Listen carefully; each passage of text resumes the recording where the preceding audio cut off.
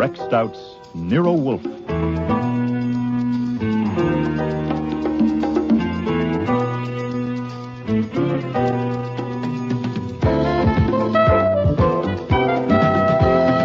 Starring Mabel Moore as Nero Wolfe and Don Franks as Archie Goodwin.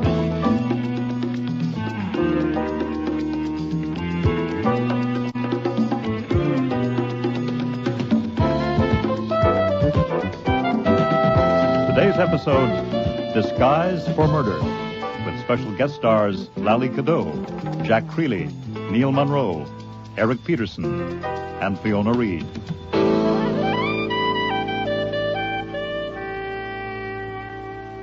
I had made two mistakes.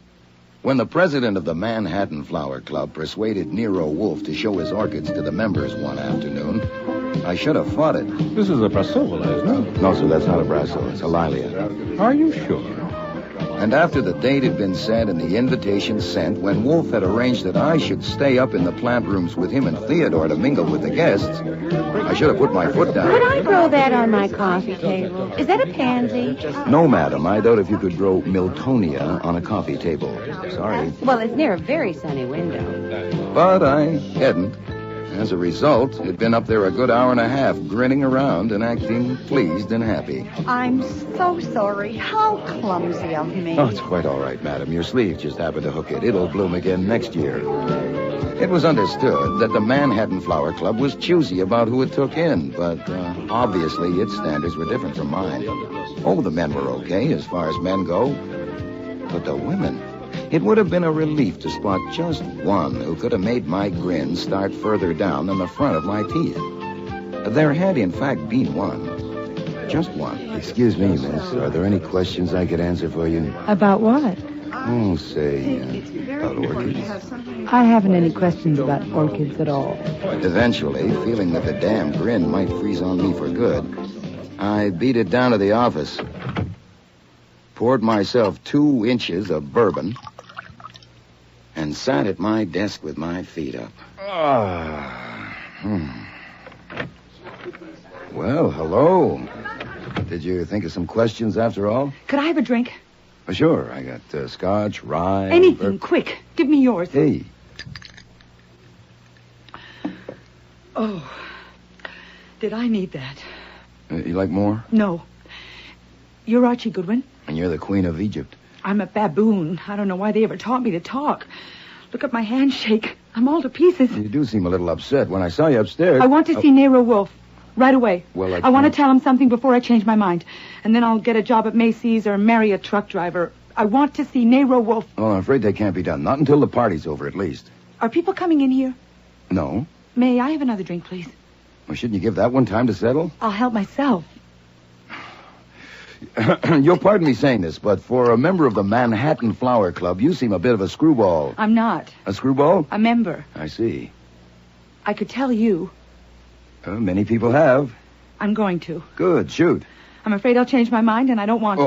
Okay, now. Ready, go. I had a friend once, as close as a person like me ever comes to having a friend, Mm-hmm. and a man killed her, strangled her. And if I told what I knew about it, they could have caught him, but I was afraid to go to the cops, so he's still loose. And she was my friend. That's getting down toward the bottom, isn't it? That's fairly low. Of course, I don't know you any too well. Why were you afraid to go to the cops? Because I'm a crook. Oh, yeah? Yeah. Oh, what do you do? Steal orchids? No, certainly not. I wouldn't be small, and I wouldn't be dirty. At least, that's what I thought. But once you start, it's not so easy. You meet people and you get involved, you know? Yeah, I know. I realized long ago that I'd made a big mistake. I wasn't what I thought I was going to be. A romantic, reckless outlaw. You can't do it that way. Or anyhow, I couldn't. About a year ago, I decided to break loose. A good way to do it would have been to talk to someone, the way I'm talking to you now. But I didn't have sense enough to see that. So you didn't break loose? No, I kept putting it off. And then I met this man in Florida who had a lead, and we followed it up here just a week ago. That's what I'm working on now. That's what brought me here today. Oh, God. If only I hadn't come here, I wouldn't have seen him. Seen who? I should have looked away from him, turned away, quick, when I realized who he was. but I was so shocked. I couldn't move. Oh, God, how dumb could I be? I just stood there staring at him, thinking I wouldn't have recognized him if he hadn't had the hat on. And then he turned and looked right at me. And he saw that I knew. Oh, God. Mrs. Orwin asked me what was the matter. And then I saw Nero Wolfe, and it gave me the idea of telling him. And then I saw you going out, and as soon as I could break away, I came down to find you. Oh, there. I feel better now. Yeah, it's good bourbon. Is it a secret who you recognized? No. I'm going to tell Nero Wolfe, then he can't touch me. Why not? Because I'll get Nero Wolfe to tell him that if anything happens to me, he'll know who did it. You'll know, too. You'll both know. Well, we would if we had his name and address. He must be quite a specimen to scare you that bad. Speaking of names, what's yours? Do you like Marjorie? So-so. I used Evelyn Carter in Paris once. Do you like that? It's not bad. What are you using now? Hey, come on now. You're not in a vacuum, and I'm a detective. They took the names down at the door. Cynthia Brown. Cynthia Brown. I like that fine. Now, upstairs you were with two men and a middle-aged lady. That's Mrs. Orwin. Yes. And she's the current customer, then, the lead you picked up in Florida. Yes, but that's finished. Hmm? Since I'm telling you and Nero Wolfe, I'm through. Oh, the job at Macy's or marry a truck driver. Who did you recognize upstairs? Can anyone hear us? No, that door goes out to the front room. Today it's the cloakroom. This room's soundproof, including the doors. This has to be done the way I say. Sure, why not? I wasn't being honest with you. Oh, well, I wouldn't expect it from a crook. Start all over again. I don't just want Wolfe because I'm scared. Mm-hmm. I'm scared, all right, but I want him to get that man for murder. Will he do that? Well, he might. Now, what kind of evidence have you got? Have you got any? I saw him that day in her apartment. Whose apartment? My friend's, the one I told you about. I stopped in to visit her that afternoon. I was just leaving. Doris was inside the bathroom. And as I got near the entrance door, I heard a key turning in the lock. And that man came in. When he saw me, he just stood and stared. I knew Doris didn't want me to meet her bank account, and of course I assumed it was him making an unexpected call, so I mumbled something about Doris being in the bathroom and got the hell out. Oh, God, if I'd known. I went and kept a cocktail date and then phoned Doris's number to ask if our dinner date was still on, considering the visit of the bank account. There was no answer. They found her body the next day. There wasn't a word about the man in the papers. No one had seen him come or go. And I didn't open my mouth. I was a lousy coward. And you just saw that man again upstairs looking at the orchids? Yes. That's a pretty good script. Look, it is no script. I wish to God it was. Okay. He looked straight at me, and his eyes. Yes. Archie? Yes, sir. What the devil are you doing down there? Come back up here. Soon. I'm talking with a prospective client. This is no time for clients. Come at once. I have to go upstairs. Mr. Wolfe sounds a little pressed. Do you want to wait here? Yes. If Mrs. Orwin asks about you... I didn't feel well and went home. Okay. Now, I shouldn't be long. The invitations say 2:30 to 5. If you want a drink, help yourself. Well, keep the door closed. Well, what name does this murderer use when he goes to look at orchids? Come on, damn it. What's his name? I don't know. You don't? No. Well, describe him then. You wouldn't believe... Not now. I want to see what Nero Wolfe says first. Look, if you can't trust me... Oh, it's not that. Honest. Look, I might as well tell you. You'd never want any part of me anyway. This is the first time in years that I've talked to a man just straight. You know, just human. You know, not figuring on something one way or another. I've enjoyed it very much, Mr. Goodwin. You just call me Archie. But describe him for me. Just sketch him out. Not until Nero Wolfe says he'll do it. You'll understand why then. I had to leave it at that. Upstairs in the plant rooms, Wolfe shot me a look of cold fury, and I turned on the grin. I found the party Cynthia, if that was her name, had been with. Mrs. Orwin? Yes. Well, how did you know my name? The young lady that was with you. My sister? I guess so. You are... Colonel Percy Brown. Yeah, Miss Brown asked me to tell you that she went home. I gave her a little drink. It seemed to help, but she decided to leave. Oh, dear. Was she all right? She's perfectly healthy. There's nothing wrong For with her, her. you should have made it 3 drinks. 3 big ones. Just handed the bottle. Be quiet, Jean. Certainly, Mama. Percy, perhaps you should go and see about her. It's not necessary, Mimi, really. Yeah, she's all right. I left Mimi, Percy, and Jean and moved around among the guests, being gracious and keeping my eyes peeled. I had been known to have hunches, and it would be something for my scrapbook if I picked up the killer of Doris Hatton, and it turned out to be Sunfast. Cynthia Brown hadn't given me the Hatton, only the Doris, but that was enough. The papers had given it a big play, of course. Beautiful young woman, no visible means of support, strangled in exclusive Manhattan apartment. A great deal had been made of the fact that the yellow silk scarf she'd been strangled with had the Declaration of Independence printed on it. I kept on the go through the plant rooms, leaving all switches open for a hunch, but it wasn't till nearly 5 o'clock when it happened. A guy at the north bench leaned over to pick up a plant, and I got a buzz at the back of my neck. It was the way his fingers closed around the pot, especially the thumbs. No matter how careful you are of other people's property, you don't pick up a 5-inch pot as if you were going to squeeze the life out of it. Nice flower. What color do you call the sepals? Nankeen yellow. Nanking yellow. How very persuasive. He put the pot back and marched off without another word. I followed him up to the landing and down 3 flights of stairs. There were only a few stragglers left in the hall, and Saul Panzer was at the door letting them out. My man went directly to the front room where Fritz was helping Mrs. Orwin with her coat. Could you hand me the brown tweed, please? Of course. Excuse me, but we're checking guests out as well as in. Your name, please? My name? Ridiculous. Stand aside, please. Problem, Archie? I don't know, Saul. I'd like to know that man's name. What the hell? In there! He's in there! What? On the floor! What is it? What is it? In there! In there! Oh, Take care of her, Fritz. Fritz!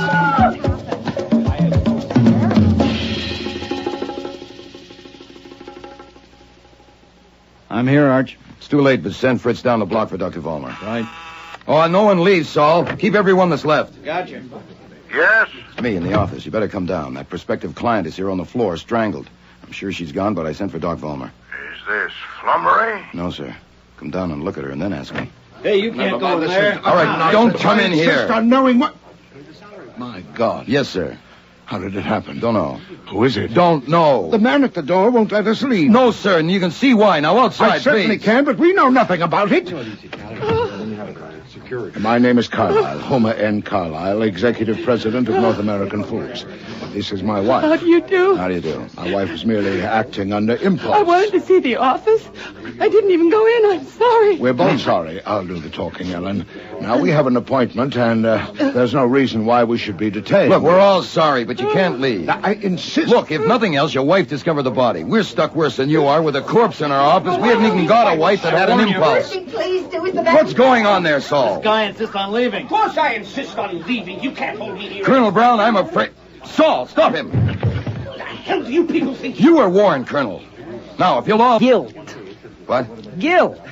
The compression got too great and boom, he exploded. I was watching him. Who the hell are you? My name is Morley. I'm a psychiatrist. Well, that's swell. Now go back in the front room and watch all of them. With a wall mirror in there, you can include yourself. This is illegal. You can't hold I'm me here. trying to... My appointment is very... Now listen to me. Make me stand. Oh, here's Nero Wolfe. My name is Homer N. Carlyle. I am president of North American Foods. I Quiet! only wanted to see your office, and there she was on the floor. Archie, get this tigress off me! Ellen, stop it! Oh. Hush!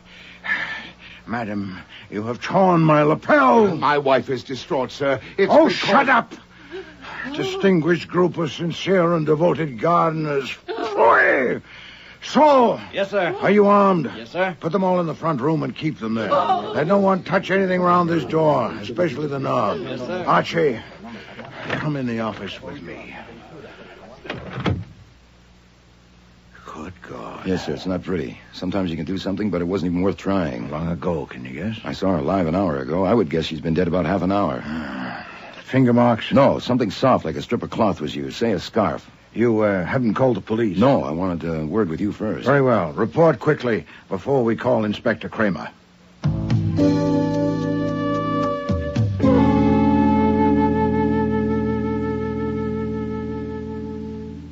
Saul. Yes, Inspector? You and Fritz were in the hall all afternoon. The hall and the front room, yeah. Who did you see enter or leave the office? I saw Archie go in about 4 o'clock. I was just coming out of the front room in someone's hat and coat. I saw Mrs. Carlyle come out just after she screamed. And in between those two, I saw no one enter or leave. We were very busy at that time. What about you, Fritz? I saw no one. I didn't even see Archie go in. Excuse me, Inspector Kramer. Yes? My duties here are of the household and not professional. Your men are still busy in the office. The front room is full of guests. And now here you are in my dining room. I need to know how long you are going to be in my dining room. Mr. Wolfe needs his dinner. Well, I'll be goddamned. All this disturbance. It can't be helped, Fritz. How many people are left in the front room? Mrs. Orwin and her party, the Carlyles, and that strange doctor, the psychiatrist. Have we plenty of ham? Yes, sir. Sturgeon? Yes, sir. Later, probably. For the guests in the front room, but not the police. Are you through with Fritz, Mr. Kramer? Yes. Saul, you were at the door with Goodwin when that woman screamed and came running out of the office. But you didn't see her enter the office. Why not? We had our backs turned. We were watching a man who had just left go down the steps. Archie had asked him for his name, and he had said that was ridiculous. If you wanted, his name is Malcolm Vetter. What the hell it is? How do you know? I had checked him in along with the rest. Are you telling me that you could fit that many names to that many faces after seeing them just once? Hey, there's more to people than faces. I might go wrong on a few, but not many. I was at that door to do a job, and I did it. You should know by now, Mr. Kramer, that Mr. Panzer is an exceptional man. All right, that's all for now, Saul. Wait in the front room. Rowcliffe, you heard the name Malcolm Vetter. Check it on that list and send a man to bring him in. Yes, sir. Jesus, there are 219 names on that list. Yes. This house won't hold that many. Not all at once. They came and went. Oh, great. Goodwin's story. I mean, the girl's story as Goodwin told You got it exactly as she told it to me. Sure I did. Nothing saved, nothing held back. No. What do you make of the girl's story, Wolfe? Well, what followed seemed to support it. I doubt if she would have arranged for her death just to corroborate a tale. I accept it. I credit it. What do you know about the killing of Doris Hatton? Oh, newspaper accounts. Love nest killing in Manhattan's most exclusive apartment building. Who paid the rent? Something like that. Yeah. Why can't police find him? Are they protecting I him? don't read the tabloids. 3 of our best men spent a month trying to start a trail. One of them is still working on it. Nothing. Not .1. Yes, I sympathize. Oh, you sympathize. Great. Well, maybe you can sympathize with the way I feel about the fact that Goodwin sat there in your office and was told that that man was right here on these premises. And did he pick up a phone and call us? No, he went upstairs and watched to see if anybody squeezed some flower pot. You're irritated, Inspector. Not that he was on the premises, but that he had been. Also, I was taking it with salt. The girl was a screwball. Also, she was saving specifications for Mr. Wolfe. Also, I know you. How many of the 219 guests were men? I'd say a little over half. And how do you like it? I hate it. Mr. Kramer, something has occurred to me that does not seem to have occurred to you. Naturally, you're a genius. What is it? Something that Mr. Goodwin told us. I want to consider it a little. We could consider it together. Later. Those people in the front room are my guests. Can't you dispose of them? Yeah, I'd like to dispose of them. Let's see the woman who found the body. What's her name, Carlyle?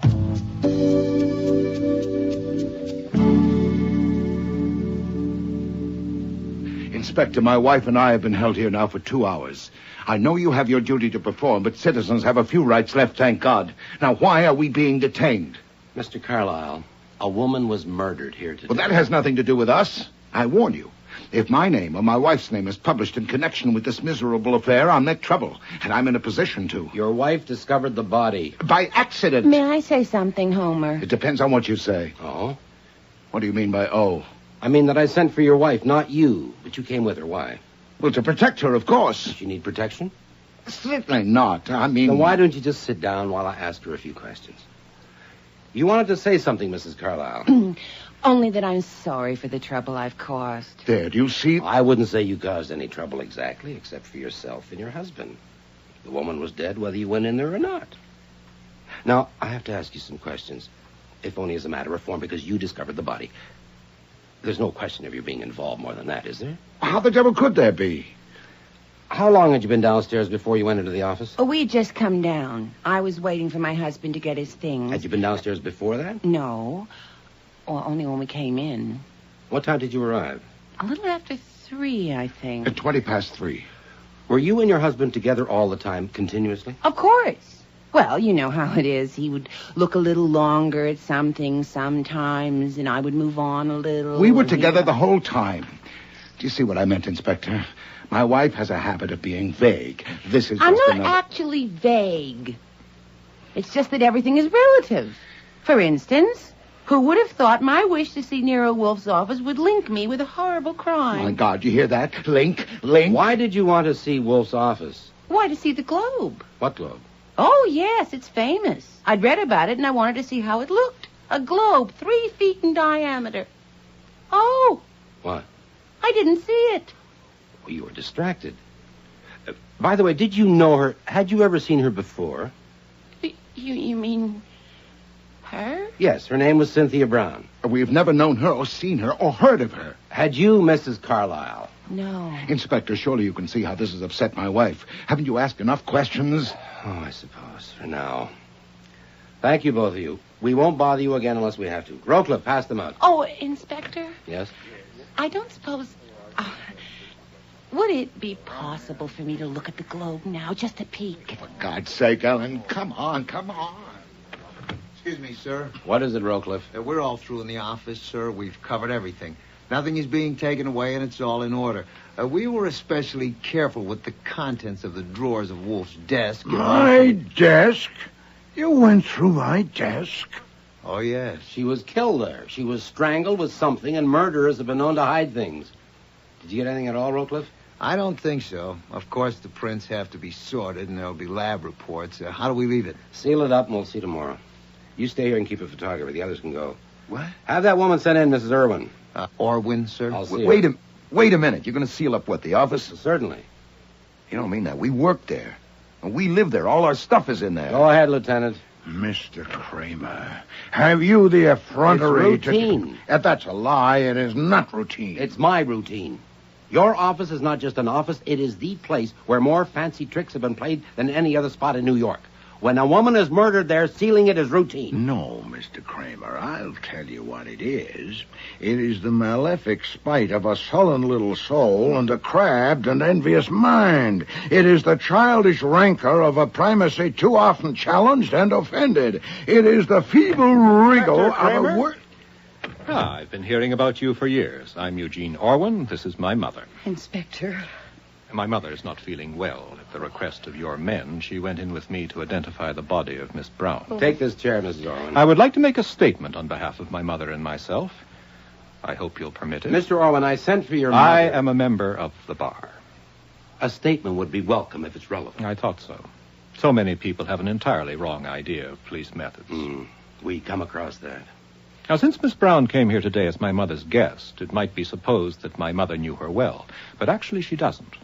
That's what I want to make clear. Go ahead. Then here are the facts. In January, my mother was in Florida. You meet all kinds in Florida. My mother met a man who called himself Colonel Percy Brown. Colonel in the British Reserve, he said. Later, he introduced his sister Cynthia to her. My mother saw a great deal of them. My father is dead, and the estate, a rather large one, is in her control.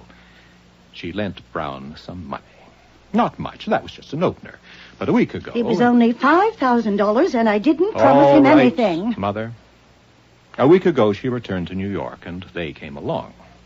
The first time I saw them, I knew they were imposters. He didn't sound like an Englishman. Certainly she didn't. I was in the middle of a yarn when Wolfe passed me a slip of paper on which he'd scribbled, "Bring sandwiches and coffee for you and me. Tell Fritz to serve those left in the front room, no one else." I left the room, filled the order, and returned to the dining room with trays for Wolfe and me. Most of the others had gone because I wanted to persuade Mr. Wolfe to sell me some plants. But after Miss Brown left you, your group was never separated at all? My mother and I were never separated, but I believe Colonel Brown did wander off by himself once or twice. I see. Well, I think that'll be all for now, Mr. Orwin. You and your mother can return to the other room. You won't keep us much longer, Inspector. I think we'll be through quite soon now. I do appreciate your consideration. Goodwin, you told me you had seen Orwin and his mother separated from each other during the afternoon. Pass the Dijon mustard, would you please, Mr. Wolfe? Here. Oh, thank you so much. Yes, Inspector. I saw them separated several times. So he lied. Oh, yes. The pepper, please, Archie. Oh, of course, sir. Thank you. Is that imported ham?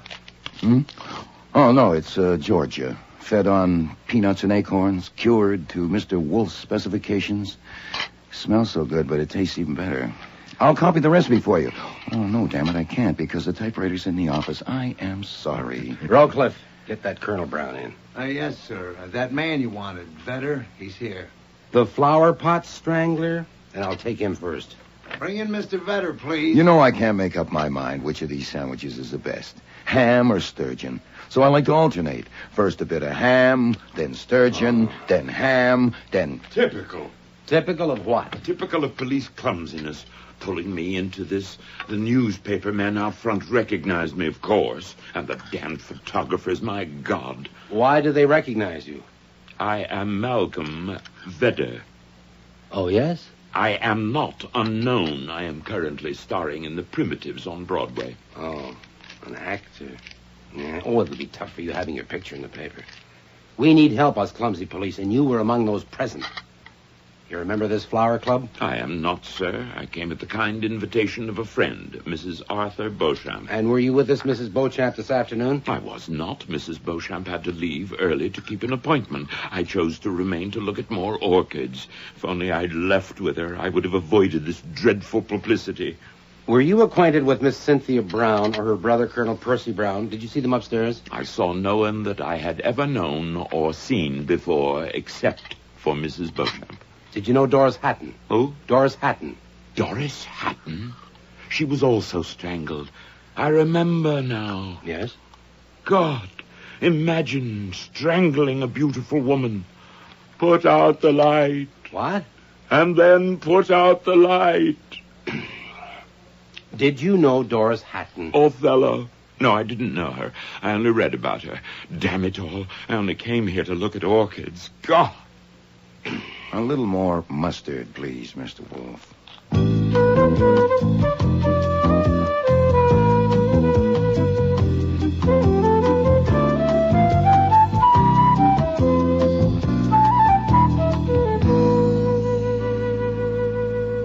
Your name, please. My name is Colonel Percy Brown. Which army are you in? I think it will save time if I state my position. I will answer fully and freely all questions that relate to what I saw or heard since I arrived here this afternoon. Answers to any other questions will have to wait until I consult my attorney. Well, the trouble is, I'm pretty sure I don't give a damn what you saw or heard this afternoon. I want to put something to you. As you see, I'm not even wanting to know why you tried to break away before we got here. I merely wanted to... Forget it. Now, on information received, I think it's like this. The woman who called herself Cynthia Brown, murdered here today, was not your sister. She was working with you on an operation of which Mrs. Orwin was the subject. Now, as far as I'm concerned, that's only background. Otherwise, I'm not interested in it. My work is homicide, and that's what I'm working on now.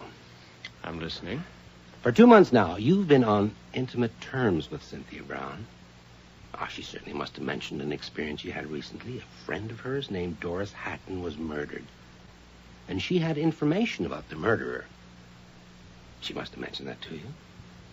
Now you can tell me. Now, if you do, we can nail him for what he did here today, and it might even make things a little smoother for you. Well? I'm sorry. For what? I'm sorry I can't help.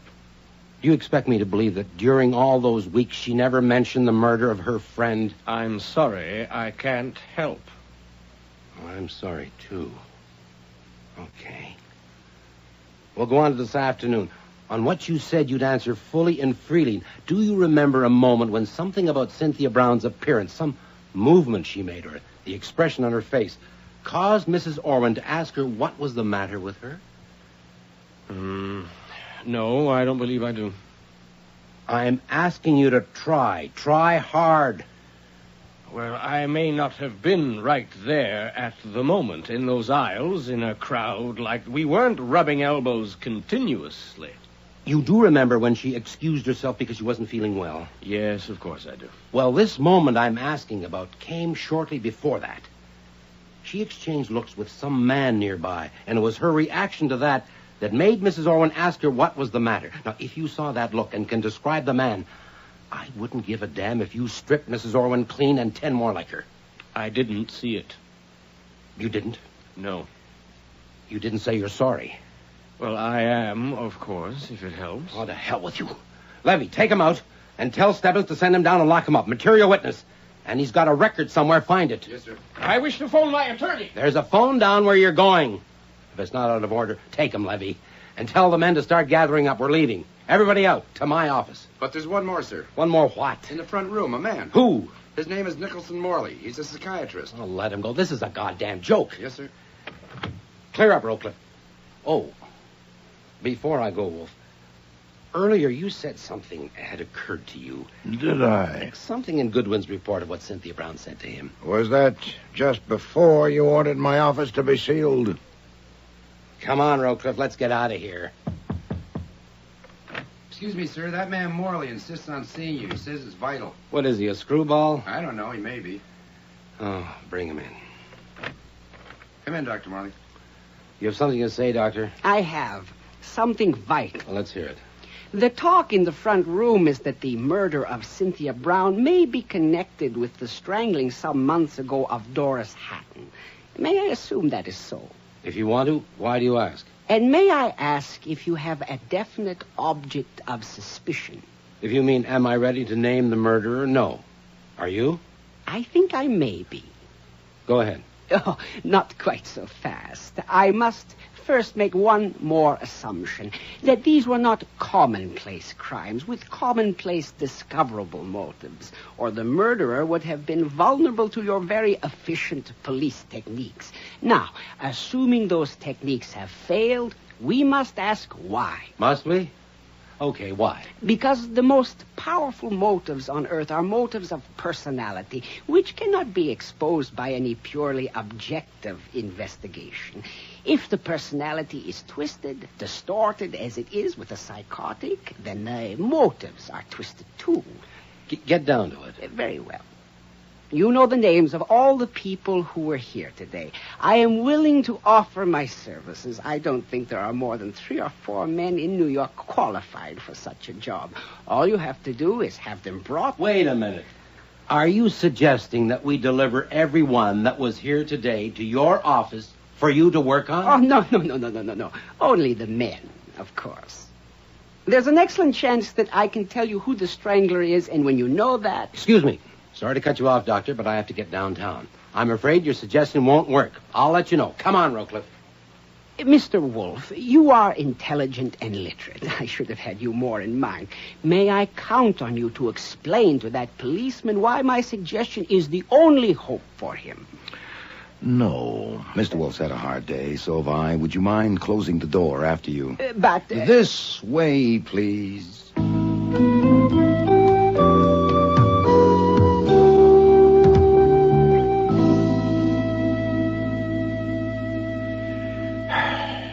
They've all gone.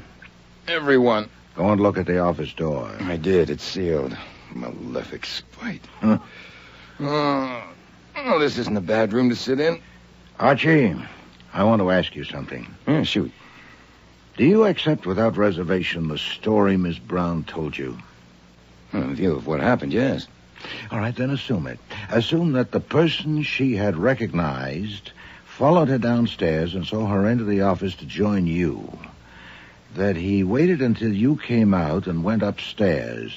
That he took an opportunity to enter the office unobserved, got her off guard, killed her, got out unobserved, and returned upstairs. All of those assumptions seem to me to be required unless we discard all that and dig elsewhere. I'll take it that way. All right. Then we have significant indications of his character. Now consider it. He's killed her and is back upstairs, knowing that she was in the office talking with you for some time. He'd like to know what she said to you, specifically whether she told you about him, and if so, how much. Yeah. Now, I put it to you, with that question unanswered, would a man of his character leave the house? Or would he prefer the challenge and the risk of remaining until the body had been discovered to see what you would do. I'll be damned. He would stick around till the body was found. And if he did, then he's one of the bunch Kramer's been talking with. So that's what occurred to you that Kramer didn't get, huh? No, by no means. That's a different matter. This is merely a tentative calculation for a starting point. If it's sound, I know who the murderer is. Well, if you want me to get him on the phone, I'll have to use one in the kitchen. I want to test the calculation. So do I. But there's a difficulty. Huh? The test I have in mind, the only one I can contrive to my satisfaction, only you can make.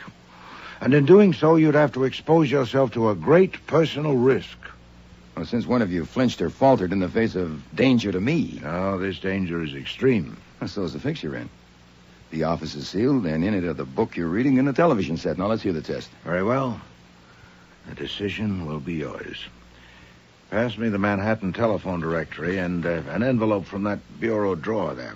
Take paper for yourself. Here you are. Now, take this down while I look up the address. She told me who to send this to and more. I have kept it to myself because I haven't decided what is the right thing to do. Stop.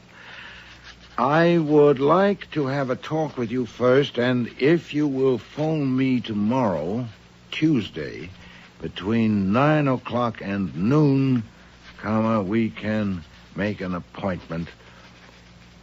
Please don't put it off, or I will have to decide myself. I gather from the grammar I signed my name. Oh, yes. Hell, we could forget the calculation and send this to every guy on that list and wait and see. I prefer to send it to only one person.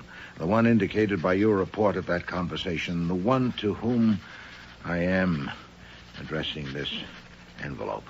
There. That will test the calculation. And save postage. The extreme danger, I suppose, is that I'll get strangled? I don't want to minimize the risk of this, Archie. I'll have to go to Times Square right away and mail this. May I have the envelope, please? Of course. There you are. I don't believe it.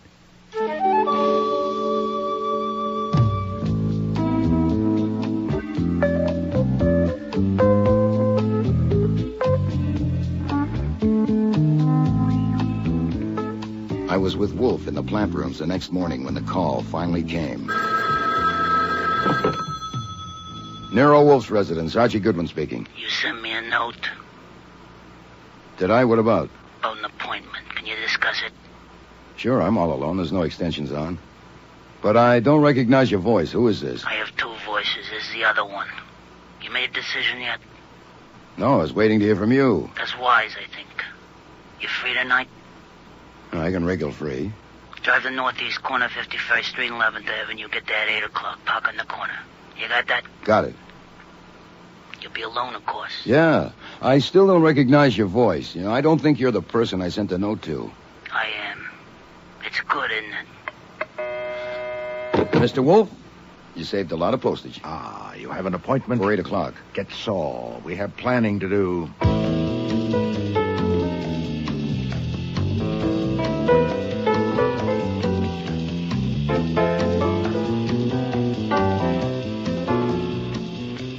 By the time I left to keep the appointment, we had no less than 7 contingency plans. I parked at the meeting place at 7:47 and cranked down the window for a good view of the filling station across the street. At 7:59, exactly on schedule, a taxi pulled in and stopped by the pumps. And the driver got out, lifted the hood, and began fiddling around inside. Saul was in the passenger seat. I rolled up my window and waited. A kid, barely old enough for high school, was motioning to me to roll down my window. You Goodwin? Yeah. This is for you. Hey, wait a minute. Come back here. Make no signal of any kind. Follow the instructions to the letter or there will be no meeting. Jesus.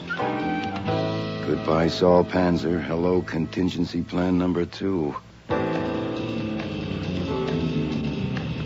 The instructions that followed gave a driving route so complex that even Saul couldn't have followed without being spotted, especially since I had a chaperone, a A dark blue sedan followed my every turn for a full hour and a quarter that I drove in circles around New York till I arrived at my destination, a dingy warehouse near the East River.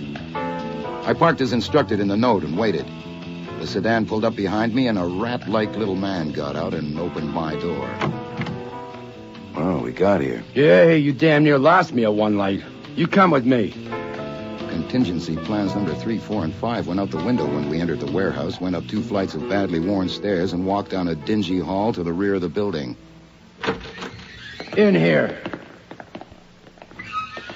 You sure that's him? What do you think? He'd be here if I wasn't? Okay, Bud. Take off your hat and coat and sit in that chair. Hey, hold it. I haven't explained yet. All right, now the idea is simple. The man that's coming to see you don't want any trouble. He just wants to talk. So we tie you in that chair and we leave. He comes, you have a private talk. He leaves, we come back and cut you loose. Plain enough? It's too damn plain. What if I won't do it? Then he don't come and you don't have a talk. What if I walk out now? Go ahead. We get paid anyhow. You want to see this guy? There's only one way. We tie you in a chair. Look, I don't want any trouble either. How about this? I sit in the chair, you fix the cord to look right, so I'm free to move in case of fire. There's $100 in my wallet in my breast pocket. Before you leave, help yourselves. A lousy sea. For Christ's sake, shut up and sit down. All right, suppose I show you what else is in my pocket. Here, like this gun. Ah, jeez. And suppose we all go for a little walk down to the nearest police station. Okay, wise guy. And then what do we do? Hey? Look, you either want to see this guy or you don't. Seeing how you got the gun out, I guess he's got to know you. I don't blame him for wanting your hands arranged for. Make up your mind. Well, that was it. There were no contingency plans left. And I'd promised Nero Wolfe that if this should happen, I would turn around and go home. Okay, I'll do it, but don't you tie him too tight. You know, I've been around the block, and I can find you guys again if I care to. And don't think I can't. Just put a gun on the table and sit. How long will I have to wait? You'll see. Not long. They did a really thorough job of tying my hands to the back legs of the chair and my ankles to the front legs. Then they left, and I waited. But not for long. The door opened, and my man entered. He was wearing a gray pinstripe suit and a dark gray Homburg with a topcoat over his arm. He had gloves on. Hello, Mr. Goodwin. Would you have known me? Not from Adam. Let's talk. So she told you about me. Yes. What'd she tell you? About that day at Doris Hatton's apartment, about recognizing you yesterday? She's dead. There's no evidence. You can't prove anything. Then you're wasting a lot of time and energy in the best disguise I ever saw. It's not too hard to get evidence if you know where to look. Yeah, but you haven't told the police. No. No, Nero Wolfe. No. Why not? I'd like to quit the detective business. For $100,000, I could do it. It could be arranged so you get what you pay for. How could you arrange that? We'll find a way. We'll have to, or you'll have me on your neck for the rest of your life. You threaten me? No. Believe me, I don't want you on my neck either. No, I suppose you don't. Mr. Goodwin, let me explain my point of view. Go ahead. You're quite right, of course. I don't want you on my neck. Good, of course. But I don't want to pay you $100,000 either. All right, 90. I don't want to pay you anything. Yeah, that's not being reasonable. I'll tell the cops. I don't think so. Let me show you what I have in my pocket. Is that the scarf you killed Cynthia Brown with? Yeah, it is. You come one step closer and I'll yell. Oh, they're out of hearing. Keep in front of me. They won't be back for 15 Keep minutes. in front of me. Now look. Hey, look, it's no good anyhow. There's a note for you from Nero Wolfe. In my breast pocket. Now get it. But stay in front of me. You can't trick me. Don't you want to know what it says? All you have to do is reach. Hey, what can I do? Very well. There, now. You see, read it. Go ahead. If Mr. Goodwin's not home by midnight, the information given him by Cynthia Brown will be communicated to police. And I shall see the day after immediately. Right, see, it's no good. Now, he did it this way because if you had known I had told him, you might have just sat tight. He figured that you might think that you could handle me. I admit you tried your best. He wants that $100,000 by tomorrow, 6 o'clock, no later. can't get that much by then. Okay, he'll take your IOU. You can write it on the back of that note. My pen's here in my pocket. He'll be reasonable about it. I'm not such a fool. Who said you were? Now use your head, that's all. We've got you. A little thing like signing an IOU won't make it any worse. He won't press you too hard. Here, get my pen. No, Mr. Goodwin, you haven't got me yet. Keep in front of me. You use that scarf and Wolf will tell the cops. Unless I use it on him, too. You keep in front of me. Goodbye, mister. Keep in front of me now, I told you. What the hell's going on here? You can't get away with it. What time does your watch say? 9:32. It's not 15 minutes. I told you to come back in 15 minutes. Yeah? Yeah, well, we got to thinking. We want to be sure we get paid. Told you to come back. Yeah, well, we've had bad experiences before. $2,000 is a lot of money. Here, take it. Take it and get out. Don't take it. What's the matter? It's got germs? No, it's peanuts, you saps. It's peanuts. This guy's worth 10 grand to you, as is. 10 G's. That's a reward for him. Yeah, what are you talking about? Do you know who you got here? That's the strangler the police are looking for. You read today's papers? You see the scarf in his hand? Look, he's trying to hide it. Yeah, he's crazy. He's trying to make a fool. You want to know his name? I'll give you his name. Mrs. Carlyle. Mrs. Homer N. Carlyle. You want her address? Mrs. Did you say Mrs.? That's a woman. Watch her now. Keep her away from me. Keep her away. Don't let her touch me. Okay, pal, hold it right there. Let me go. Jesus, it could be a woman. There's one way to find out. Yeah. Don't you touch me. No. Don't you touch me! Don't touch me!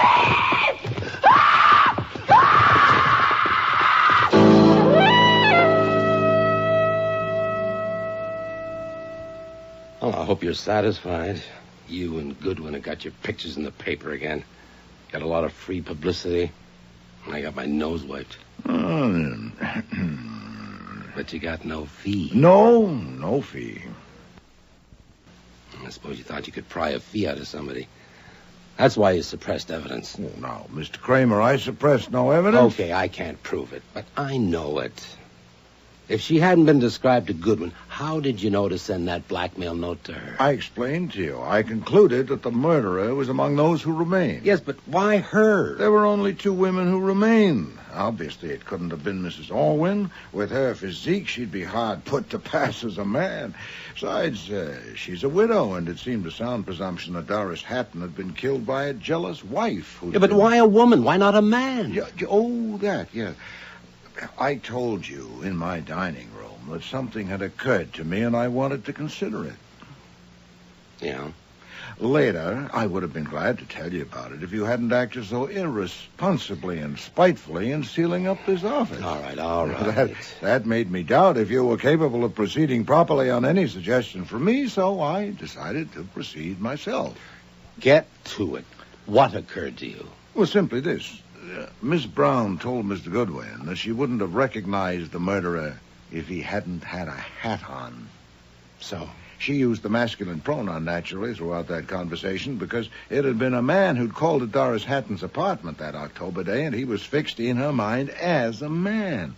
But it was in my plant rooms that she had seen him the other day, and no man wore his hat up there. But nearly all the women had hats on, so it was a woman. I don't believe it. You have a record of Mr. Goodwin's report of that conversation. Consult it. I still wouldn't believe it. Well, there were other little items. For example, the strangler of Doris Hatton had a key to the door. But surely the provider who had so carefully avoided revealment wouldn't have marched in at an unexpected hour to risk encountering strangers. And who's so likely to have found an opportunity or contrived one to secure a duplicate key as the provider's jealous wife? You can talk all day. I still don't believe it.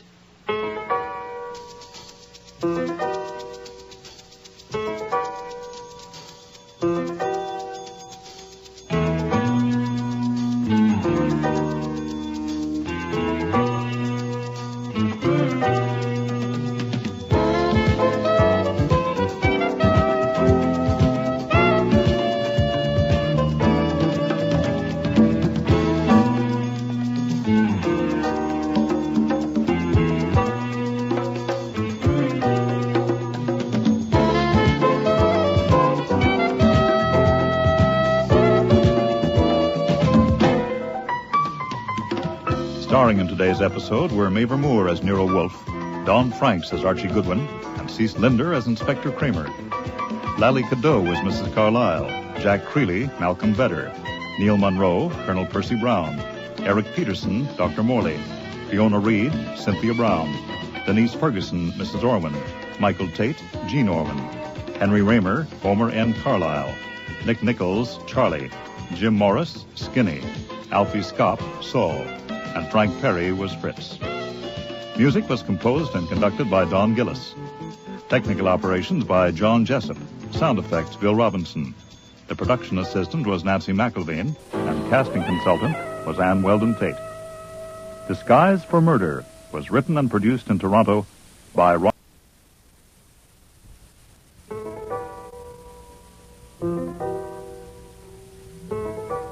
Rex Stout's Nero Wolfe.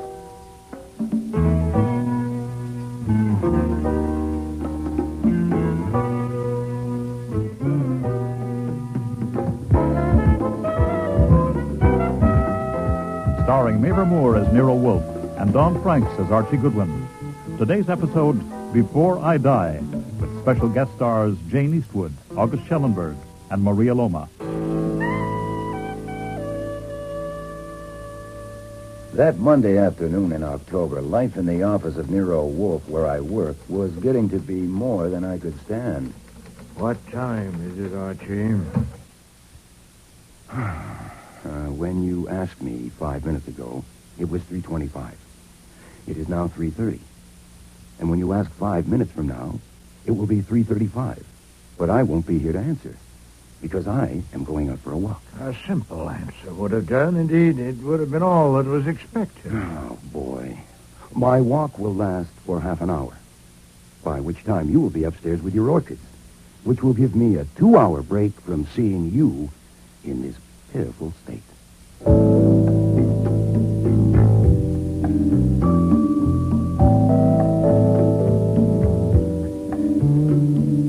I wasn't blaming him. I was merely fed up with him. You see, it was smack in the middle of the great meat shortage after the war. And to my 270-pound boss, a meal without meat was an insult. He'd got so desperate that he started taking long walks, as, for instance, back and forth between his chair and the bookshelves. Anyway, I got my coat on and was just reaching for the front door. Your name's Archie Goodwin. Thanks. How much do I weigh? Come on out. Guy here in a car wants to see you. The black Cadillac. Yeah. Uh-huh. Hold it for a minute.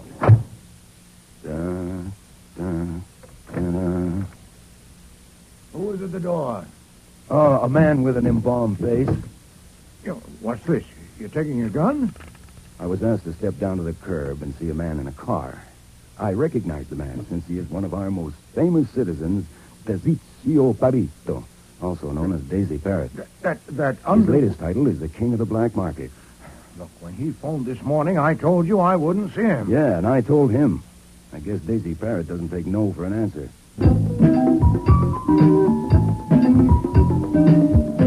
You're Archie Goodwin. And you're Daisy Parrot. What do you want? Hey, boss, he's got his hand on a gun in his pocket. And he's a damn fool to let you stand behind him. Mr. Wolfe knows you're here. Now, what do you want? I want to see Wolfe. Nope. No, sir. I told you on the phone this morning that Mr. Wolfe is too busy to see you. He's got more work than he can handle now.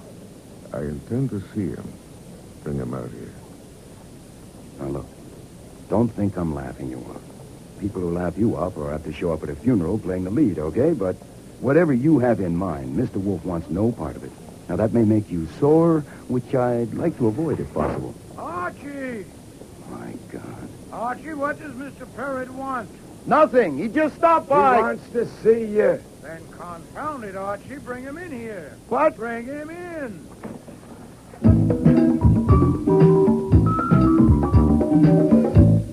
Be seated, Mr. Parrott. I don't like it in here. I've got something private for you. Come out and sit in my car. Oh, I rarely leave my house. I do like it here. I'd be an idiot to leave this chair made to fit me. Okay, Goodwin. You go out and sit in my car. No, sir. I do nothing without Mr. Goodwin. You might make exceptions. This might be a good exception to start with. No, sir. Please, sit down. Even if you decide against entrusting secrets to Mr. Goodwin and me, there's a little matter I'd like to discuss with you. What do you want to discuss? Well, in my own field, I am an expert. I sell expert information, advice, and services. I understand that you are also an expert in a different field. Presumably, you know where certain things are and how they may be got. I am, on the whole, a respectable and virtuous citizen, but like everyone else, I have my smudges. Where is some meat? You want a slice of the meat racket? No.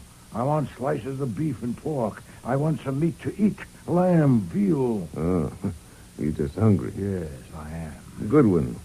Ring Lincoln 63232 between 7 and 10 in the morning and ask for Tom. Use my name. Thank you, sir. Now for your business. Mr. Goodwin told you on the phone this morning that I was too busy to see you. Of course, that was flummery. What was in his mind was that while the occupational hazards are relatively high in the detective business, in your business they're substantially higher, and the combination of the two would be inadvisable. I must admit regretfully that I agree with him.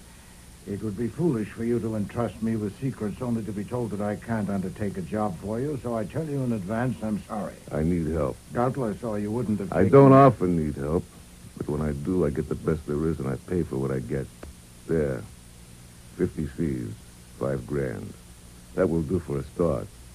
I'm being blackmailed, and your job is to stop it. But I've told you, Mr. Parrott, I'm being blackmailed by my daughter. Hold it. Nobody in this world knows about that except me, and now... I said, hold it. Now, I want to warn you that Mr. Wolfe is every bit as stubborn as you are. This is damn dangerous. We're all concerned. Now, he's told you he doesn't want to hear it, and neither do I. Now, Mr. Wolfe, what's wrong with egg salad sandwiches? But she's not really my daughter.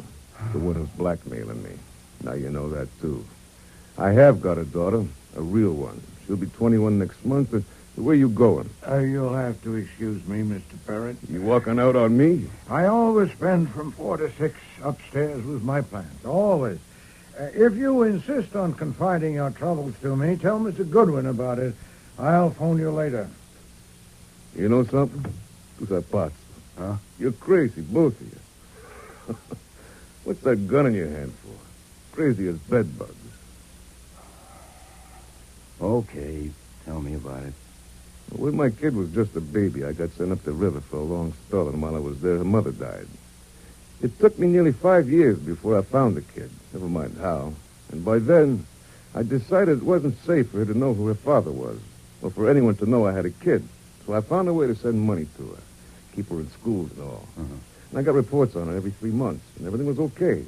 It was working just fine till, Thumbs Meeker bitched it up. Thumbs Meeker? You heard of him? I've heard of him. And how he got his name. And Thumbs sent a punk to tell me that if there was any little favor he could do for my daughter, just let him know, capiche?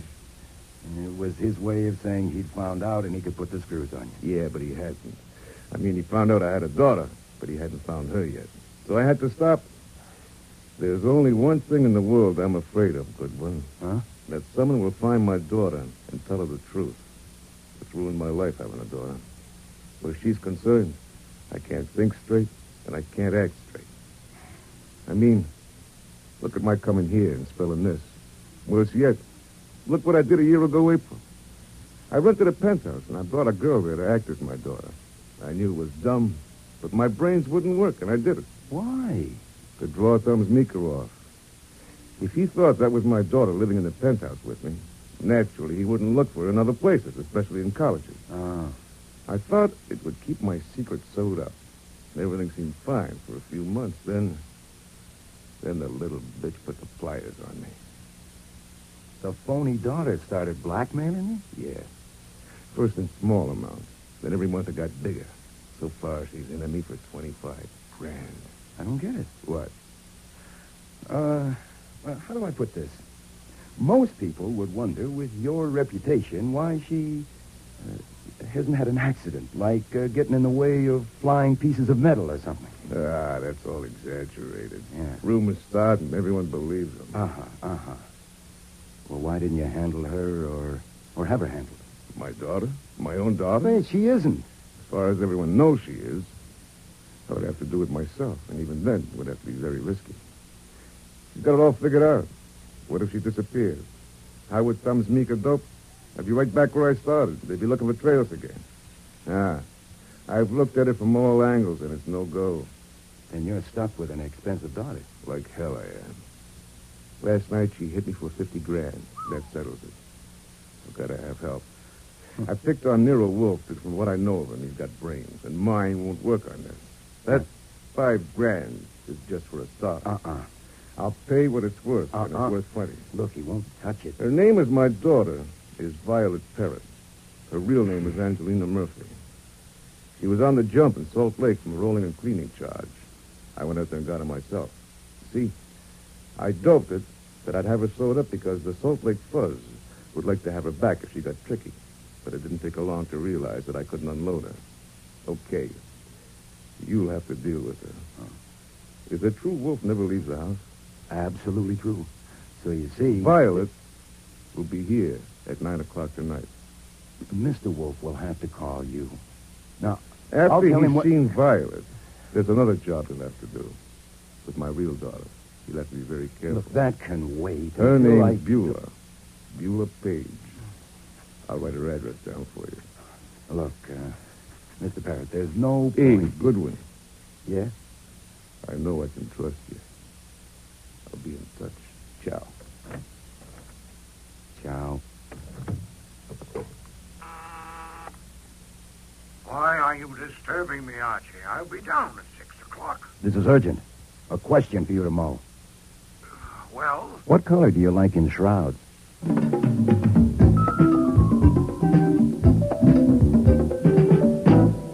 Beulah Page.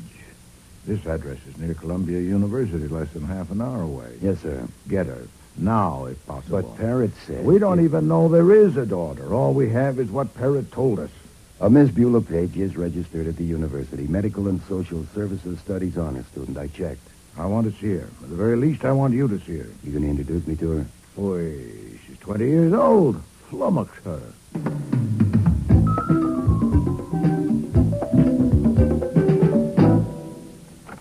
Hello. Hi there. I'm looking for Miss Beulah Page. Well, you found her. Are you a preacher? No, I'm not exactly. My name is Stevens, Harold Stevens from Dayton, Ohio. May I have a moment? Sure. Only it's too bad you're not a preacher. It certainly is, if you want one. What I want to ask, I would like very much to have a talk with you this evening because, well, I'll only be in the city a short while, and I want to tell you about the Dayton Community Health Center. How did you know I was interested in health work? Oh, Miss Page, we keep our ears to the ground at all universities. Your outstanding record is known to us, and of course we've read your thesis. You've read my thesis? Indeed we have. It's outstanding, which is why I would like to have a talk with you. Oh, well, that's very exciting, but... Oh, come in, please. Thank you. This is Mr. Shane, Morton Shane. Mr. Stevens, is it? Harold Stevens, how do you do? Oh, well, I've got to tell him, Mort. The reason I asked you if you were a preacher. Oh, yes. Because we're going to be married. Well. We just decided to, just before you knocked on the door. So, you see, you're the first to know. Congratulations. You're tiddly. Oh, no, I'm not. I'm happy. And if I'm a little tiddly, it's your fault. Oh, wait a minute. Who made the cocktail? Hasn't a girl got a right to make cocktails when she's engaged, Mr. Stevens? Oh, wait, there's a little left. You are good luck. You have to have one with us. Well, wait a minute. Wait, I've got a better idea. Now, I ought to be ashamed of myself for busting in on your celebration, especially right at dinner time.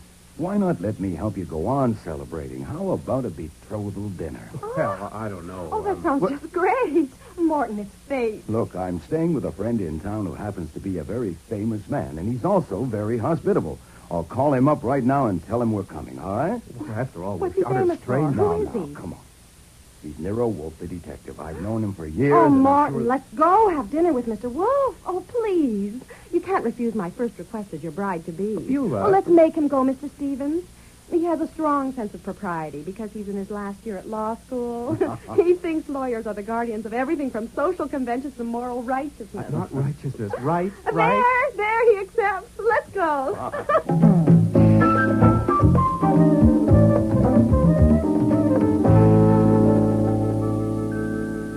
To my surprise, Wolfe helped out over dinner by hopping all over the place. Conversationally, that is. It saved me from having to talk about the Dayton Health Center. He asked Beulah about her courses. He talked about cases he had handled, which fascinated Shane, which in turn fascinated Wolfe. He adores adulation. He even ended up calling him Morton, for God's sake. Morton, I hope you're prepared to face the fact that very few people like lawyers.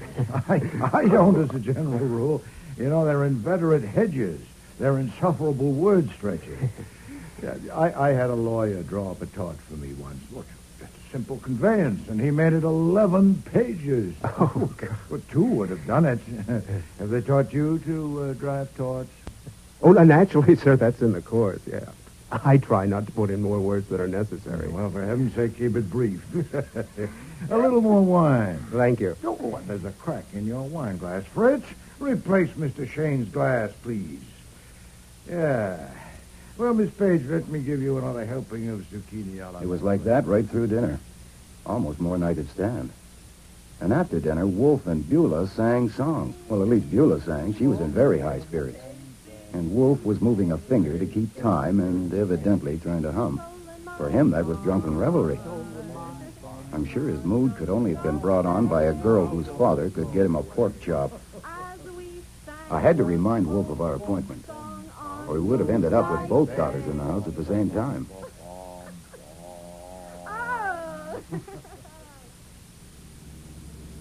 I finally got the 2 celebrants into the car and was driving them home. You know, you're a swell guy, Stevens. That was a swell idea you had.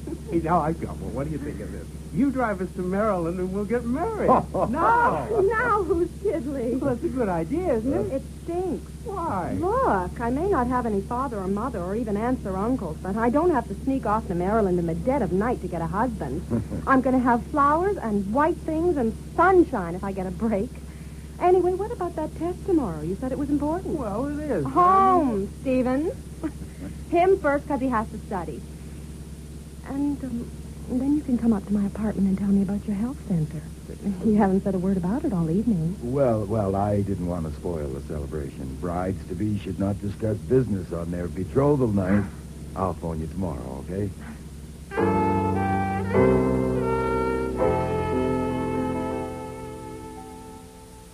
Sit down, Miss Murphy. I like eyes at my level. The name is Parrott. Violet Parrott. No, Miss Murphy, it won't do. Mr. Parrott told me who you are. I do not intend to prolong this. He hired me to make you stop blackmailing him. Aha! My father told you that? Mr. Parrott sat there... Daisy Parrott telling anyone I'm not his daughter? Now, you think I believe that? I think you'll find it difficult to believe, Miss Murphy, because you've misjudged his character. Ha! You haven't stopped to consider that his strongest feeling, stronger even than his feeling for his daughter, is his vanity. He cannot stand to have you diddle him. And how are you going to stop me? I don't intend to stop you. Then what am I doing Mr. here? Parrott made the same mistake you did. He misjudged a man's character. Mine. You have demanded $50,000 from him? Collect it. I don't get you. Within 24 hours after you receive it, you will pay me $45,000. You may keep 10%. What? What makes you If you think don't pay me, the Salt Lake police will come and get you. But, you goddamn fool. You can't do that to Daisy. He doesn't have to let you alone like he does me, you know. All I have to do is tell him. Naturally, I prepared for that. He won't believe you. I get it. I give it to you, and you hand it to him, and he gets off cheap. Well, now, wouldn't that be sweet? And Daisy thought I'd fall for that? I assure you, Miss Murphy, Mr. Parrott knows nothing of this. This is my own idea, and I intend to profit from it. So will you. You can keep 10,000 out of every 100,000 we get. Oh, look, come on. I've got more brains than that. And more guts than you give me credit for, too. Well, you think it doesn't take guts to stand up to Daisy Parrott? Wait, I'll show you. I'm wearing sleeves tonight. Here's why. He did that to you? That's not all. There's other places. But you'd have to pay to see them. And I took it. I told him, listen, I said, you can hurt me all you want, but don't think I'll just go, baby. And if you hurt me too much, well, I'm not dumb. I've taken certain precautions. What precautions? Just never you mind. But I've got Daisy Parrott all right, and I'm the only one that ever did that and lived to tell it. And now he thinks he can get most of it back with this lousy runaround? Well, you'll have to think this through. The point is that even if you're 99% convinced that Mr. Parrott arranged for me to take this line, dare you risk that 1%? What if I am acting on my own hook? You'll never know what minute or where you'll feel that hand on your shoulder. Suppose I wasn't there. Oh, you're not thinking straight. If you disappear, Mr. Parrott might possibly decide not to find you for obvious reasons. I wouldn't. I would find you. I am fully as vain as Mr. Parrott, but every bit as ruthless, and I will not be diddled. This interview is over. I'm sure you'll give it your best thought.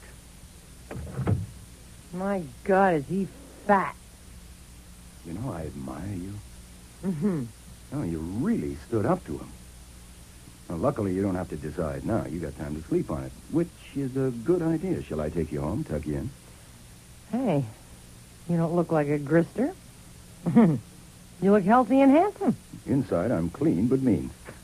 I didn't offer to drive you home because I noticed you've got your own car, but I can go along just for the air. Air. Oh, boy, Dumpling, do I need air. We'll share it. 90% for you and 10 for me.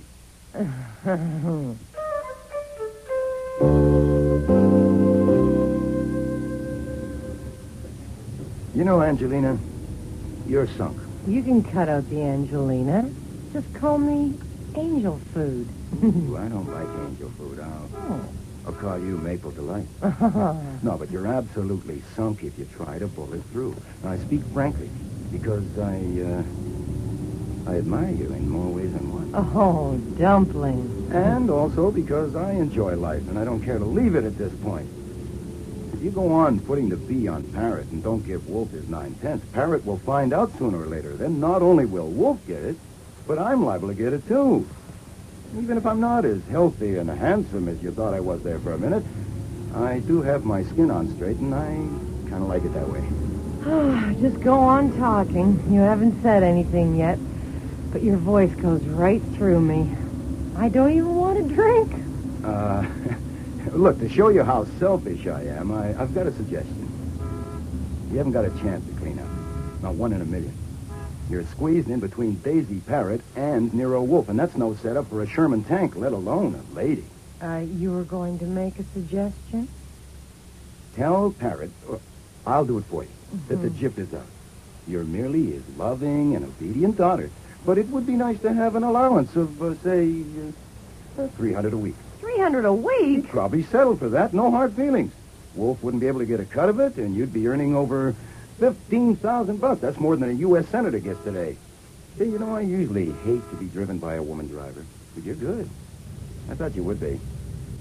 You're very good. I can turn corners and back up. Yeah, that's my building just ahead. You wouldn't con me, would you, Dumpling? If you still think Parrott and Wolf framed it, you're batty. You don't know Wolf. I don't know you either. So, let's see what we can do to fix that up now, huh? We'll leave the car here. Later I'll come down and drive you home. Come on. Angelina, Miss Murphy, I don't think you... Dumpling. What? This isn't Halloween night, is it? No, it's not. Then why's that guy in the car wearing a mask? Get down! Ah! I'm shot. Quick. Oh, my God, I'm shot. Don't move, kid. Just try to be quiet. Angel food. Don't... Shame. God damn. Shame.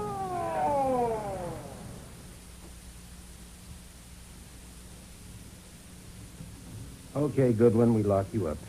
Oh, Inspector Kramer, you said that 4 times. I don't like the idea, and neither will Mr. Wolfe or his lawyer, but I prefer it to more of this. Go ahead. Oh, damn you.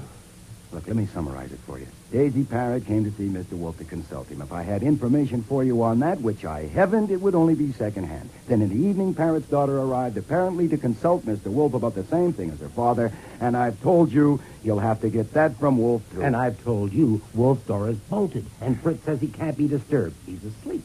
Try him after breakfast, say 11 o'clock. Of course, I won't be there to let you in if I'm in that cell. Then I escorted Miss Parrott home with her driving the car. We arrived at her apartment building Where's Daisy Parrott? You mean now? Now. I have no idea. Is he holed up in Wolf's house? Oh, good God, no. It makes my teeth chatter just to think of it. Did your teeth chatter when he was there yesterday? Now, look. It will soon be dawn. Now, I told it over and over. All I know. You know damn well the man to tell you what Parrot and his daughter wanted is Wolf. You know damn well I can't tell you. You also know if you hold me, Mr. Wolf will resent it, and you won't be able to depend on a thing he says. Now, Kramer, what do you want to do? Get in another jab in a private feud or solve a murder? Okay. I warn you. I'm going to take a nap. Either in a chair, or on a cot, or home. In bed. Get out of here. Go on, get. In the cab on the way home, I was trying to add it up, but I couldn't even begin. Why had Parrot decided to erase Violet? And what was the big idea of dragging Wolf in? Not to mention me. I decided I would have to shoot Parrot. It wasn't merely a hangover from my sensation as I watched Violet die on the sidewalk. It was a realization of where Wolf and I were sitting. To be tangled up in a gang war between Daisy, Parrot, and Thumbs Meeker wasn't taking a risk. It was checking out. But then as we pulled up to the house, I changed my mind. Killing Parrot was the worst thing I could do. The guy I really wanted to shoot was Wolf. All this for a pork chop. Hold it right there, Goodwin. No funny moves, Goodwin. That's a gun in his pocket. Is it the one he used last night? Don't be too smart. I want to ask you about last night. My car's around the corner. Go ahead. We'll come behind. We can talk here. I've often talked here. What do you want to ask me? Get going. I like it here. What's that? Taxi. Hey, we shouldn't be out in the open like this. I said get going, Goodwin. I was about to say I like it here. You can relax, Parrot. Even if I had ideas, which I haven't got my gun. They took it away. Hey, that cab! Get down, boss! I didn't duck or dive. I just dropped. This time I didn't see the man in the cab at all, even to see if he was wearing a mask. I was moving too fast, rolling to get around the corner to safety. When it was safe, I stuck my head around the corner and saw two forms as flat as mine. Only they were much quieter. I crawled over to them. Parrot and Face were never going to be dangerous to anyone again. Archie, is that you? I think so, Fritz. Do you need help? Just to get in, Fritz. Take the chain off the door. Did you kill somebody? Archie!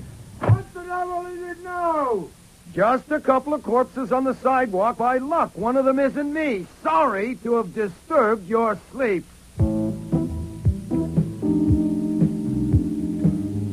So Kramer didn't have to wait till after breakfast to see Wolf. He and his squad of scientists arrived within minutes and stayed for hours.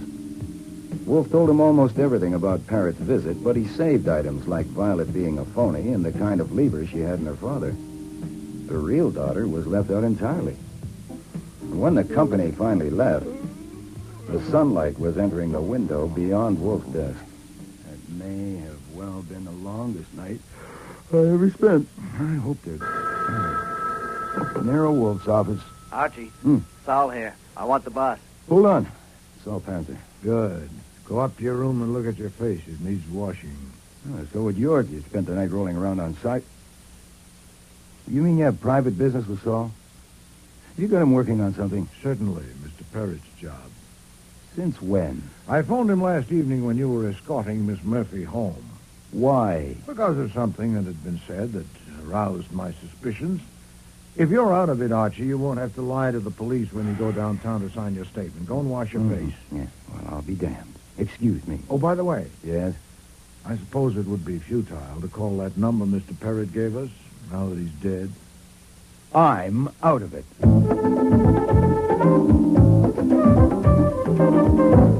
My breakfast was interrupted 4 times by phone calls, and that went on all morning. That wasn't so bad. Stalling journalists had to be routine with me over the years, but one of the calls was a sample of what might be expected from life from then on, as long as it lasted. Goodwin? That's my name. I'm a friend of Daisy Parrott's. I want to ask you a couple of questions. Be at the 7-Eleven Club this afternoon at 2 o'clock. I I'm tied up at the office, but if you'll give me your name and number, I'll ring you if I find I can make it. It's too bad you wasn't tied up at the office last night.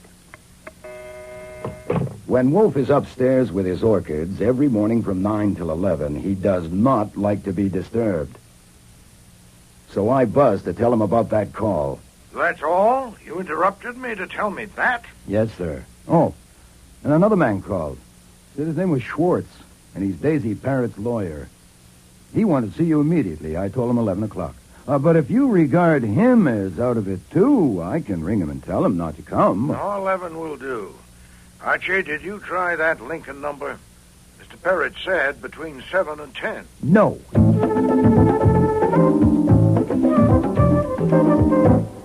Sit down, Mr. Schwartz. Thank you.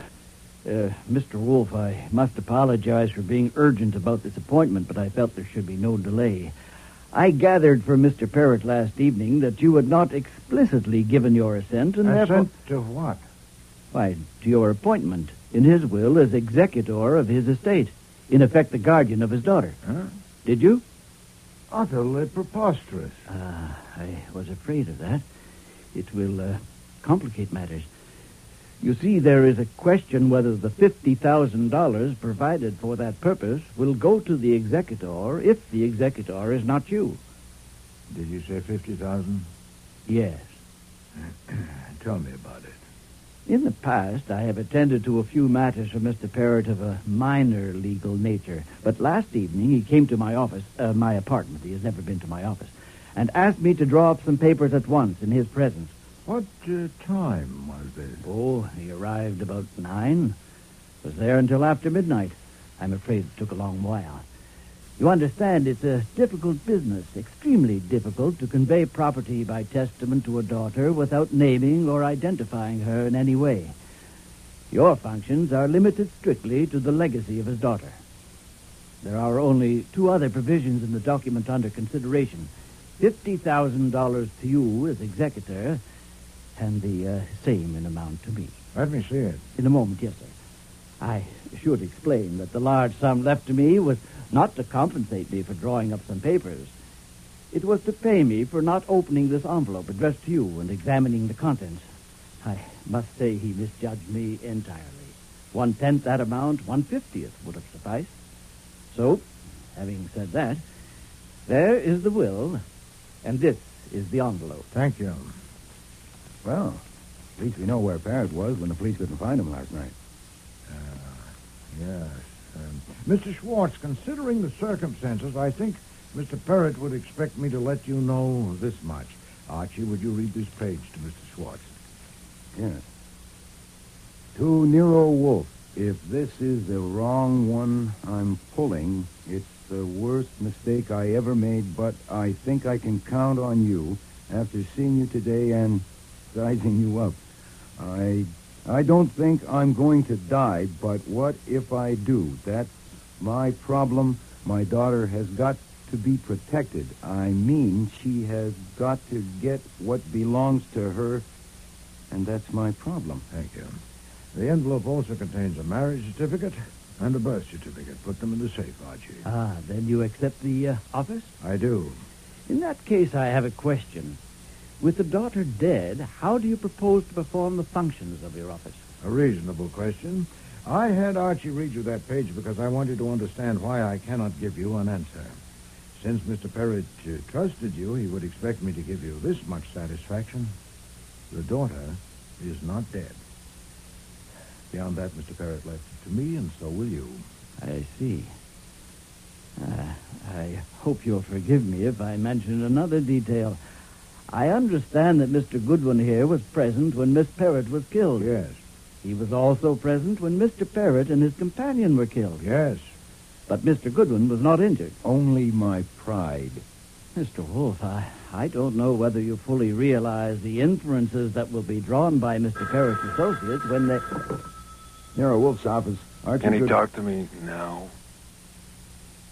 Hold on a moment, I'll see. The man who called earlier. One who wouldn't leave his name. I'll take it. Nero Wolfe speaking. Your name, please? Oh, I'm sorry, sir. I never speak to people without a name. Just a moment. Fabian. Thank you.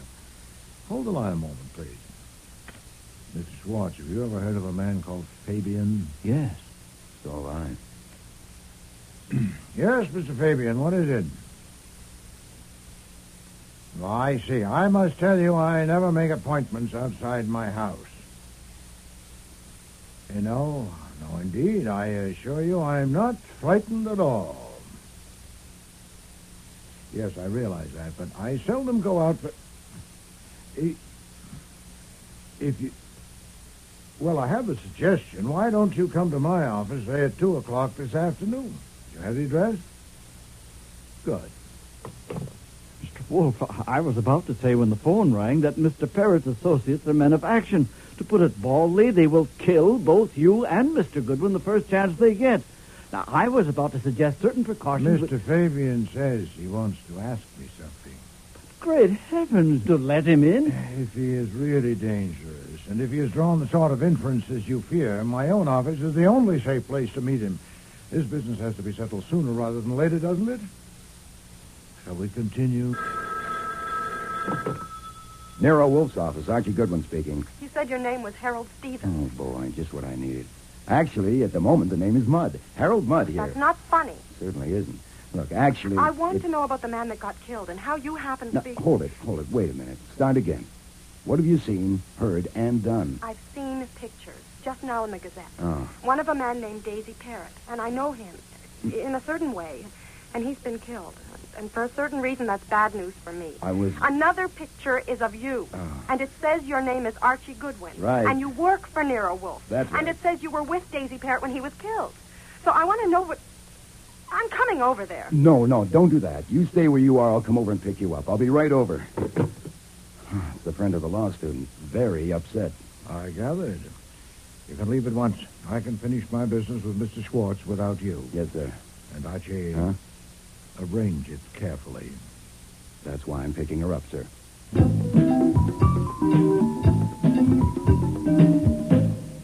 How do you do, Miss Page? And, Morton, I wasn't expecting you. He wouldn't let me come along. I certainly wouldn't. I'd like to know what this is all about. Goodwin saying his name was Stevens. And why were we sneaked in the back way like this? The sidewalk in front of our house was the scene of 2 murders, and quite conspicuous. I demand to know what is going on. Miss Page deserves an explanation, and she'll get it. Doubtless you'll get it later from her. Mr. Goodwin and I are taking Miss Page up to the plant rooms to show her my orchids and have a talk with her. Now, there are books and magazines down there. I must insist. No. Don't try. Archie, tell Fritz there'll be 2 luncheon guests at one shop.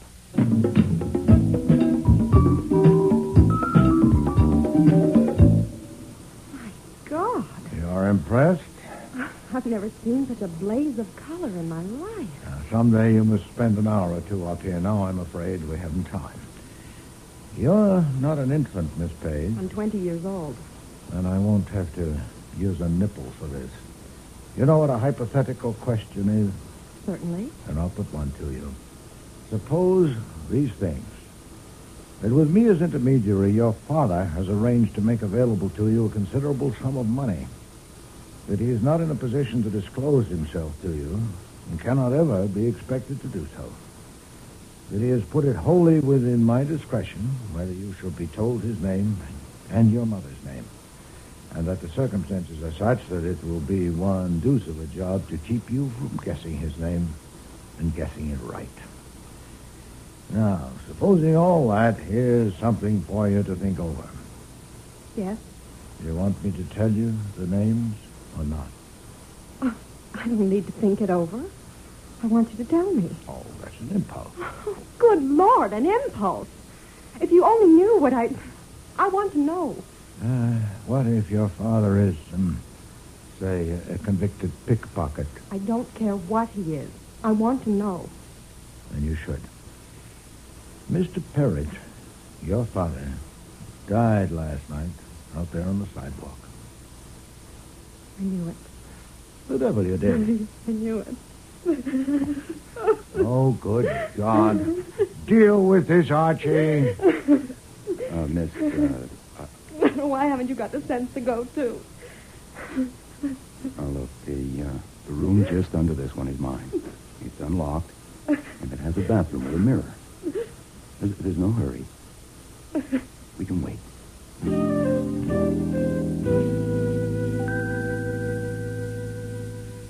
Down so soon, Archie? Is she all right? She needed a shoulder to cry on, but with her fiancé under the same roof, I didn't think it would be fitting. Morton's in the front room, pacing. Nero Wolfe's office, Archie Goodwin. Let me talk to him. It's Kramer. Mr. Kramer, how are you? I'm fine. You? The way I always am before lunch. Hungry. Enjoy it. This is just a friendly call. I wanted to let you know that you were right as usual when you decided to keep it all to yourself and tell us only one thing that was worth a damn about Parrot's daughter being wanted in Salt Lake. We got onto her through the Washington fingerprint piles, as you knew we would. I don't think she was his daughter at all. Her name was Angelina Murphy. Oh, she used others. She had about 10 years coming. I suppose I might as well ask if you have anything to add. No. No, I think not. Nothing at all? About the job you took on for Parrot? No, nothing. Okay. I didn't expect it. Enjoy your lunch. Oh, at least I heard that before I died. What? Well, Kramer knowing you've got things he could use and merely telling you to enjoy your lunch. Do you know why? Yes. It was, in effect, an obituary. If I were a sentimentalist, Archie, I'd be touched. He thinks we haven't got long to live. Yes. What do you think? I think we should enjoy our lunch.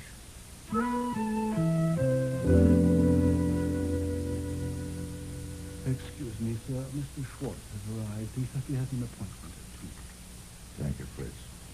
Well, I must apologize for ending the meal so abruptly, but callers are expected. Miss Page, I think it would be best for you and Morton to leave the same way you came. I don't want to leave yet. Couldn't I wait? There are things I'd like to ask. Certainly. You may wait in the plant rooms if you wish. Morton, too? No, wait. I don't like the way things look here. I don't know what explanation you've given Miss Page. These callers you're expecting, are they connected with Miss Page or her affairs? With Miss Page? No. With her affairs, yes. Who are they? One of them is a man called Fabian. Another is named Schwartz, a lawyer, a member of the bar. And I've invited a private investigator currently in my employ, Mr. Saul Panzer. I want to be present. Morton, no. You don't understand. Miss Page's name will not appear in the conversation. I can see no reason why you shouldn't be there if you want to. That will be Mr. Fabian. So please go ahead into the office, Mr. Shane. Archie and I will join you shortly.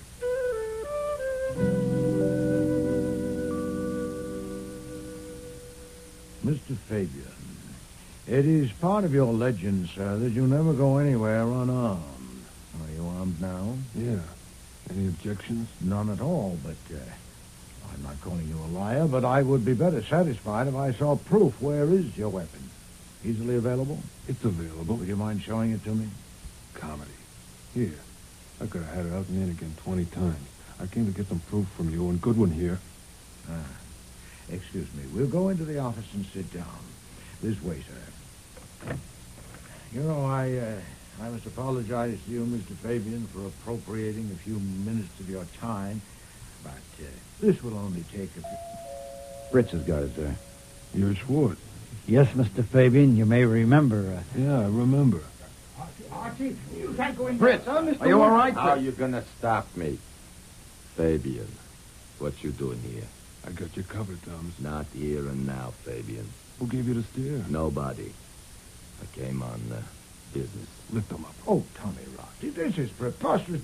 Besides you two, there are 5 people in here. What do you expect to do, shoot all of us? Nonsense. And who the devil are you, sir? What do you mean bounding into my house like this? That's Mr. Thumbs Meeker. Right. Mr. Wolfe, sir. You heard me, Fabian. Not here and now. He's right. I came on business. You came on business? What business? Who are these guys? Well, they're here on business, too. What's yours? I want to know if it's true that you told the cops that your punk put a finger on Parrot and his daughter for me. No. They seem to have that idea. It isn't true. Oh, I'm a liar? I don't know whether you're a liar or not, but if the police have made any such statement or intimation, they are. I would have expected you to be sufficiently familiar with police methods not to come running to me with anything as silly as that. You didn't tell him that. Certainly not. You're Goodwin. Yeah? Did you? No, am I a half-wit? Mr. Meeker, now that you're here, I suggest that you stay. Please, be seated. I was about to tell these people who killed Mr. Parrott and his daughter and how and why. It will be doubly interesting because the man who did it is present. I wouldn't want to miss that. Hey, I'm present. Yes, sir, but it wasn't you. Sit down. I don't like to talk to faces on different levels. And you too, Mr. Fabian. Yeah, that's better. Now then, first about Mr. Parrott's daughter. The police know that the young woman who was killed last night was not his daughter, but they don't know that he actually has a daughter. I do, and I know who and where she is because Mr. Parrott told me about her in this room yesterday. At this very moment... Go slow. If you please. No power on earth, Mr. Fabian, not even the kind of primitive power you rely on, will keep me from telling this properly. You can shoot me, but you're not going to, so don't interrupt. Mr. Parrott's real daughter is at this moment in this house, upstairs looking at my orchids. He told me... That's a lie. She doesn't think so, Mr. Shane. And don't you interrupt me. Mr. Parrott entrusted her interests to me, and I intend to guard them. Some 18 months ago, he discovered that you, Mr. Meeker, had learned of his daughter's existence and were trying to find her. So he tried a finesse.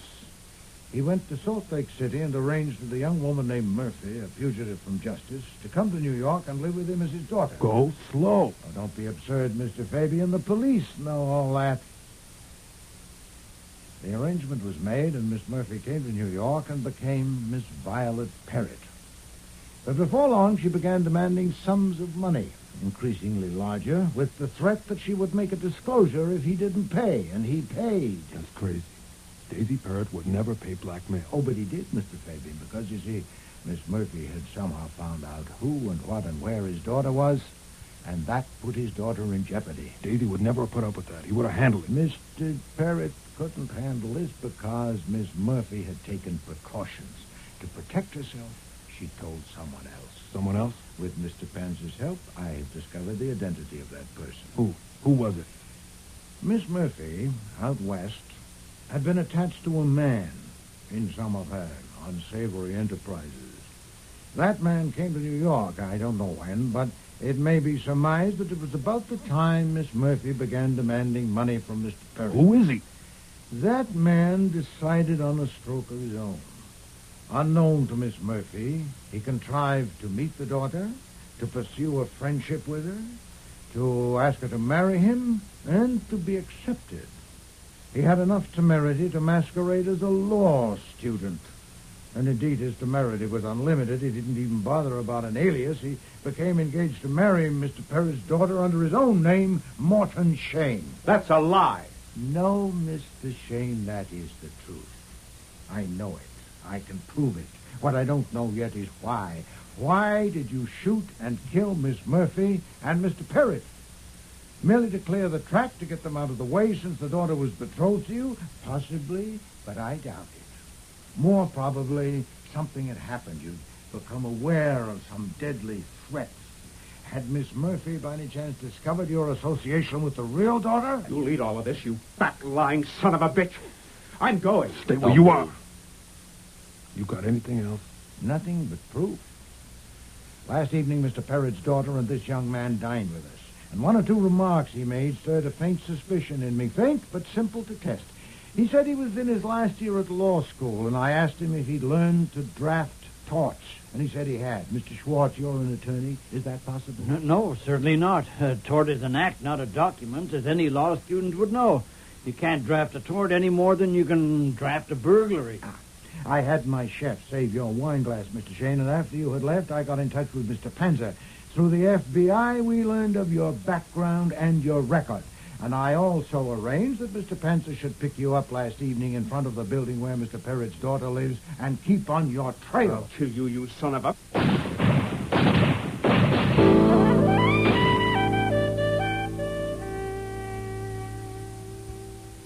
The paper says the DA's decided not to charge Meeker or Fabian because the man has a right to defend himself. And all the witnesses agree that Shane shot first. Oh, perfectly sound. Yeah. I hate to disturb your reading. Then don't. But I would like to make it clear that I don't believe Saul was on Shane's tail that night. I think you put that in to make Shane go for his gun. That's not sound at all. Uh-huh. Mere conjecture. You knew Fabian would get Shane. And you had to do it that way because you knew you couldn't pin the killings on Shane. Indeed. You had no proof. As a responsible guardian, you had a problem. Your ward was engaged to a murderer, and you were afraid that she was so wired to him that she might take him. Now, that's where you made your mistake. Oh, yes? Oh, yes. You see, once Beulah laid eyes on me, Shane was right out of the picture. Oh, shut up, Archie. Yes, sir. In an hour or so. Now, I am willing to be chastised, too, because on one count I have it coming. I told you that just before Violet quit for good, while I was kneeling there beside her, she said, "It's a shame." A shame. Of course she didn't. What she said was, "It's a Shane." Shane. Yeah, I fumbled that one. And hereafter, I'll wash my ears better. Archie. Okay, go on and read. Go on. Because I'm going up to change my shirt. I'm taking your new ward out to dinner tonight. But don't jump to the conclusion that I'm thinking of marrying her. I don't want you dragging Fabian and Thumbs Meeker down here on my account.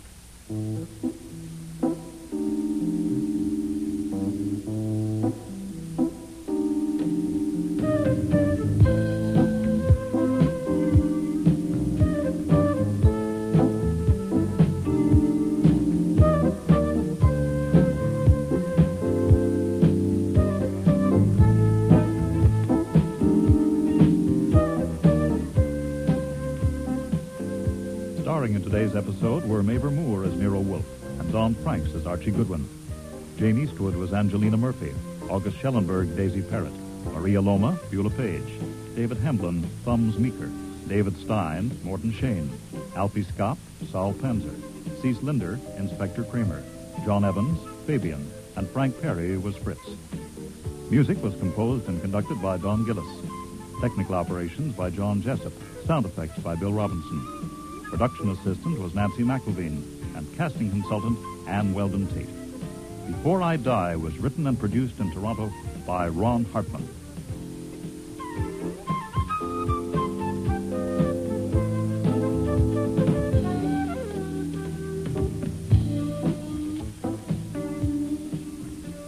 Next week, Listen, I wouldn't trust no cop if he was a baby and stark naked. Nero and Archie meet Hattie Annis. A witch can be 20 minutes late. A what? Of course, nobody believes in witches anymore. Certainly I don't. But now I'm not so sure. Hattie owns a theatrical boarding house. Do you happen to know that all stage people are crazy? They have no monopoly. My name's Tammy Baxter, short for Tamiris. I haven't decided yet which one to use in the marquee when I'm a star. Hold it. What's the matter, Buster? Come here. Behind the sofa. Oh. Easy. Oh, my God. It's Tammy. Yeah. Now you'll never get your name up in lights. I'll get up when I like and I'll walk out when I like. Steady. Both liquor. Here, let me help the you. The great detective, Nero Wolfe, just a flunky for the cops. Get in here quick. Thanks. Hey, you might have brought me something to eat. You're no good. Well, if I'm no good, why'd you let me in? Because I thought you had something to eat. Actually, if I wasn't any good, would I bother to come and tell you to stay away from that door because they're going to bust it in? No, they won't. Why won't they? Because they know if they do, I'll shoot. You've got a gun? No, but they don't know that. Oh, All right, Buster. I've never hired a detective before. You want me to sign something? Who are you hiring, Miss Annis? I'm hiring you. To do what? What? To show the cops. To make them wish they'd never set foot in my house. No to way. make them eat dirt. Next week, Rex Stout's Counterfeit for Murder, with guest stars Joy Coghill, Brent Carver, Gilly Fennick, Lynn Griffin, and Sandy Webster.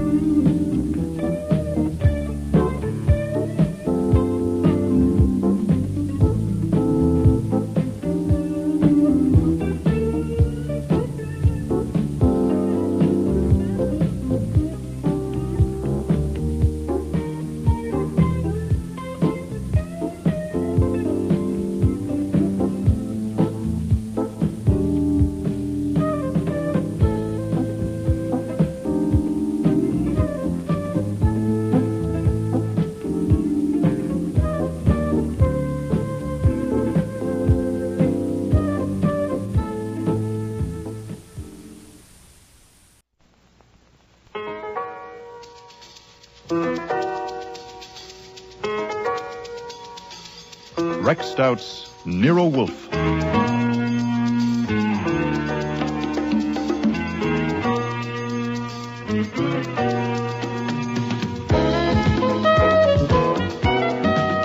Starring Mabel Moore as Nero Wolfe and Dawn Franks as Archie Goodwin.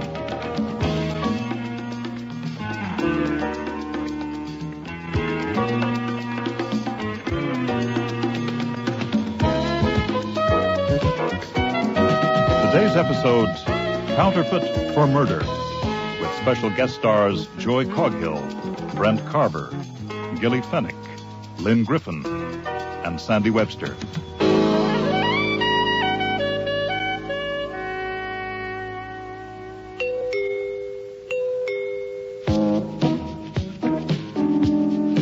I was on my way out to deposit a check in Nero Wolfe's bank account when I saw her through the frost on the one-way glass panel of the front door. Now, my rule is never be rude to anyone unless you mean it. But when I saw her there on the stoop, her gray hair straggling all over her dirty face and her coat missing a strategic button, well, I meant it. I don't want any, thanks. You would have once, Buster. 30 years ago, I was a real treat. My, how time flies. Hey, wait! I want to see Nero Wolfe, the detective. Sorry. Do I gotta walk right through you? There are difficulties, lady. 1, I'm bigger than you are. 2, Mr. Wolfe only sees people by appointment. 3, he won't be available till 11 a.m. 4, my watch says 10. I'll come in and wait. No. I'm half froze. No go. Listen, are you nailed down? I'm just fascinated. What's your name? My name's Annis. Hattie Annis. What do you want to see Mr. Wolfe about? Listen, I'll tell him when I see him. You'll have to tell me, Mrs. Annis. Miss Annis. Oh, I'm sorry. My name's Archie Goodwin. I'm Mr. Wolfe's assistant. I know who you are. Oh. And if you think I look as if I can't pay Nero Wolfe, there's going to be a reward, and I'll split it with him. Now, you want a reward, you go to the police. Listen, I wouldn't trust no cop if he was a baby and stark naked. I got it. Right here in my purse. What have you got? I'll tell Nero Wolfe. Listen, Buster, I'm no Eskimo. Let the lady in, will you? No, it's no-go. We got strict rules around here. Go around the corner and have a coffee, or duck into the cleaners and have them fix that coat button. What? Come back at 11:15, and maybe Mr. Wolfe will see you. That's all I can do. Okay, I'll be back. You keep this package for me, Buster. Oh, what's in it? It won't bite. And don't you open it till I get back. I don't want no cop to get hold of it.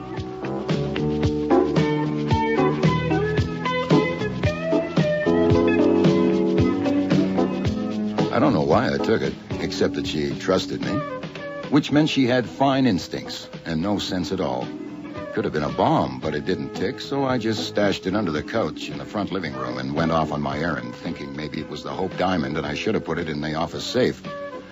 I was so worried by the time I got back to the front door of the old brownstone that I almost tripped on a fur coat on the top step before I noticed somebody was sitting in it. It's a terrific idea, this outdoor waiting room. But you ought to install a magazine rack. She was the kind of girl Hattie Annis might have been 30 years ago.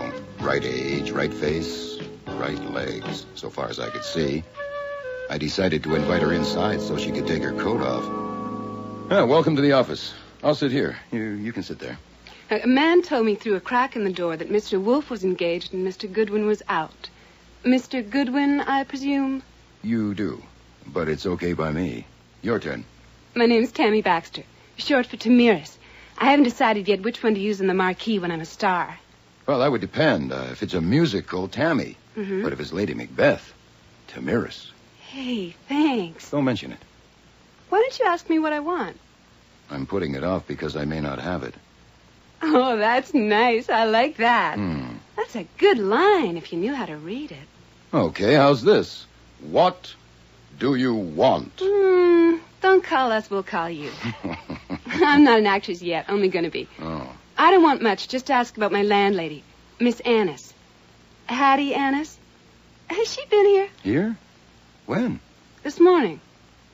I'll ask Fritz, the housekeeper. Fritz! A male housekeeper. He's also the chef. Mr. Wolfe doesn't like women around the house. Can I be of assistance, Mr. Goodwin? Oh, Fritz. Mr. Brenner. Did anyone besides this lady come in while I was out? No, sir. No one. Any phone calls? No, sir. Oh. Thank you very much, sir. Well, thank you, sir. No, thank you, sir. Well, apparently not, Miss Baxter. That's funny. She said she was going to take something to... I'm worried. Why should you worry? You would if you knew her. She almost never leaves the house, never goes more than a block away. She's no loony, you know, but she's not quite all there. And we all feel responsible for her. All? It's a boarding house. Oh. A dump, almost. But anybody in show business or trying to be can get a room there, even if you don't pay every week. I only hope she's... Well, if she comes, will you phone me? Oh, sure. If you'll give me your phone number. Oh, my, you read that line wrong, too. Got your little black book handy?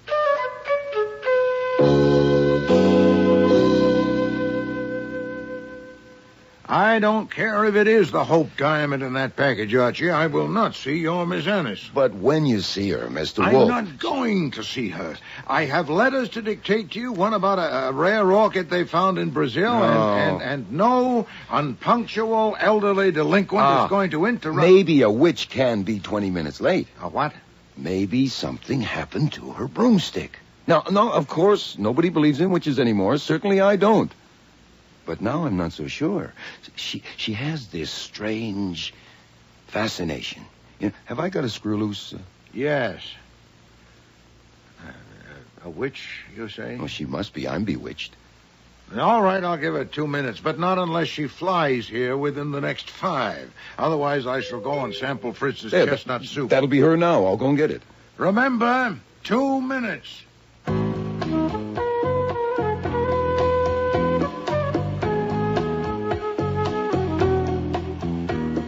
It was her, all right, looking as if she'd been hit by a car.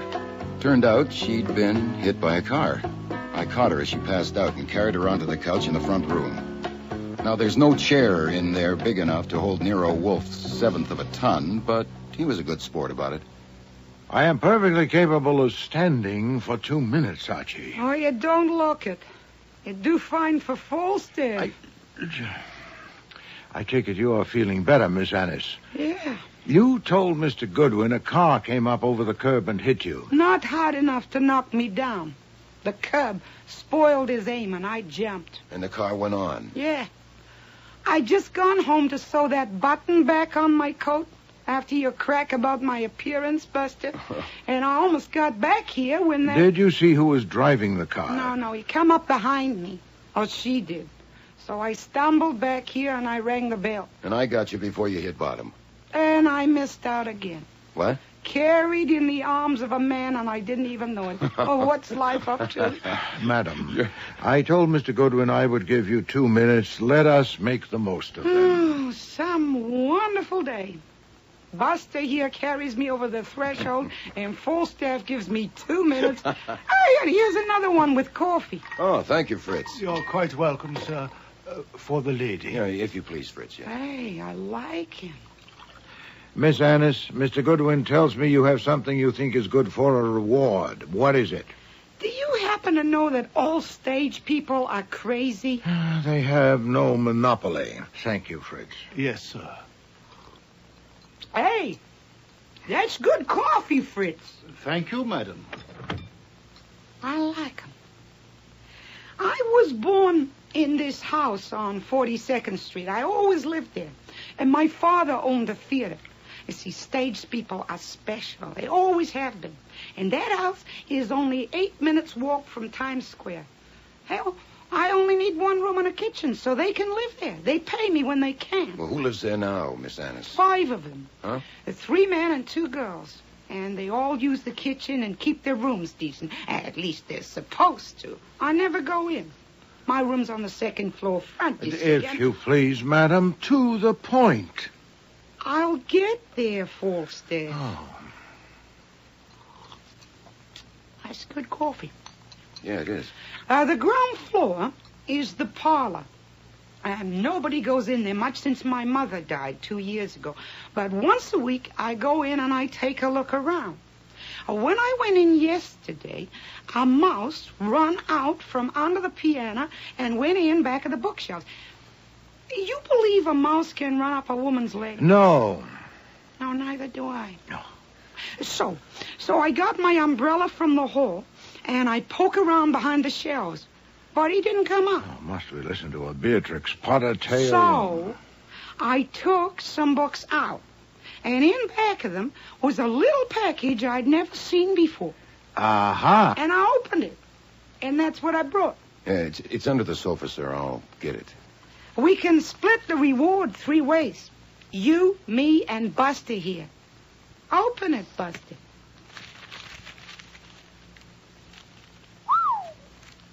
All 20s, Mr. Wolfe. How much? 2 inches, 250 to the inch. That would make it about $10,000. Very tidy, madam. It belongs in the hands of the police. Hey, no, you don't. You take it to the cops and goodbye. Listen, whoever drove that car knew I had it and tried to kill me. I'll get it. All of a sudden, Grand Central Station.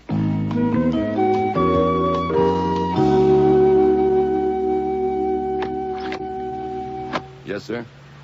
My name is Albert Leach, U.S. Treasury Department, Secret Service Division. Here's my badge. Uh-huh. That checks out. I'd like to speak with Mr. Wolfe and Mr. Goodwin. Mr. Wolfe isn't available. I'm Mr. Goodwin. Want to ask about a woman named Baxter. Is she here? Around 25, 5'4", light brown hair, 120 pounds, fur coat. That fits. No. What do you mean, no? She's not here. Then how do you know? She was here this morning for about 10 minutes. Has she been back? No. Another woman, Hattie Annis. She been here? You know, Mr. Leach, I don't mind being polite, but what the hell? Mr. Wolfe is a licensed private detective, and so am I. And we don't answer miscellaneous questions just to pass the time. I've heard of Hattie Annis because Miss Baxter asked if she'd been here, and I told her no. She asked me to phone her if she came, but I probably won't. I'm an officer of the law, Goodwin, and an agent of the U.S. government. As I said, that checked out. And I want to know if Hattie Annis has been here today. Why don't you ask her? Miss Baxter gave me the phone number. Here, do you want it? I have it. I know your reputation, Goodwin, and Wolfe's. Good. You may get away with a few fancy tricks with the New York City Police Department, but I advise you not to try any with the Secret Service. We'll be seeing you.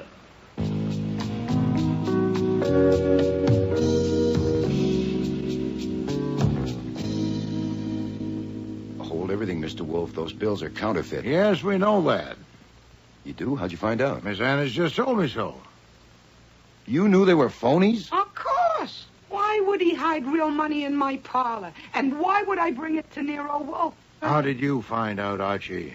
That was a T-man at the door. A what man? A T-man, a Secret Service agent of the U.S. Treasury. That's their job, counterfeiters. He wanted to know if a woman named Baxter was here this morning. Tammy Baxter?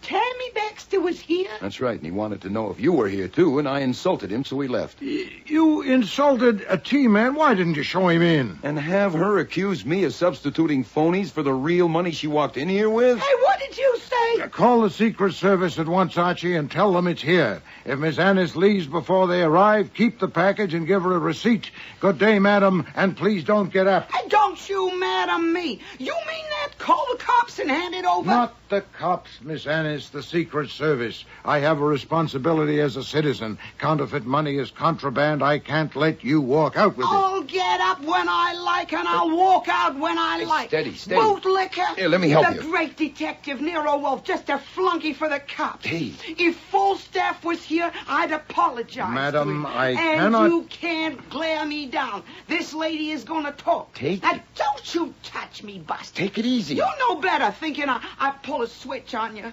It may be counterfeit money, but it's not your counterfeit money, it's mine. I find that stuff in my house. I'd rather burn it than turn it over to the cops. So I think I'll get a detective to find out who put it there. So I go to Nero Wolfe, and this is what happens. You want to suck up to the cops. I spit at you. I don't spit, but I spit at you. Miss Annis, you have a point. I reject the charge of civility, but you have a point. Has a private citizen the right to confiscate contraband? I doubt it. That counterfeit money is yours until seized by public authority, which I am clearly not. I confess to error. but I was prompted by expediency, not sycophancy. What? I merely wanted to get clear of the muddle. Now, I offer a suggestion. Mr. Goodwin will put the bills in my safe and go with you to your house to investigate. You say you wanted to engage me to find the counterfeiter. Well, he will decide if that is feasible without an expensive inquiry. If it isn't, I'll return your property to you, but I'll notify the Secret Service that I am doing so. And in either case, I shall expect no fee. We split the reward 3 ways. I have no interest in a reward. Archie, be good enough to escort Miss Annis home.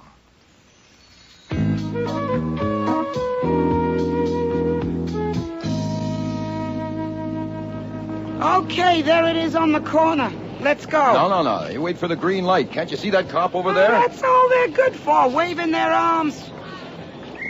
Okay, now we can go. Why do you hate cops, Hattie? Don't you call me that. Not till I know I can trust you. Okay, Miss Annis. Why do you hate cops? My father. The cops shot him down. Huh? No provocation. He was just in the way. Never even apologized. Said it was a mistake. Mistake. That's all they ever make, mistakes. I'm sorry I opened the wound. Listen, tell me about this Tammy Baxter. She must be involved somehow because that T-man... It could have been Tammy, Buster. Why not? Oh, she only has 1 suit, 2 dresses, 3 blouses, 2 skirts, and her fur coat was rabbit. A counterfeiter would have had more clothes. I thought you said you never went into their rooms. Well, only when they arrive here. When did she arrive? 3 weeks ago. What do you know about her? I don't ask for references. I just size them up, you know what I mean? Hey, here we are. Come on in. Hattie, is that you? Yeah, it's me. Where on earth have you been, or above it or beneath? Without you, this house is a sepulchre. There are no oranges. Oh, how'd you do, sir? Archie Goodwin, Raymond Dell. Mr. Dell plays Shakespeare. Oh, good for you, Sir Raymond. Oranges here in the kitchen, Ray. I went out and got some. Oh, listen, Hattie, do you know where... Oh. Martha Kirk, Archie Goodwin. And what do you play, Juliet? Thank you, kind sir. But I'm not ready for that yet. Hattie, do you know where Tammy is? 2 phone calls, a man. No, I ain't seen her. Are you looking for a room, Mr. Goodwin? Mr. Goodwin ain't in the theater, Raymond. He's a reporter.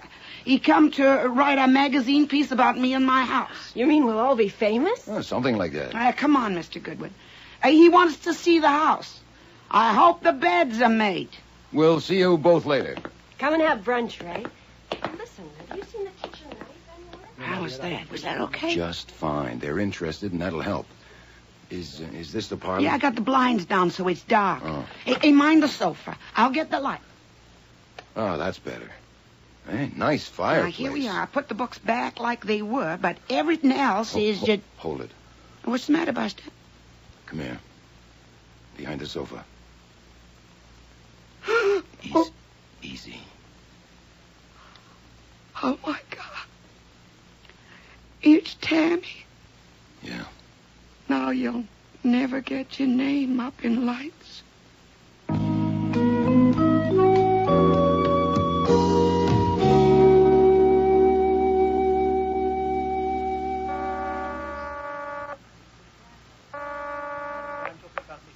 Yes? Me.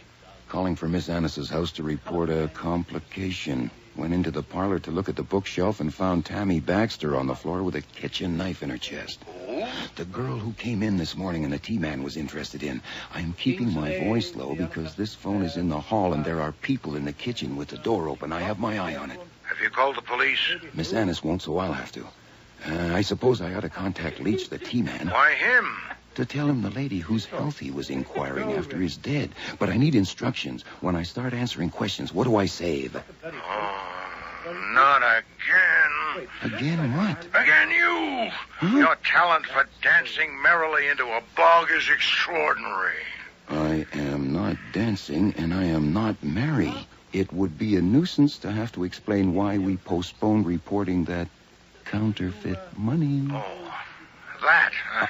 I could omit the detail that we knew it was phony, at least until they find my fingerprints on it. Phooey! That woman has got us into the worst kind of... She says she's not going to see any cops and has locked herself in her room. Even if they break the door down, I doubt if they'll hear much. Now, one will get you 10. She won't even tell him where she went this morning. But if you prefer me to confess that we know all prefer to about obliterate the entire episode. Found the woman. Oh, all right. Omit that detail. Okay. Now I'll call the Marines.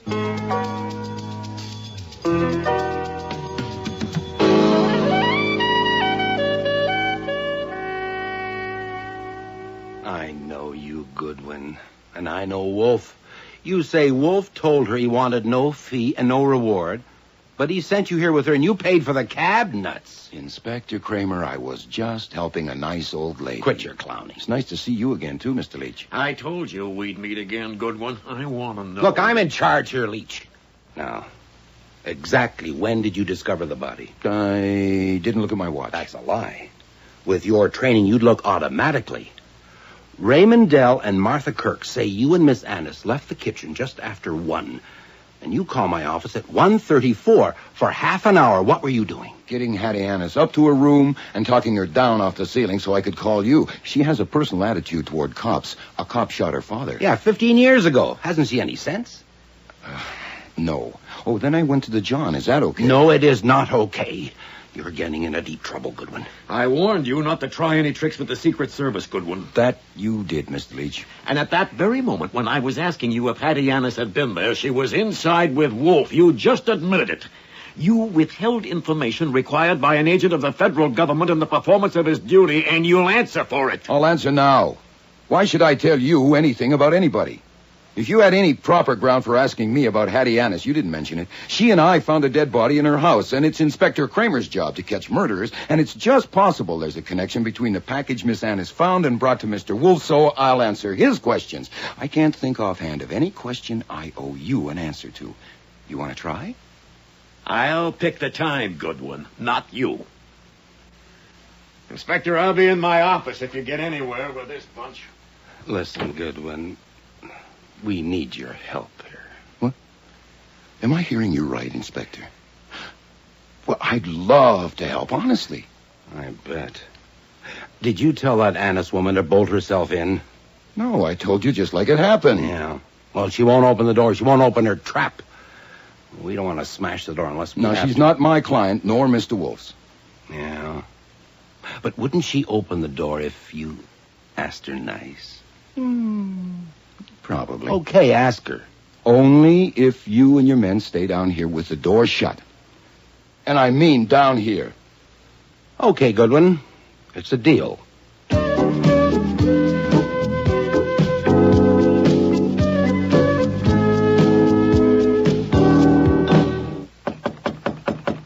Who is it? Me, Buster Goodwin.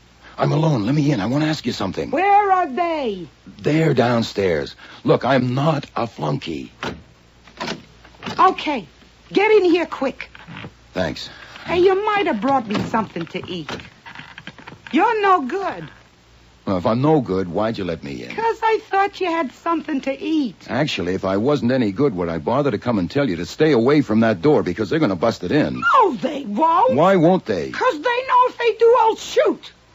You've got a gun? No, but they don't know that. Oh, May I have permission to call you Hattie? No. Not till I see what happens. Okay, Miss Annis. Now, here's a gen. If Inspector Kramer and his football squad have to smash that door down to get at you, it's an absolute certainty they'll take you downtown and hold you as a material witness. A witness to what? They're investigating a murder that occurred in your house, and you're a suspect, whereas if you let them in polite... Wait a minute. I'm a suspect? Sure. Now, when you came home to sew the button on your coat, you could have done it then. You suspect me? No, of course not. Look, even if I'm no good, I'm not a half-wit. Aye, they'll have to carry me. They will. And in handcuffs. And they'll need them. All right, Buster. I've never hired a detective before. You want me to sign something? Who are you hiring, Miss Annis? I'm hiring you. Call me Hattie. Thank you. But you can't hire me. I work for Nero Wolfe. Then him. To do what? What? To show the cops. To make them wish they'd never set foot in my house. No to way. make them eat dirt. He wouldn't take the job. If you hired him to investigate the murder, he might fill your order on the side, but I doubt if you could afford it. I'll pay him $42,000, and that ought to be enough. What will you sell besides the house, the yacht? Now, don't try to be funny, Buster. It's in tax-exempt bonds in the bank. You want me to sign something or not? That's not necessary now that I can call you Hattie. All right. You may not be available later today, so we'll leave it that you've hired Nero Wolfe to investigate the murder. Now, if he doesn't take the job... Well, why wouldn't he take the job? Because he's a genius and he's eccentric, and geniuses don't have to have reasons. Now, you leave the door unbolted, and I'll tell Kramer... I will not. If they break in that door, they'll pay for it, Buster.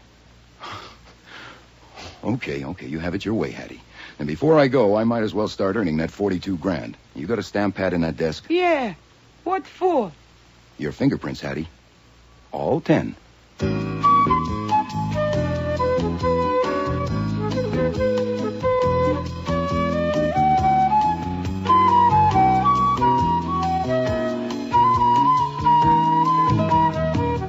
One of the rules in our house is no business talk at meals, and another is no business in the orchid rooms except in emergencies. There being no emergency except deciding whether he was going to work today or not, Nero Wolfe took my report not in the plant rooms with their dazzling color, but in the potting room next door. Theodore was washing pots in the sink. Theodore, you must be very careful of this beauty. Don't plant her too deeply. Right? Now then, Archie, to your report. Thank you, sir. The main thing is I'm pretty sure Hattie Annis is on the level. You mean she's innocent of that girl's murder? I think so. On what grounds? Well, she couldn't possibly have been faking when we discovered the body. First she said to the corpse, right, "Now you'll never get your name up in lights." Well, sentimental, but you're right. I doubt if she's capable of inventing it. Yeah, then she says, "Oh, no, that's the kitchen knife." Well, I mean, how corny can you get? Huh. Now, I'd never try to predict what the lady was going to do. But I know what she didn't do. She didn't kill Tammy Baxter. But what's the connection, then? What had the Baxter girl to do with Hattie Annis's counterfeit bills? I don't know. But there's got to be one. Because I called Kramer and Leach separately, and they both turned up at the house together. Coincidence? No, sir. They'd been talking. Planned a little campaign for handling yours truly. I must say, Kramer and Leach, neither of them asking if you knew the money was counterfeit. It's an insult to your intelligence and mine. My guess is Leach told Kramer not to mention it, because what Leach wants to find is the source. He'd rather catch an engraver than a murderer any day. And if counterfeiting was mentioned to me, I might mention it to someone else, like a reporter. God knows I wouldn't put it past you. Oh, thank you, Theodore. Splendidly potted. Oh, yes. Let me hold the little beauty. All right, on, Archie, on. Next, Tammy Baxter was a tea woman. A tea woman? Well, you have tea men, you can have tea women. Oh. When Leach was here this morning, why didn't he ask me what Tammy Baxter had told me? Because he knew. She'd already reported to him. Also, he knew the phone number of that house. Said so. And Kramer. Why wasn't he more interested in my talk with Tammy only an hour before she was murdered? Because he already knew from Leach. Then she'd been posted in that house by the secret police. What else? Someone who lived there was passing bad money. If they knew who, they'd know who killed Baxter. So I figure they don't. Oh, it's one of the 4 rumors. Is that it? They all used the kitchen knife. Raymond Dell, who's an old ham, and then there's Noel Farris. He's a young, sensitive type. Paul Hanna, a character juvenile from Central Casting, and Martha Kirk, who has 20-year-old dimples and a nice smile. They work irregularly, but that's showbiz. Nonetheless, one or more may have an alibi. Check. Oh, if Hattie Annis is your client, Go on. You probably want to phone our lawyer since you don't like leaving your clients in the coop. Oh, phooey, lawyers cost money. Those bonds of hers may not exist. She's probably an indigent. Not a chance. She's my favorite screwball, but she's not a liar. I'm in her debt. She made Kramer ask me a favor. Oh, all right, then. Call Parker. Have him get her out on bail. Fine. Now that's settled, I assume you don't intend to let go of your client's property unless a court orders you to. What property? The package. According to Kramer and Leach, we're not supposed to have guessed the bills are phony. I thought I'd try the package for fingerprints, okay? No objection. But there'll be other prints than yours. Hers, for instance. How will you know them? I got hers before I left. You took... There are 7 good prints, 12 fair ones, and 14 smudges. The only ones you can identify are mine and Hattie's. Either he wore gloves or he wiped it. Confound you, Archie! You dropped the pot. Then pick it up. Yes, No. You look after it, Theodore. Oh, confound you, Archie, I say again. Why ask permission for something you've already gone ahead and done? Because I had to know you'd taken her on as a client. Oh, phooey. Now what? Come. Excuse me, Mr. Wolfe, but there's a party below wishing to see you. What party, Fritz? Didn't you tell him I'm busy? Yes, sir. Messrs. Dell, Ferris, and Hannah, and a Miss Kirk. All four of them. This is the limit. Did you invite them, Archie? No, sir. It's a surprise party.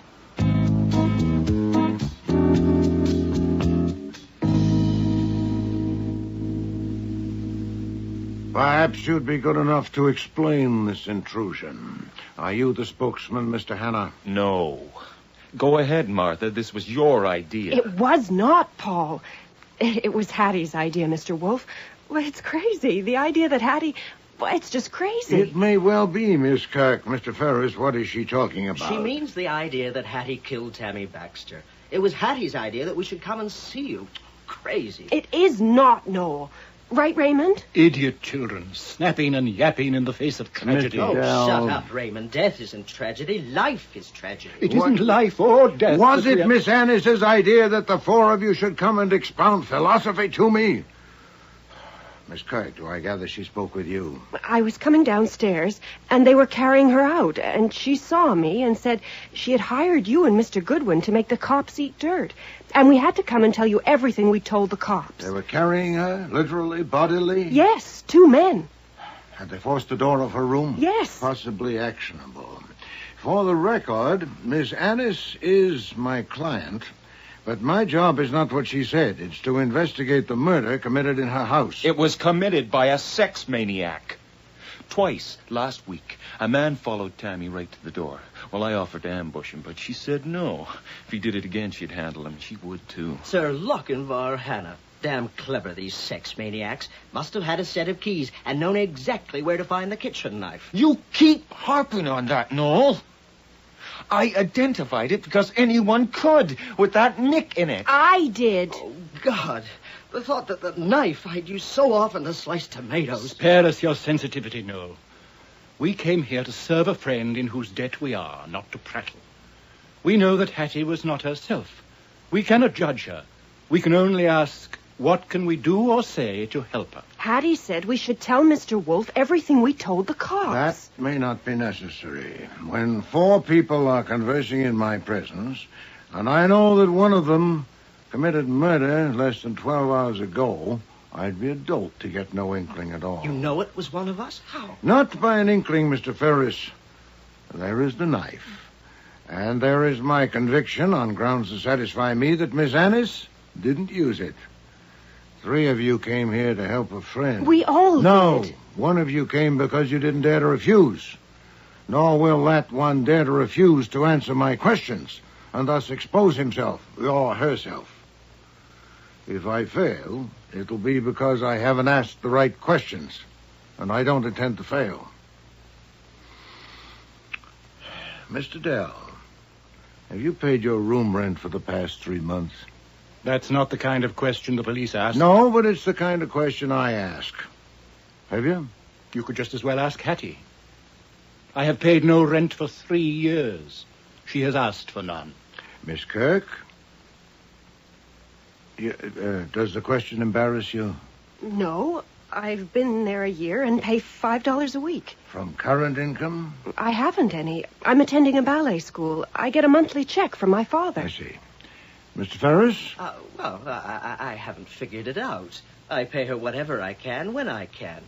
I've been there for 18 months. A little TV, a stage show that flopped. I take it you're a trifle behind. Mr. Hannah? I'm taking no dare. You say you know one of us killed Miss Baxter, but I don't believe you. Whoever killed her got into the house somehow and used the knife. Anyone coulda. I ain't taking no dare. Your spunk is impressive, Mr. Hannah, but are you here to oblige your friend or to show off your conceit? I've been there for 4 months, and I paid every week. That proves something, for God's sake. That you are not a pauper. Now, Miss Kirk, for what you have told the police, one detail only. Where were you this morning? I slept in till about 11, got up and did my exercises in my room. About 12:15, I came down, saw there were no oranges, and went out and got some.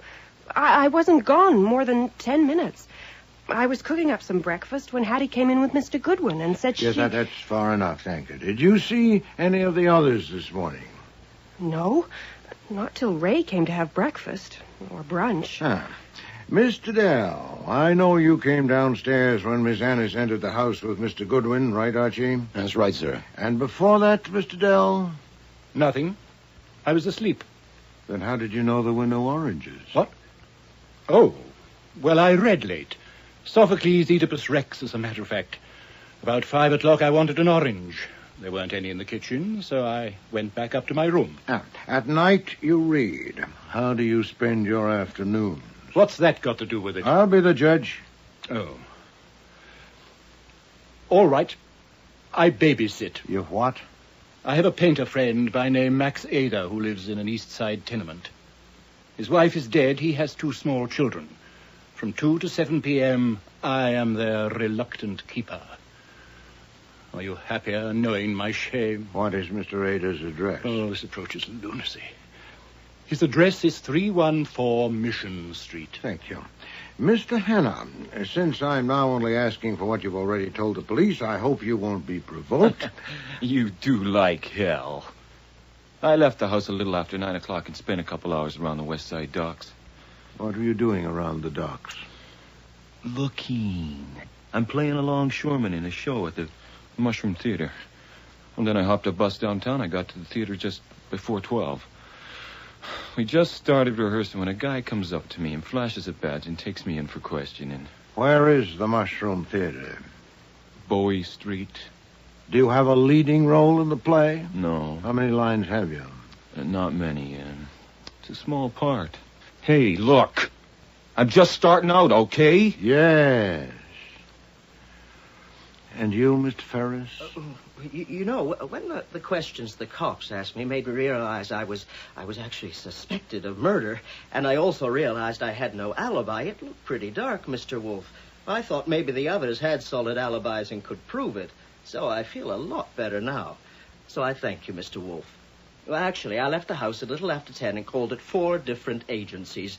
2 of them might remember I was there, but... What kind of agencies? Casting, theater, and TV. You visit them daily? About twice a week. And the other 5 days, how do you pass the time? 2 days, sometimes 3, I make horses and kangaroos and other animals. I go to a workroom and model them and make molds. I get $8 for a squirrel, 20 for a giraffe. Where is this workroom? In the rear of a shop on First Avenue. Harry's Zoo, it's called. The owner is Harry Archie. He has a 16-year-old daughter as beautiful as a Rosie Dawn-Buck. Her name is Alonka. This is not a comedy, Mr. Ferris. I engaged to act for Miss Annis only 5 hours ago, and I haven't arranged my mind. So my questions may be at random, but they are not frivolous. Now that I have seen and heard all of you, I am better prepared. I bid you good night, and leave Miss Annis to thank you, 3 of you, for coming. The 4th will begin to feel the pinch.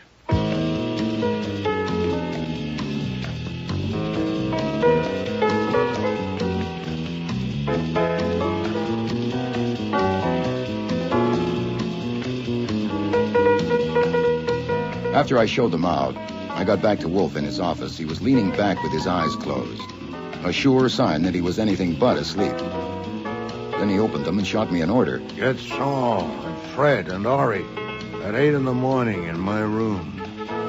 Then he shut his eyes again. There's no use asking why he wanted to bring in the 3 best operatives south of the North Pole to the tune of a couple of $100 a day plus expenses, but Wolfe doesn't waste dough like that on a mere inkling. I never did get to find out why, because at 7:30 the next morning, Leach, the T-man, turned up with a federal court order. He wanted the package. What the hell, I gave it to him. He gave me a receipt, and Kramer arrived with a state court order to pick it up as evidence in a murder case. All I could do was show him the receipt from Leach and suggest they split it half and half. Kramer became undignified. Damn you, Goodwin. Did you know that money was counterfeit? I told him point blank no, and felt better. It's always a relief to get a lie off your chest, but 10 minutes after he left, I got a phone call, an invitation I couldn't refuse to have coffee with the district attorney before it got cold. Goodwin, this is serious. Maybe the most serious trouble you've ever been in. It's up against stiff competition, sir. And I think you'll find it in your interest to overcome your tendency to crack wise. Yes, sir, we shall overcome. You've disposed of evidence in a murder case. I have? You deliberately arranged for Mr. Leach to beat Inspector Kramer to that package. I did. But Leach asked for it first, that's all. And I don't suppose you have any idea why the Secret Service was interested in that package? He kept me there for 8 hours and didn't learn a thing. What I learned was that they hadn't got anything out of Hattie Annis either. They let her out on bail witness. I figured Parker, the lawyer, would have taken her back to Wolfe's. Her in mind. What I didn't have in mind was another surprise party. I think you know everybody, Archie. Inspector Kramer, Mr. Leach from Treasury, Miss Annis, her boarders, Mr. Dell, Mr. Hanna, Mr. Ferris, and Miss Kirk, and, of course, Sergeant Stebbins at the door. Happy Thanksgiving or whatever. I hope I didn't interrupt. You already have. Thank you. Okay, Wolf, we didn't come here just to hear you speak. Oh, yes, you did. Well, if you got something, let's have it. You know well enough I have something, Mr. Kramer, or you wouldn't have come. Dear Miss Kirk? Yes, they do. The tenement, Mr. Dell, is where you, well, shall I use your word, babysit? If you must.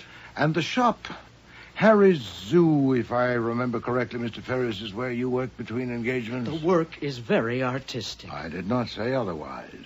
And the theater in the building on Bowie Street, Mr. Hanna, your stamping ground, I believe. You know I played there. I told you. Indeed you did. Okay. So where did you have this stroke of luck? In a sense, at all three addresses. But my expectation was centered on one of them. When my expectation was realized, I was faced with a question whether to notify you, Inspector, or to notify Mr. Leach. And, preferring not to choose, I asked both of you to come along with the others. Miss Annis, my client, was already here. Damn right I'm here. Yes. You, Miss Kirk, Mr. Dell, and Mr. Ferris had a right to be present. And as for you, Mr. Hanna, since you're both a counterfeiter and a murderer... That's a lie! Hold it, Hannah. Hey, you let go of me! Are you arresting him, Mr. Leach? No, Mr. Kramer. Are you? Nobody's arresting me. Let go! Sit down, Hannah. You're under arrest as a material witness in the murder of Tamiris Baxter. Watch that door, Sergeant. That's prudent, Inspector, since I have no conclusive evidence. Only, talking to these people last night, I had faint intimations. Miss Kirk. What about me? Unlikely. You go to ballet school, you exercise each morning, and receive a monthly remittance from your father, all of which can be checked. Mr. Dell? Have I done something right? Yes, you paid no rent for 3 years. Mr. Ferris? I knew you'd get around to me. Yeah, an interesting possibility. But your statement that 2 of the agencies you visited yesterday morning might corroborate your whereabouts makes it improbable that you followed Miss Annis here at the same time. So what? So, Inspector, my attention centered on Mr. Hanna. He'd lived there only 4 months. He'd paid for his room every week. He'd almost certainly lied when he said Miss Baxter had told him a man twice followed her to the door. Miss Baxter was an agent of the Secret Service of the Treasury Department. Who said so? No one, Mr. Leach. Mr. Goodwin inferred it, didn't you, Mr. Goodwin? Well, I ran it up the old flagpole. Listen, Goodwin. You have carried discretion to an extreme, Mr. Leach, in concealing your interest in the occupants of that house. What I told him. Finally, Mr. Hanna's account of his movements yesterday left him completely free up to noon. He could have followed Miss Annis here, then back to her house, stolen a car, and when she left the house a second time, tried to run her over, thinking she still had the incriminating package. Well, he failed. So that's of little consequence now. Damn little consequence in anything you've said so far. Oh, I could speculate further. Did he kill Miss Baxter because she'd seen him try to kill Miss Annis with the car? She was certainly in the neighborhood. And perhaps confronted him when he returned to the house? Oh, well, it's your job, Inspector, not mine to screw a confession out of him. I've got nothing to confess. You're going to regret this, Wolf. You're going to regret it good. I think not, Mr. Hanna. Following my speculations, I sent 3 men to 3 addresses.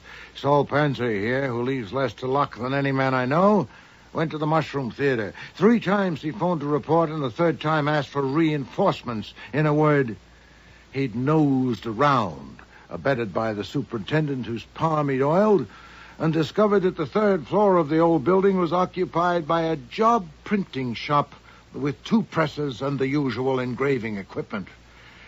I gather there was a fight, as you may observe from Mr. Pence's blackened right eye. The 2 printers were at length subdued and tied up and now lie under the devoted surveillance of Fred Durkin and Ori Cather. That's breaking and entering, aggravated by assault. Unless you got the evidence. Oh, I have, Mr. Kramer. In behind stacks of paper on one of the shelves, Mr. Panzer found 8 stacks of new $20 bills. And in a compartment in back of a cupboard are 4 engraver's plates that were probably used to make them. And one of the printers, Mr. Panzer is prepared to swear, aren't you, Mr. Panzer, said to his mate the words, "I told you Paul would squeal." I believe, Mr. Hanna, your first name is Paul. I'll get you, Wolf. Grab him, Sergeant. Hold it right there, Hannah. So, gentlemen, I was faced with a dilemma. Since he was both a counterfeiter and a murderer, I leave it up to you, Mr. Leach, who has the priority.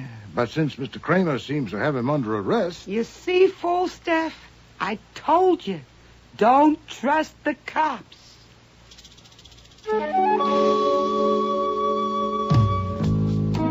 One day, 3 weeks later, Wolfe and I were in the office disagreeing about something when we had a visit from Hattie Annis. She opened her handbag and took out a little package wrapped in brown paper, and we both thought, good Lord, she's found another one. But she put it to one side and brought out an envelope. This check you sent me. Your letter says it's for my share of the reward, $100. Did you keep your share? Yes. Did you get yours, Buster? Oh, sure, yeah. Yeah, well, I don't believe either of you. And this bill, $5,000 for services and $621.65 for expenses. Buster, didn't I say I'd pay $42,000? I guess you did, yeah. Then here it is. Hey, last time funny money, this time bonds. I cannot accept these, Miss Anna. Oh, you can call me Hattie, Falstaff. I've held on to these bonds since my father died. First time I ever signed them over. But it was worth every dollar of that $42,000 to see you beat that Inspector Kramer at his own game. I didn't like what I saw in the paper, where that no-good Paul Hanna had confessed. I got no use for nobody that confesses to the cops. But you 2 made them eat dirt. You gave me the best day of my life. Well, thank you, Miss Alice. Hattie. Hattie? Yeah. Archie, I think a trust fund might be in order so that Hattie may have even better days to come.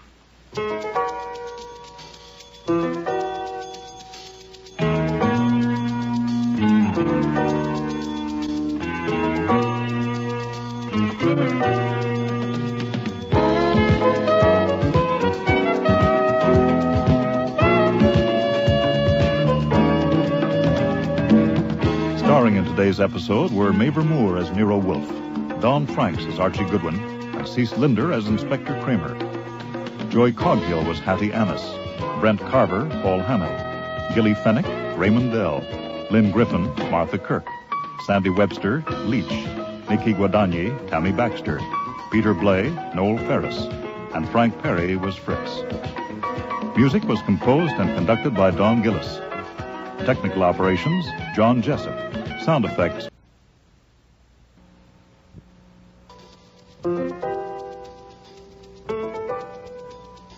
Rex Stout's Nero Wolfe.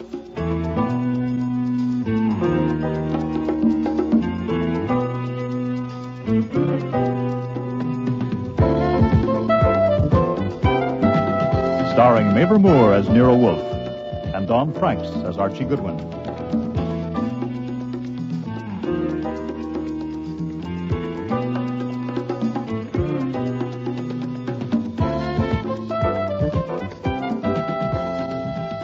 Today's episode, The Cop Killer, with special guest stars Jackie Burrows, Brian George, Arch McDonald, and Marion Waldman.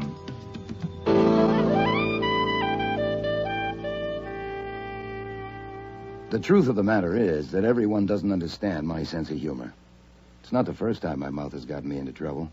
Mr. Goodwin, you told me once that people in danger have only to mention your name. So when Tina and Carl from the barber shop turned up at the front door that morning, I didn't know at first how to deal with the situation. Nero Wolfe was due down from the plant rooms at any minute, and he's extremely finicky about seeing people without an appointment. Also, his fees are very high, and as his assistant, I am expected to screen would-be clients.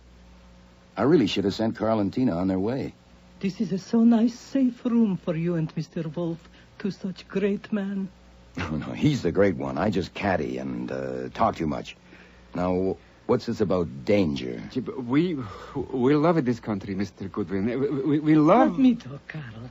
We do love this country, Mr. Goodwin, and we want to see more of it. But you see, we don't know where to go. I have $50 here. Well, that wouldn't get you too far. Oh, no. The $50, this is for you. What? To tell us where to go. You know our name, Vardas. You know we are married. So there is no question of morals. Only all we want is to do our work and live in private, Carl and me. And we think... Archie, I want to see the germination records of those orchids. Oh, you didn't tell me we had callers. No, sir, because I knew you would be down soon. You know Carl. He takes your coat at the barber shop, and Tina's a manicurist there. It's all right. They're married. They just dropped in to buy $50 worth of travel... Yeah. Why he went? He's angry? No, sit down, please. As you said, he's a great man. It makes him a little eccentric. Now, you were saying... We don't want Mr. Wolfe mad at us. No, forget it. He's only mad at me, which is chronic. Now, why do you want to travel? Is what I said. We love this country, and we want to go more into it. Far in. You're both scared stiff, aren't you? Now, what's this danger Carl mentioned? I don't think that makes any difference. It's no good, Tina. We must tell Mr. Goodwin if we want him to help us. Please. Hi. I met Tina 3 years ago in concentration camp in Russia.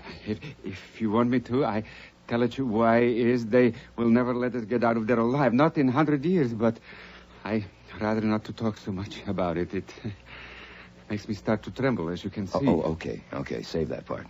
But you did get out alive. Oh, yes, we are here. But they think we are dead. You see, Vardas is not our name then. We take name later when we get married in Istanbul. You shouldn't tell any places. No places, no people at all. You are most right.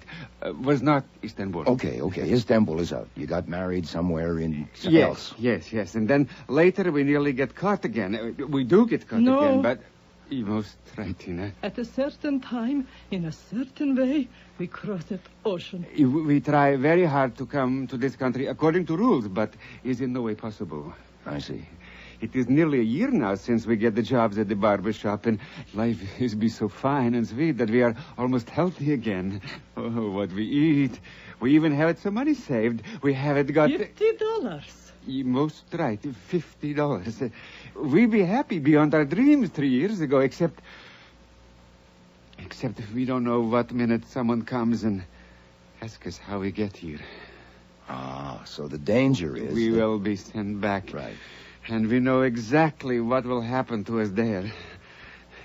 I am not surprised if you feel deep contempt when you see me trembling the way I do, but to understand situations like this, I believe you have to be somewhat close to it. As I am, as Tina is. The danger has come, Mr. Goodwin. This morning, a man came to barber shop and asked us questions. An official. What kind of an official? Was he wearing a uniform, you mean? No, in the regular clothes. But he showed us card from police department. His name was on it. Jacob Wallen. What time this morning? Little after 9 o'clock, soon after shop open. He talked first with Mr. Fickler, the owner, and Mr. Fickler bring him around behind partition to my booth, and the man, he take out notebook and ask me questions. What kind of questions? My name, where I live, where I came from, how long I've been working there, all that kind. And then, about last night.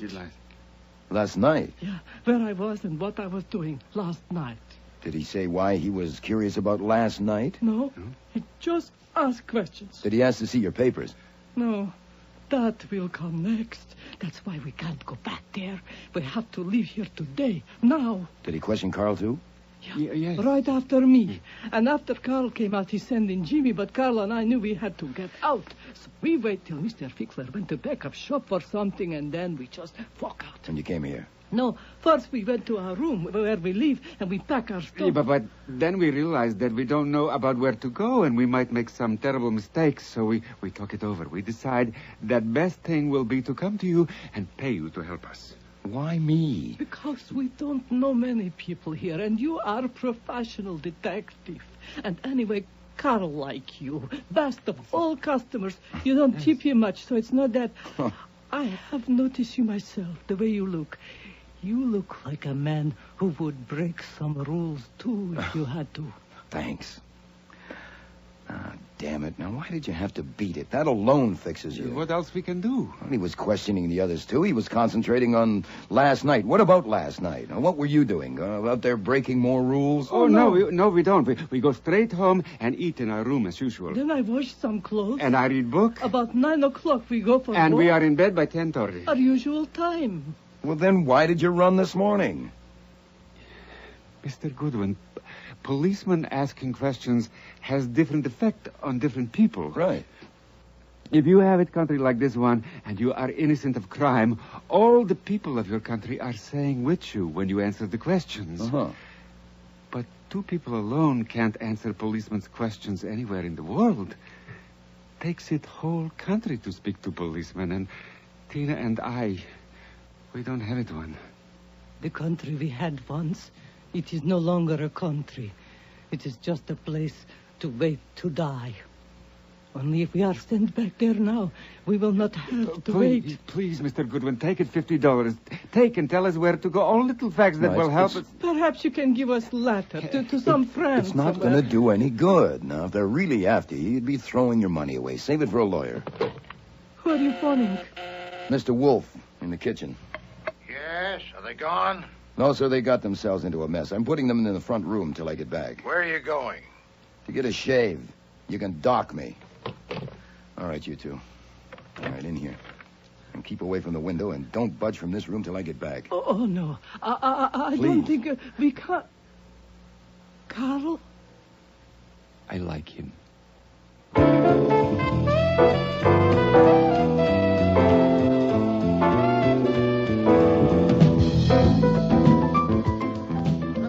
All right, move along there. Move along. There's nothing to see.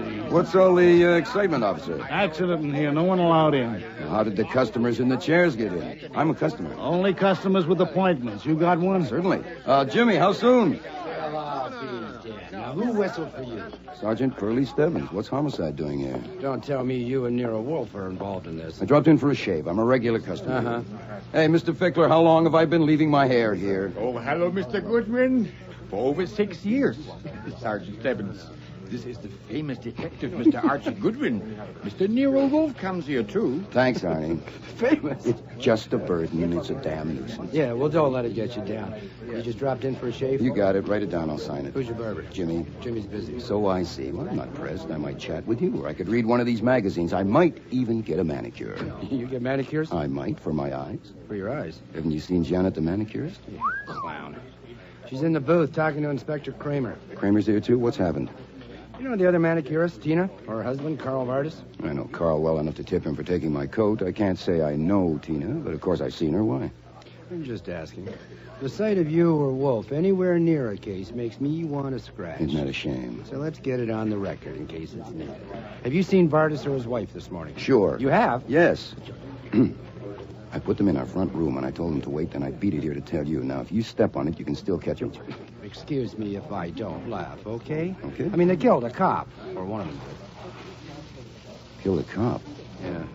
A detective from 20th Precinct, Jake Wallen. Here in the barbershop? Yeah, this morning. The other side of that partition. Here in the barbershop? Yeah, this morning. The other side of that partition, in her manicure booth. Stuck a long pair of scissors in his back and got his heart. This was seen by someone? No, not seen or heard, damn it, but it was very busy in here, and those noisy massage things were going off and on. But you know it's them. Their prints on the scissors or something? Yeah, we'll do all right without prints. They hopped it. You'll do all right without prints. Now, yeah, wait we a minute. found out where they lived. They packed up and gone. That still doesn't mean they did it. I mean, mean, some people get very scared at the sight of You blood. seem very interested. Why? Excuse me, Sergeant. Yeah? It's my lunchtime. Yeah. I just go down to the cafeteria at the end of the hall. Yeah. Hey, Jeffy. Yes, sir. Mr. Fickler here is going to lunch. Go along, stay with him. I want to phone my wife. Why not? Stay with him, Jeffy. Yes, sir. Thank you. If you settle for Carl and Tina, why does Arnie there have to have company at lunch? We haven't got Carl and Tina. Until we do, we're checking out everybody and everything. Now, I asked you, why are you so interested?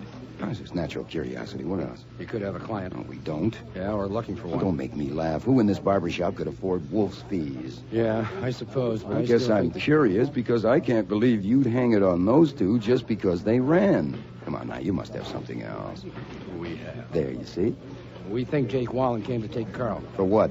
Well, last night around midnight, a couple of pedestrians, 2 women, were killed uptown by a car. The car kept going. We found it a few hours later abandoned with a dented fender, blood, other items which stagged. Carl's car? No, stolen.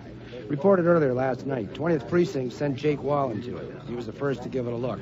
Wallen was supposed to go home when his shift ended at 8 this morning, but he didn't. He phoned his wife that he had a hot lead on a hit-and-run killer and was going to handle himself and grab a promotion. Yeah, but what led him to this shop? That's what we'd like to know. It had to be something he found in the car. We don't know what. The goddamn fool kept it to himself and got killed. Well, did he mention it or show it to anyone here? They say not. All he had with him was a newspaper. Today's News, the early edition out last night. We can't spot anything in it. There was nothing in his pockets, nothing on him that helps any. You know all the barbers here? Well, I know Arnie Fickler, the owner, Jimmy, who cuts Wolf's and my hair, Ed, who takes the appointments because he's next to the phone. The rest I only know to see. What do you know about them? To help you, probably nothing. Try. Okay. Fickler, the boss, was once attacked bodily in here in his shop by his ex-wife. Ed once slapped Fickler's face when Fickler accused him of swiping lotions. Jimmy has been here a year now, and he's the best barber, which is why Wolf and I go to him. But he plays the horses, and he infuriates Fickler because he sometimes takes magazines while they're still current. Now, Jimmy thinks Janet, the manicurist, must have a sideline like dope peddling. Oh, yeah? Why? Because she refuses his advances, which by him means she's got to be too independent. Oh, Jesus, Goodwin, You I mean, asked you for it, just... that's all I know. I mean, apart from that, they're all strangers to me. What the hell are you doing here, Goodwin? Good morning, Inspector Kramer. Ah, good. I see you finished with Janet. Now maybe I can get my manicure. Hello, Janet. Hello, Mr. Goodwin. I asked you what you're doing here. I'm just waiting for a shave. I'm an old customer here. Ask Pearlie. Is Go that ahead. straight, Stebbins? Yeah, he comes here regularly. I checked. Come in here, Stebbins, for a minute. Yes, sir. Yes, sir. Well, Janet, I was wondering where you were. What? Did you say something, Mr. Goodwin? No, there's nothing vital. And call me Archie. I'm not married. You're a detective, aren't you? Yeah. How can I keep them from putting my picture in the paper? You can't if they already have it, have they? I think so. I wish I was dead. Oh, come on now. Pretty young girl like you. I mean it. My folks in Michigan think I'm acting or modeling. I keep it vague and... Here, oh, my God. Oh, work is work. Anyhow, if your picture gets printed and it's a good likeness, who knows what'll happen? Yeah, this is my Gethsemane. You what? My Gethsemane, you know. I'm not sure. You know, where you have to make a decision. Oh, I see. What was the inspector asking you just now? I only wish I had some guts. Why? What would you do? I'd tell all about it. All about what? All about what happened. You mean last night? Why not try it out on me and see how it goes? How it happened this morning. How I was going back to my booth after I finished Mr. Levinson in Ed's chair. And he called me into Tina's booth and he seized me with one hand on my throat so I couldn't scream. And there was no doubt at all about what he intended, so I grabbed the scissors from the shelf and without realizing what I was doing, plunged them into him with all my strength. And his grip on me loosened, and he collapsed into the chair. That's how it happened?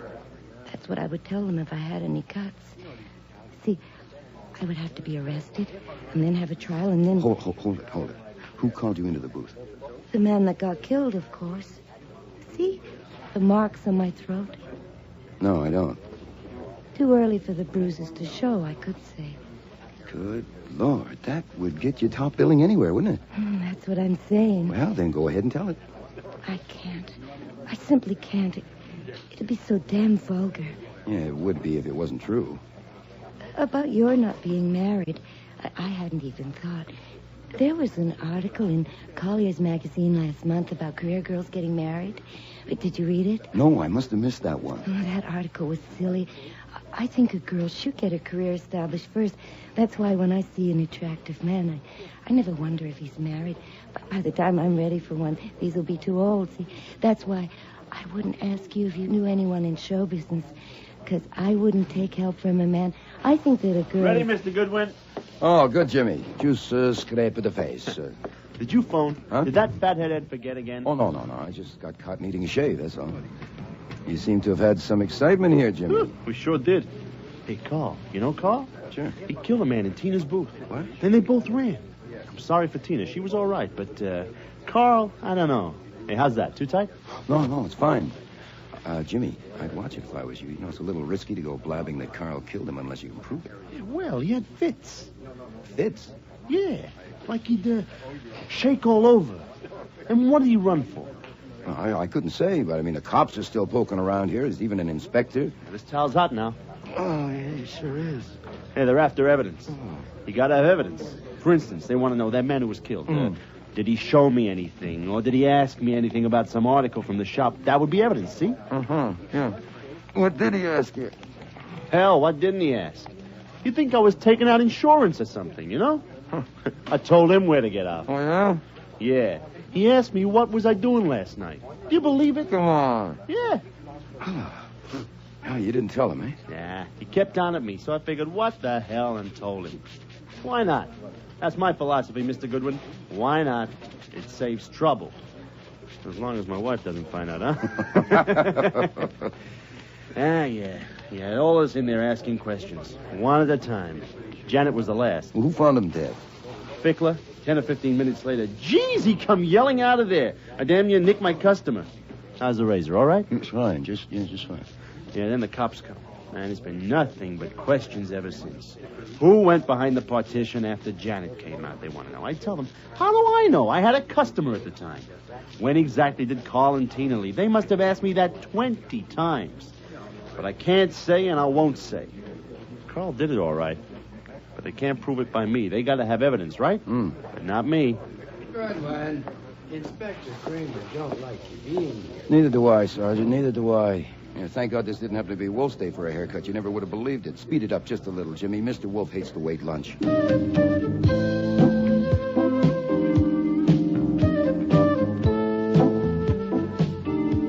The first surprise when I got home was that Tina and Carl were not in the front room. Paroxysm of his infantile vanity. The second surprise was to find them sitting with Wolfe at the dining room table. Than any other jackass. And you're just in time, Archie. You like veal and mushroom. I asked the Vardas to wait in the front room till I got back. I invited them to join us. I don't sit at my table alone when there are unfed people in my home. Yes, sir, but there's a problem. Yes, Archie? I know you have a paroxysm if I try to bring up business during meals, but 18,000 cops would give a month's pay to get their hands on Carl and Tina, your guests. Oh, indeed. Why? Have you talked with them?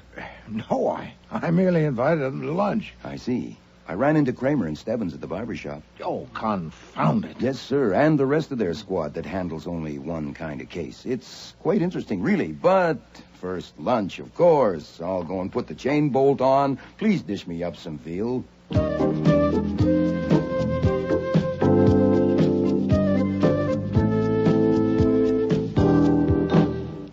Please be seated. Mrs. Vardas, I think you'll find the red chair quite comfortable. Thank you, Mr. Wolfe. That was it. Fine cooking. Thank you, Mr. Vardas. Fritz takes great pride in his veal. Now then, Archie, what have you gotten us into this time? Us? Yes, I'm responsible for their presence since they were my guests at lunch. Okay, if that's how it is. I did not invite them to come here, let alone to have lunch. They came on their own, and I let them in, which is one of my functions. Having started it, I'll finish it. Carl, Tina, it's dangerous for you to stay here. Now, I know of a safe place up in the Bronx for you to lay low for a couple of days. You shouldn't take a taxi or the subway, so we'll go around the corner to the garage, get Mr. Wolf's car, and you can drive it up there. Excuse me, you will drive us up there? No, I'll be too busy. Yeah, but I can drive car. I don't know how. Okay, then your wife will drive. Now, you can leave the car. No, she can't. She don't know it either. Well, you mean he can't drive a car? Certainly he can. Everybody can drive a In car. this country, yes, No. but we are new in this country. We have never had the chance to learn. You've never driven a car? No, never. And Carl? Never. What the devil is this? It has a bearing, as you'll soon see. Now, here's how it is. A precinct detective named Jake Wallen called at the barber shop this morning and began asking questions. Fickler took him into Tina's booth, and he questioned Tina first. Then the others had sessions in this order. Carl, Jimmy, Ed, and Janet. After Janet came out, there was a period of 10 or 15 minutes when Wallen was in the booth alone. Then Fickler went to see, and what he saw was Wallen's body with scissors buried in his back. Carl! No! Oh, no! Oh, Carl, you didn't! Archie, make us Tina, stop. Mrs. no. Vardis, please. You understand? No. Mrs. No. Vardis. Stop. And that man was killed there in Tina's booth? Yes. Then, of course, this is end for us. But please, I ask you not to blame my wife, because we go through many things together. She thinks I can do things that are not possible for me. But I do not kill that man. I do not touch him. About driving a car. Was that flummery? No, sir, that comes next. Last night around midnight, a hit-and-run driver in a stolen car killed 2 women up on Broadway. The car was found parked at Broadway 96th Street. Wallen from the 20th Precinct was the first one to look it over. In it, he apparently found something that led him to the Goldenrod barber shop. He showed up there and called the roll as described, with the result also as described. Now, Kramer has bought it that the hit-and-run driver found himself cornered and used the scissors. And Kramer, don't quote me, is not a dope. Now, to qualify as a hit-and-run driver, you must meet certain specifications, and one of them is knowing how to drive a car. Then the best plan would be for Mr. and Mrs. Vardis to go back to the shop at once and submit to Mr. Kramer's questioning. Except for 2 things. What? 1, the fact that they landed will make it very tough. And 2, even though it is settled that they didn't kill a cop, their lack of documents will fix them anyhow. Wait, their lack of documents... Yes, sir, they're in the country illegally. They escaped from a concentration camp in Russia. Oh, confound it. An interesting angle is that you are harboring fugitives from justice, and I am not. I told Pearlie they're here. You what? That's the advantage of having a reputation for gags. You can say practically anything if you handle your face right. Oh. I told him they were here in our front room, and he sailed right over it. So I'm clean, but you're not. If you don't want to call Kramer yourself, which I admit would be a little thick since they were your luncheon guests, I could get Pearlie at the shop, tell him that they're still here, and why hasn't he sent for them? It might be better if you let us go ourselves, no? No. There is another alternative to consider. Oh, yes, sir. What? Since Mr. Kramer and Mr. Stebbins are still there at work, they may at any moment disclose the murderer. Oh, I doubt it. They settled for Carl and Tina, and what they're looking for is evidence, especially what it was that led Wallen to the shop. Mrs. Vardis, except for Mr. Fickler, that man questioned you first. Is that right? Yes, sir. Did he produce any object? Did he show you any object whatever? No, I'm sure he did not. He had the newspaper in his hand. Yes, he asked about no object, anything in the shop. No. He took nothing from his pocket? No. The newspaper he had, did he take that from his pocket? No, he had it in his hand when he came in from the booth. In his hand or under his arm? In his hand, I think. Yeah, I'm sure. Was it folded up? Well, of course, newspapers are folded. Yes, Mrs. Vardis. Just remember the newspapers you saw it in his hand. I'm making a point of it because there's nothing else to make a point of, and we must have a point if we can find one. Was the newspaper folded up as if he'd had it in his pocket? No, it was not. It was not folded that much. When he sat down, he put it at the table, and it was the way it is on newsstands, so that's how it was folded. But he didn't mention it? No. And you noticed nothing unusual about it? I mean the newspaper? No, it was only newspaper. What is it, Fritz? Inspector Kramer is at the door, sir. He insists on seeing you. Oh, confound it. Archie, quickly. See our guest to the front room. All right, now hurry, you two. Now, sit there in the corner. Don't go near the window or doors. This time, don't move until I tell you. Is that clear? But... No, there's no but. Is that clear? Yes. Now, bring Mr. Kramer in, Fritz. Yes, sir. Mr. Wolfe will see you now. Well, it took you long enough. Good afternoon, Mr. Kramer. Fritz, will you bring beer, please? You'll have some beer, Mr. Kramer? I'm here on business. Indeed. How can I help you? You can tell me what Goodwin was doing at that barber shop this morning. Oh, I understand he went for a shave. Isn't that right, Archie? Yes, sir. I have learned over a stretch of years that when I find you or Goodwin within a mile of a murder, something fancy can be expected. Mr. Let me Kramer, finish. I know you've been going to that shop for 2 years, and Goodwin for 6 years. But the owner, Arnie Fickler, says that in the 6 years Goodwin has been going there, he has never once gone for just a shave. Not once.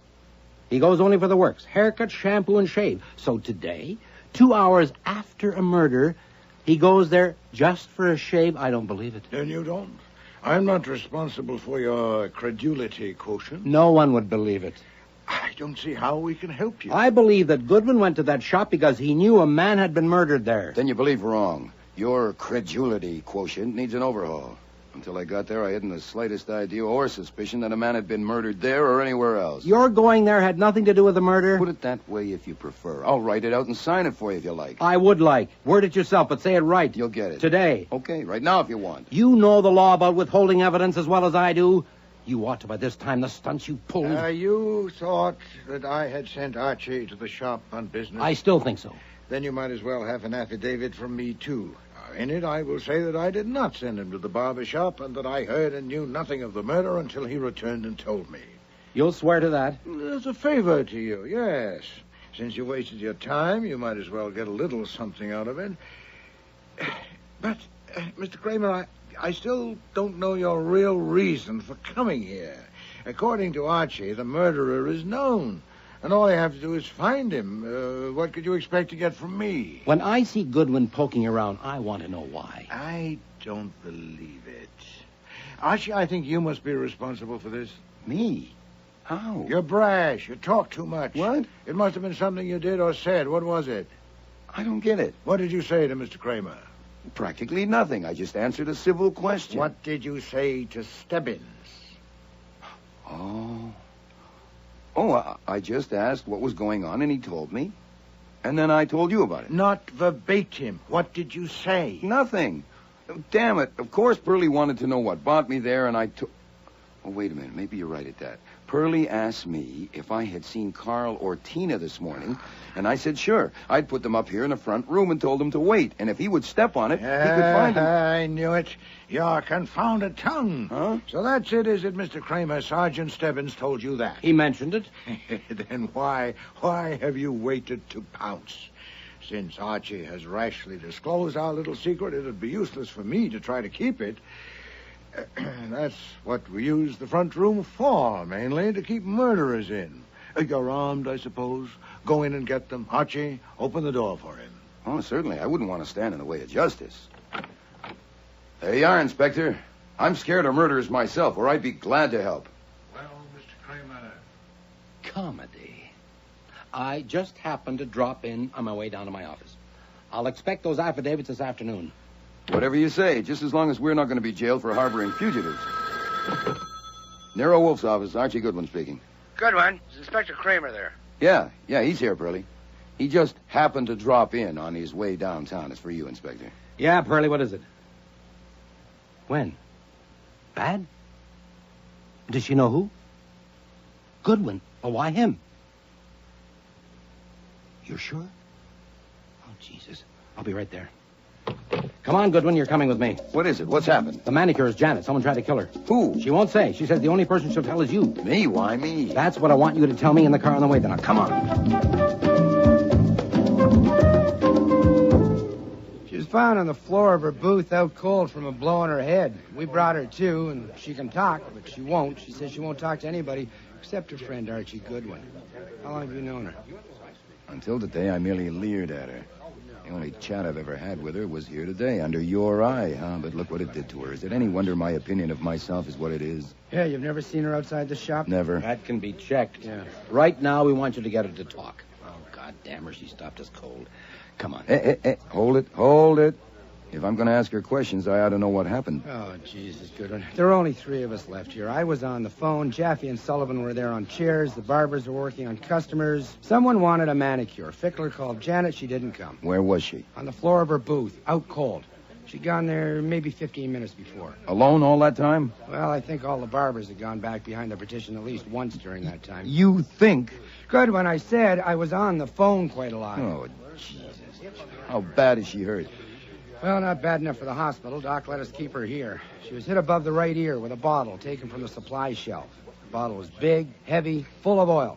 It was there by her on the floor. Any prints? Oh, come on, Goodwin, for God's sake, start at school. He had a towel in his hand or something. It is a barber shop. Come on. Just a minute. What did the doctor say when you asked him if she could have just been testing her own skull? Well, he said it was possible, but he doubted it. Come and ask her. Here's your friend, Archie Goodwin, Miss Stahl. Hello, Janet. Hi. How do you feel? Terrible? No, I don't feel at all. I'm past feeling. Can I have a look at that bump on your head? Oh, if you're careful. You tell me if it hurts. Oh. Oh, doing your hair is going to be a problem for a while. Who did it? Send them away and I'll tell you. Certainly. You men, come on, get out. What if is? I had been here, this never would have happened. Now leave us. Now, look, Goodwin. Out. Come on, Sergeant. Wow. You sure showed them. Well, shocking. You could have been killed or disfigured for life. It could have ruined your career. Thank God you got a good, thick skull. I started to scream, but it was too late. What started you to scream? Seeing him? Hearing him? It was both. I was sitting in the customer's chair with my back to the door. I was just sitting there, trying to think, you know. I know. And then there was this little noise behind me, like a stealthy step. Uh-huh. And I looked up, and I saw him reflected in the glass right behind me with his arm raised, and I started to scream, but before I could get it out, he struck. Right. You were sitting in the chair, this chair, with your back to the door like this, right? That's it. I was thinking And like... you saw his reflection in that crinkly glass partition there? Yeah. And you recognized him? Yeah. The glass is crinkly. It'd be hard to get a clear reflection. You're sure you recognized him? Well, of course I'm sure. That's why I wouldn't speak to them. That's why I had to see you. Why did you have to see me? Because of who it was. Who was it? It was that one with the big ears and the gold tooth, the one they call Stebbins. Or they call him Sergeant. Are you telling me that Sergeant Stebbins hit you with that bottle? Well, I can't say it was him that hit me. I think people should be careful what they accuse other people of. I only know it was him I saw standing behind me with his arm raised, and then something hit me. From that, one can only draw conclusions. Yeah, but Janet... Besides, he was rude to me this morning, asking me questions, and all day he's been looking at me in a rude way. Not the way a girl is willing for a man to look at her, because she has to expect that. Yeah, but Janet, that doesn't make sense. Well, does it make sense for Mr. Fickler or Jimmy or Ed to want to kill me? Why would they? But why would Stebbins? I told you. I've never known him to strike a woman without a cause. Oh. What did he have against you? I don't know. When they ask me that, I'll just have to say I don't know. Now, that's what you've got to tell me, how to answer things to reporters. I can't keep on saying I don't know, or why would they print it? What hit you? I don't know. Who hit you? I don't know. Why did he want to hit you? I don't know. Oh, God. I mean, who'd want to read that? What should I say to them? I don't know. We'll come to that. First, we're No, we ought to settle it right now. That's how you'll earn your 10%. My 10% of what? Of everything I get as my manager. Shake on it. Hey, that's a darn good idea, but I think... I can tell the reporters to ask you about things I don't know. It's called referring them to my manager. Janet, you tell the reporters I'm your manager, and I'll give you a lump that'll make that one seem as flat as a pool table. Oh, but I need some answers to give. Oh, just say it's a mystery. People love a mystery. That's it. That's the kind of thing. Oh, I knew I could count on you. Oh, what do I say when they ask me if I'm going to go on working here? Couldn't I say I don't want to desert Mr. Fickler in the time of trouble? Great. That's the ticket. Just came to me. That's the thing that we have to work on. How to handle the reporters. Now, what they like best is to get the jump on the police. Now, if you can tell them something that the cops don't know, they'll love you forever. For instance, now... Yeah? For instance, what? Suppose for a minute that it wasn't Stebbins that hit you. But... Just suppose that it was someone else. Why would someone want to get you? I don't know. Maybe, just maybe, you do know something. But you don't know that you know it. Yeah, you see what I mean? No. Well, maybe sometime today you saw or heard something, and this person, now let's call him X. X? Yeah, X. And if X knew that you told about it, that would put him on the spot, so that's why he had to kill you. Oh, I get you. You mean a motive. Exactly. It's just like a motive. Now, here's the point. If you can remember what it was you heard or saw that scared X, wow, those reporters will be your friends for life. Now, for God's sake, don't miss the chance. Concentrate. Okay. Remember everything you saw or heard here today and tell it to me now. Right. I don't remember anything. Concentrate. It was probably some little thing that didn't seem important to you at all. Maybe I could say that... No, it's got to be true. Oh, Now, let's... 4 to 9. I'm always punctual. Swell. Were the others here already? Some were and some weren't. Who was and who wasn't? Good Lord, I don't know. If you're going to expect me to remember things like that, then we might as well just quit. When I came to work, I was thinking of something else. A lot of the time, I'm thinking of something else, so how could I notice? I'll tell you what. I think you're ready. I'm going to send in a reporter. A reporter? Oh, God, I'm not ready. Sure you are. Just use your common sense and stick to facts. Oh, give me a minute. I want to fix my... You heard. We heard. I had to come up for air. If you shoot her, send her brain to Johns Hopkins. We can find it. Gee, did she knock herself out? I doubt it. It was a pretty solid blow to raise that lump. You didn't find a prince in the bottle. Bothering about princes been either. You better pick someone good to be that reporter from the Gazette. Can I go home now? No, she might insist on seeing her manager again. Oh, come on. Oh, well. I'll have to call Mr. Wolfe and let him know. I do work for him, you know. So I dialed the number that I knew best and reported. And then I waited. I waited for nearly 2 hours while they brought in a detective that Janet might think was a reporter. I think he came out even more confused than she was.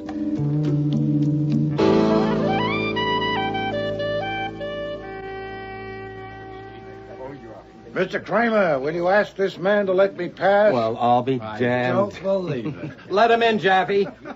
Well, what happened? Dynamite? I came to get a haircut. Jimmy, are you free? Yes, sir. You want a haircut, huh? Yes, sir. As you can see, I need one. Oh, yeah. All right, Jimmy. Come and cut Mr. Wolfe's hair. You just dropped in? Like Goodwin this morning? Certainly not. Mr. Goodwin told me on the phone of his fruitless talk with Miss Stahl, and I thought it well to come. Okay, you're here. You don't leave your house on business for anybody or any fee, but you're here. And you're not going to leave until I know why, without any such crap as murderers in the front room. Not as short as last time, Jimmy. No, sir. Mr. Kramer, you can badger me if that's what you're after and get nowhere, but I offer a suggestion. Why not work first? Why don't we see if we can settle this business, and then if you insist, go after me? Or would you rather harass me than catch a murderer? You know how to catch the murderer? Quite possibly. I'd like to propose certain assumptions about what happened here today. Do you care to hear them? Oh, listen, but don't drag it out. I won't. Please don't waste time challenging the assumptions. I don't intend to defend them, much less validate them. They're merely a basis of exploration to be tested. The first is this, that Wallen found something in the car that had killed 2 women. No, Jimmy, I don't like it this way. I want a direct view, not reflections. Turn me around, please. Like this? Thank you. Janet isn't here. Do you want her? If possible. Can she sit up? Stebbins, she says it makes her a little bit dizzy. Who'd notice? Bring her. Yes, sir. You were going to make some assumptions? Yes. The first is that Wallen found something in the car that led him to this shop. Some object, obviously, since there was no one to tell him anything. We made that assumption without any help. And it still holds? Yes. That's fortunate, since all of my assumptions concern that object. The second is that Wallen had it with him when he came here. I can support that with strong You don't evidence. need to. We made it and we hold it. Very well, that saves time. Not too short back there, Jimmy. No, sir. The third is that he had the object inside the newspaper he was carrying. It was an early edition of the news on sale last evening, not on sale this morning. He had it in his hand, folded to approximately the size of 12 inches by 9 inches. You know a lot about it. I know nothing you don't know. It's difficult to account for his carrying a stale newspaper in that manner unless it was a container for some object. At least the assumption is good enough to work on. The fourth is that whatever the object was, the murderer got it and disposed of it, because no object that could have led Wallen to this shop was found on his person or in the booth. The fifth assumption is that the murderer was neither Carl nor Tina Vardis. How do you know that? I want to know why. Support that assumption. Don't waste time clawing at me. Since Carl and Tina are not involved and therefore didn't take the object away with them, it's still here in the shop. That is the sixth assumption. And it's good only if your surveillance of these people here all these hours has been constant and alert. Now, what about it? Could any of them have removed such an object from the shop? I want to know why you're excluding Carl and Tina. No, not now. First, we'll complete this test. We must know whether the object could have been removed by anyone other than Carl or Tina. No. How good a no? Good enough for me. No man has stepped outside this shop alone. Something could have been slipped to a customer, but that's stretching it. And we've had them under our eyes. Not apparently the one who assaulted Miss Stahl. That was in the shop. Is that a point? I suppose not. Then we assume that the object is still here. The seventh assumption is this, that no proper search for such an object has been made. Have you searched thoroughly, Mr. Stebbins? We've looked. Carl and Tina had to have taken it. Yes, but granting my assumption which excludes their taking it, has there been a proper search? No. Then it's about time. Mr. Fickler. Yes, Mr. Wolfe? You run this place and you can help us. But I address all of you who work here. Put your minds on this. You too, Jimmy. Stop a moment. Listen. Hell, I can work and listen too, Mr. You Wolfe. cannot. I want full attention. Okay. Miss Stahl, are you listening? What? What we're after is an object with something on it that identifies it as coming from this shop. Ideally, it should be the name and address or phone number, but we'll take less if we have to. We are supposing that it was inside the newspaper as Wallen was carrying it, so it should be flat and of those dimensions. Now, all of you went to the booth and were questioned by Wallen, but he showed you no such object and mentioned none. Is that correct? Yes. Yeah. No, he didn't. Then only the murderer saw it or was told of it. And later, when the opportunity came for him to dive into the booth and kill Wallen, he got the object and disposed of it somewhere in this shop. Now, I put it to you, and especially to you, Mr. Fickler, what is it and where is it? Maybe it was the newspaper itself. Possibly, but I doubt it. Where is the newspaper, Mr. Kramer? At the lab. There's nothing on it or in it that could have brought Wallen here. What else has been taken from here to the lab? Nothing else but the scissors and the bottle that was used on Miss Stahl. Then it's still here. All right, Jimmy, finish. Yeah, it looks like a turkey to me, even with your assumptions. Say we find something like what you want. How do we know it's it? And even if we think it's it, where does that get us? We'll see when we find it. For one thing, fingerprints. Nuts. If it belongs here, of course it'll have their prints. Not their prints, Mr. Stebbins. Wallen's prints. As I understand it, he didn't go around touching things here. He entered, spoke to Mr. Fickler, was taken to the booth, and never left it alive. So if we find anything with his prints on it, we've got it. Have you your fingerprinting equipment here? Get it, Stebbins. And Wallen's prints from our file. The search must be thorough and will take time. First, I ask all of you to search your minds. What object is here, belongs here, that meets the specifications I've described? Now, surely you can tell us, Mr. Fickler. I don't know. Unless it's a towel. But why would he carry a towel like that? He wouldn't. Anyway, a towel wouldn't help us, so I reject it. Miss Stahl. I think he may have been keeping the paper because there was something in it he wanted to read. I know I often do that. Say it's an evening paper and I don't have time to... Yes, we'll consider that. Jimmy? I don't know a thing like that in the store, Mr. Wolfe. Not a thing. Boy, either you have no brains at all, or they're temporarily paralyzed, or you're all in a conspiracy. I am looking straight at such an object right now. What? Where? On that table. The magazine? Of course. You subscribe to them, Mr. Fickler. They come through the mail. Then the name and address is on them. That Time magazine, for example. The addressee is on the cover. Surely it deserves examination, and others, too. What if he took it from here and had it in his pocket when he stole the car and drove up Broadway, and in the excitement of his misadventure, he failed to notice it had dropped from his pocket and was on the seat of the car. And Wallen found it there, took it, and saw the name and address on it. Eh? You sent for the equipment and the prints, Mr. Stebbins? Then we ought to be able... Oh, I remember. You remember, Jimmy? This morning I was standing here, and you came in with a hot towel, and you had that magazine. You tossed it under there, and then you asked... Shut up, I asked you, you've been steaming it. Too late, Jimmy. We all... Dumb brawler. Get those scissors from him. I don't want anything else to happen. Found it. My barber.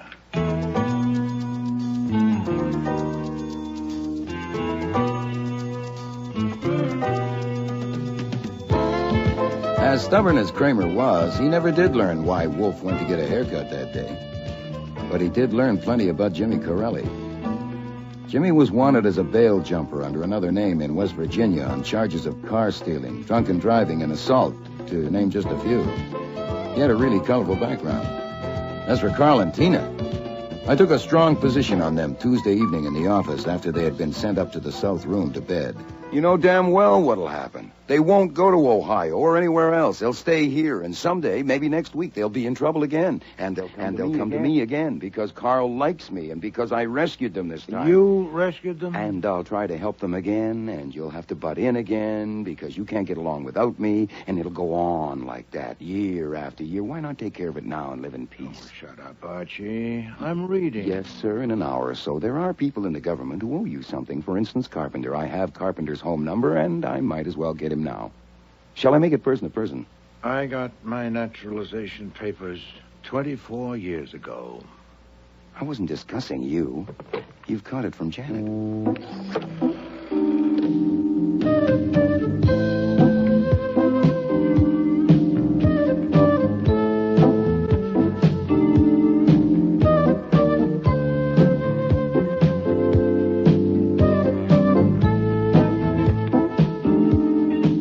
Starring in today's episode were Mavor Moore as Nero Wolfe, Don Franks as Archie Goodwin, and Cease Linder as Inspector Kramer.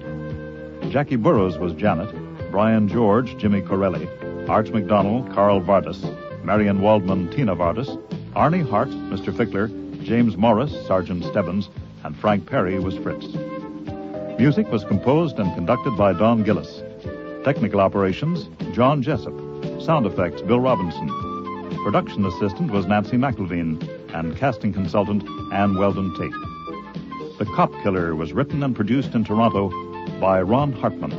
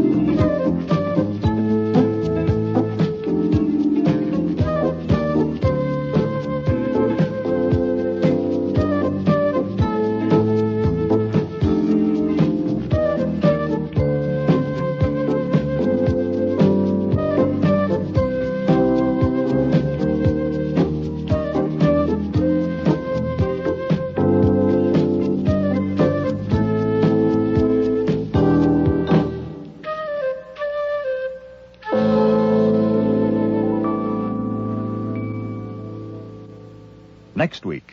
What's this? Well, as you see, it's a marriage license for Archie Goodwin and Margot Dickey. It cost me $2. Flummery. No, sir. No flummery. I could be mushy about it, but I won't. I will only say that I'm hooked at last. Margot intends to spread the tidings at the Christmas office party, so I have to be there. You are deranged. Sit down. I suppose it is a form of madness, but there, I've got it. It's like what Margot was reading to me the other night, some poem. I think it was Greek. Oh, love, resistless in thy might, thou mightest shine. Shut up and sit down. Yes, sir. We haven't set the date yet. We don't want to rush it. I don't believe it. You will. Archie goes to a Christmas party. There. That makes it unanimous. Thank you, Alf. My secret public price. I'll start again. There are times when love takes over. Santa Claus, where's yours? You have to drink, too. Well, he can't drink through the mask. No, I suppose not. There are times... when love takes over. Thanks, Alf. There are times when the little demons disappear down their rat holes, and ugliness itself takes on the shape of beauty, when the darkest corner is touched by light, when the coldest heart feels the glow of warmth, when the trumpet call of goodwill and good cheer drowns out all the babel of mean little noises. This is such a time. Merry Christmas. Merry, merry, merry. Merry Christmas. What a lovely toast, Kurt. Simply lovely. Well, I must write it down and have it printed. That part about the trumpet call. It was... Kurt! Oh, Kurt, what is it, Kurt? Merry Next week, Rex Stout's Christmas Party with guest stars Marty Maridon, Linda Sorensen, Patricia Hamilton, Gordon Thompson, and John Granick.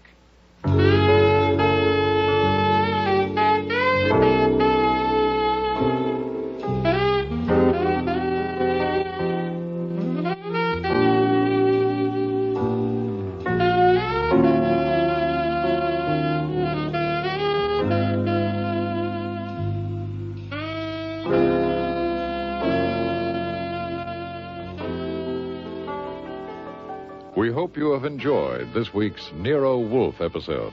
Be sure to join us for the remaining 9. If you enjoy listening to drama on radio, tune in tomorrow for Sunday Matinee on CBC AM, which features a story called The Eighth Wonder, a play about the original Siamese twins, Chang and Eng Bunker.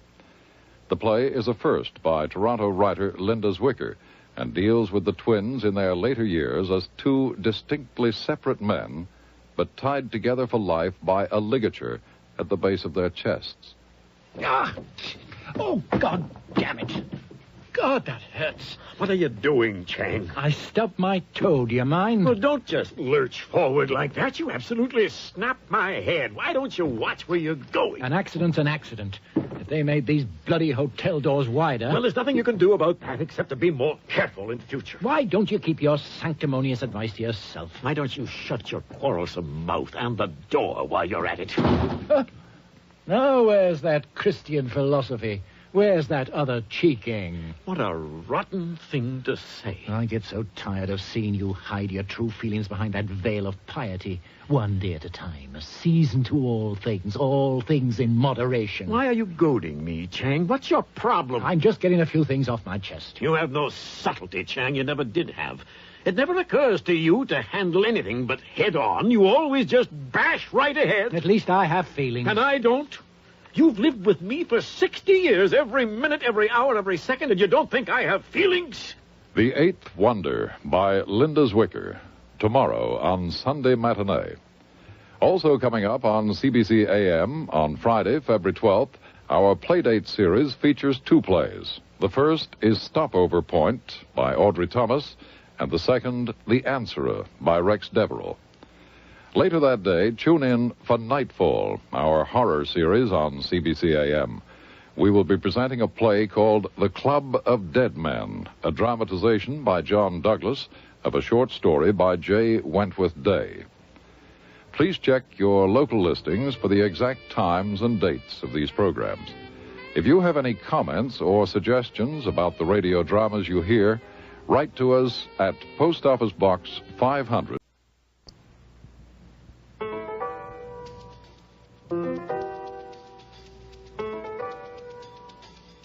Rex Stout's Nero Wolfe.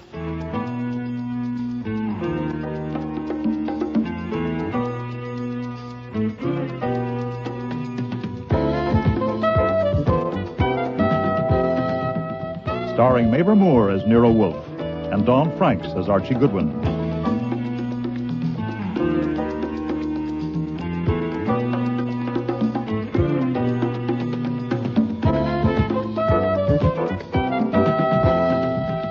Today's episode, Christmas Party, with special guest stars Marty Maridon, Linda Sorensen, Patricia Hamilton, Gordon Thompson, and John Granick.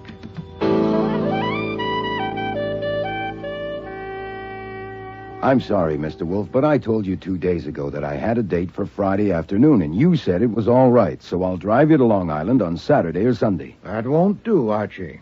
Mr. Thompson will be at Mr. Hewitt's place only until Saturday noon. He's the best orchid hybridizer in England, and I'm grateful to be invited to spend a few hours with him.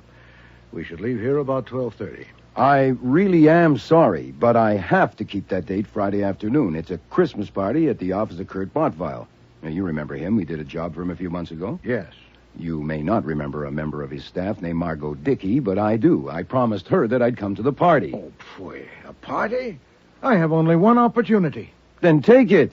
Your idea that a car is a death trap if I'm not driving is unsound. You can take a taxi. I hope to get some useful information from Mr. Thompson, and you will take notes.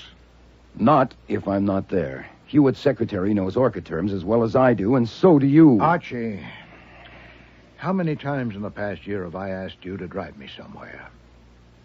If you call it asking, maybe 18 or 20. Not excessive, surely.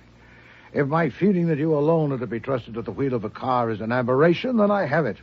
We will leave for Mr. Hewitt's place Friday at 12:30. All right. All right. I didn't intend to spring this on you till tomorrow, but I guess it will have to be now. Here, take a look at this. What's this? Well, as you see, it's a marriage license for Archie Goodwin and Margot Dickey. It cost me $2.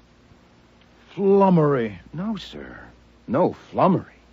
I could be mushy about it, but I won't. I will only say that I'm hooked at last. Margot intends to spread the tidings at the Christmas office party, so I have to be there. You are deranged. Sit down. I suppose it is a form of madness, but there, I've got it. It's like what Margot was reading to me the other night, some poem. I think it was Greek. Oh, love, resistless in thy might, thou mightest Shut up and even... sit down. Yes, sir. We haven't set the date yet. We don't want to rush it. Now, you may not want me to be here anymore, but that's up to you. As far as I'm concerned, I'd like to stay. I'd hate to end such a long association. The pay is okay, especially if I get the raise at the first of the year, which is a week from Monday. I'm used to my room upstairs, and I like Fritz's cooking, and the billiard table in the basement, and the one-way glass panel in the front door. Archie, sit down. I've told Margot all this, everything, including the fact that you're allergic to women, and we've discussed it, and we think it might be worth trying, say for a month. When we get back from the honeymoon, we could take over the second floor, and if the trial works out, the new furniture or the decorating would be up to us. I mean, since she works for an interior designer, we could get things wholesale. I don't believe it. You will. What about Miss Rowan? We won't drag Miss Rowan into this. What about the thousands of others you dally with? Not thousands. Not even 1,000. And I'll look up Dally. Oh, for heaven's sake, sit down. No, sir. Right now you're stirred up. We'd better discuss this some other time. In a few days, you may hate the idea of having a woman in your house even worse than you do now, or you may have cooled down to a simmer. Could I have my license back, please? I want to go and show it to my bride-to-be.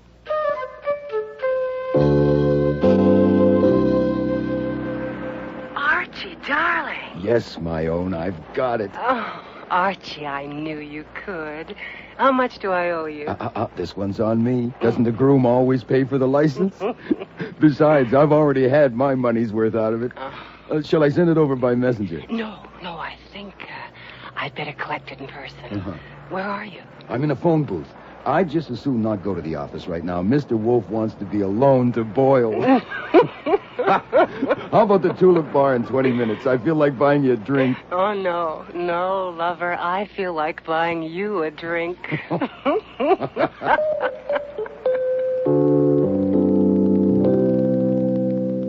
At precisely noon the next day, Friday, a black limousine drew up in front of the house, and Wolfe, with the brim of his old black hat turned down and the collar of his new gray overcoat turned up for the snow, descended the stoop, stood like a small mountain on the bottom step till the chauffeur had opened the door.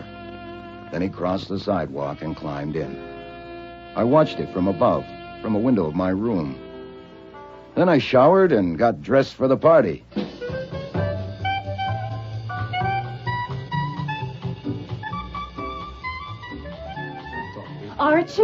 Archie, lover, you got here. Margot, my own. Come on over to the bar and help us sample. Look, if I come too early, where is everybody?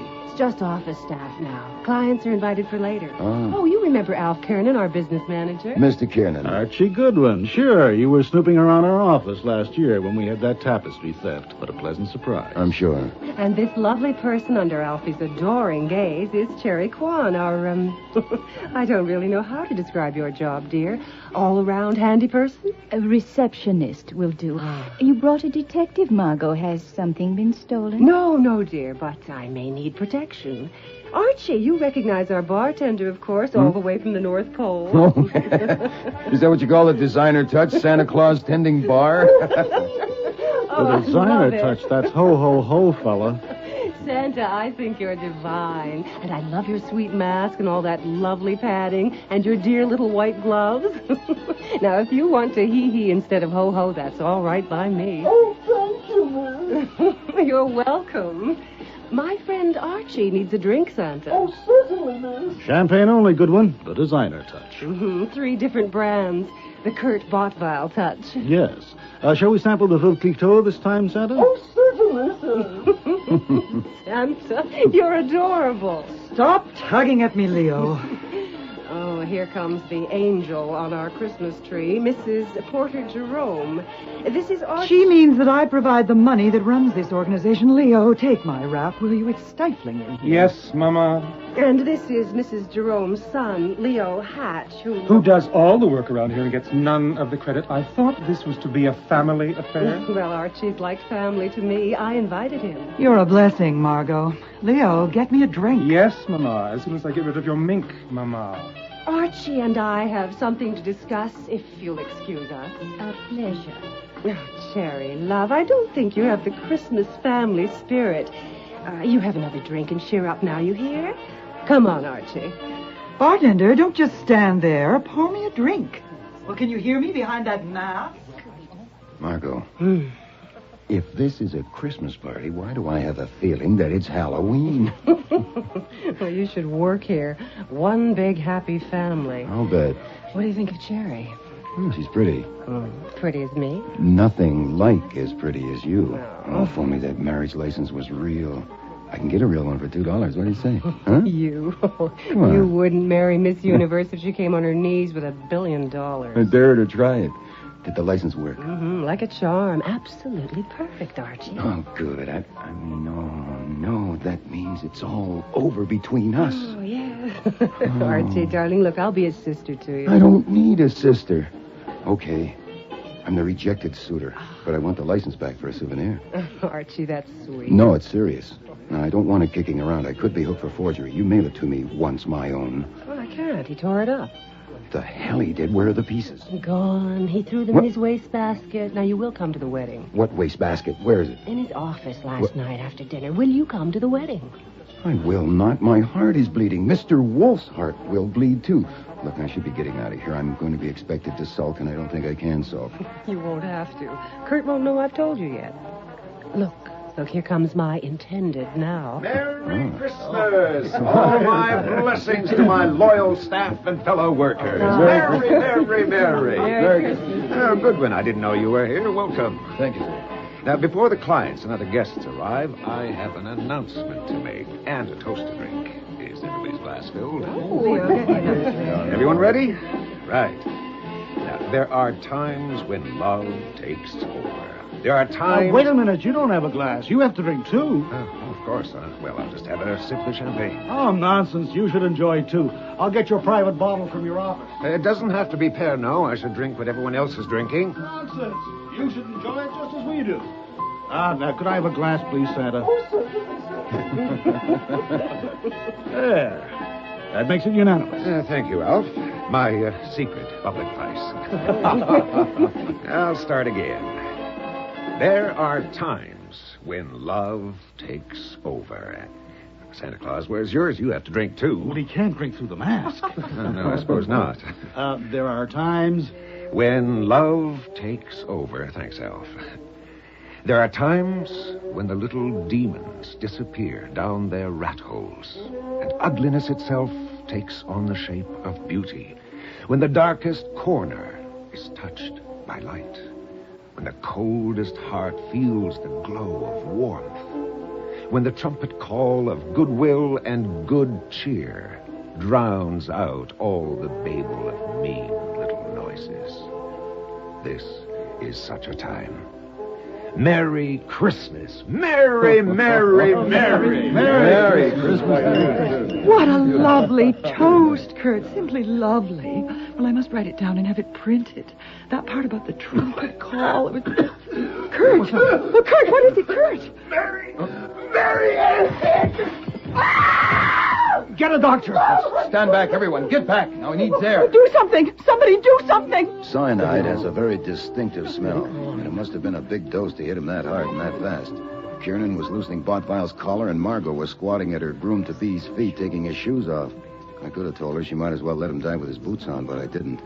I had 2 fingers on his wrist and my other hand inside his shirt, and I felt him going. His heart stopped and he's not breathing. Can't you do something? Look, I'm a licensed detective, and I'm supposed to know how to act in these Well, circumstances. do something. He's dead. Is it a heart attack? I'd say he was poisoned.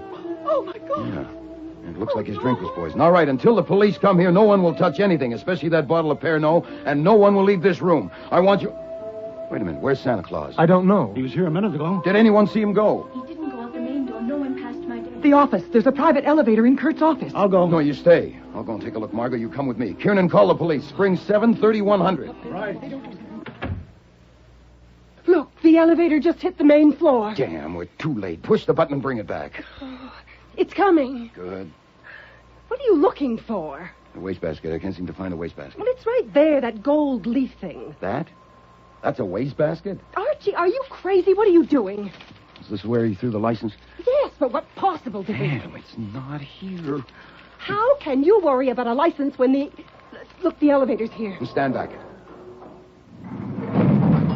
Look. Don't touch anything. Well, that's what's left of our Santa. Suit, hat, boots, mask, and he kept the white gloves, of course.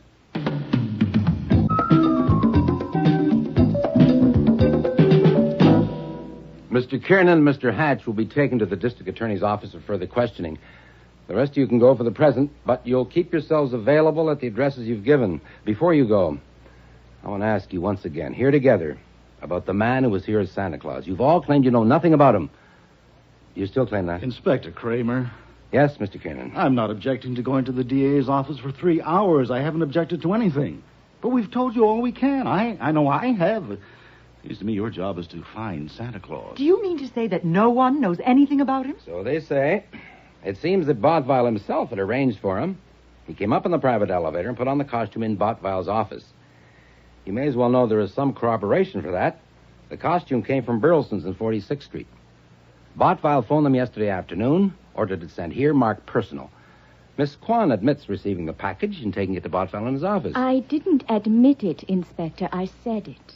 We're also covering agencies which might have supplied a man to act Santa Claus, but that's a big order. It's also a waste of time. If he was just a hired person, why would he kill Kurt?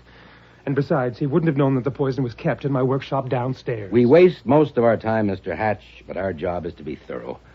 We're going to find that Santa Claus, and when we do, we'll see. If we can't see him for it, we'll have to look further. And we'll expect all of you to help us. I'm taking it for granted you all want to help. What does that mean? That we are under suspicion? I and my son are under suspicion? What I said, Mrs. Jerome, is that we'll expect help from all of you. Don't you want to help? Well, I would help if I could, but I know nothing about it. I only know that my very dear friend is dead, and I don't intend to be abused and threatened. What about the poison? The medical examiner expects the autopsy to verify that it was cyanide. Your son uses potassium cyanide in his work with metals and plating. There's a large jar of it on a stair from Botvile's office to the workroom.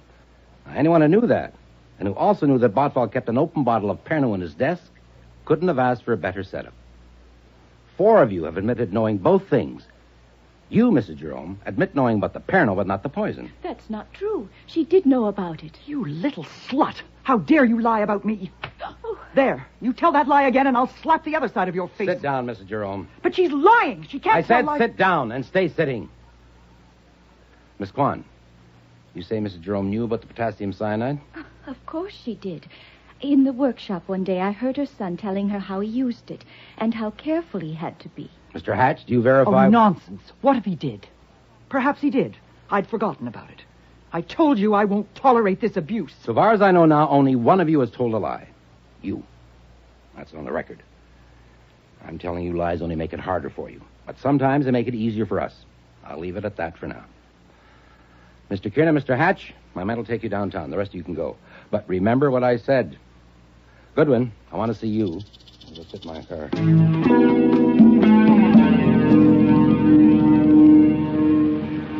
Get in. Look, if you're taking me downtown, I want something to eat first. It's past my mealtime. You're not wanted downtown, not right now. Get in out of the snow. What were you doing there today? I told you, having fun, 3 kinds of champagne. Miss Dickey invited me. I'm giving you another chance. Huh? You were the only outsider there. Why? You're nothing special to Miss Dickey. She was going to marry Botvile. Why were you there? Ask her. We have asked her. She says there was no particular reason, that she stuttered around it. What I say, anytime I find you near a murder, I want to know. I'm giving you another chance. Oh, thanks. But I can't use it. I have nothing more to tell you. Lay off and go find your murderer. I know you, Goodwin. Yeah, he even called me Archie once. You know, I treasure that memory. I know you. Treasure it. Do you expect me to believe that guy got out of that room and away without you knowing it? Look, I was kneeling on the floor watching a man die. Huh? You're just talking to hear yourself. You don't think I was an accessory to the murder or the murderer's escape? I don't say he was the murderer.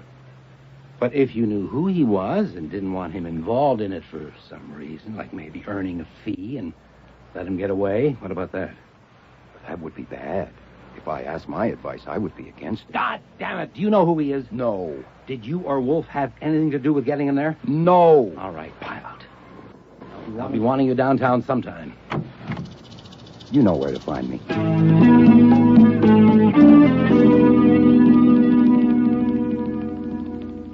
You know, I approve of your rule not to discuss business during a meal, but this is my meal, and you finished yours. I've got something on my chest, and it's not business, it's personal. The death of Mr. Botvile was reported on the radio at 7 o'clock. Oh, yeah. You were there. Mm-hmm, yeah, I was there. I was kneeling by him when he died. But what I want to report is what happened before he died. It's about the marriage. Miss Dickey has called it off.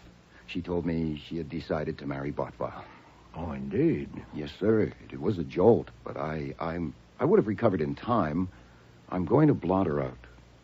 For me, of course, this is satisfactory. Oh, I know it is. Huh, how'd you make out in Long Island? Well, I Did Mr. Thompson have anything new to say about Orchids? Have you finished your meal? Will you have any more? No, that should do it, except for this coffee here. It's satisfactory. Very well, then. I, too, have something on my chest. Oh, yeah? It's not easy. Perhaps the best way to begin is to show you something. Well, go ahead. What is it? These white gloves. Are those... Where did you get... Are those the white gloves? Yes. How'd you get them? Oh, my God, I don't believe it. You? You? Oh, my God. You wore the gloves so I wouldn't recognize your hands, and then you so I wouldn't recognize your voice, and all that dear sweet patting that Margot loves so much was all you. Have you finished? Yeah, sorry, I got something in my throat. Why? Huh? Why'd you do it? Oh, my God. Were you really that desperate? The thought of a woman living in your house, of losing an employee after you'd got used to me? You had to go and see for yourself. What were you going to do, anyway? Save me from a fate worse than death? Shall we take it that I love to dress up as Santa Claus and tend bar? Oh, sure. Oh, sure, why not? Well, now, where do we start? Do you want to know what happened after you left? The details can wait. First, Where do we stand? Was Kramer there? Yes, certainly. Did he get anywhere? No. He probably won't till he finds Santa Claus. Oh, my God, about 1,000 men are looking for you this very minute. Where did you get the gloves? At a store on 9th Avenue. Oh, boy. Confound it, I didn't know a man was going to be murdered. When did you phone Botvile to arrange it? Yesterday afternoon. Do you think he told anybody about it? No, he said he wouldn't. I know he got the costume, so that's okay. When you left here at 12:30, did you go straight to Botvile's? No, I stopped to buy the gloves and then met him for lunch at Rusterman's. From there, we took a cab to his place, arriving shortly after 2 o'clock, and took his private elevator up to his office. He immediately got a bottle of Pernod from a drawer of his desk, said he always had a little after lunch, and invited me to join him. I declined. He poured a liberal portion in a glass, drank it in 2 gulps, and returned the bottle to the drawer. Boy, the cops would sure like to know that. No doubt. And the costume was there in a box. There's a private bathroom at the rear of his office. I know the layout. I took the costume there and put it on. He'd ordered the largest size, but it was a squeeze, and it took a while. I suppose I was in that bathroom for half an hour. When I returned, the office was empty, but soon Botvile came up the stairs from the workshop and helped me with the mask and wig. They'd barely been adjusted when Mrs. Jerome and her son Leo appeared, also coming up the stairs from the workshop. I left and went into the studio and found Miss Kwan, Miss Dickey, and Mr. Kinnan there. Yeah, before long I was there, so none of them saw you unmasked. No. When did you put the gloves on? The last thing, just before I entered the studio. Oh, then you left prints. Archie, I know. You didn't know there was going to be a murder. You left your clothes in the bathroom. Are you sure you got everything when you left? Yes, I'm not a complete ass. Private elevators at the rear of the hall downstairs. Did anyone see you leaving it or passing through the hall? No, the hall was empty. How'd you get home? Taxi? No. Fritz didn't expect me until 6 or later. I walked to the public library, spent some 2 hours there, and then took a cab. You walked all the way to the library because you couldn't admit to Fritz that you hadn't been to Long Island, that you had been confound it! Marry the woman and be damned! I beg your pardon, but you have to admit the situation is a little unusual. Shall I describe it, or do you want to? I would like to hear you try. Yes, sir. I suspect the only thing to do right now is phone Inspector Kramer and invite him to come and have a little chat. And when he comes, open the bag. No, I will not do that. Then, next best, I go to him and spill it there. No. Okay. They have 1,000 men looking for Santa. They'll check the prints they find in the office, and eventually they'll match it to yours. Now, they'll cover all the stores for sales of white gloves to men. They'll trace Botvile's movements and find that you lunched with him. Now, you're sunk. Kramer's been itching for years to lock you up, and any judge would commit you as material witness who would run out. And another thing. Yes? If you wait till they find you, you can't tell them that Botvile took a drink from that bottle shortly after 2 o'clock, and it didn't hurt him, or they should book you for withholding evidence. Shall I call Kramer? No. I will not confess that performance to Mr. Kramer. I will not unfold the morning paper to a disclosure of that outlandish masquerade. Then you're just going to sit here and read a book till they come with a warrant. No, that would be fatuous. I am going to find the murderer and present him to Mr. Kramer. There's nothing else. Oh, that's fine. Well, then, we may have 2 weeks, and we may have 2 minutes. At this very minute, some fingerprint expert is comparing the prints of Wolfe, Nero, number 709... Do I answer? Of course. Nero Wolfe's office. Archie Goodwin speaking. Goodwin? Well, Inspector Kramer, what a pleasant surprise. I want you down in my office at 10 o'clock tomorrow morning. All right, sure. Anything special? 10 sharp. Well, I've already told them 6 times I know absolutely nothing about Santa Claus. They may not ask again. Now, I want a complete report of what happened there after I left. But first, I want background. In your intimate association with Miss Dickey, you must have learned things about those people. What? Not much. I guess I have to explain something. My association with Miss Dickey was not intimate. Oh, choose your own adjective. I meant It's no not an innuendo. adjective.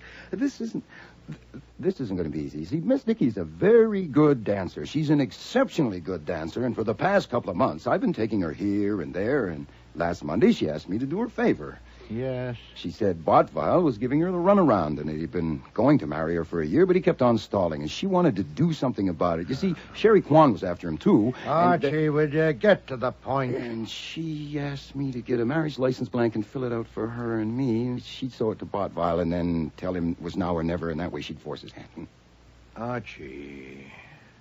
Yes, sir. Are you telling me that license was...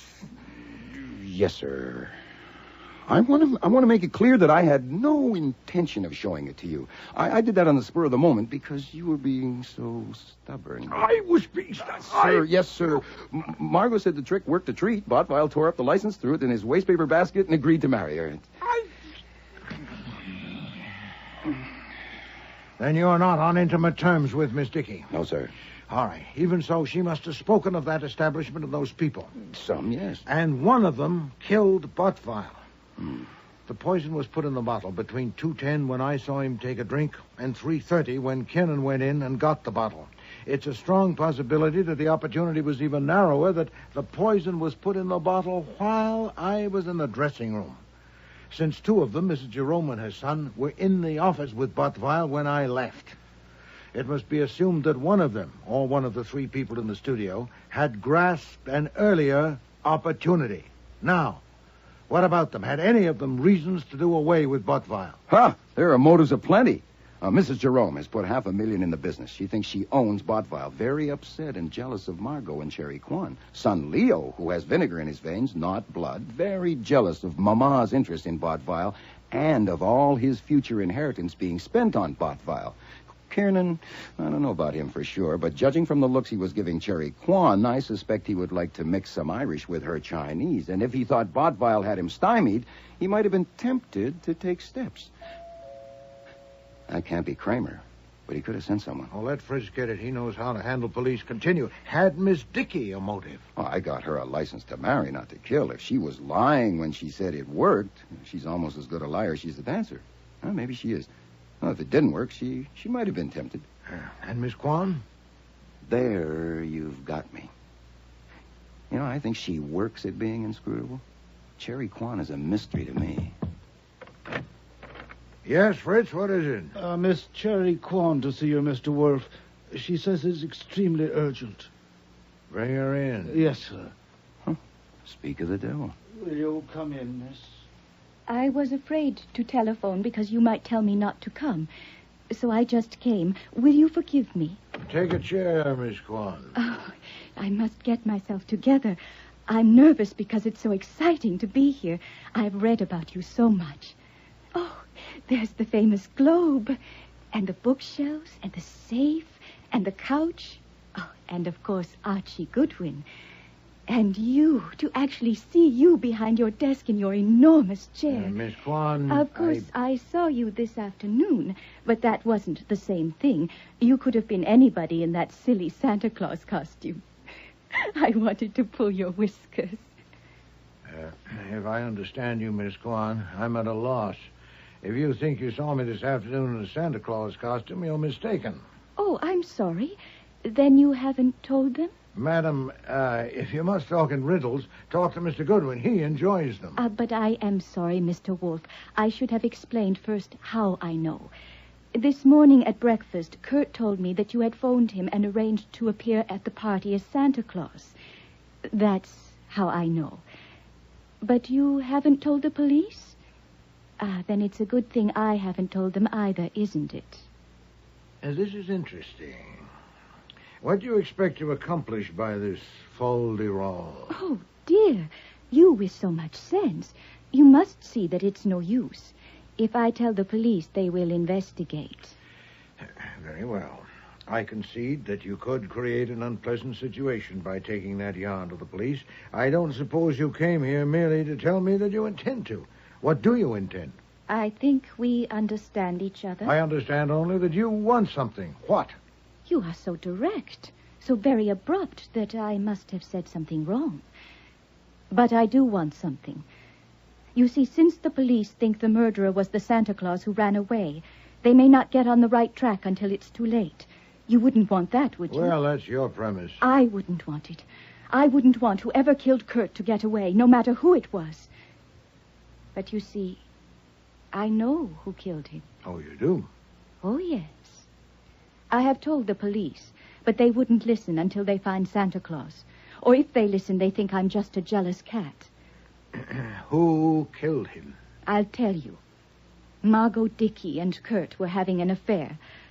A few months ago, Kurt began on me, and it was hard for me because I had a feeling for him. I had a strong feeling. But you see, I am a virgin, and I wouldn't give in to him. I told him the first man I slept with would be my husband. Can you understand that? I think so. Last night, late, it was after midnight, he phoned me that he had broken with Margot for good, and he wanted to marry me. He wanted to come and see me, but I told him I was in bed and we would see each other in the morning. He persuaded me to go to his apartment for breakfast, and I did this morning. But I am still a virgin, Mr. Wolfe. That is your privilege, madam. Oh, is it a privilege? When I got to the studio, I was surprised to see Margot there, and how friendly she was. That was part of her plan, to be friendly and cheerful with everyone. She has told the police that Kurt was going to marry her, that they had decided last night to get married next week, Christmas week. Have we reached the point? Did Miss Dickey kill Mr. Bottwell? Yes, of course she did. And you told the police that? Yes. I didn't tell them all that I have told you, but enough. With evidence? No. I have no evidence. Then you're vulnerable to an action for slander. Does that matter? When I know I am right, when I know it? But she was so clever, the way she did it, that there can't be any evidence. But it has got to be proved somehow. There has got to be evidence to prove it. And you want me to get it? It would be very good if the evidence proved who killed Kurt and also proved who Santa Claus was. Wouldn't it? Go on. You have men who do things for you. And one of them can say that you asked him to go there and be Santa Claus. And he did. He can say that while he was in the dressing room putting on the costume, he heard someone in the office and peeked out to see who it was. And he saw Margot Dickey get the bottle from the desk drawer and put something in it. I see. He can say that he ran away because he was frightened and wanted to tell you about it first. I don't think they would do anything to him if he went to them tomorrow morning and told them all about it, would they? Oh, just like me. I don't think they would do anything to me if I went to them tomorrow morning and told them that I had remembered that Kurt told me that you were going to be Santa Claus. And that's what you want. Did I say it so you understand me? Oh, you did indeed. You put it admirably. Buzz for Fritz, Archie. I suppose, Miss Quan, it's futile to advance the possibility that one of the others killed him. As if so, it would be a pity. Excuse me, I interrupt. I know she killed him. I don't.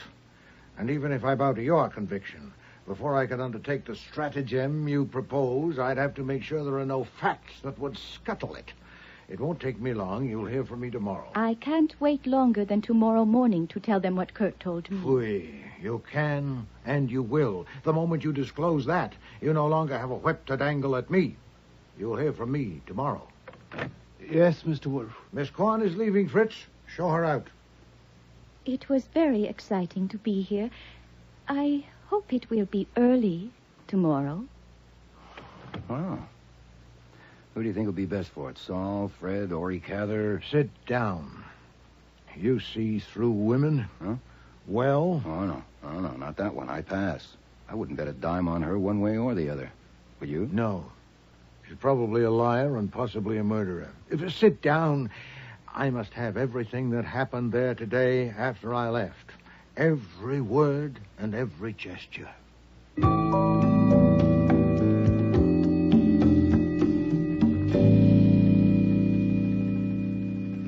Read your statement over? I have read it. I am ready to sign it. And you've left nothing out? Nothing I can think of. Nothing in any way relevant. Goodwin, I'm going to give you a break. Again? That statement says specifically that you've reported everything you did there yesterday afternoon. Yeah, as I said, I've read it. So? So who put your fingerprints on some of the pieces of paper in Bottbau's wastebasket?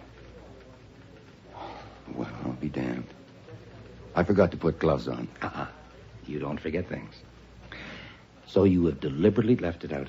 I want to know why, and I want to know what you took from that wastebasket and what you did with it. I'm also damned because I thought I knew how thorough you are, and apparently I didn't.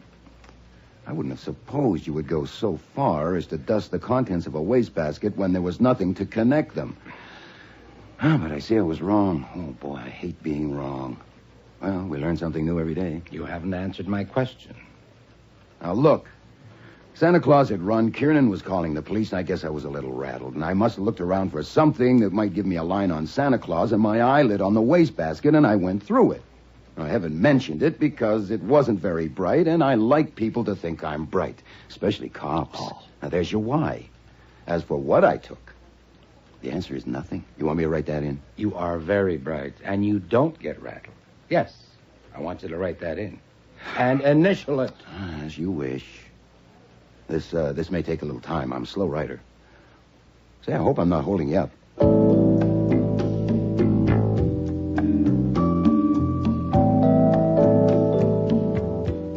Wolfe wasn't in the office when I got home, of course, because his afternoon session up in the plant rooms is from 4 to 6 without fail. There was no note on my desk from him, so apparently there was still no instructions. But there was information on it. My desk ashtray, which is purely decoration, since I seldom smoke, had 3 cigarette butts in it, Faro brand. The kind Saul Panzer smokes. Yes, Fritz. No, it's not Fritz, it's me. I'm back. Oh, you. Yeah, me. There's nothing urgent to report. They found my prints on the stuff in the wastebasket, but I escaped without loss of blood. Is it all right for me to empty my ashtray? Yes, please do so. But then what do I do? I'll tell you at 6 o'clock, possibly earlier. Damn. Nero Wolfe's office. Archie Goodwin. Archie, it's Saul. Glad to hear you're back home safe. Well, I'm glad somebody is. What's up? Message for Mr. Wolfe. Yeah. Tell him everything is set. No snags. That's all? Right. Be seeing you.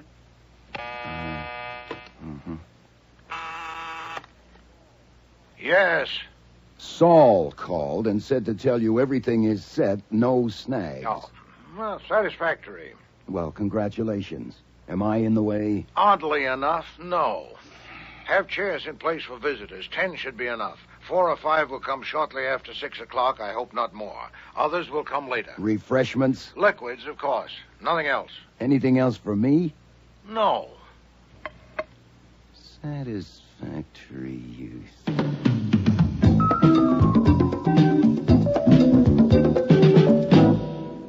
I don't thank you for coming because you came in your own interest, not mine. My mother and I came to find out what you're up to. You will, Mr. Hatch. I sent each of you an identical message saying that Mr. Goodwin has certain information which he feels he must give to the police not later than tonight. But I have persuaded him to let me discuss it with you first. Before I didn't know Cherry Kwan would be here. You do now. I hope Miss Dickey and Mr. Kiernan will join us soon. Before I tell you what Mr. Goodwin's information is, I need a few facts from you. For instance, I understand that any of you could have found an opportunity to put the poison in the bottle. Do you challenge that? I've already told Do that you inspector mean to that tell I will me that not you do got your... us to come here for that? accusations You, like... please. I point no finger of accusation at any of you. I merely say that none of you can prove that you had no opportunity. Can you? This is ridiculous. It was that guy playing Santa Claus. Of course it was. I was with Botval and my mother all the time, first in the workshop and then in his office. I can prove that. But Botval is dead, and your mother is your mother. Did you go up to the office a little before them, or did your mother go up a little before Botval did? Is there acceptable proof that you didn't?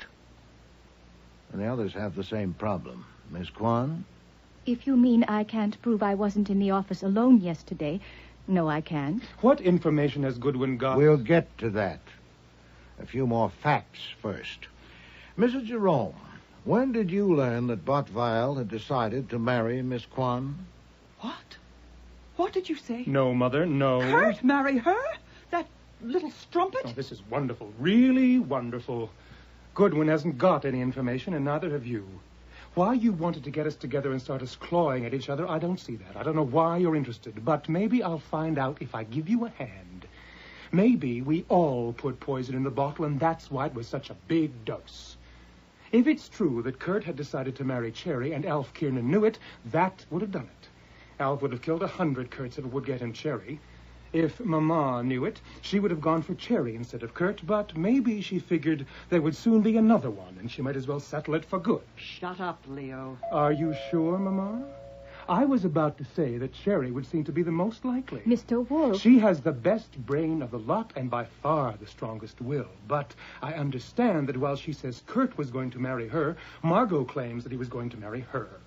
Of course, that complicates it, and anyway, Margot has more than her share of the kind of pride that is only skin deep and therefore can't stand a scratch. If Kurt did decide to marry Cherry and told Margot so, he was an even bigger imbecile than I thought he was. Which brings me to me. I am in a class by myself. I despise all of them.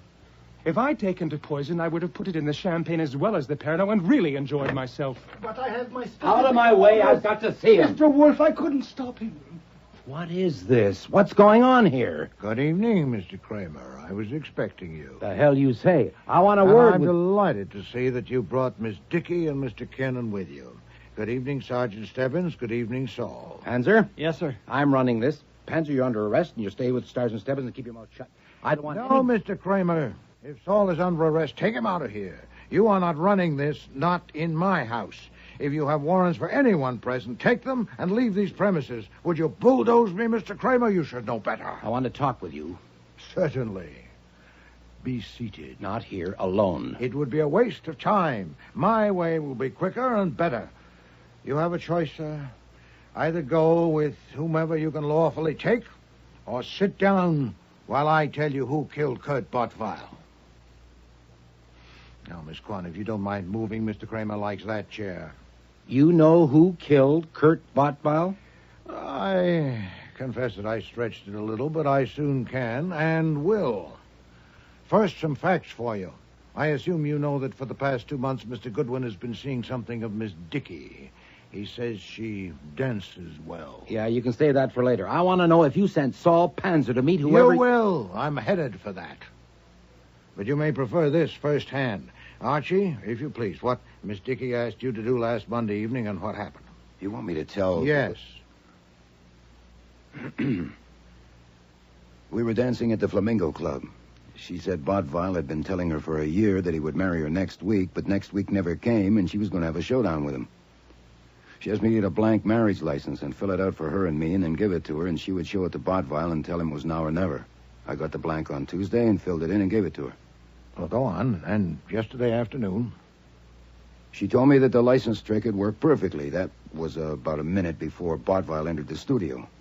I said in my statement to the DA that she told me Bottweil was going to marry her. But I didn't mention the marriage license because it was immaterial. Did she tell you what happened to the license? She said Bottweil had torn it up and put the pieces in a wastebasket by the desk in his office. That was the night before, Thursday evening. And what did you do when you went to the office after Bottweil had died? I dumped the wastebasket, put the stuff back in piece by piece. No part of the license was there. You made sure of that? Yes.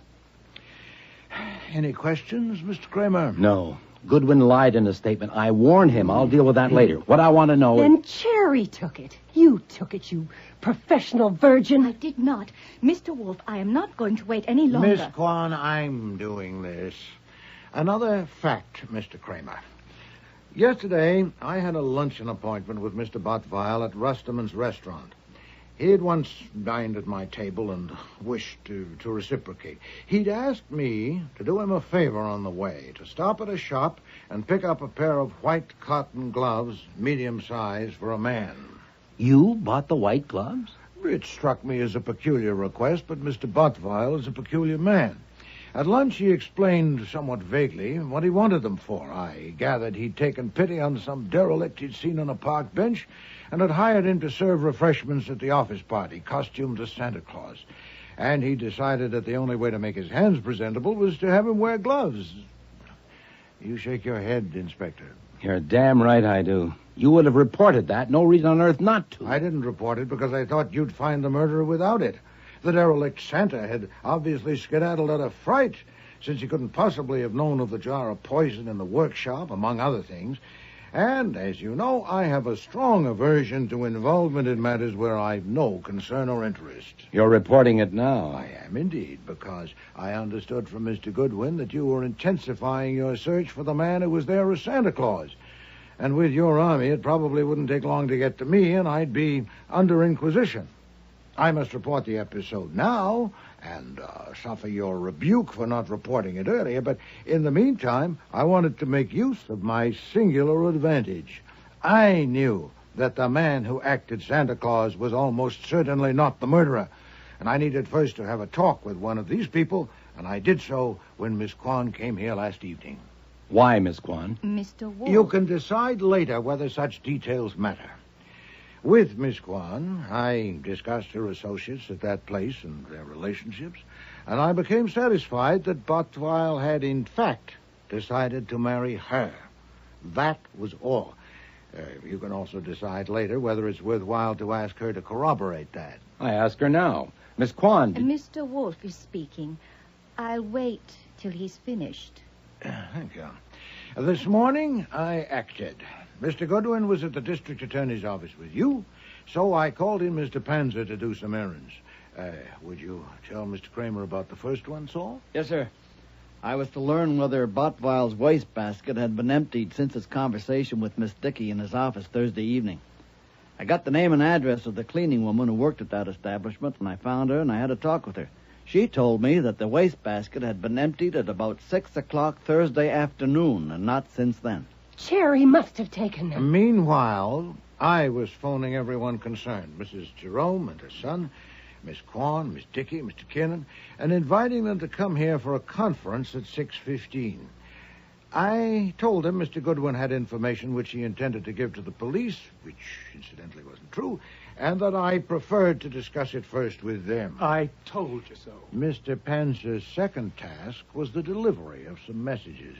He'd written them in longhand at my dictation on plain sheets of paper. They were identical and ran as follows. Saul? When I was there yesterday putting on my costume, I saw you through a crack in the door, and I saw what you did. Do you want me to tell the cops? Be at Grand Central Information Booth, upper level, at 6:30 today. I'll come up to you and say, St. Nick. By God, you admit you got Panzer to do that? I proclaim it. The messages were signed Santa Claus and put in plain envelopes, and Mr. Panzer made sure they were delivered. Now, these were not so much shots at random as they may appear. If one of those people had killed Bottweil, it was extremely likely that the poison had been put in the bottle while the derelict was donning the Santa Claus costume, so it was highly probable that the murderer would believe he'd been observed and would be irresistibly impelled to meet the writer of that message. One of the shots would reach its target. The question was, which one? Are you going to tell us now? Yeah, there was the possibility, of course, that one or more of them would go to you with the message, Inspector. Only the murderer would go to the rendezvous without first consulting you. So, you may now report. What happened in the vicinity of the information booth after you arrived? Yes, sir. I arrived at 6:20. Within 3 minutes, I had recognized 3 homicide men scattered around in different spots. I don't know if they recognized me. At 6:28, I saw Alfred Kernan walk up near the booth and stand there about 10 feet away from it. And I was just about to go and speak to him when I saw Margot Dickey coming up from the 42nd Street side. I went to her first and said St. Nick. She said, "Who are you? What do you want?" I said, "Excuse me, I'll be right back." And I went over to Alfred Kernan and said to him, St. Nick. As soon as I said that, he raised a hand to his ear, and then here they came, the 3 homicide men who I had recognized, and Inspector Kramer and Sergeant Stebbins. I was afraid Miss Dickey would run, and she did start to, but they had seen me speak to her, and 2 of them stopped her. They took us to a room back of the parcel room and started in on me, and I followed your instructions. I told them I would say nothing whatever, except in the presence of Nero Wolfe, because I was acting under your orders. When they saw I meant it, they brought us here. Anything else? No. Satisfactory. Inspector, I assume Mr. Penz is correct in concluding that Mr. Kiernan gave your men a signal, so Mr. Kiernan had gone to you with the message. Yes. So had Mrs. Jerome and her son Leo. But Miss Dickey hadn't. No. Of course, I expected it to be Miss Dickey, since she lied about the license. The rest of what she told Mr. Goodwin was under suspicion. Why would I tell Archie that Kurt was going to marry me if it wasn't true? It would have been stupid. He'd find out. Not so stupid if you knew that Botfile would soon die. Far from stupid if you'd already put the poison in the bottle. It would purge you of motive, or at least help to do so. Kurt was going to marry me. No, Miss Dickey. It's a fair surmise that on Thursday evening Botfile told you that he would not marry you, that he had decided to marry Miss Kwan, and you decided to kill him and proceeded to do so. And it must be admitted that you would probably never have been exposed, but for the complications injected by Santa Claus and my resulting intervention. Have you any comment, Miss Dickey? Don't answer. I'm running this now. You may. Inspector, Cherry took those pieces from the wastebasket. She did it. She killed him. No, Miss Dickey. She didn't go there to meet a blackmailer, and you did. Take her, Stebbins.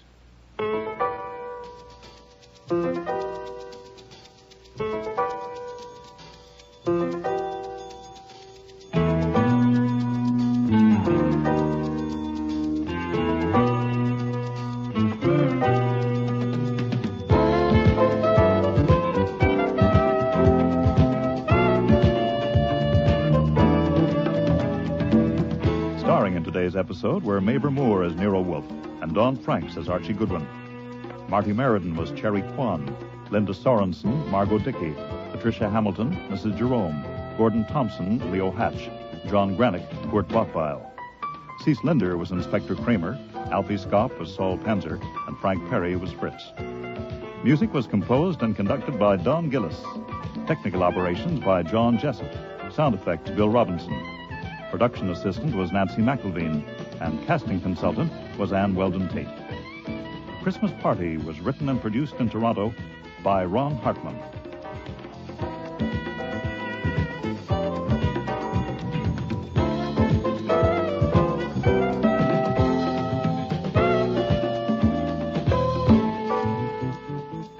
Next week. Is that amphogel you're taking? It is. I haven't had to take this stuff since that hideous experiment with eels in the spring. Nero and Archie meet society's foremost hostess. You remember me, Mr. Wolfe? Oh, indeed I do. You're the woman who came here 2 years ago and tried to bribe me to play the clown. Bribe? That's silly. I offered you $2,000 to come to a party and be the detective in a murder game. $2,000 and all the beer you could drink for a few hours' work. Archie is introduced into society. This is my brother, Daniel, Mr. Goldwyn. Goodwin. What? The name's Goodwin. Of course. Daniel, will you show Mr. Gordon to the office? Goodwin. And when you're finished, please join us on the terrace for cocktails. Thanks. You know the girls and Larry, of course. Mhm. And I hear you've met Mr. I've had the pleasure. So the only one you don't know is Dr. Brady. This is Mr. Goldman. No, the name is Gulenwangle. The party game was murder. Are you going to faint? No, I'm all right you? now. I never scream, really. I never do, but it just seems so, cutting myself with glass so soon after Miss Huddleston. Yeah, well, just take it easy. I didn't scream when I cut myself. I'm not quite that silly, really. Oh, I'm I not. know. But I screamed when I saw the piece of glass lodged in the bath brush. It seemed so... Here, let me see that. There. Next week, cordially invited to meet death, with guest stars Barbara Hamilton, Terry Tweed, Ken James, Lynn Darragon, and Tom Harvey.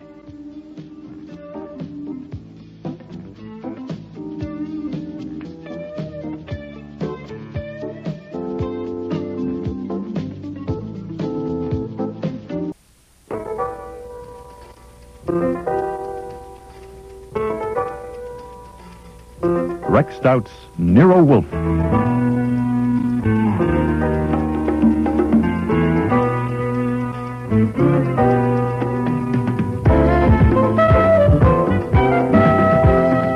Starring Mabel Moore as Nero Wolfe and Don Franks as Archie Goodwin.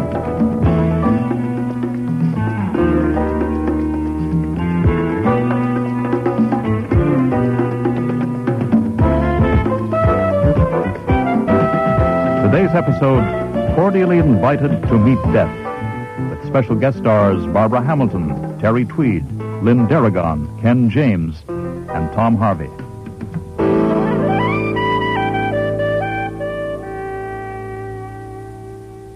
When Bess Huddleston phoned to ask Nero Wolfe to come up to her place at Riverdale right away, I know I should have cut her off short. But I suggested that if she came up to our office about 3, Mr. Wolfe would be delighted to see her, which was a lie. After her other visit to him, Wolfe would not be delighted to see Bess Huddleston at any time. But what the hell? The August heat had made him even lazier than usual, and it had been as dull as a blunt instrument since our last case. He needed stirring up. My God, with all your weight in this heat, I should think you'd sweat more. You remember me, Mr. Wolfe? Oh, indeed I do.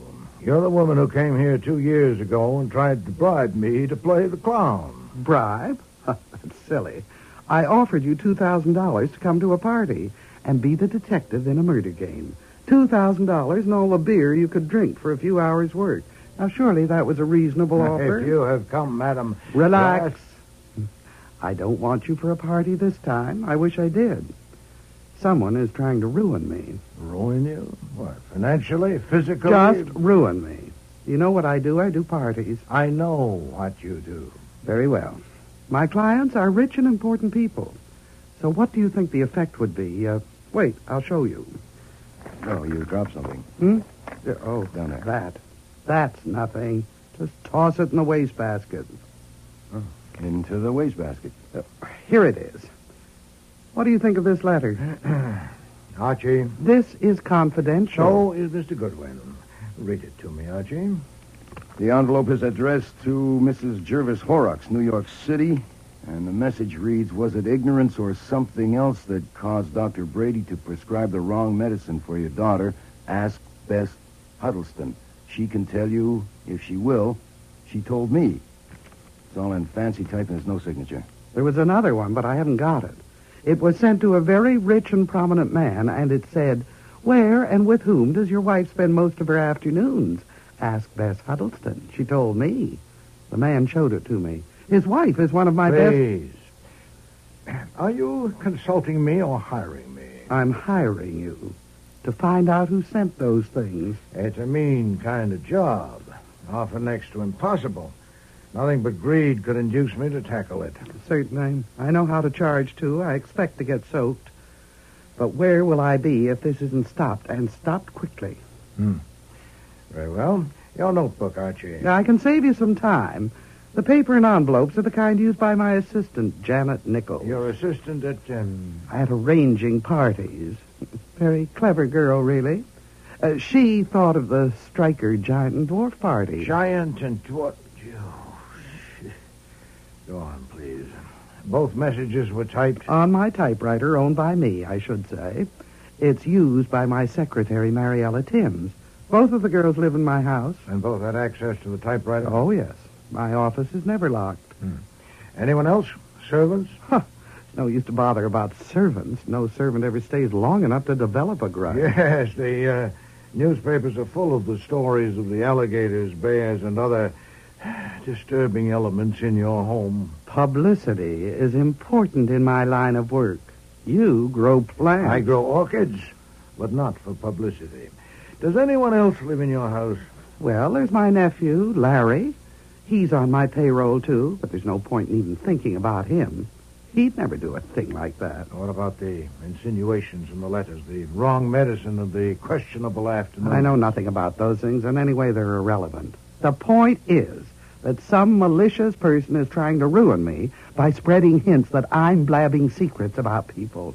Whether the secrets are true or not has nothing to do with it. Okay. Now, forget about where Mrs. Richman spends her afternoons. Maybe at the ball game. But just as a matter of record, did Mrs. Jervis Horrocks have a daughter? And had she been sick and had Dr. Brady attended her? Yes, Mrs. Horrocks' daughter died a month ago, and Dr. Brady was her doctor. Died of what? Tetanus. She scratched her arm on a nail in a riding academy There stable. is no wrong medicine for tetanus. It was terrible, but it has nothing to do with this. The point is that someone is trying to ruin me, and it's got to be stopped. And if you're as smart as you're supposed to be, you can stop it. course, I ought to tell you, I know who did it. You know? Yes, I think I know. No, I do know. Well, then why, madam, are you annoying me? Because I can't prove it. And she denies it. What, you charged her with it? I discussed it with her. And also with Mariella, and my nephew, and Dr. Brady, and my brother. I asked them questions. I saw I couldn't handle it, so I came to you. By elimination, the culprit then is Miss Nichols. Yes. But you have no proof. What do you have? I have a feeling. Oh, phooey. Based on what? I know her. Do you? By divination? Phrenology? What specific revelations of her character have you observed? Does she pull chairs from other people? Cut the glitter. You know quite well what I mean. I say I know her, that's all. I see. Flatly, you don't like her. Huh. She must be either remarkably stupid or extremely clever to have used her own stationery for anonymous letters. Had you thought of that? Certainly. She's clever. How long has she worked for you? 3 years. You pay her adequately? I certainly do. Then why does she want to ruin you? Sheer cussedness? She thinks she has a grievance. Which is? A private matter. Wouldn't help you any. Look, I'm willing to pay you for finding out who sent those letters and getting proof. You mean you pay me for fastening the guilt on Miss Nichols? Not at all. On whoever did it. No matter who it is? Certainly. But you're sure it's Miss Nichols? I'm not sure. I said I have a feeling. Look, I have to go. I'll be late for an appointment. Can you come up to my place tonight? No, I cannot. As you know, I rarely leave this house. Then how can you... First, I'd like to see the young women. Send them here. I'll be free at 6 o'clock. Oh, God. You would have made a wonderful party. If I could sell it to the Crothers, I could make it $4,000. Good day, Miss Huddleston. Don't bother to see me out. You couldn't move fast enough to suit me anyway. Archie. The reason I gave her an appointment was quite simple. You haven't accepted a case Bring since me that thing that she dropped. Well, the thing I threw in the wastebasket? Yes. What is it? Well, it's a snapshot of a girl's face. Nothing special to my taste. Trimmed off so it's six-sided in shape. It's about the size of a $50. Interesting. You want it for your album? See that those young women are here at 6 sharp, Archie.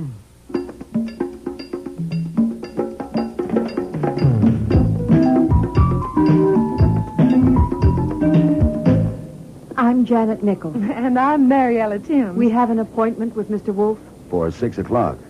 You're late. I'm sorry. It's my fault. Well, come in. We'll go into the office. Since it's 20 minutes past 6, Mr. Wolfe has gone to the kitchen and started operations on some corned beef hash. You mean he's eating corned beef hash? No, that comes later. He's concocting it. Now, I really am sorry. I didn't get back until after 5, and I was in riding clothes and had to change. If you ladies will, just wait a minute. Make yourself comfortable, please. I'll see if I can pry him out of the kitchen.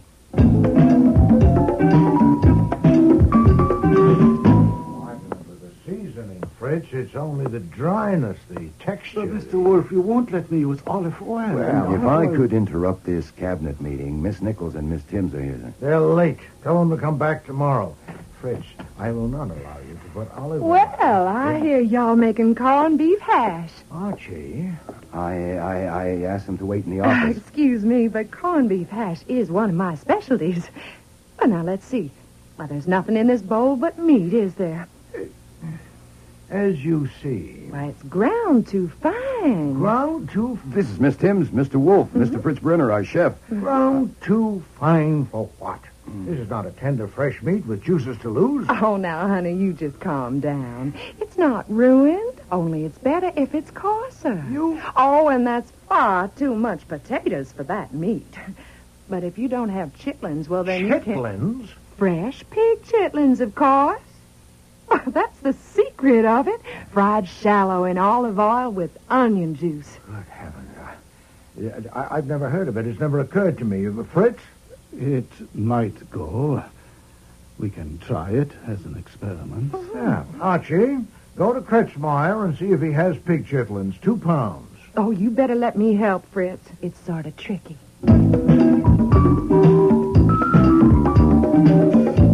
Slight change of plans, Miss Nichols. Oh. What's the matter? What did you do with it?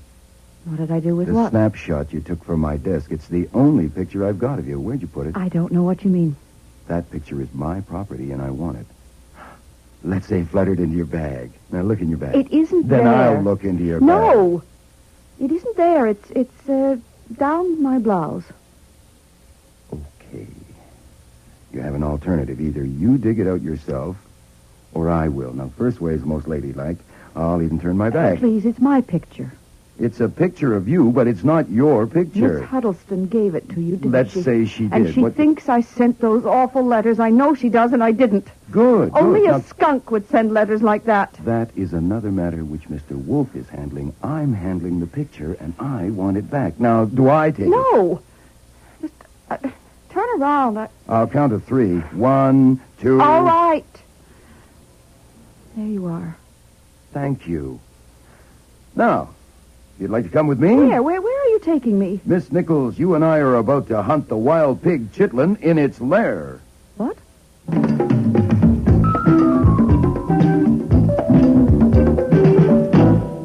I won't have any hash, thank you.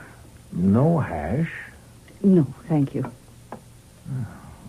Could I have Fritz slice some ham for you? Oh, yes, thank you. You won't eat the hash because I cooked it. That is not so. I just don't like corned beef. But it has pig chitlins. I don't like pig chitlins either. Mr. Wolfe, I thought we came here to discuss those letters. After dinner, Miss Nichols, I never discuss business at a meal. I have an engagement at 9.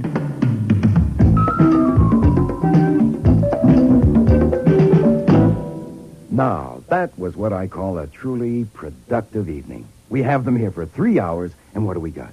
Janet doesn't like corned beef hash. Mariella doesn't like Janet. Fritz doesn't like Mariella. I think Mariella's kind of cute. I just love the way she pops her eyes when she says corned beef hash. Oh, shut up. That's what the whole evening has been. Hash. If you think you're going to solve this case... Look, go up there tomorrow and look around. Check the servants, the typewriters. Talk to the nephew and decide if I must see him, and if so, bring him. And get Dr. Brady here. After lunch would be best. Right. Around 2. Now, please get your notebook and take a letter. Get it off tonight's special delivery. Yes, sir, I'm ready. To Professor J. Martingale of Harvard. Harvard? Dear Joseph, I have made a remarkable discovery stop. You may remember our discussion last winter regarding the possibility of using pig chitlins in connection with the... Oh, boy.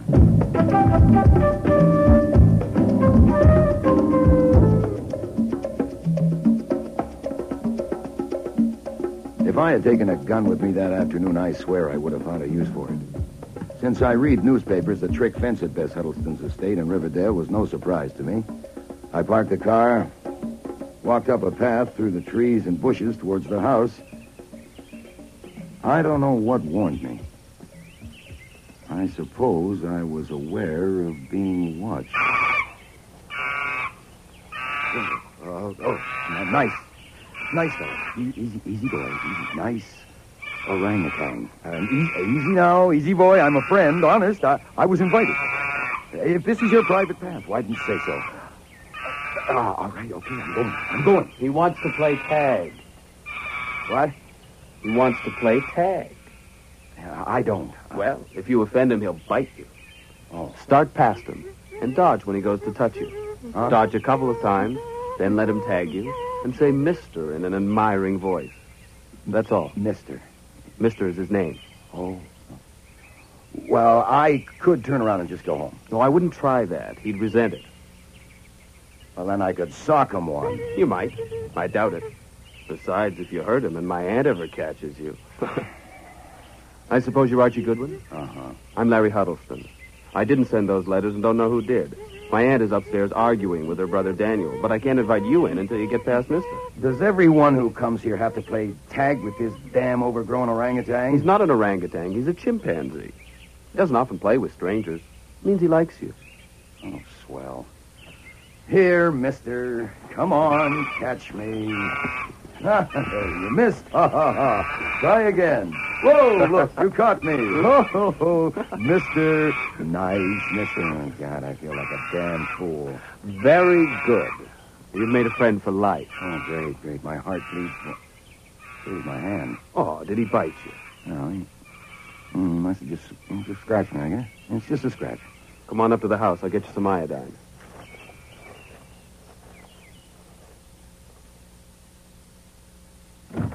You keep a first aid outfit beside the front door?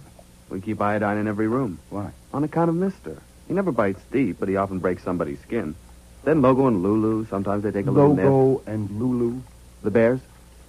Oh, yes, the bears, yes. Where are they now? Having a nap somewhere. They always nap in the afternoon. They'll be around later. Great, I can't wait. That's all there is to This it. is my I've aunt told you now. 1,000 times. Oh, you've come. How are you? Fine. This is my brother Daniel, Mr. Goldwin. Goodwin. What? The name's Goodwin. Of course. How did you make out? Shouldn't we go up to your office? Heavens, you can talk in front of Daniel and Larry. We've discussed the whole thing. Oh, okay.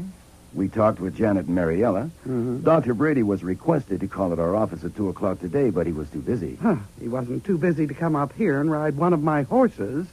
They ought to be back soon. He's with Janet now. You can meet him then. Okay, now, if I can see where Janet keeps her stationery and take a sample from that typewriter... Daniel, will you show Mr. Gordon to the office? Goodwin. And when you're finished, please join us on the terrace for cocktails. Thanks. Larry, you come with me.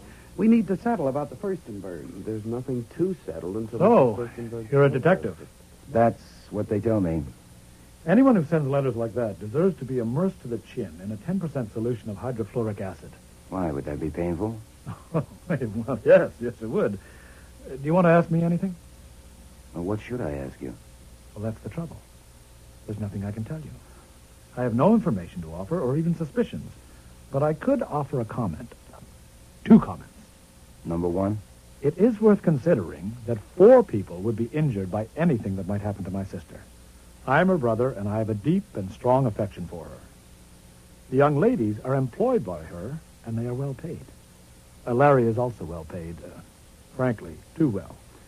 But for his aunt, he might earn $4 a day as a helper on a coal barge. I know of no other occupation that would not strain his faculties beyond their limit, except maybe a gigolo. But the point is, his prosperity depends entirely on hers. So it is conceivable, and I offer this merely as a comment, that we 4 may properly be eliminated from suspicion. Okay, that leaves 1. 1? Sure. Doc Brady. By no means. You misunderstand me. Now, I know very little about Dr. Brady, though it so happens that my second comment concerns him. I insist it is merely a comment. You have the letter received by Mrs. Horrocks? Yes. Then you have probably realized that while it purports to be an attack on Dr. Brady, it is so manifestly absurd that it couldn't possibly damage him. Mrs. Horrocks' daughter died of tetanus. There is no such thing as a wrong medicine for tetanus, nor a right one either. The antitoxin can prevent tetanus, but if the toxin has reached the nerve centers, nothing can cure it. So the attack on Dr. Brady was no attack at all. Gee, that's interesting. Are you a doctor? No, I'm a research chemist, but any standard medical... Sure. I'll look it up. What reason do you suppose Doc Brady might have had for putting your sister on the skid? So far as I know, none. None whatever. Then that lets him out. With everyone out, there's no one left but your sister. My sister? She must have sent the letters herself. Shall we look at the office?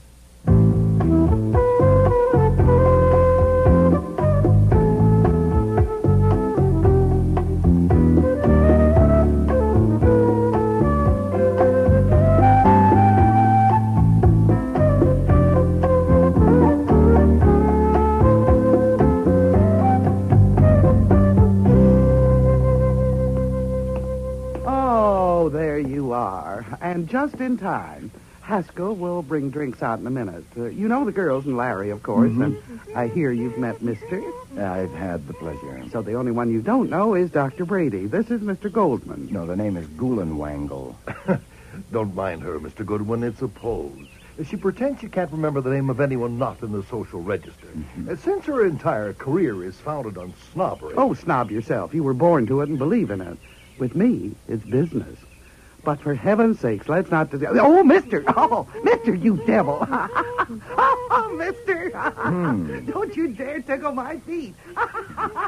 Give me back my slipper! Now, don't mind them, Mr. Goodwin. It's a game they play. Mister loves to tickle her feet. Yes, I know how playful he is. Mister, now you stop it!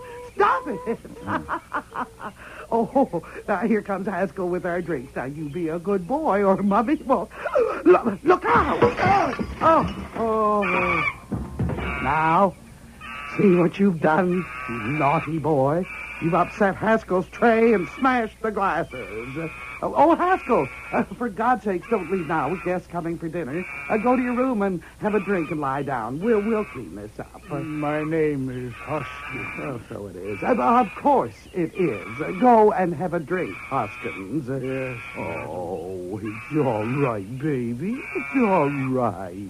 Mummy's not mad at you. You just wanted your drink, didn't you? Oh, there's a You baby. give him a drink? Oh, yes. Just fruit juice, of course. Oh, good, That's good. a I can good imagine him boy. with a martini under his belt.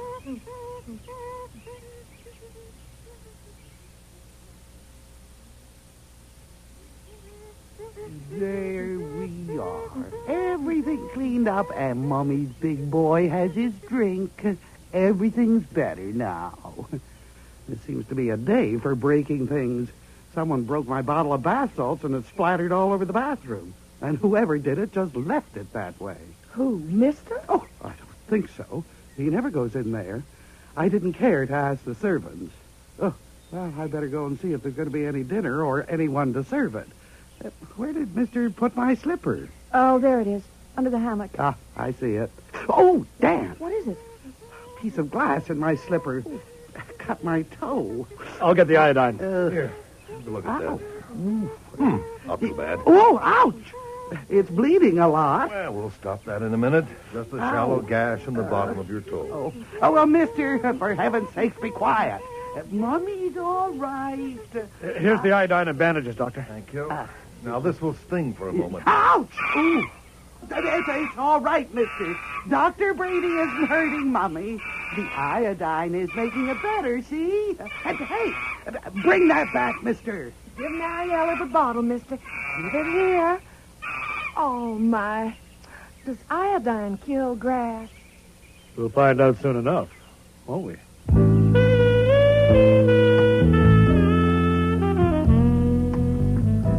That was Tuesday, August 19th. On Wednesday, the 20th, Dr. Brady came to the office for an interview with Wolfe. The next day, Brother Daniel and Nephew Larry came. But all we got out of that was that among the men, nobody liked anybody. Wolfe was fed up and refused to budge further on the case. The call came from Mariella on Monday morning, and I went straight upstairs to the plant rooms to tell him. Bess Huddleston is dead. Oh, let me alone, Archie. I've done all I can. I've seen them all, and it's nothing. Someone will probably get another letter before long. No, sir, and there'll when be no more letters. I'm stating facts. Friday evening, tetanus set in from that cut in her toe, and just about an hour ago, she died. Mariella just called to tell me. Tetanus?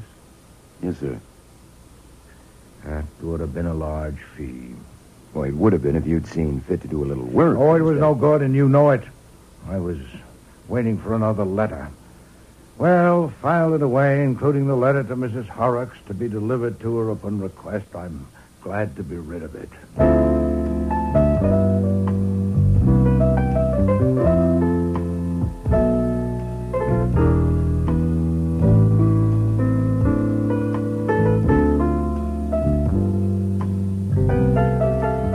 The funeral service was on Wednesday afternoon, and of course there was a big crowd, even in August, for Bess Huddleston's last party.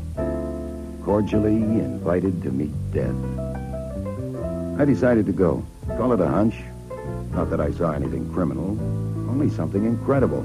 There it was at the foot of the casket, 8 black orchids that could have come from nowhere else in the world, and a card with his initials the way he scribbled them, N.W.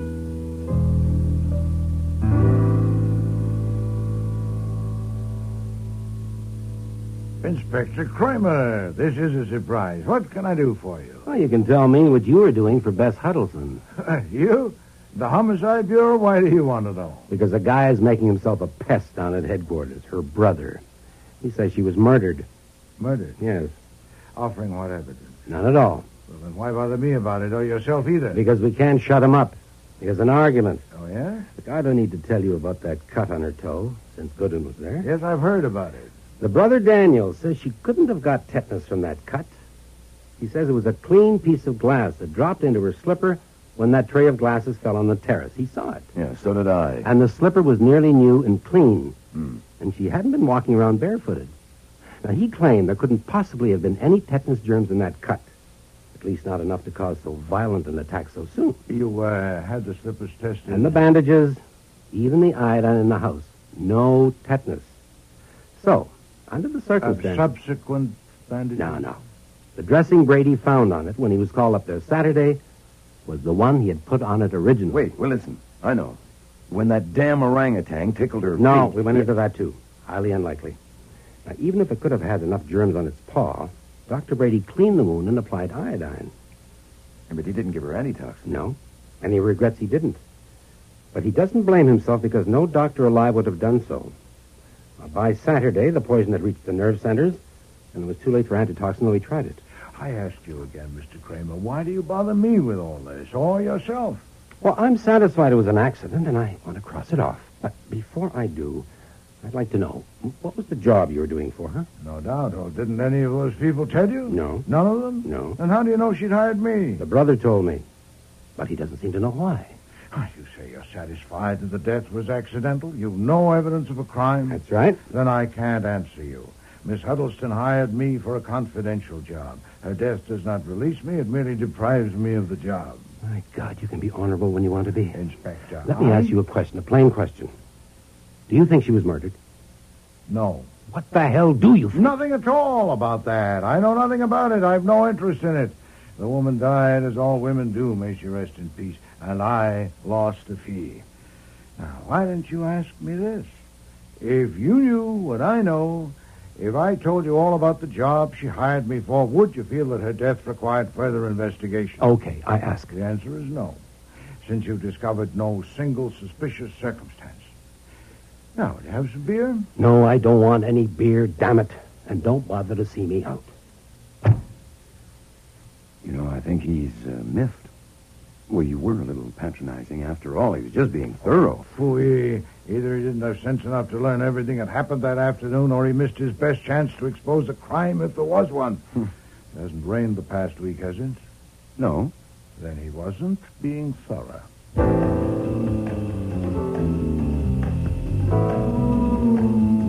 Now, that ruined my night for me. Instead of going to sleep in 30 seconds, it took me 30 minutes trying to figure out what the devil he meant. Next morning, I got stubborn. I sat at my desk and went over that party at Riverdale in my mind second by second as I reported it to Wolfe. And I got it. Suddenly, there it was, as obvious as lipstick. And that's when Brother Daniel arrived.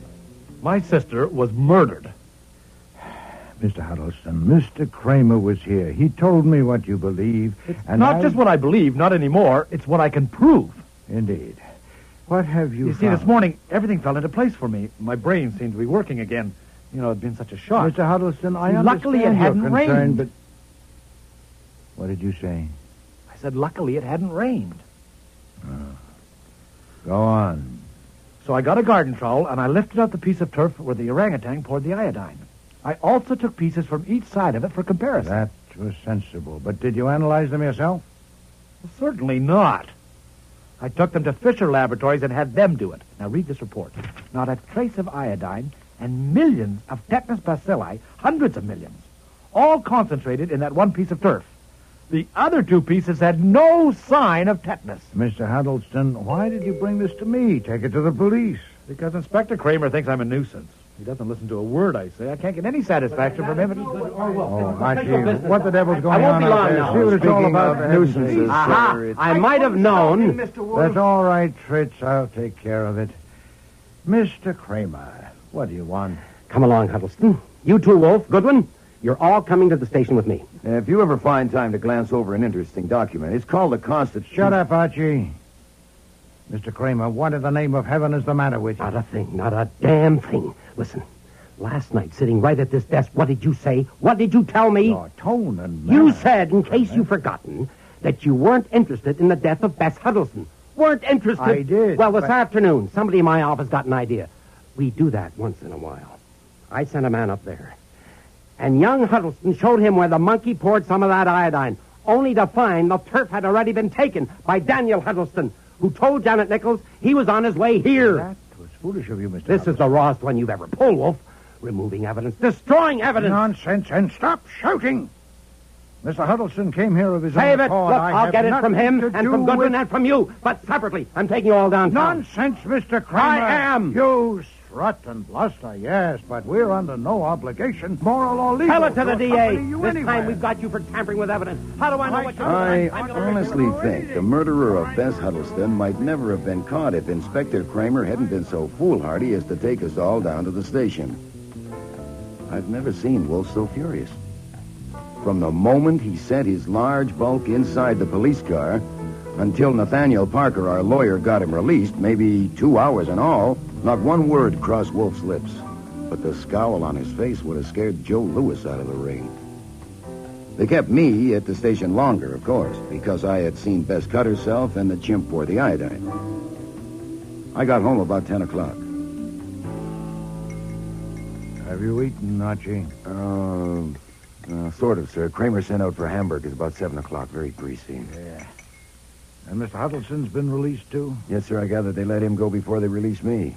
Is that amphogel you're taking? It is. I haven't had to take this stuff since that hideous experiment with eels in the spring. Oh, yeah. Mr. Kramer will pay for this.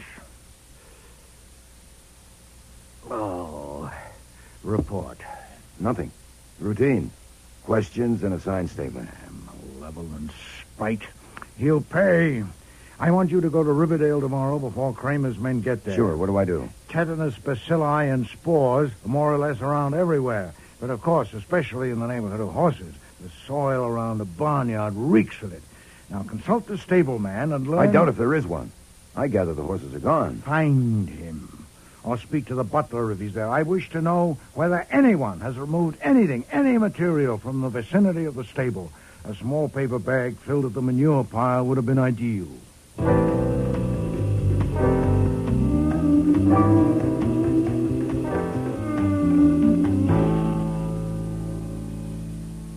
The only container I could find was a candy box. Dr. Brady said that would do. The stableman helped him fill it. Where'd he take it from? The stall? No, sir, from the pile. Oh. He dug into the middle of the pile. Did he say why he wanted it? He did explain, sir. He said he wanted it for a test. One of his patients had died of tetanus. I forget her name. When was this? About a month ago, perhaps a little more. I remember rather clearly. It seemed such an unusual thing to do. Mm-hmm. Who was with him that day? One of the girls? No, he was alone when he did that. I forget who he had been riding with. Who's that? There's nobody in but Miss Nichols. She's in her room. Where? Last door on the right. Come on, Hoskins.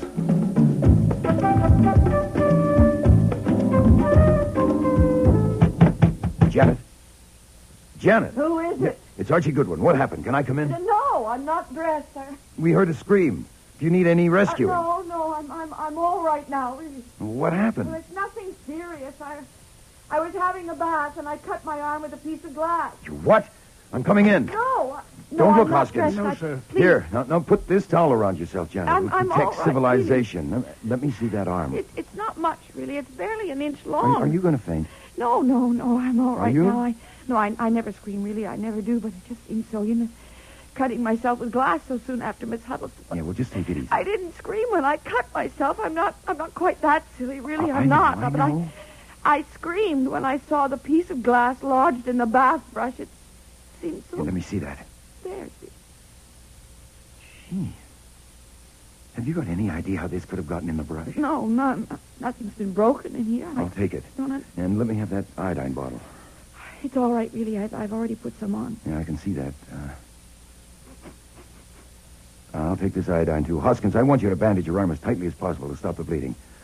Girlie, I do like you in that towel, but I think you better get dressed. I'm going to take you for a shot of antitoxin. Antitoxin? Just a precaution. It's nothing to worry about. I'll be making a phone call downstairs. Did you smell the iodine? I did. There's no odor at all. Whatever's in that bottle isn't iodine. Then get her away from there. Yes, sir. This is my intention. At once, and Archie. Please, she's naked. Now, I haven't got a white horse, and she hasn't got that much hair, so as soon as she's dressed, we're off. I'll phone ahead to Dr. Vollmer to have the antitoxin ready, and also to the Fisher lab to prepare for a test of that iodine. Now, go straight there after you leave Dr. Vollmer. Yes, sir. Stay there while they do the test and phone me as soon as they have the results. Okay, here it is. What was in the bottle is a substance called argyrol, which stains like iodine. And it's alive with tetanus bacilli. Of course. And I didn't tell you earlier because of all the rush, but Dr. Brady took a sample of that barnyard soil about a month ago. Satisfactory. Come home at once, Archie, and bring Miss Nichols with you. Miss Timms, Dr. Brady, and the two Mr. Huddlestons are on their way here now at my urgent request. I'll delay proceedings until you arrive. Proceedings? What's going on? I am about to unmask a murderer. Please hurry.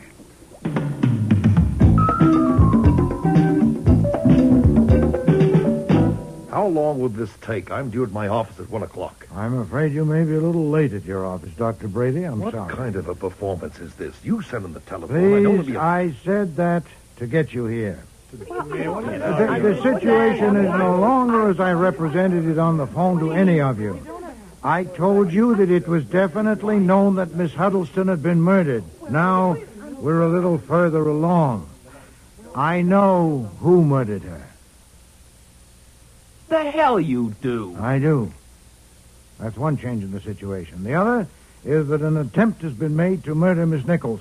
What? All right, please, there's no cause for alarm. The attempt was frustrated. What kind of an attempt? This will go more quickly and smoothly with no interruptions. I'll make it as brief as possible. I assure you I have no wish to prolong the unpleasantness, especially since I find less than enjoyable the presence in this room of an extremely unattractive person. I shall call that person X. Now, as you all know, X began with an effort to injure Miss Huddleston by sending an anonymous letter. Nothing of the sort. We don't know that one of us sent those letters, and neither do you. Put it this way, Mr. Huddleston. I make statements. You suspect beliefs. In the end, there'll be a verdict, and you will concur or not. Now, X sent those letters. Then I am forced us to exclude women, at least temporarily, by the pronominal inadequacy of our language. Then he became dissatisfied with the results, or something happened, no matter which. In any case, X decided on something more concrete and conclusive: murder. The technique was unquestionably suggested by the recent death of Miss Horrocks by tetanus. A small amount of material procured at the stable, immersed in water, furnished the required emulsion. It was strained and mixed with argyrol, a substance that stains like iodine but is odorless. The mixture was put in a bottle with an iodine label, and the bottle was substituted for the iodine bottle in the cabinet in Miss Huddleston's bathroom. In her bathroom? Oh, you mean just in case? Yes, Miss Timms, yes. But X was not one to wait indefinitely for some accidental disjunction in Miss Huddleston's skin. He carried the preparations further by smashing her bottle of bath salts and leaving slivers of glass all over her bathroom. That did happen. She told us about it that day. Please. A beautifully simple method for murder. If she cut herself, there was the iodine bottle. If not, no harm done. Try again. Nuts. How can you possibly know Those were the preparations. Now, as we all know, the first attempt failed. But chance presented itself again that very afternoon on the terrace. A tray of glasses was upset, and the pieces flew everywhere. X conceived a brilliant improvisation on the spot. Helping to collect the broken glass, he deposited a sliver in Miss Huddleston's slipper, and entering the house on an errand, as all of you did in connection with that minor catastrophe, he got the bogus bottle of iodine and placed it in the cupboard in the living room, removing the genuine bottle kept there. It would take only half a minute, and as you know, it worked. Miss Huddleston stuck her foot in the slipper and cut her toe. Her brother brought the iodine, Dr. Brady applied it, and she got tetanus and died.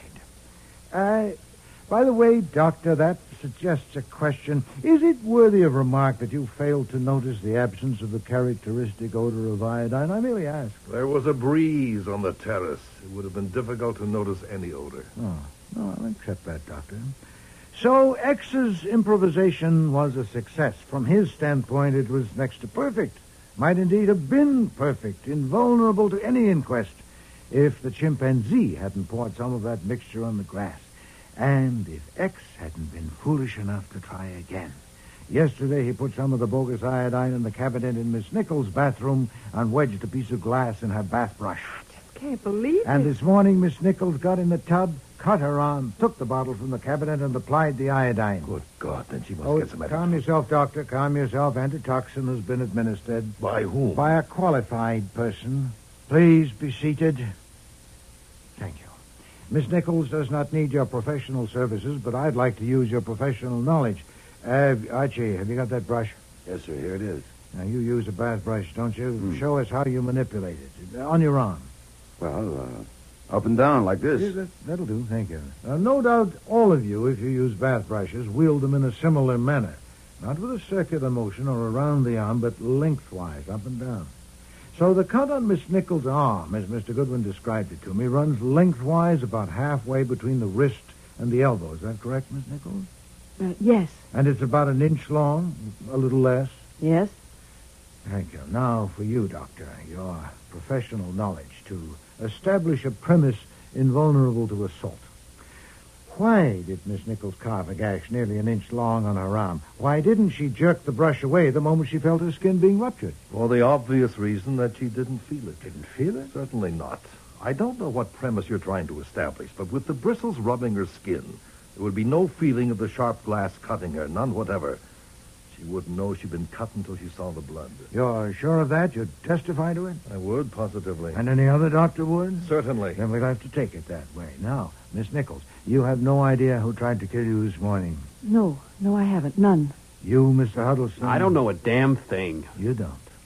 Dr. Brady? No, certainly not.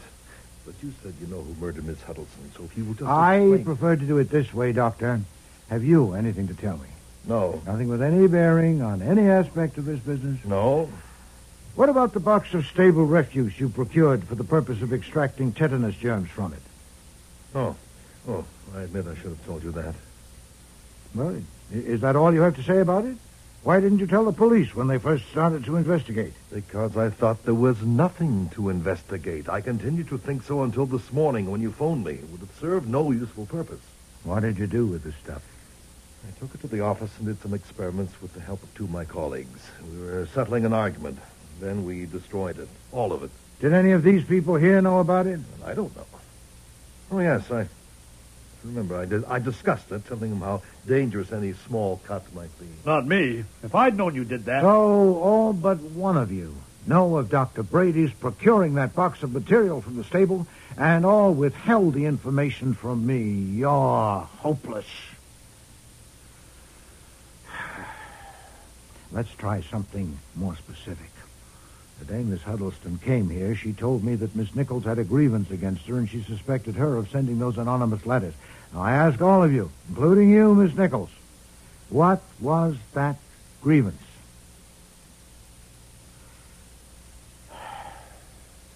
No one? All right, I ask you individually. Miss Nichols? Nothing. It was nothing. Mr. Daniel Huddleston? I have no idea. Miss Timms? I don't know. You hesitate? I don't know. Dr. Brady? If I knew, I would tell you. Mr. Larry Huddleston? I told you before that I don't know a damn thing. That goes right down the line. Indeed. May I have your watch a moment, please? What? That hexagonal thing on your wrist. May I see it a moment? What do you want with my watch? I want to look at it. It's a small favor. You haven't been very helpful so far. Okay. Here. What can it do me? Thank you. Now, the Huddleston folder, Archie. Yes, sir. You are a very silly young man, Mr. Huddleston. Incredibly callow. Thank you, Archie. Here is a picture of Miss Nichols, trimmed to 6 sides, apparently to fit the back of this watch. This point could be definitely determined by opening the watch case, but I'm not going to do it because it'll be opened later and microscopically compared with the picture to prove that it did contain it. You give me that. Stop him, Archie. All right. Sit down, Bud. I suggest that it's time for you to help us a little, Mr. Huddleston. When did your aunt take that picture from you? You fat bastard. I'll try once more, sir. You are going to answer these questions. If not for me, then for someone less fat but more importunate. Would you rather have it dug out of your servants and your friends and acquaintances? It's shabby enough as it is. Now, when did your aunt take that picture from you? It's none of your damn business. Call Inspector Kramer. Damn Archie. you! You know damn well when she took it. She took it the day she came down here. That's better. But it wasn't the first time she objected to your relations with Miss Nichols, was it? No. Did she object on moral grounds? Hell no. She objected to our getting married. My aunt was very possessive. She ordered me to break off the engagement. It was secret, but she got suspicious and questioned Janet. And Janet told her, and she made me call it off. And naturally you were enraged. You burned for revenge. I did not. You can come off that right now. You're not going to pin anything on me. I never really wanted to marry Janet, and what's more, I never intended to. No. I could prove that by a friend of mine. A man like you has friends. But after your aunt made you break the engagement, you still kept the picture in your watch? Yes, I had to. I mean, I had Janet to deal with, too, and it wasn't easy living right there in the house. I was afraid of Janet. You don't know her. I opened the watch case purposely in front of my aunt so she'd take that damn picture. Janet seemed to think that the picture meant something, and I thought when she knew it was gone... Did you know that Miss Nichols sent the anonymous letters? No, I didn't. Maybe I suspected, but I didn't know. Did you also suspect when your aunt... Stop it. A little too much for you, is it, Miss Nichols? Stop it. As I expected, you're all rubble inside. There's nothing left of you. Huh. Well, the simplest way is for me to dictate a confession and you sign it. And I'll send a copy of it to a man I know, the editor of the Gazette, and it'll be on his front page this evening. He'd like an exclusive picture of you to go with it, and Mr. Goodwin will be glad to take it. I know you'll like that. Stop it. For your satisfaction, I ought to tell you that your guilt was by no means obvious. I became aware of it only when Mr. Goodwin telephoned me from Riverdale this morning. Your performance today was the act of a nitwit. I presume you were struck with consternation yesterday when you saw that piece of turf being removed and realized what the consequences would be. So you attempted to divert suspicion by staging an attack on yourself. No, it's not true. Did you know what I was getting at a while ago when I asked Dr. Brady why you didn't jerk the brush away the instant you felt the glass puncture your skin? And he replied, as of course he would, that you didn't feel the glass cutting you? That was precisely the point. You see, the cut should have been much longer. You jerked the brush away when you pulled it along your arm less than an inch because you knew this piece of glass was there and was cutting you. You put it there yourself. Give me that. Archie. Stop her. Keep away from me. I'll show you. I'll show you. Come on, hey. I've got her. Let me go. Let me go. My face is bleeding. Only Let me go. Here, hold this handkerchief against it. By God, if it leaves a scar. That was a lie. You lied. What? She means that you lied when you said you neither desired nor intended to marry her. I agree with her that the air in here was already bad enough without that. You fed her passion and her hope. She wanted you, God knows why. When your aunt intervened, she wrote those letters. Revenge? Yes. Or as a way of saying to your aunt, let me have him or I'll ruin you. She wouldn't let him go. She wouldn't let me have him. And when did you decide that you had to kill her? She took my picture out of his watch. And I found it here, on Mr. Goodwin's desk. She had no right. I had to stop her. I had to. Your notebook, Archie.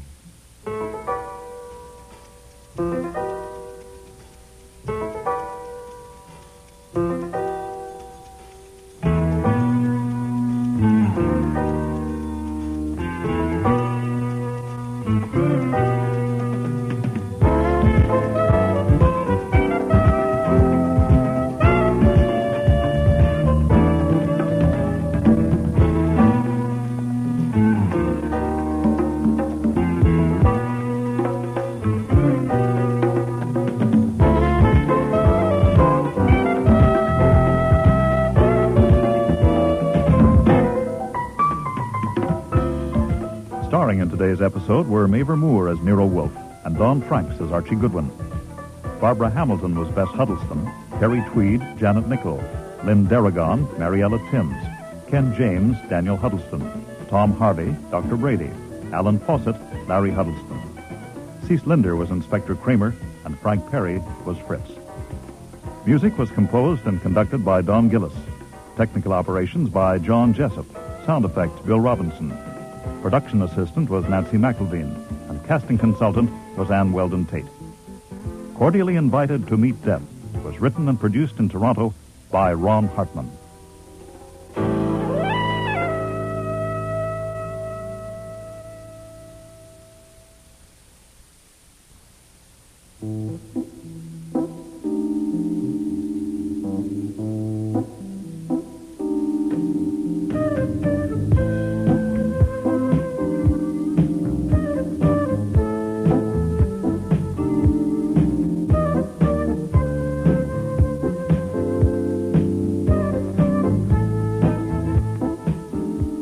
Next week.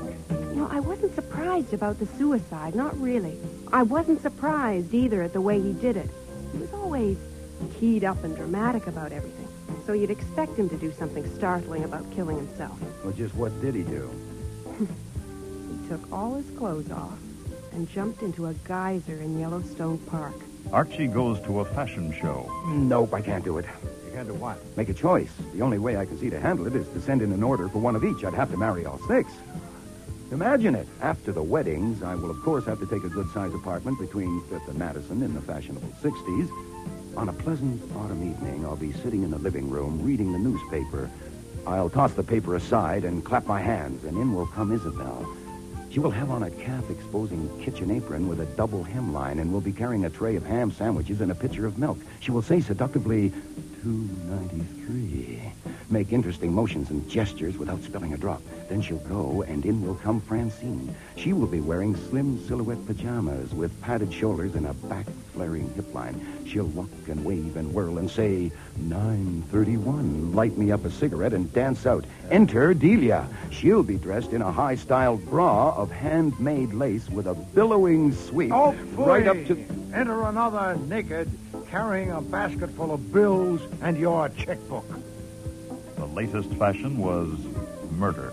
It's quite a long list, isn't it? Mrs. Domery killed in a riding accident. Miss Anita propelled into a geyser and boiled. Mr. Domery hurtled into an ocean and drowned. It's not my affair, thank heaven. Was Wolfe's client the murderer? Miss Nita. Yes. Did you kill that man? Did I? Did I kill my Archie. Well, she'll be all right. I think she just... Well, stop her. How do you stop her? I could slap her or kiss her. I think I'll try kissing her. Next week, Man Alive, with guest stars Lynn Griffin, Neil Monroe, Sandy Webster, and August Schellenberg.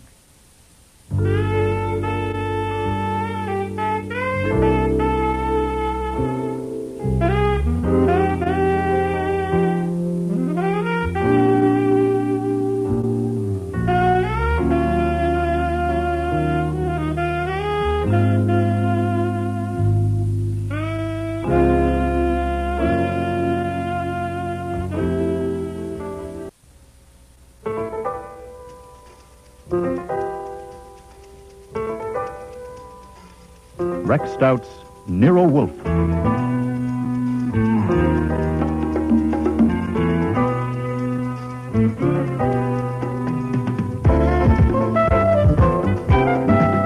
Starring Mabel Moore as Nero Wolfe and Don Franks as Archie Goodwin.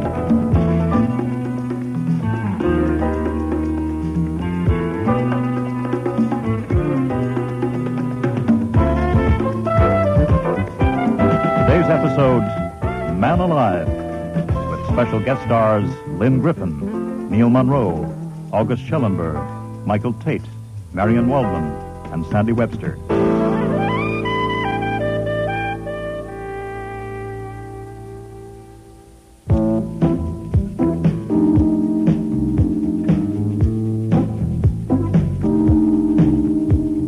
Everything about Carla Nieder was graceful. The way she angled her chin to show off her long neck, the way she perched on the edge of the red leather chair with her legs crossed at the ankles, and the way she managed her voice when she suspected me of kidding her. You want me to spell it? No, just the Domery part, please. I already have the neater. D-A-U-M-E-R-Y. D-A-U. Well, that's what we get for being so cocky about how famous we are. Now, what if somebody asked you how to spell Nero Wolfe? Well, go ahead and try it. Put your fingers on my pulse and ask me, but don't ask me how to spell Archie Goodwin, which is me. That would hurt. Anita, you made an appointment to see me. I suppose you needed a detective. Now, if so, tell me what for without encouraging Mr. Goodwin to start caterwauling. It takes very little to set him off. Who or what are Domery and Nita? Domery and Nieder is as good a name as there is on 7th Avenue. But, of course, if you're not in the garment trade and know nothing about it, I imagine your wives would know the name, all right? Wives? No wives, neither of us. That's why we caterwaul. Well, if you had one, she'd know about Domery and Nieder. The business was started 20 years ago by two men, Jean Domery and my uncle, Paul Nieder. Excuse me. Will it save time to tell you that I don't do industrial surveillance? Oh, yeah, I know you don't. Now, look, it's about him, my uncle. Uncle Paul was the designer, the creator, and Jean Domery was the businessman, the manager. And they own the business as a 50-50 partnership. Now, I inherited my uncle's half when he killed himself. Anyway, that's how it was announced that he committed suicide a little over a year ago. Boy, that was a surprise to me. What, suicide, you mean? No, that I inherited. Oh.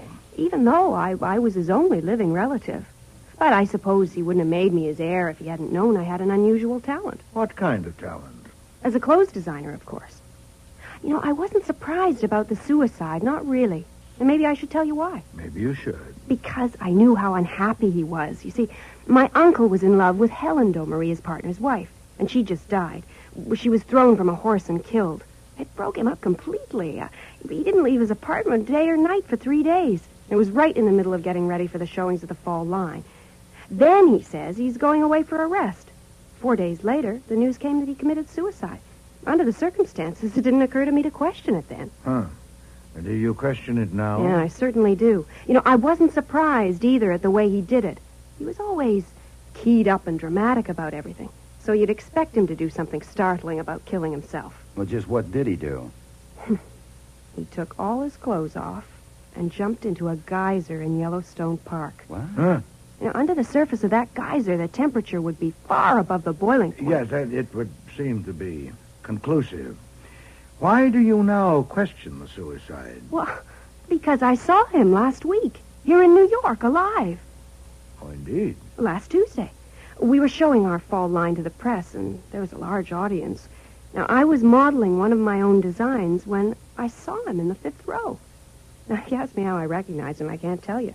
I simply know it was him. Why shouldn't you recognize him? Because he had a bushy beard, and he wore glasses, and his hair was slick and parted on the left side. Oh, an attempt to disguise. Yeah, and it worked at first. None of the others recognized him.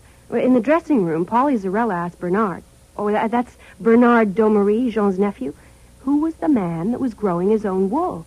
Bernard said he didn't know, probably from the Daily Worker. But you recognized him? No, not until I went out again to model our headliner, which is another of my designs.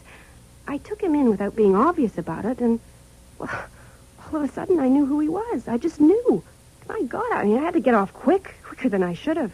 And in the dressing room, well, it was all I could do to keep them from seeing me tremble. And no one else recognized him? Well, I'm sure they didn't. Well, there would have been a noise. A dead man come back to life? Yeah. Many of those present had known him? Yeah, nearly all of them. Well, he was famous, you know, as famous as you are.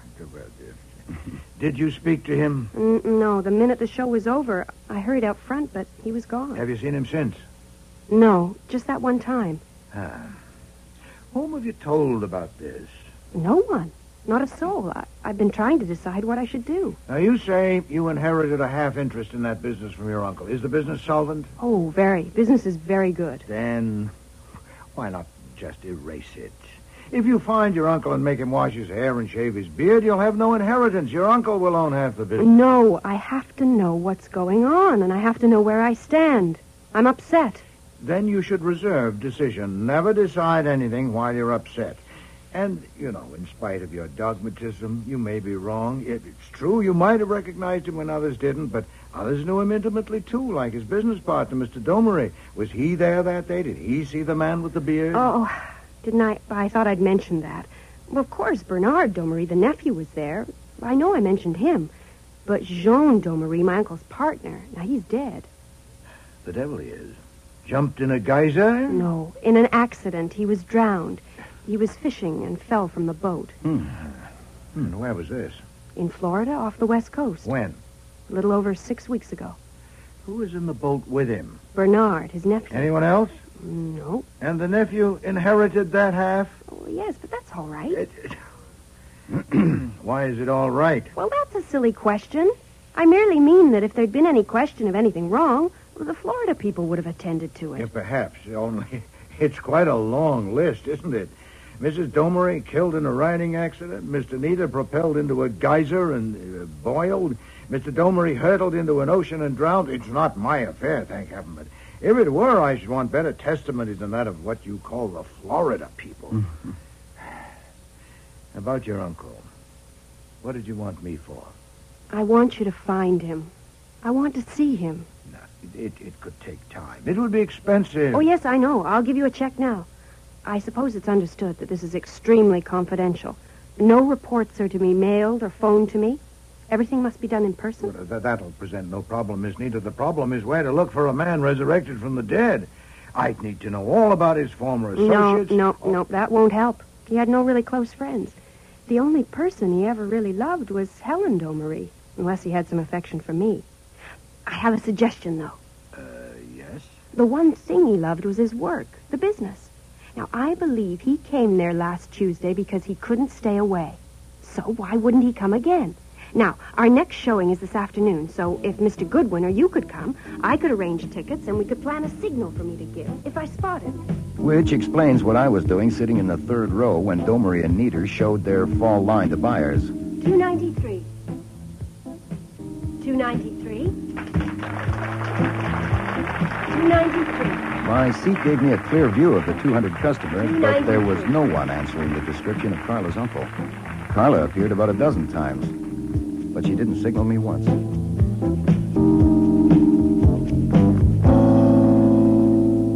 So the afternoon was a waste of time for you? Oh, no, sir. No, it's not a waste. I saw, let's see. Yes? 6 of the girls that I've been waiting to marry, if you count Carla Nieder, and I don't see why you shouldn't. As to making a choice, well... Look, type up a report and keep it in the client's file. I'm going to read now, Archie. Nope, I can't do it. You can't do what? Make a choice. The only way I can see to handle it is to send in an order for one of each. I'd have to marry all 6. Imagine it. After the weddings, I will, of course, have to take a good-sized apartment between 5th and Madison in the fashionable 60s. On a pleasant autumn evening, I'll be sitting in the living room reading the newspaper. I'll toss the paper aside and clap my hands, and in will come Isabel. She will have on a calf-exposing kitchen apron with a double hemline and will be carrying a tray of ham sandwiches and a pitcher of milk. She will say seductively, 293. Make interesting motions and gestures without spilling a drop. Then she'll go, and in will come Francine. She will be wearing slim silhouette pajamas with padded shoulders and a back-flaring hip line. She'll walk and wave and whirl and say, 931. Light me up a cigarette and dance out. Enter Delia. She'll be dressed in a high-styled bra of handmade lace with a billowing sweep right up to... Enter another naked, carrying a basket full of bills and your checkbook. You have a very personal slant on women, sir.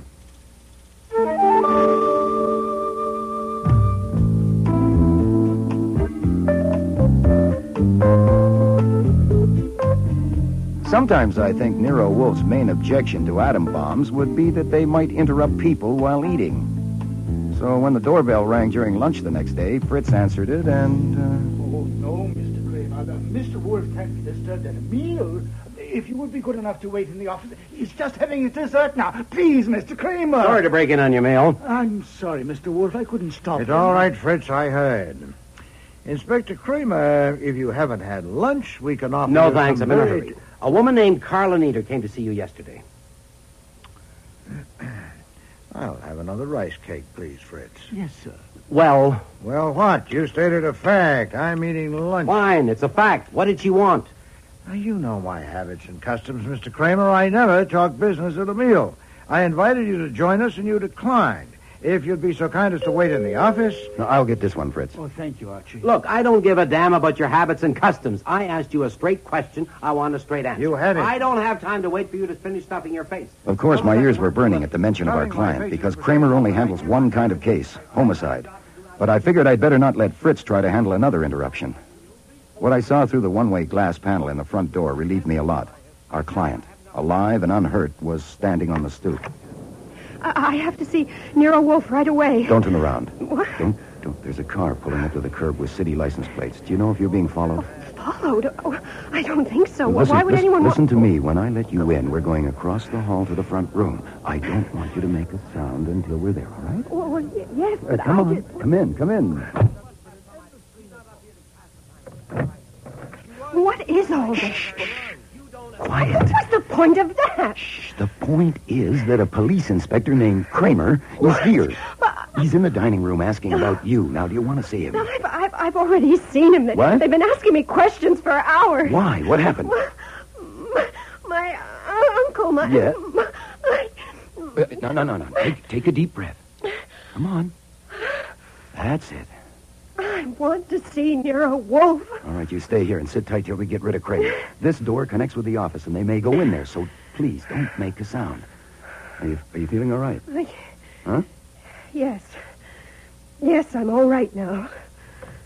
It's all right. I've not finished my gobbling yet, as you put it. I would have eaten 2 more cakes, and I've not yet had my coffee. Come into the office. You broke in, and you're still here. If you weren't an officer of the law, Mr. Goodwin would knock you unconscious and drag you out. Okay. Come on, forget it, all right? All I want is to find out why Carla Nieder came to see you. You know perfectly well. I know you have a right to be told why I'm asking, and I would have told you if you hadn't lost your temper just because I arrived while you were stuffing it in. There has been a murder. Oh, indeed. Indeed. Last night, between 8 and midnight, at the office of Domery and Nieder on the 12th floor at 496 7th Avenue. Carla Nieder was there last night between 9 and 9:30. She admits that. And nobody else as far as we know now. She says she went to get some drawings, but that's got holes in it. The body was found this morning lying in the middle of the floor of the office. He'd been hit in the back of the head with one of those hardwood poles used to raise and lower windows. At the end of the pole has a brass hook on it. Been jabbed into his face a dozen times or more, like spearing a fish. Well, you haven't said who he was. A complete stranger to all the world, apparently. And nothing on him to tell. You describe him. Oh, nuts. Who was it? The medium-sized man around 40 with a brown beard and slick brown hair parted on the left side with glasses that were just plain glass. Can you name him? Sorry, never met him. Under the circumstance, you may concede that I have a right to ask what she came to you for. It was only after she tried 2 lies on us about how she spent yesterday morning that we finally got it out of her that she came here. She wouldn't tell what she came for, so I came to ask you. Is Miss Nieder under arrest? Nero Wolfe's residence. Archie. Let me talk to Inspector Kramer, Archie. It's for you, Inspector. Me? Thanks. Yeah, Levy. Here. Answering your question, Mr. Wolfe, Miss Nieder is not under arrest. They turned her loose and put a tail on her, and the tail was just on the phone telling Kramer that she came here. She's in the front room. I put her there because I know how you are about having your meals interrupted. Shall I bring her in? You snippy little bastard. I am not little. So the minute we let her go, she comes here. Archie? Yes, sir. Did Miss Nieder say why she came? No, just said she wanted to see you. She spent hours down at the station, and her tongue is tired. Bring her in here. Yes, sir. Inspector Kramer is here asking about you, Miss Nieder. Will you come in, please? I told you I'd already seen him. Miss Nieder, I am working for you, and you have paid me a retainer. Is that correct? Yes, certainly. Then first, some advice. The police could have held you as a material witness, and you'd have had to get bail. Instead, they've let you go to give you an illusion of freedom, and they're following you around. But why? Should you at any time want to go anywhere without their knowledge, Mr. Goodwin's an expert on that, and he can tell you what to do. I understand that Mr. Kramer and his men have dragged it out of you that you came here yesterday, but that you have refused to tell them why. Is that correct? Yes. That was sensible. You are suspected of murder. But that puts you under no compulsion to disclose all the little secrets you have locked up. My position, though, is quite different from yours. What you said to me was not a privileged communication. In my business, I need to have the goodwill, or at least the tolerance of the police, in order to keep my license. And besides, I respect and admire Mr. Kramer and would like to help him. I tell you all this so that you will not misunderstand what I'm about to do. What? Mr. Kramer, since your army has had several hours to poke into corners, you've learned, I suppose, that Mr. Goodwin went to that place yesterday and sat through a show. Yeah, I know about that. You didn't mention it. I hadn't come to it. Oh, you're reserved, eh? Well, you heard what I just told Miss Nita. She came yesterday morning to consult me about her uncle. Yeah? What uncle? Mr. Paul Nita. He's dead. Miss Nita inherited half of that business from him. Back files of newspapers will tell you that he committed suicide a little over a year ago by jumping into a geyser in Yellowstone Park. What? Miss Nita told me about that and many other things. I don't remember everything she said, and I don't intend to try. The only thing I can furnish that might help you is the conclusion I formed. You want to hear it? Yes. I concluded that Miss Nita had pushed her uncle into the geyser and, becoming fearful of exposure, had come to me to get her out of it. Why, you... Shut up. Archie, was that the impression you got? Precisely. Thanks for the conclusion. Did she tell you that she had killed her uncle? Oh, no, indeed. Exactly what did she want you to do? Well, that's why I came to that conclusion. She left it vague about what I was to do. I couldn't possibly... Try telling me what you told Goodwin to do when you sent him up there. You remember, Archie? Oh, sure. Sure, I remember. You told me to keep a sharp lookout and report everything that happened. And what happened was I saw 6 of the girls that I had been waiting to marry. Now, after the wedding... You're a goddamn liar, get a nice Mr. apartment. Kramer, I'm tired of this. Mr. Goodwin can't throw you out of here once you're in, but we can leave you here and go upstairs, and you know the limits of your license as well as I do. I said you're lying. Prove it! All less provocation than you've given me by your uncivilized conduct in my dining room, I'd lie all day and all night. Regarding this murder of a bearded stranger, where do I fit? Oh, Mr. Goodwin, connect us if you can. Should you be rash enough to constrain us as material witnesses, we'd teach you something of the art of lying, and we wouldn't squeeze out on bail. We'd dislocate your nose with a habeas corpus and a sub judiciendum. Now, will you leave my house at once, or do we leave you here and go upstairs?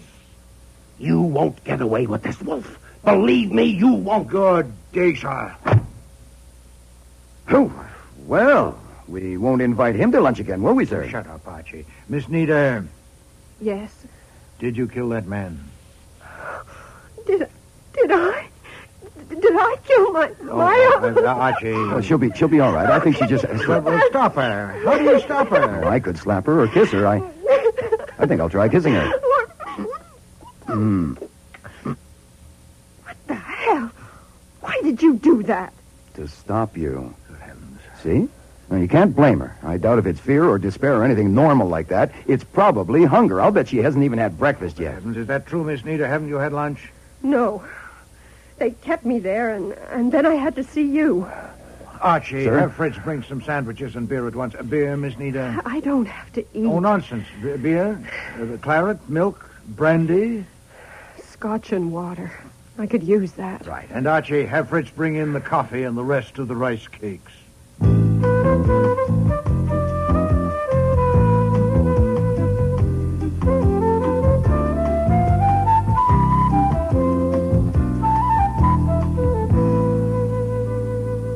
Do you feel better now?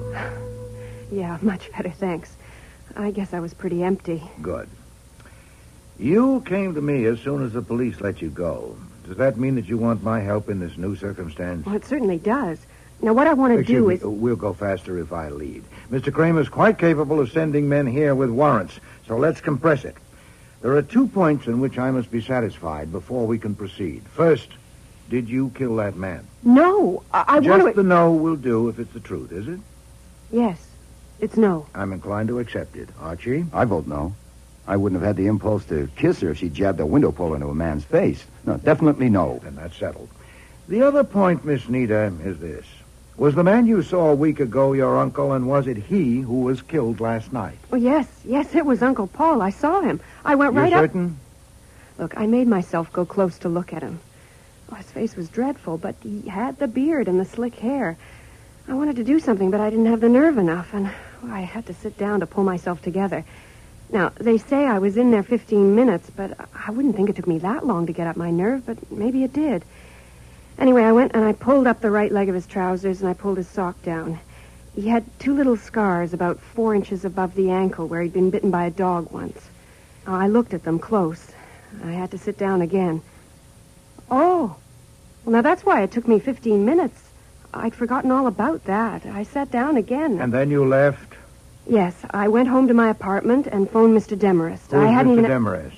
He's a lawyer. He was a friend of Uncle Paul's, and he's the executor. So I thought I'd better phone him. Yeah. Confounded, why didn't you phone me? Well, I didn't know you well enough for that, did I? I mean, how could I tell what you would or wouldn't believe? Yeah, indeed.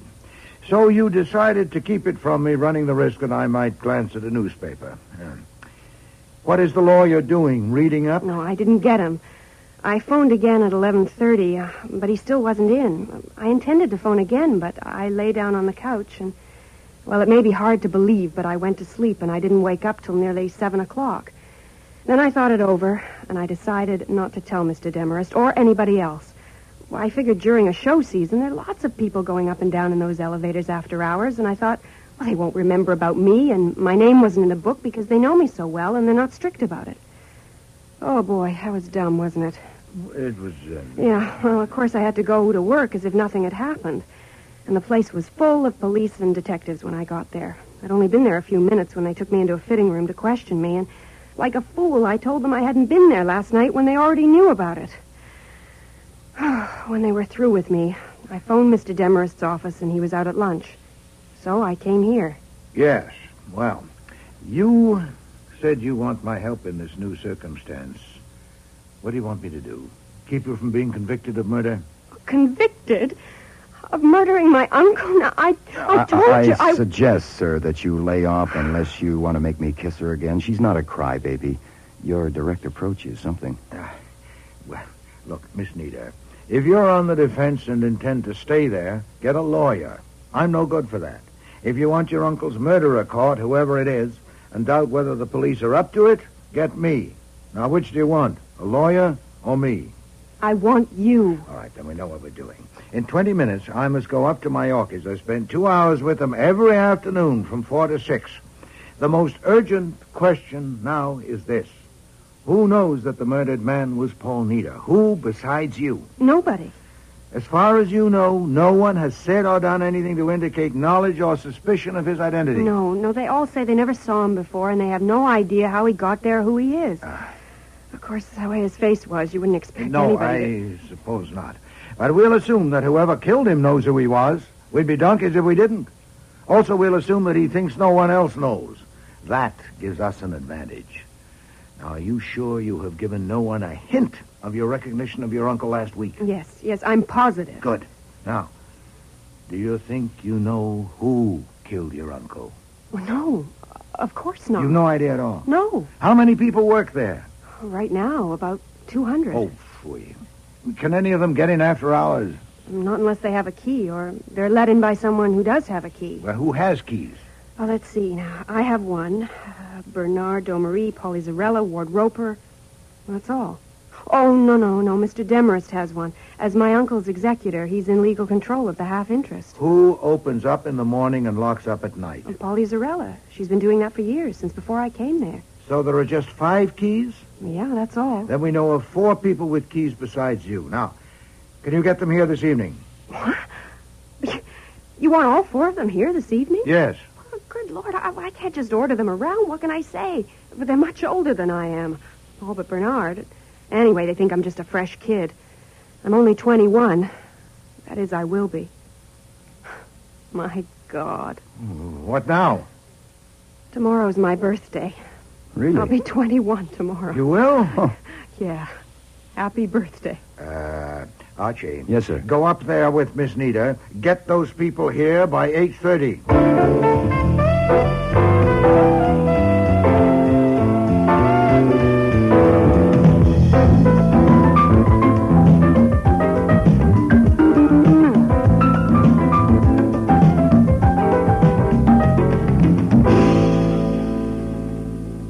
He's on the phone. He'll be with us in a minute.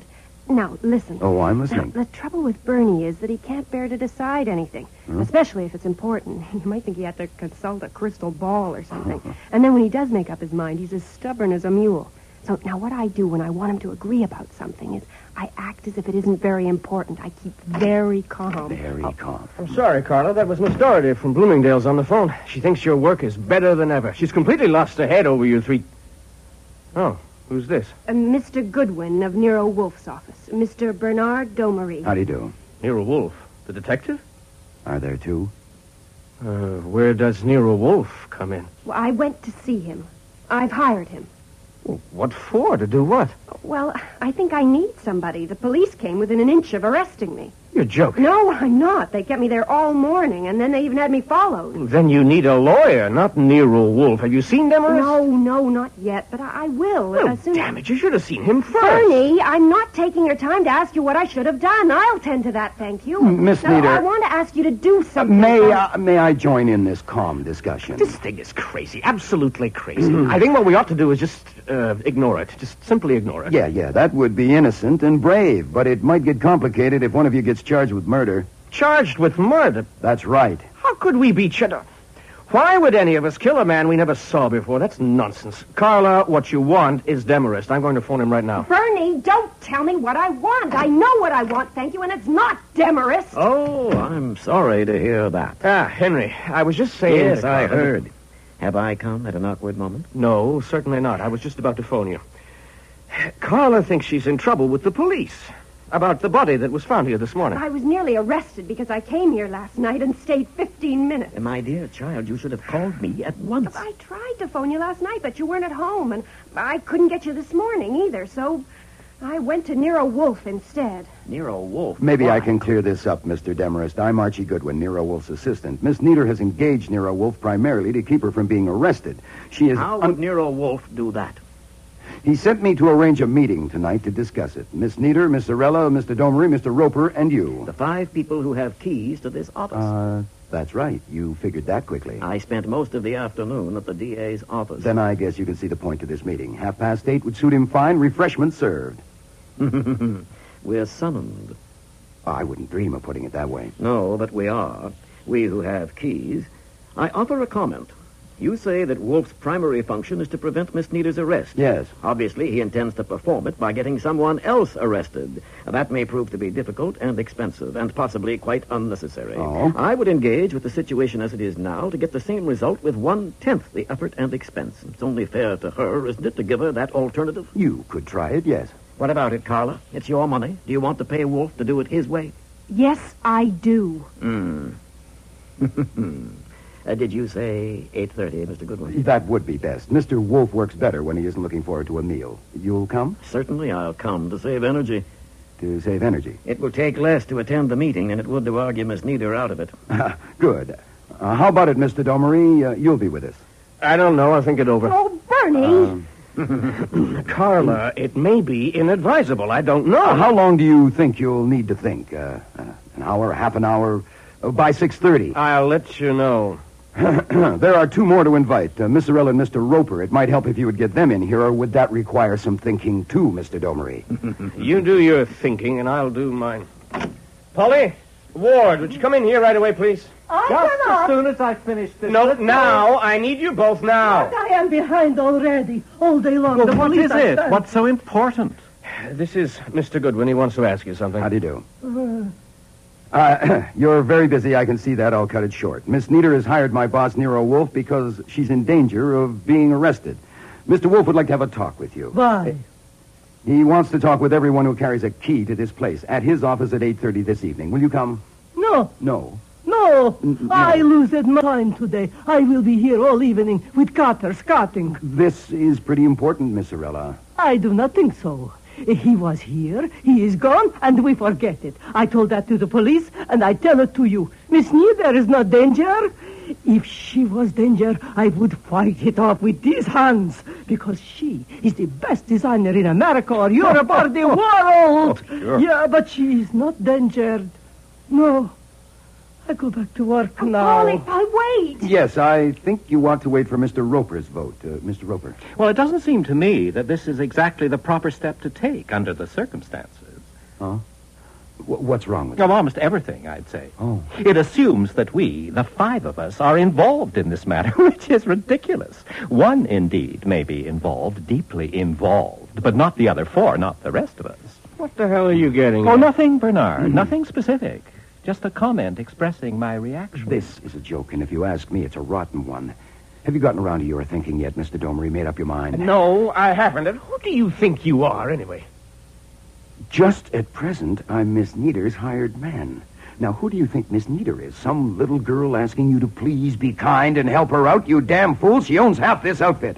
Mr. Domery, you're her business partner. What couldn't she do to you if she felt like it? And the rest of you are just employees, her hired help.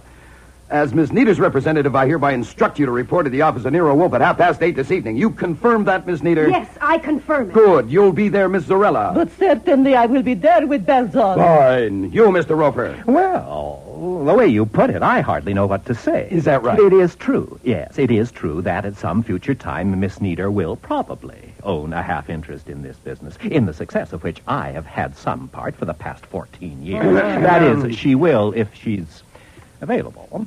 What do you mean, available? Well, isn't it obvious?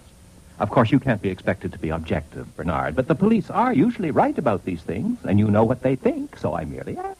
What if she's not available? Look, I warned you As last for night, your... Ward. I told you to watch your nasty tongue. Oh. Apologize to Carla and do it quick or I'll break your neck. Apologize? For I what? said apologize. Don't fire him. Don't fire him. Miss Nieder doesn't want him fired. She wants him there tonight. He'll be there. You'll be there, Ward. Do you understand? Answer me. Yes. Fantastic. Which leaves only you, Mr. Domery. You'll be there, too, won't you? I'll decide later, and I'll let you know.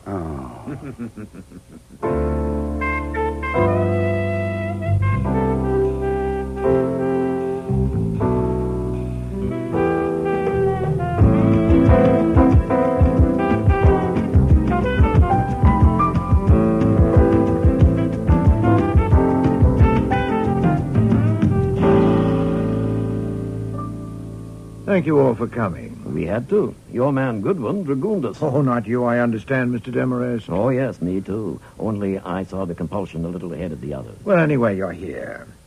I believe Mr. Goodwin has explained the circumstances to all of you, so I think we might start by clearing up one point. How you spent your time last evening from 8 o'clock to midnight. Will you begin, Mr. Demarest? If your man had asked that question this afternoon, it might have simplified matters. Oh, indeed? Well, it's been asked now. And now I'll simplify it. You want it all, of course. Please. The showing of the fall line yesterday brought a situation to a climax. For 2 years now, it began even before Paul Nieder's death, Mr. Roper here has been getting increasingly jealous of Miss Nieder's talent as a creative designer. That's not true. The reactions to this new line have made it evident that she is vastly superior to him, and this enraged him. He wanted to quit.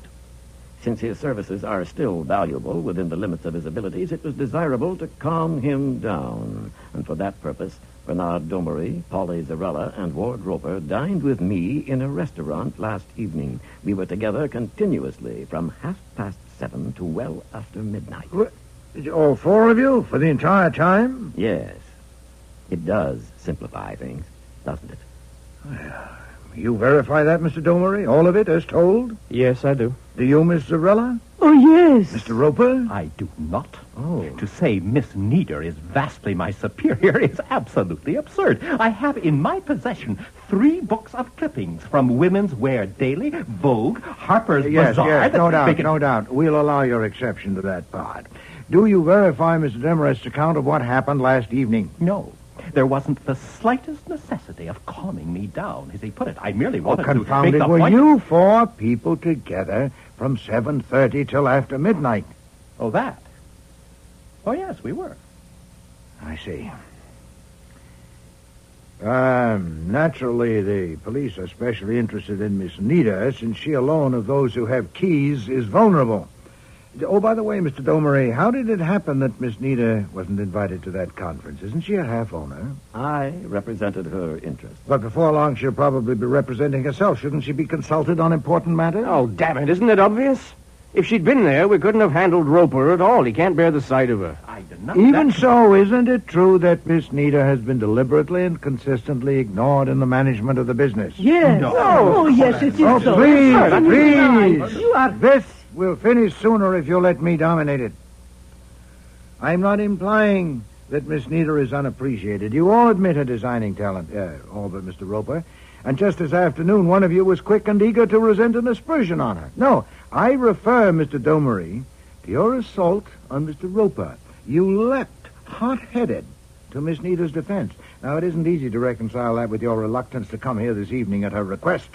Well, I wasn't reluctant. I had to think it over, that's all. You, often have to think things over, don't you? What's it to you if I do? Oh, it's a great deal to me. I have engaged to prevent Miss Nita's arrest for murder, and I suspect that your habit of thinking things over is going to show me how to do it. Mr. Demarest, how long have you known Mr. Domery? 6 years, ever since he started to work in his uncle's business. Please give me a considered answer to this. Has he always had to think things over? Have you noticed any change in him in that respect at any time? I don't have to consider it. He was always a very decisive young man, even aggressive, until he became the active head of the business some weeks ago. But that was only natural, wasn't it? A man of his age suddenly taking on so great a responsibility? Perhaps. Miss Zarella, do you agree with what Mr. Demarest has said? Oh, yes. Bernard has been so different. And do you, Miss Nita? Well, I suppose people might have got that impression. Oh, you're but... hedging. Was there a change in Mr. Domery as stated about 6 weeks ago? Well, yes, there was, but Mr. Demarest has explained why. He thinks he has. Now we're getting somewhere. Mr. Domery, I wish to ask you some questions as Miss Nita's agent. They may strike you as irrelevant or even impertinent, but if they're not actually offensive, will you answer them? What are the questions? Are your parents alive? Yes. Where are they?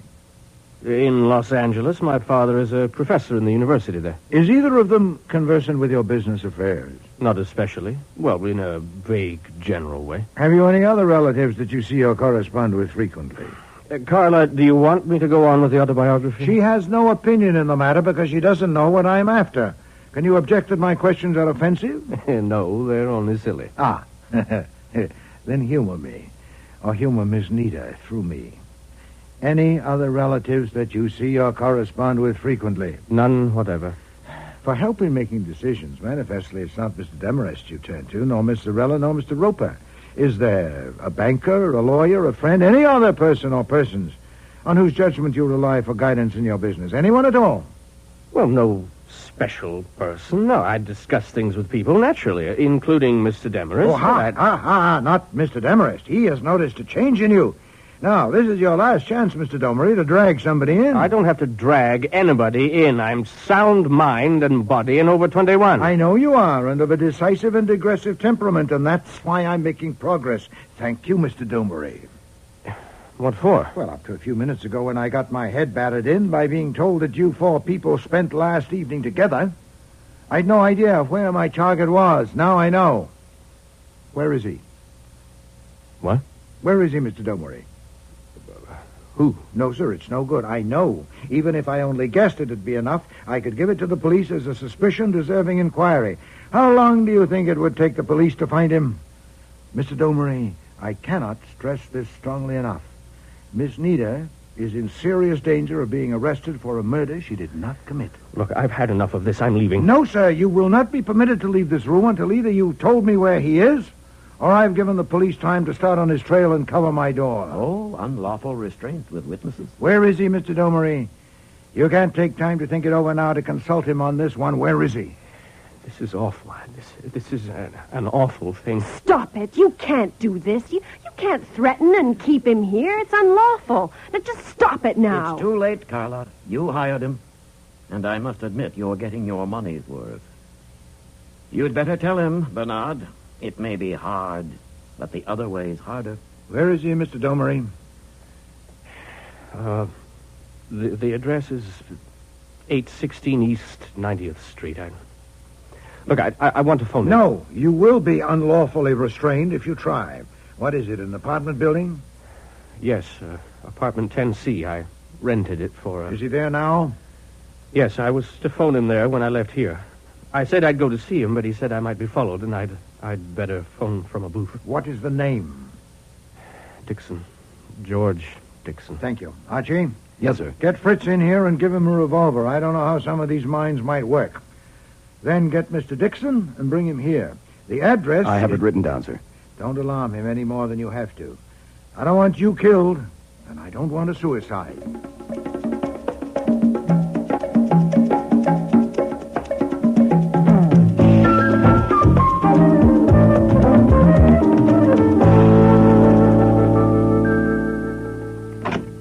Mr. George Dixon? What do you want? I have a message from Mr. Bernard Domery. Yes? Are you George Dixon? I'm Dixon. Hand it through to me. I can't. It's verbal. Then say it. What is it? You'll have to open the door all the way. I have to see you first. You were described to me. Mr. Domery's in a little trouble. Thank you. Okay, what kind of trouble? He'll have to tell you about it. I'm just a messenger. All I can tell you is I was instructed to ask you to come to him. Why didn't he phone me? A phone isn't available to him right now. Where is he? At Nero Wolfe's office on West 35th Street. Who else was there? Well, several people. Mr. Wolfe, of course, and men named Demarest and Roper, and women named Zorella and Nieder. That's all. I think you're lying. What? I don't think Mr. Domery sent for me at all. I think this is a put-up job, and you can get the hell out of here and stay out. Hey, okay, brother. Now, where'd I get your name and address from? A mailing list? Mr. Domery phoned you earlier to ask your advice about his going to see Mr. Wolfe. Now, my understanding was that if I didn't get you there by 11 o'clock, they'll all pile into a taxi, including Mr. Domery, and come here to see you. My car's waiting out front.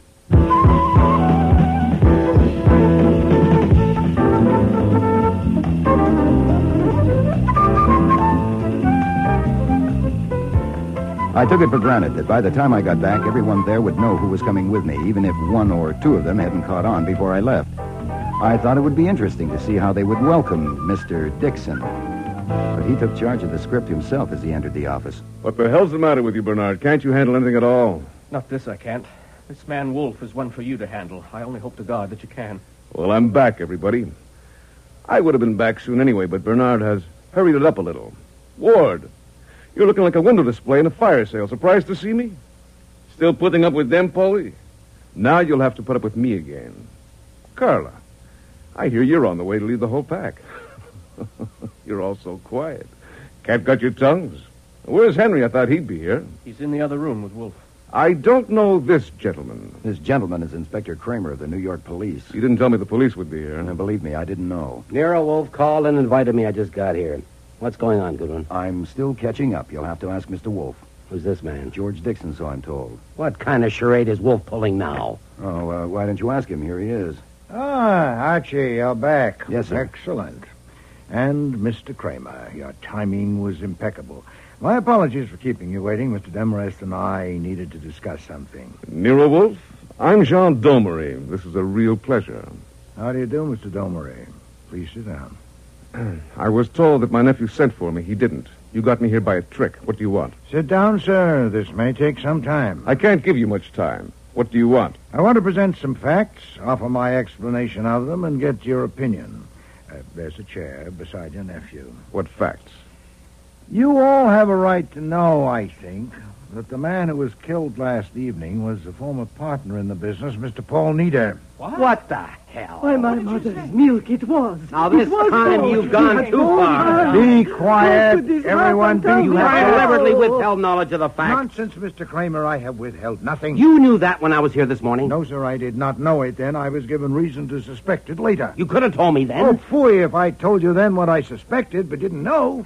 You'd quite reasonably have focused on the most likely seeming culprit, my client, and been led straight down a blind alley. I'm saving you time, Mr. Kramer. I'm giving you something. You said on the phone you could name the murderer. And I will, sir, if you'll sit down. Go ahead.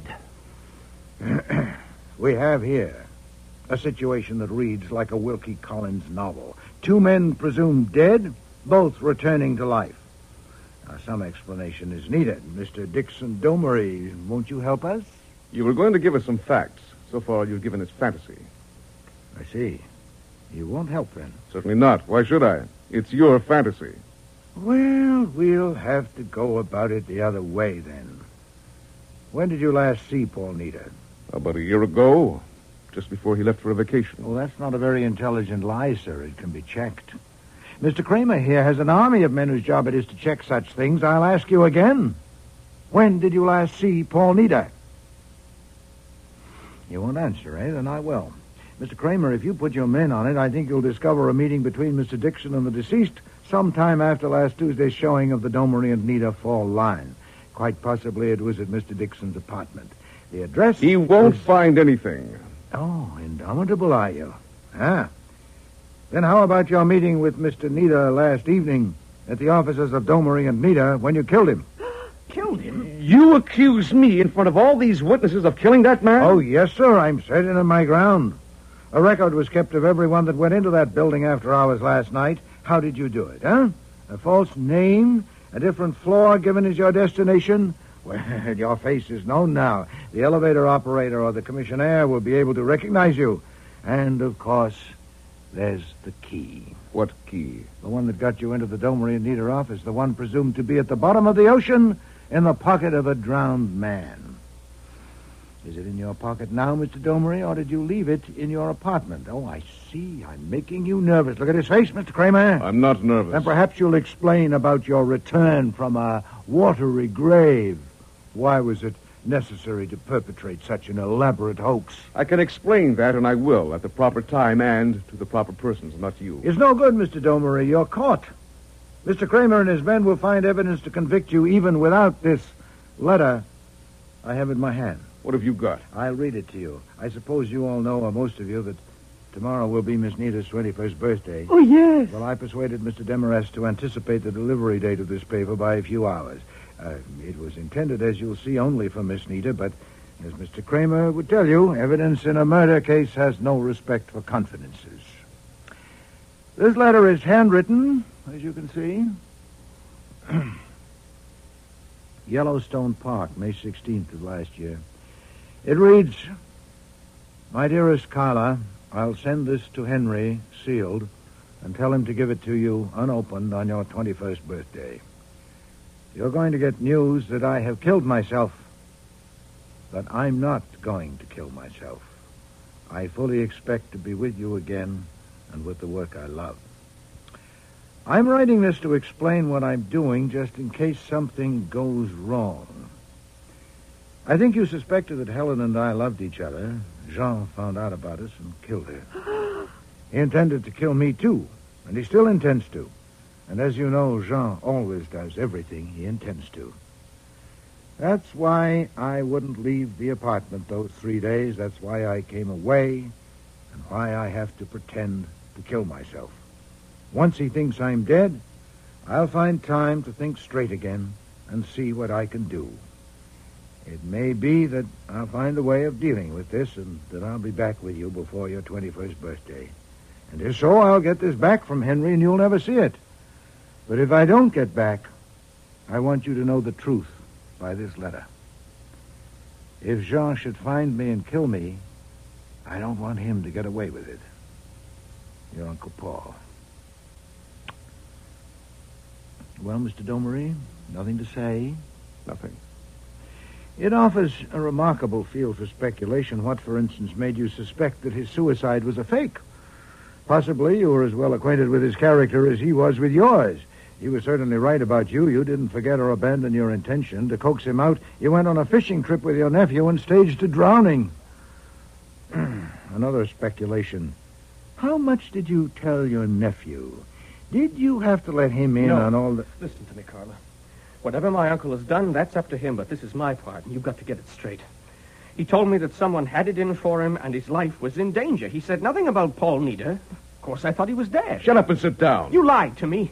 You said your supposed death would force this person to take certain steps and that the situation would soon be changed so that you could reappear. You lied to me. Yes, I lied to you because you're a weak-natured fool. Could I have told you the truth? But it isn't necessary to lie anymore, since that other fool, Paul, seems to have gotten the last word. But I got him. I got Helen, and I got him. Take him away, Mr. Kramer. I'm through with him. I'll have that letter. No, sir, I'll keep it. Or rather, I'll destroy it. What? No, it's mine. Like hell it is. Certainly it is. It's in my writing. I wrote it while Archie was going for him. With Mr. Demarest's help. You won't need it. Just take him out of here and get to work. You... I hope you won't cop, Mr. Kramer. Surely the end justified the means. You got your murderer.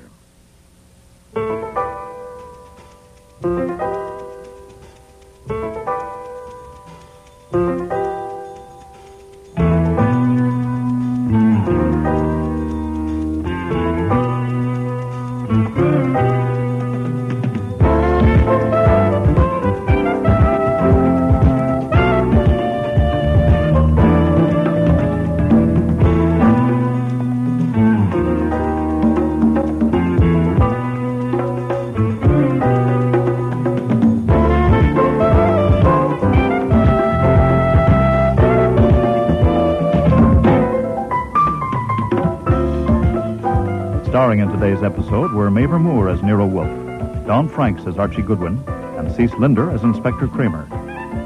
Lynn Griffin was Carlin Nieder, Neil Monroe, Bernard Gomery, August Schellenberg, George Dixon, Michael Tate, Ward Roper, Marion Waldman, Paulie Zarella, Sandy Webster, Henry Demarest, and Frank Perry was Fritz. Music was composed and conducted by Don Gillis. Technical operations, John Jessup. Sound effects, Bill Robinson. Production assistant was Nancy McElveen, and casting consultant, Ann Weldon Tate. Man Alive was written and produced in Toronto by Ron Hartman.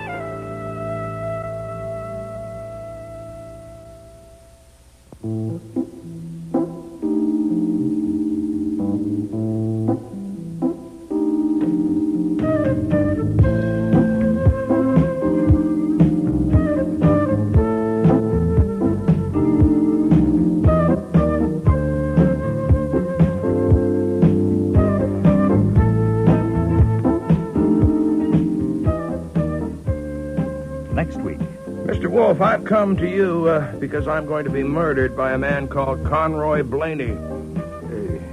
Indeed. Yes. Mr. Poor, I suppose 200 men and women have sat in that chair and tried to hire me to keep someone from killing them.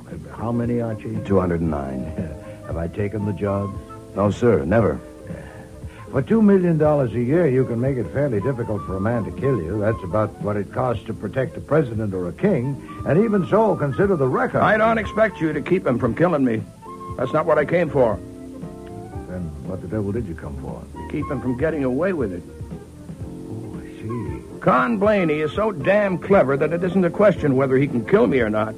The question is whether he can manage it so he's in the clear. I'm afraid he can.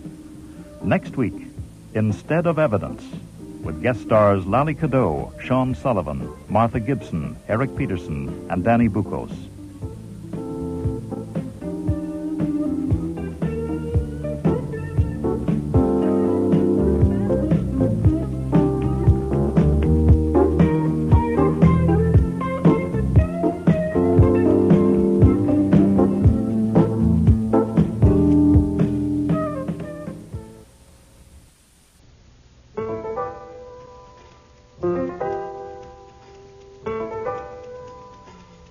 Rex Stout's Nero Wolfe.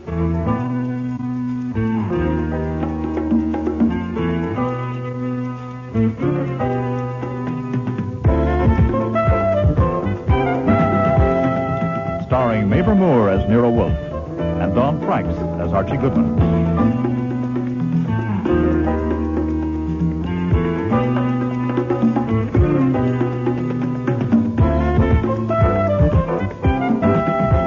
Today's episode, Instead of Evidence, with special guest stars Lally Cadeau, Sean Sullivan, Eric Peterson, Martha Gibson, and Dan Bucos.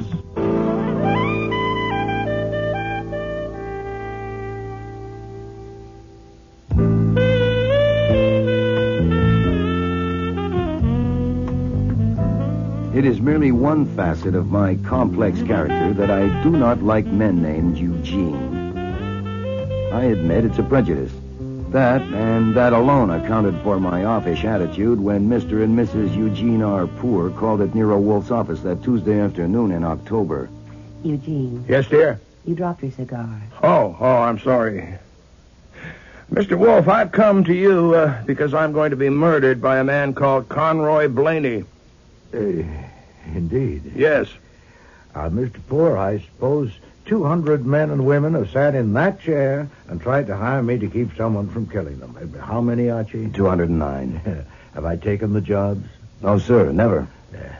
For $2 million a year, you can make it fairly difficult for a man to kill you. That's about what it costs to protect a president or a king. And even so, consider the record. I don't expect you to keep him from killing me. That's not what I came for. Then what the devil did you come for? To keep him from getting away with it. Oh, I see. Con Blaney is so damn clever that it isn't a question whether he can kill me or not.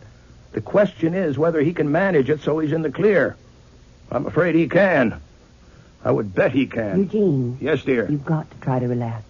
I came here, Mr. Wolfe, to give you the facts, to get the facts down, and to pay you $5,000 to see that he doesn't end up in the clear. I want someone to know about it. Your wife knows about it. What if he kills her, too? There's no one else I can trust. Then why not go to the police? The police? I'm not sure they'd even remember I'd been there if it happened in a year or maybe 2 years. I can't pay them to remember. What's the matter? Don't you want $5,000? I wouldn't get $5,000. As my income tax now stands, I'd keep about 10%. If Mr. Blaney's as clever as you say he is, I wouldn't consider trying to uncover him on a murder for $500. No, sir. Mrs. Poor, may I ask why that makes you look so pleased? Because I need help, and I think you're going to help me. I don't approve of this. I didn't want my husband to come here. Where did you want him to go? To the Atlantic Detective Agency? Oh, no. If I'd been in favor of this going to any detective, it would have been Nero Wolfe, but may I explain? I am due in the plant rooms at 4 o'clock. I have 18 minutes. Then I'm going to use them. Eugene, please. It won't take 18 minutes, Mr. Wolfe. My husband and Mr. Blaney have been business partners for 10 years. They own the firm of Blaney & Poor, manufacturers of novelties. We make things like matches that won't light, chairs with rubber legs, and bottled drinks that taste like soap. Good heavens. It's the biggest firm in the business. Mr. Blaney gets the ideas and handles the production. He's a genius And my at it. husband handles the business part. Sales and so on. But Mr. Blaney is really just about too conceited to live. And now that the business is a big success, he thinks my husband isn't needed.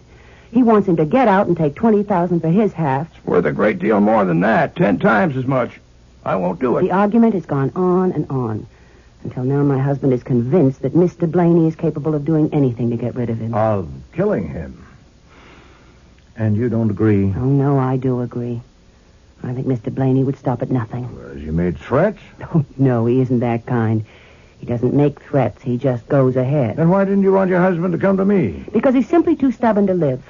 There's a clause in the partnership agreement. They signed it when they started the business. That says if either one of them dies, the other one owns the whole thing. That's another reason why he'd kill me. What my husband wants is to make sure Mr. Blaney gets caught. That's how stubborn he is. And what I want is for my husband to stay alive. Martha, we've been over this My time husband and has time. saved over $200,000. He can get another $20,000 from Mr. Blaney for his half of the business. It's worth 20 times that much. Not if you're dead. With the income from that, we could live comfortably and happily. I thought you'd stand by me in this fight. I would if you could possibly win. But you can't win. Instead of winning, you'll probably die. I ask you, Mr. Wolfe, you're a wise and clever man. What would you do if you were in my husband's position? You put that as a question? Yes, I do. Well, granting that you've described the situation correctly, I would kill Mr. Blaney. What?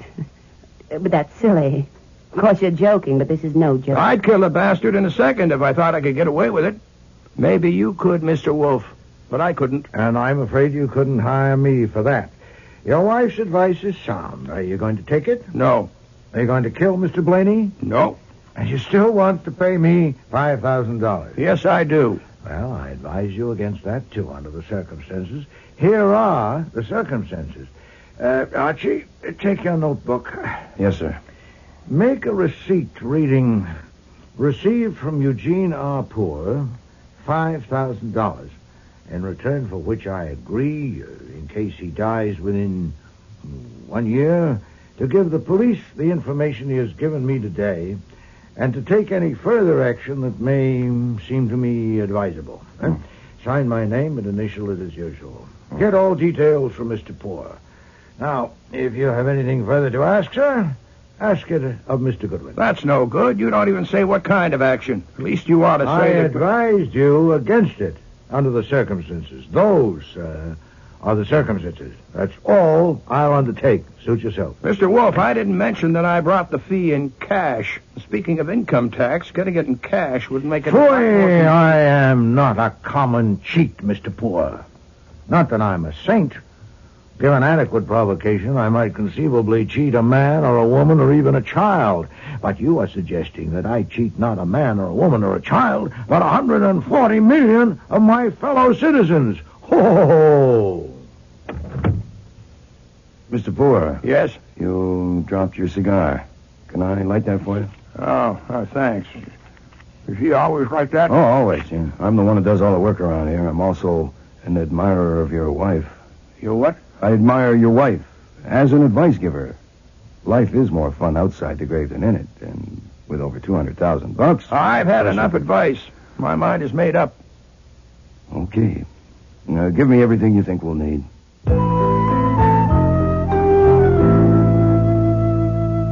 It was nearly 5 o'clock when they left. I was still typing from my notes when at 6 o'clock, Wolfe came down from the plant rooms. Well, did you take that man's money?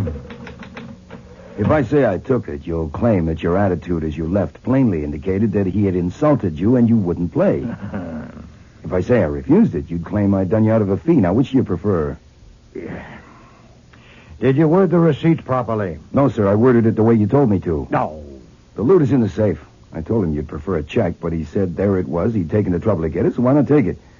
He still thinks you'll forget to report it to your 140 million citizens.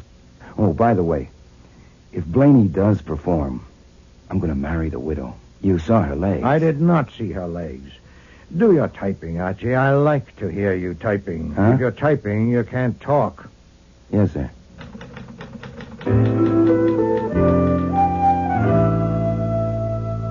It was after dinner at about 9:40 that the phone rang. For you, Inspector Kramer. Oh, thank you. What can I do for you, Mr. Kramer? I'm at Eugene Poor's apartment. I've got a paper here taken from his pocket, a receipt for $5,000, signed by you, dated today. It says you have information to give the police if he dies. All right, what's the information? He's dead. What killed him? An explosion. A cigar blew up in his face. Archie will be there in a few minutes.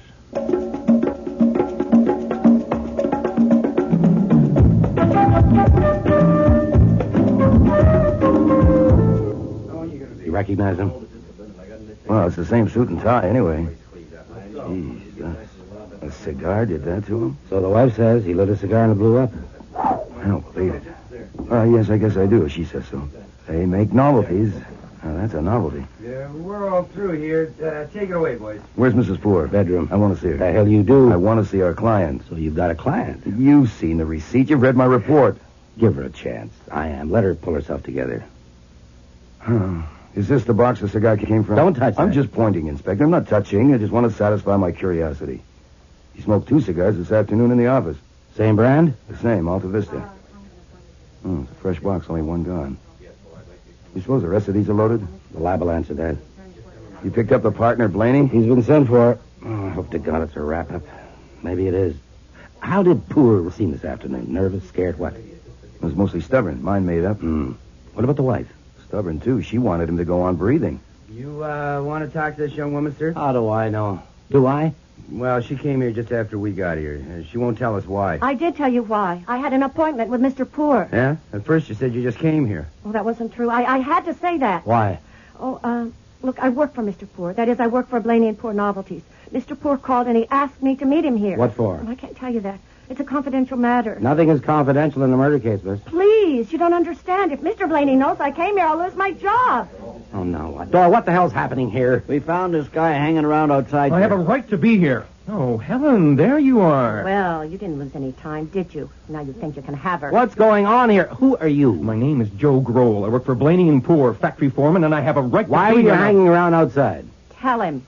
I followed Helen Vardis when she left home tonight because I wanted to know where she was going. She came here, and I saw all the police outside. Now, where's Conroy Blaney? He's been sent for. Why did you That is not true. What's not true? That he was following me. Why would he follow me? He came here to... Yeah, to what? I don't know. But I do know who killed Mr. Poor. It was Martha Davis. Oh, that helps. Who is Martha Davis? She means Mrs. Poor. That was her name when she worked in the factory before she got married. She means Mrs. Poor killed her husband. She's jealous of Mrs. Poor. She's just plain crazy. She certainly is. Martha. You ought to be ashamed of yourself, Helen. I think you will be when you calm down and thought things over. You have no right or reason to talk like that. Let me go, I say. Who's in charge here? I'm Conroy Blaney. Where's Jean Poor? You ask? Of course I do. Why have I been brought here? You know perfectly well that Jean is dead. Murdered. Good heavens. Who did it?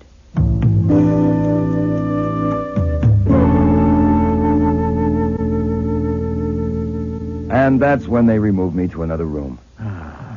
Did you get to speak to Mrs. Poor at all? Yeah, later. Much later, and only for a short time. Well? The Poors left here in their car a little before 5. She persuaded him to drive up to Conroy Blaney's place in Westchester, hoping they could talk it all out. She phoned ahead and made an appointment with Blaney for 6:30, but at the last minute, Poor balked and they stopped at Monty's Tavern near Scarsdale to debate. Poor won the debate. He wouldn't go. So she left him at the tavern and went on to Blaney's place alone. She got there at 6:15. Are you awake? Oh, yeah, sure. It's hard to tell when you close your eyes like that and don't move. Do you want me to go on? Go on.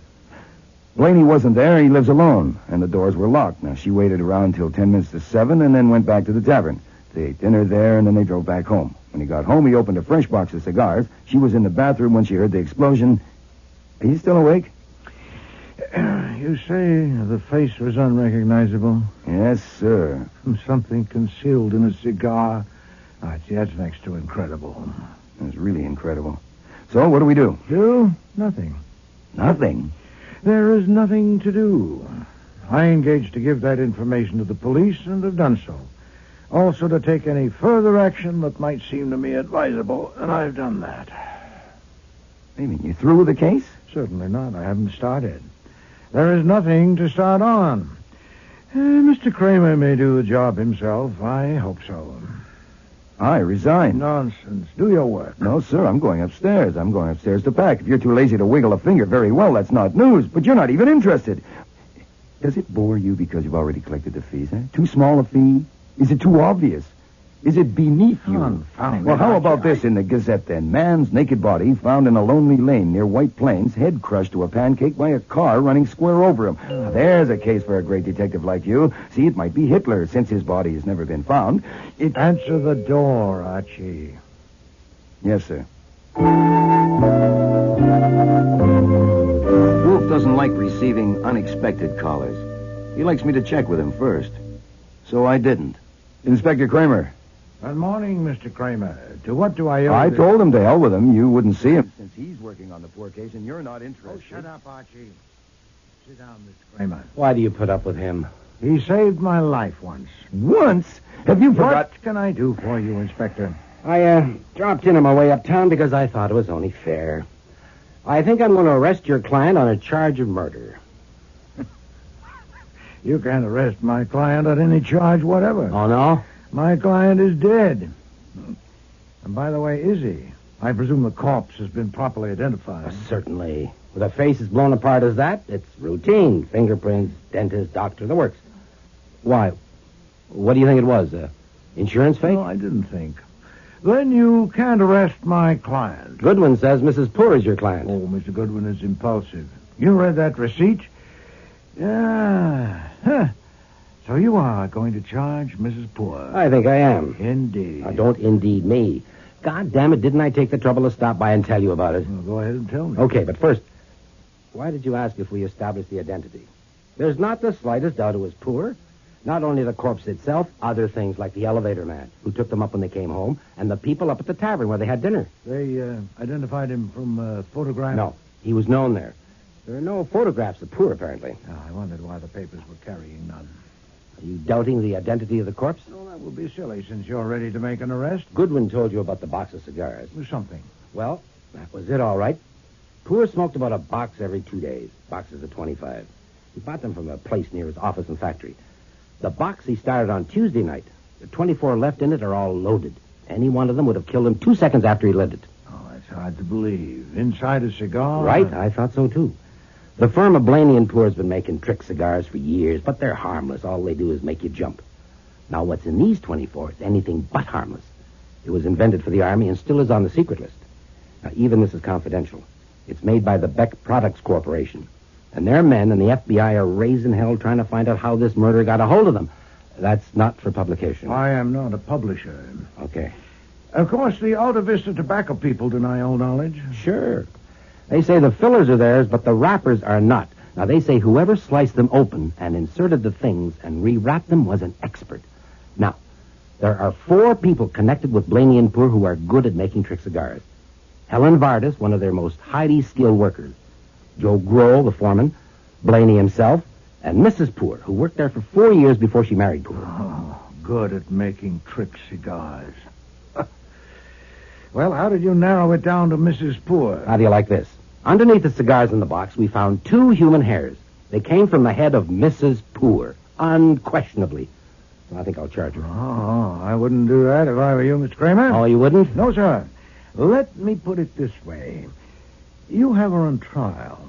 The hairs have been placed in evidence. I am the defense attorney. I'm speaking to the jury. Shoot. Ladies and gentlemen, I respect your intelligence. The operation of turning those cigars into deadly bombs has been described to you as requiring the highest degree of skill and the most minute attention. Deft fingers and perfect eyesight were essential.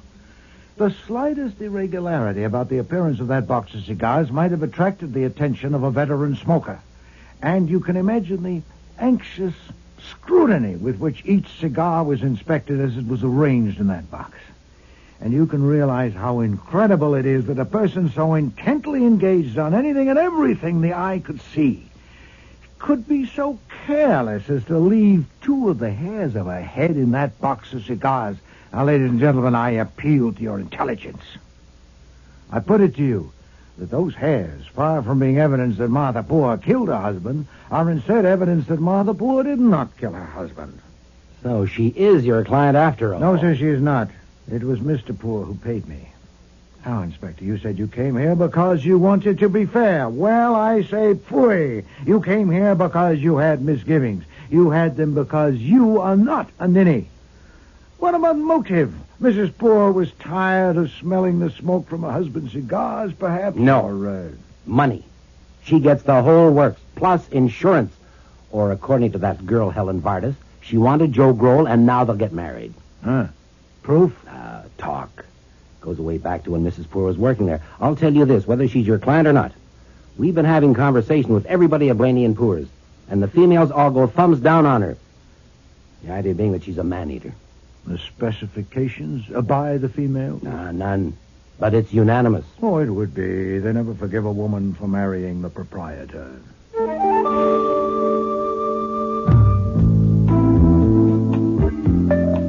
It's our busy day.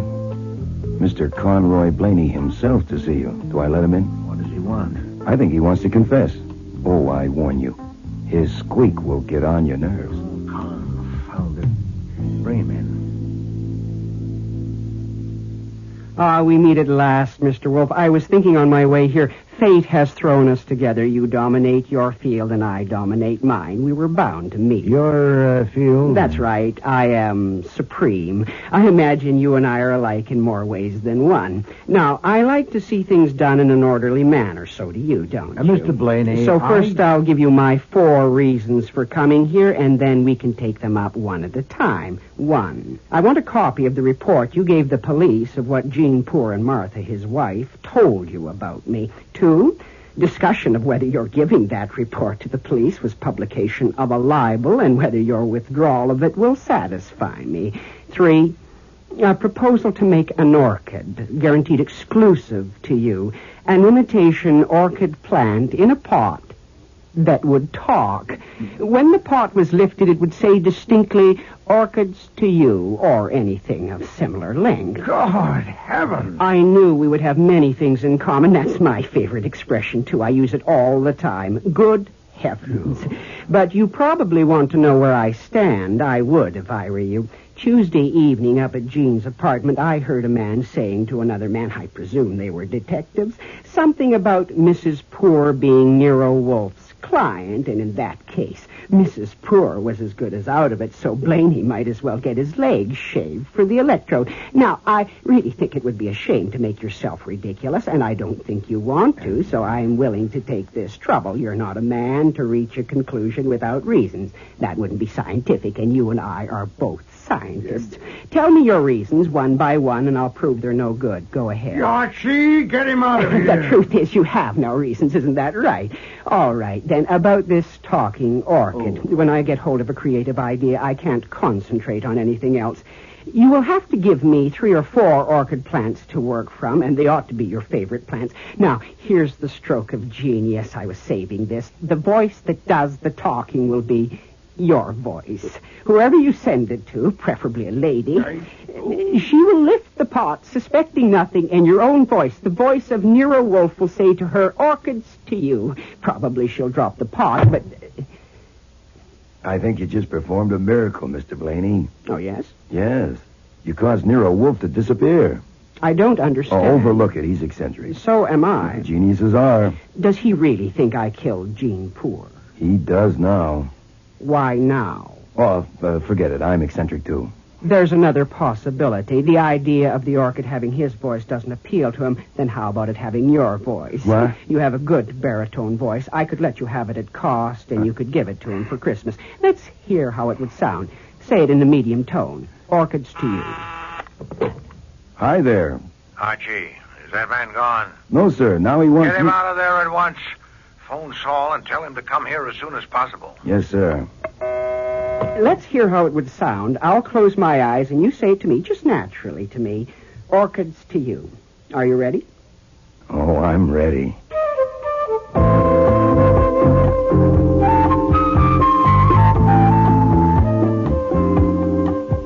Did you get Saul? Yes, sir. He can't be here till 6 o'clock, so maybe I could No, I need you here. Yes, sir. Working on the orchid file. To find out whether it seems advisable for me to talk with that man, Joe Grohl. Yes, sir, with tea leaves, or there's a palmist over on... When he was at the scene of the murder on Tuesday, he asked where Blaney was. Now find out why and anything else. As for instance, when does he marry Mrs. Poor, and did she... Anything. Just see him.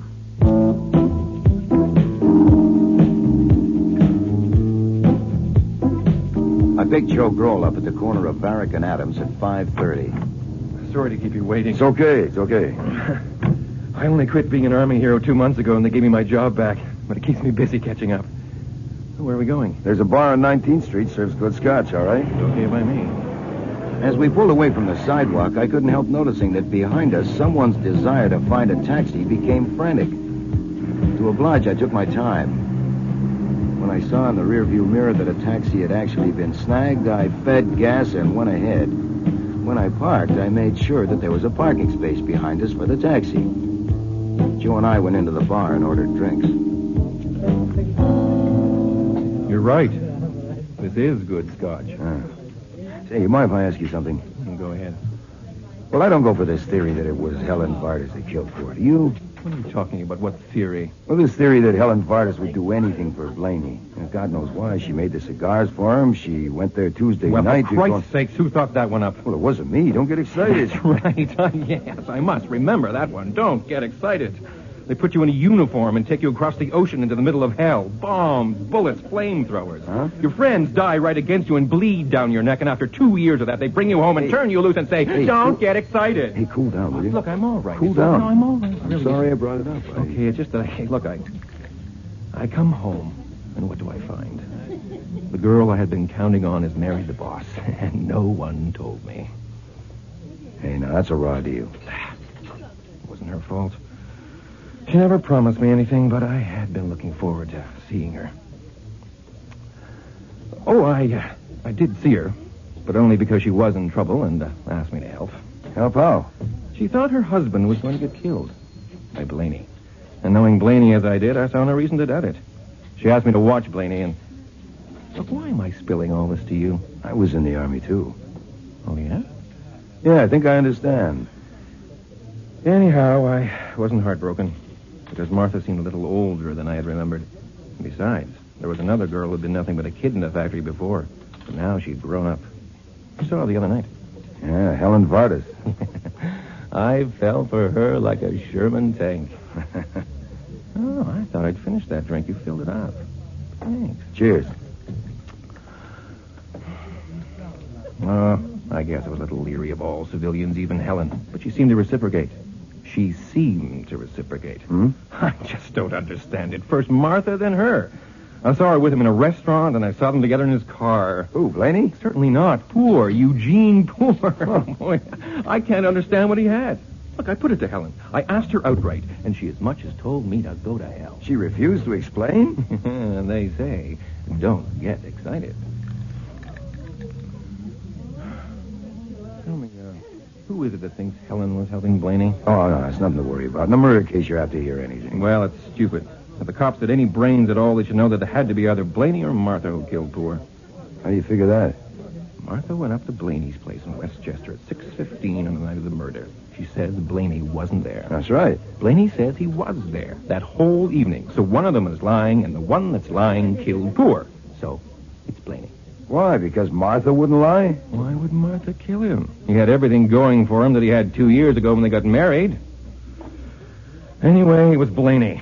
And he knows I was keeping an eye on him for Martha, so I'll be out of a job, and so the hell with him. Tell me, do you want to come along and help me do something? Well, if you describe it, I promised my mother I would always be helpful to people. You're very witty, you know that. Well, Nero Wolfe tells me that all the time. Say, what are we going to do? I'm going up to Blaney's office, look through his abditories. Look through his what? Abditories. Secret hiding places. His office is full of them. I'm going to search them. Do you want to come along? You got the keys? Hell, I'm foreman. Okay. Finish your drink and let's go.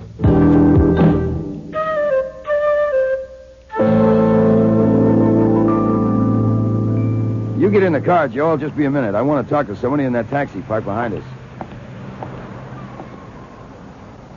There's no sense in this, Miss Vardis. Look at that meter. Come on and ride with us. Get out of here. Hey, just relax, will you? I can't get out because I'm not in. Now, this is absolutely childish. You don't know the first principle of tailing. And this driver you happen to get is worse. Now, if you insist on tailing Joe, okay, we'll put him in a cab and we'll let him go ahead, and you ride with me, and I'll show you how it's done. You're smart as they come, aren't you? I'm at least smarter than you if you let that meter continue to tick. Now, pay him and come on. You seem to be in charge of everything. You pay him. Hey, I guess you got you, smartass. Here, keep the nickel change.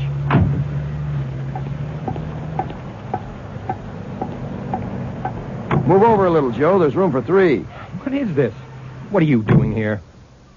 If I were you folks, I would incorporate and call it the Greater New York Mutual Tailing League. I don't see how you keep track of who is following whom on any given day. Of course, if one of you gets convicted of murder, that'll put a stop to it. You have now, however, one good reason that I know of for getting married. The fact that a wife can't testify against a husband or vice versa. It's one thing you gotta watch. Now that Eugene Poor is dead, Helen will try to sell you the idea, Joe, that she was meeting him on the sly merely to keep him informed of anything Blaney seemed to be up to. And Joe will try to sell you the idea, Helen, that he was seeing Martha merely for that, too. Now, of course, he can't marry her for at least a long time because it would look a little suspicious, and he may want you just for a stopgap. You should both be Are you always such a clown? Always. It is a well-known fact that clowns have the biggest and warmest hearts on record, except mothers and 3 characters in a book by... So, if you get tired of being a stopgap, why don't you give me a ring? Stop and let me up. We're not going where I said. Oh, yes, we are.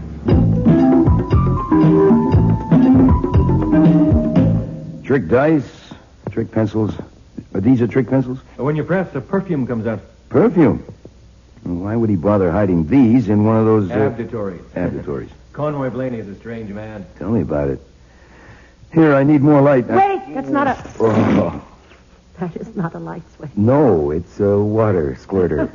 You know, that is really interesting. Oh, yeah? Yeah. Some customers say that the person won't be standing in the right place. But you were exactly. A person not as tall as you would get it right in the eye. You are?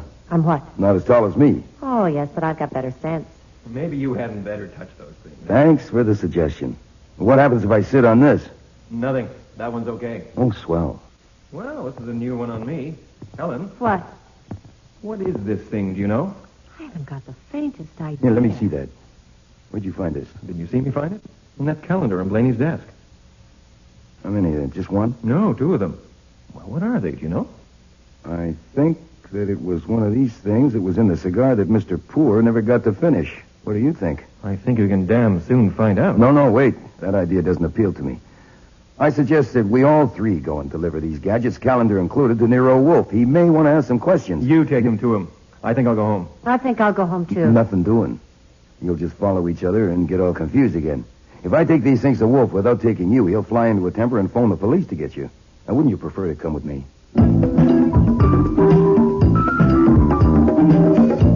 Mr. Grove. Yes, sir? I don't know how much sense you have.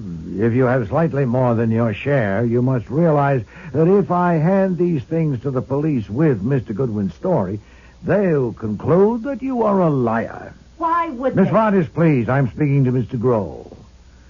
They will ask, why did you wait until witnesses were present to explore those... abductories. Hiding places. Is it even remotely credible that Mr. Blaney would leave such incriminating evidence in a hiding place that a dozen people knew about? I'll end by concluding that you put the capsules in the calendar yourself. I didn't. It happened exactly the way I told you. But listen. Oh, I am. You seem to know that these things are the same as the loads in the cigars. And if you do, okay. But I don't. Neither do I. And what the hell? Maybe they're full of Chanel number 5. I was coming to that. Archie, do you remember that metal coffee percolator that we were fools enough to try? Yes, sir. It's in the basement. Bring it here, please. Now, Mr. Grove, perhaps we can prevail on your expertise.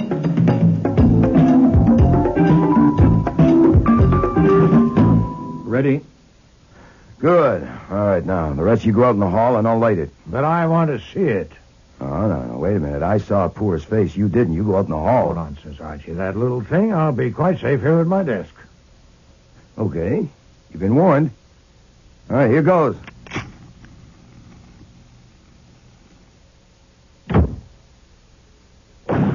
Jesus. Are you all right, sir? My God, look at the hole in the plaster behind his head. It was the percolator lid. It missed me by inches. My God, what's in those capsules? It's outrageous. I was nearly killed. Now, this settles it. Against Mr. Poor, there may have been a valid grievance, but against me, none. I'm going to bed. Archie, you put that other thing in the safe. What was that about? Is he mad at us? Geez, you'd think Now, that Mr. Wolfe is a genius, as you well know. Geniuses can be eccentric.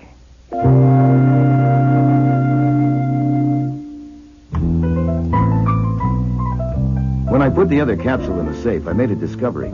There was a receipt for me to enter in the cash book, which read $200, advance on expenses, Saul Panzer. So he'd hired Saul. I didn't sleep much that night. I tossed and turned until I finally solved the case. I did it with cold logic. All I needed was enough evidence for a jury. In the morning, I couldn't wait for Wolfe to come down from the plant rooms. Of course, nothing would interfere with his routine. We had a visitor, and she looked as if she hadn't slept all night either. Mr. Wolfe will be engaged until 11 o'clock, Mrs. Poor. He'll be down in 40 minutes. I know. I'll wait. Anything I can do? You're very kind, but I'll wait. I'll tell him you're here. Yes? Mrs. Poor's down here waiting to see you. Confound the woman. Send her away. But she... I know what she wants. Tell her to go home and read that receipt. Mr. Wolfe says for you to go home and read the receipt. What? He thinks you came here to complain because he isn't earning the money your husband paid him. And the idea of having to earn money offends him. It always has. But that's ridiculous, isn't it? Yeah, it certainly is. But my advice to you is to humor him. Much as I enjoy having you here, if he came down and found you here, he'd turn around and walk out. Now, if you have anything special to say, you tell me and I'll tell him. He'll listen to me because he has to, or fire me. And he can't fire me because then he'd never do any work at all. And eventually he'd starve to death. Oh, I shouldn't think... I shouldn't think a cold-blooded murder is something to joke about. Oh, I'm not joking. They're plain facts.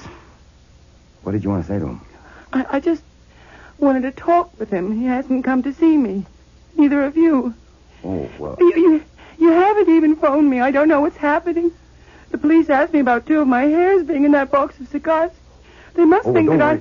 Mr. Wolfe knows about that. In fact, I think he's proved to Inspector Kramer that those hairs are evidence that you did not kill your husband. Listen, isn't the funeral this afternoon? Yes. Okay, that's enough for you for one day. Leave the rest for me. I mean, if anything occurs that would help you to know about, well, I'll see that you know, right? Thank you, Mr. Goodwin. I'll drive you home.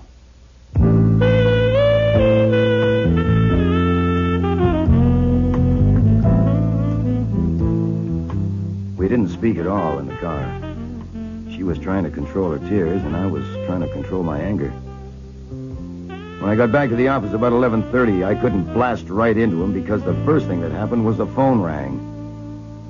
The district attorney of Westchester County returning your call. Thank you, Archie. I've got it. You can hang up. How do you do, Mr. Fraser? Thank you for being so prompt. Yes, it is urgent. I have something to give you. That body found in an orchard Wednesday evening with the head crushed, has it been identified? No, then the newspaper report is accurate. Please, I'm giving you something. Put this down. Arthur Howell, 904 West 78th Street, New York. He worked for the Beck Products Corporation of Baston, New Jersey. His dentist was Louis Marley, 699 Park Avenue. That should help. Try that. And in return for this, I would appreciate it very much if you'll have me notified the moment the identification is made. Did you get it all down? No, sir. That's all you'll get from me until I get word of the identification. So that's what Saul has been doing. Uh-huh. Yes, uh-huh. So it's in the bag. A complete stranger named Arthur Howell. After snitching the capsules from Beck Products and making cigars and getting them into Poor's home God knows how, he was overcome by remorse and went to an orchard and took his clothes off and lay down and ran a car over himself with a radio-controlled device. Shut up, Archie. We're ready to act in any case, but it'll make things a little simpler if that corpse proves to be Mr. Howell, so it's worth waiting for a report on it. Now, 7 minutes to 4. We might as well prepare it now. Archie, get that capsule you put in the safe, and then attach it with tape to this photograph. This is Eugene Poor. I thought there were no Oh, no wonder you're looking so pleased, even if Saul did have to pay $200 for it. Place the photo with the capsule attached in an envelope and replace it in the safe. Yeah, but why? You wait for my instructions. Call me the moment you hear from Mr. Fraser.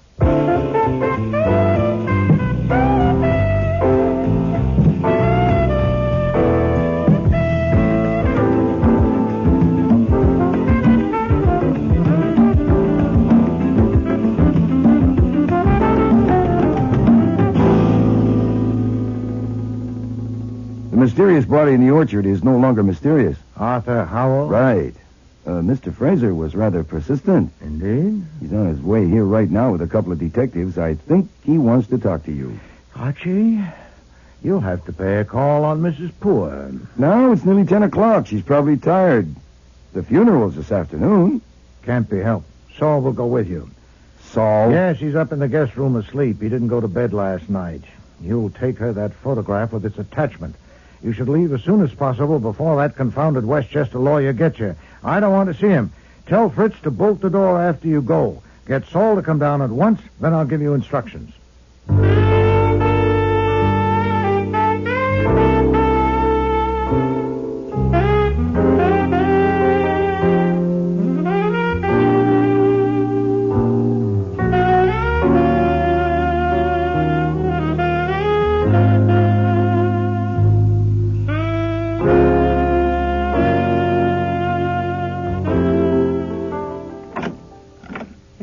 I'm here under orders, Nero Wolfe's orders. I just want to make that clear. What is it? Item number 1 is to hand you this envelope and invite you to look at the contents. Of course. The decoration was Nero Wolfe's idea. I am not authorized to discuss it or the picture from any angle, except to remark that it is a very good likeness of your husband. Where did you get it?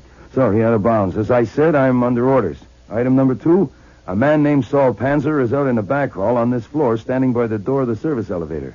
Number 3, that naked body found in an orchard not more than 10 minutes' drive from Blaney's country place has been identified as Arthur Howell, an employee of the Beck Productions Corporation. I don't know why you tell me about that. Arthur Howell? Did you say Arthur Howell? Yep, that's right. Howell, Arthur. Number 4, it is now 20 past 10. At 10:45, I'm supposed to either arrive back at the office or phone. If I do neither, Nero Wolfe will phone Inspector Kramer. Let's see. Photo and capsule, Saul out the back, Howell, cops at 11:15, that's all. Without saying another word and with a photo in her hand, she turned and walked out of the room. Since I had to think about fire escapes, I went along. That game of follow the leader was one of my experiences that can stay unique and suit me fine. She might have been a deaf and dumb renting agent showing me the apartment and me the deaf and dumb prospective tenant. First, we did the master bedroom, her in front and me right behind. She opened a closet door, looked in a minute, and shut it again. Then she crossed to another door that was standing open. I had never seen a fire escape with an entrance through a bathroom window, but I thought it wouldn't hurt to look, so I did. It was okay. So I backed out, and she shut the door, staying inside. I looked out of a window at the dark for maybe 3 minutes, and apparently I forgot to breathe. When the door opened and she came out, I pulled in enough oxygen to fill a barrel. She was no longer carrying the photograph. Her next destination was the back door, leading from the kitchen to the service hall. With me at her elbow, she pulled the door wide open, and we were both looking at Saul. Saul? Archie. Back to the living room and onto the front foyer. I slipped ahead of her and stood with my back against the entrance door. And she simply turned around and kept going until she was in the bedroom again. I was right there. Then she turned in the middle of the room near the foot of the double bed where she had presumably slept with her husband. Archie Goodwin, you think I'm terrible, don't you? You think I'm an awful woman, don't you? I'm not thinking, lady. I'm just an errand boy. You've had lots of experience. You know what women are like. I know you did when I first saw you. You know I'm a man's woman, but it has to be the right man. Just one man's forever. But I didn't find the man until it was too late. I didn't find him until this morning when you were so kind to me. You could have had me then. Forever yours. You could have me now if anything like that was possible. I mean, we could go away together. You wouldn't have to promise anything. Only you could find out if you want me forever, too, the way I want you. Hold me, Archie. Listen. You are extremely good. There's no question about it. When you turn it on, it flows. But as you say, it's too late. In 7 minutes now, Nero Wolfe will be phoning the police, so you better fix your hair. You'll be having your picture taken. Oh, I hate men. God, how I hate men. She turned and walked into the bathroom.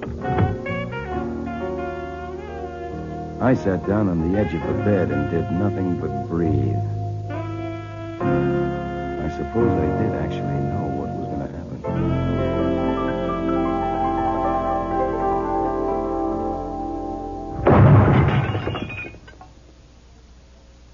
Who the hell do you think you are anyway? God, you have taken the law into your own hands. Then arrest me, Mr. Kramer. Shut up, get a warrant, and arrest me. You have deliberately withheld evidence. I have not withheld evidence, or obstructed justice, or shielded the guilty. I thought it possible that Mrs. Poor, confronted suddenly with that evidence, would collapse and confess. How could I know she would put that fuse in her mouth? How about confronting me with the evidence? Instead of evidence, what you confront me with is another corpse. Oh. And I know exactly why. The only evidence you had that was worth a damn was that photograph of Arthur Howell. If you had given it to me, Nonsense. I could have... You already had a photograph of Arthur Howell. Several of them. The Beck Products Corporation people gave them to you on Thursday. So they told Saul Panzer. And what good would one more do you? Okay, but I didn't know that Howell had come to see you on Tuesday with Mrs. Poor, passing himself off as her husband, dressed in the same kind of suit and tie that Poor was wearing that day. Only you and Goodwin knew that. I knew it. Mr. Goodwin didn't. He thought it was a photograph of Mr. Poor. Protecting your health, eh? How did you know it wasn't Poor, and when? You told me that Mr. Poor smoked 10 to 15 cigars a day. Uh-huh. Mr. Kramer, you said the same thing.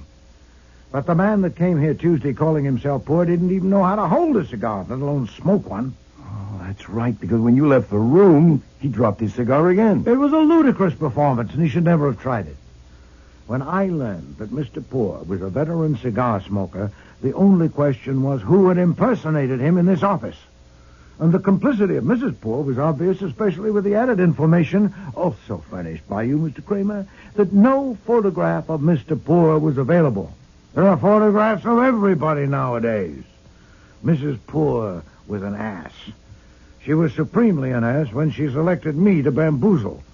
She wanted to establish the assumption that Mr. Blaney was going to kill Mr. Poor. Well, that was intelligent. But it was idiotic and insulting to choose me as the victim.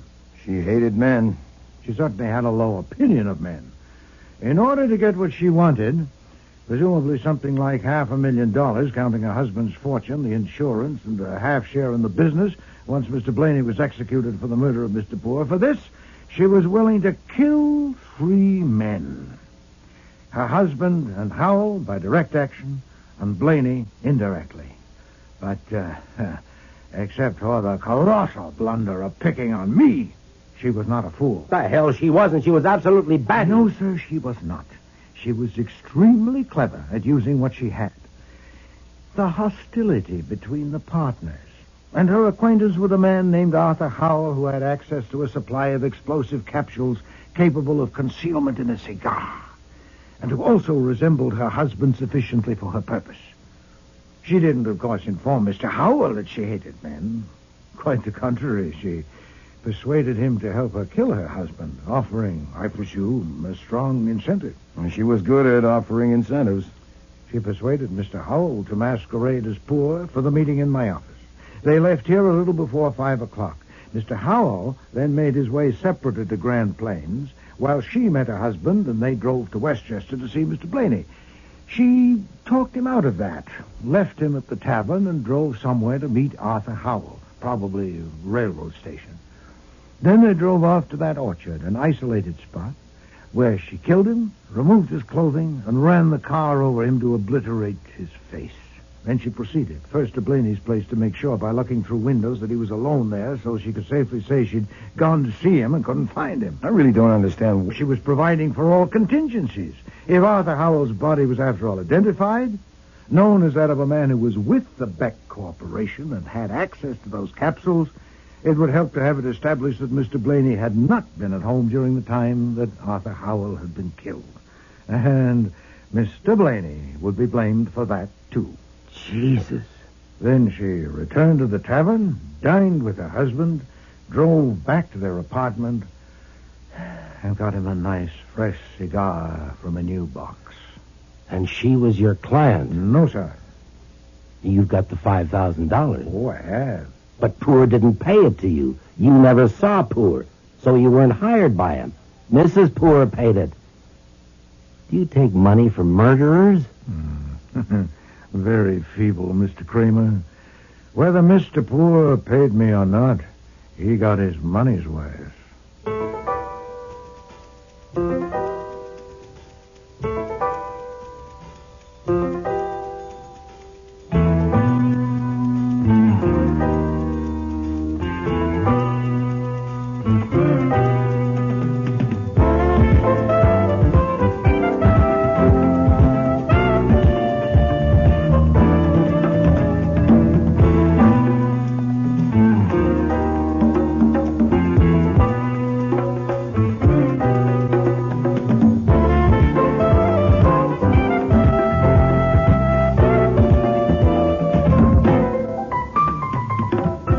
Starring in today's episode were Mavor Moore as Nero Wolfe, Don Franks as Archie Goodwin, and Cece Linder as Inspector Kramer.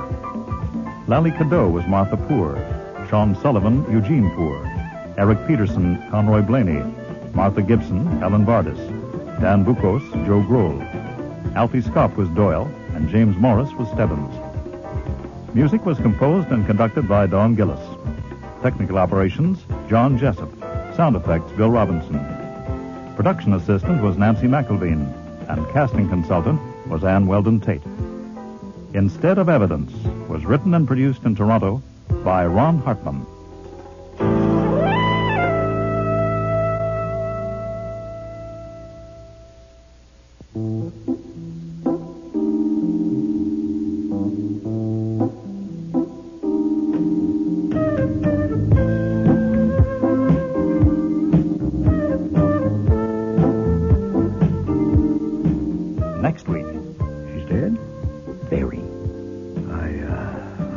she was alive when you left her to come up to me. Yes, sir, sitting in that chair. She was alone. No one came with her. The door was locked as always. Fritz is out shopping. When I found her, she was on her side. I turned her over to test for breathing. After I cut the necktie off... What necktie?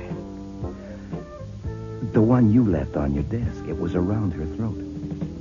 Everybody's gone, Fritz. I've locked up. Thank you, Archie. Hey, 3 empty wine bottles. We didn't even eat dinner. I drank them, Archie. You're pie-eyed. No, Archie, I have tried, but no. Oh, boy. Go to bed. It's nearly midnight. No, he will be hungry. He may never be hungry again. Can you sleep? You probably always have. I can't even read. Archie, have you ever known me to show rancor? I'd have to look up in a dictionary. Vehement ill will. Intense malignity. No, I've never known you to show rancor. I have it now. And it's in the way. I can't think clearly.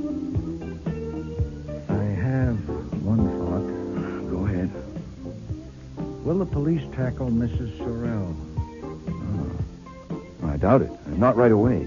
She is young and comely. Oh, yeah. I've never seen her off stage. Well, you've seen pictures of her. Archie, you have a flair for dealing with personable young women. I thought that now that you left your husband, I might be able to do something, render some little service that would earn me a smile. Mr. Goodwin, I hardly know how to take you. You overwhelm me, really, you do. Have you any particular service in mind? Well, I can sew on buttons. So can I. I could walk along behind you and carry an umbrella in case it rains. I don't walk much. It might be better to carry a gun. Next week, Eeny, Meeny, Murder, Mo, with guest stars Charmian King, Bud Knapp, Aileen Seaton, Neil Monroe, and Dan McDonald.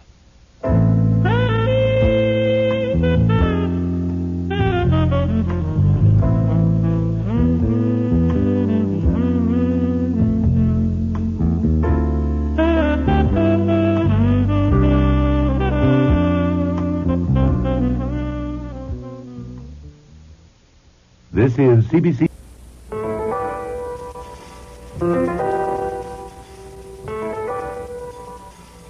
Rex Stout's Nero Wolfe.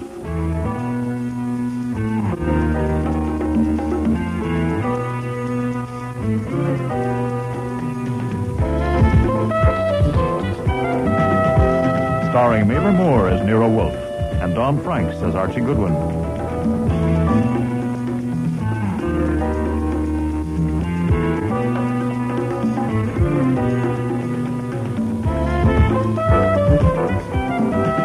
Today's episode, Eeny, Meeny, Murder, Mo, with special guest stars Charmian King, Bud Knapp, Dan McDonald, Neil Monroe, and Aileen Seaton.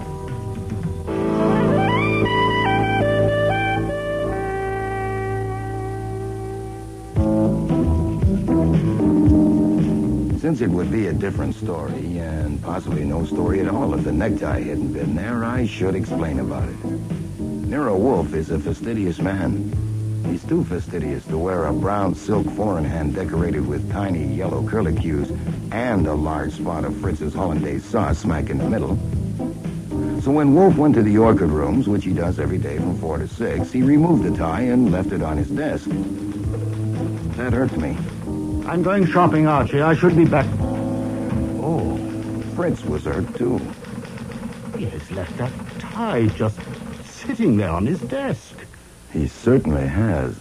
Oh, what if someone should come in? It doesn't look right, Archie. Is this schlampig, yeah? Oh, yeah. The desk of a great detective and a great man should not have a soiled tie on it. Certainly not. There is a limit to the duties of a chef and housekeeper. One has to draw the line somewhere. My list of functions from confidential assistant detective down to errand boy does not include being a valet. Besides, there's my arthritis. You haven't got arthritis, Archie. Arthritis is beside the point, Fritz. Consider the dignity of man. Yes. He could have taken it upstairs on his way to the plant rooms. Someone is here. You could put it in a drawer. That would be evading the issue. I suppose so. I agree. It's a delicate affair. I'm going out the back, Archie. Good afternoon. I'd like to see Nero Wolfe, please. I'm afraid Mr. Wolfe sees people only by appointment. But this is urgent, very urgent. Oh, I'm sorry. Mr. Wolfe is engaged at the moment. Could I wait till he's free? Please. Sure. Come on in out of the cold. Oh, thank you. We'll go to the office. Mr. Wolfe won't be available until 6. I'll have to see him first and tell him about you. My name is Archie Goodwin. What's yours? I'd rather not say. Until I know if Mr. Wolfe will take my case. It's very confidential. Now, you'll have to tell him what your case is before he decides if he'll take it. And I'll be sitting there listening, so...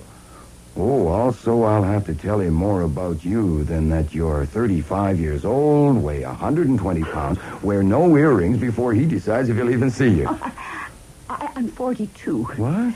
Well, there you are. See, I need the facts. It's very confidential. But I suppose there was no sense in coming unless I tell you. That's right. Please sit down. Very well. My name is Bertha Aaron, spelled with 2 A's.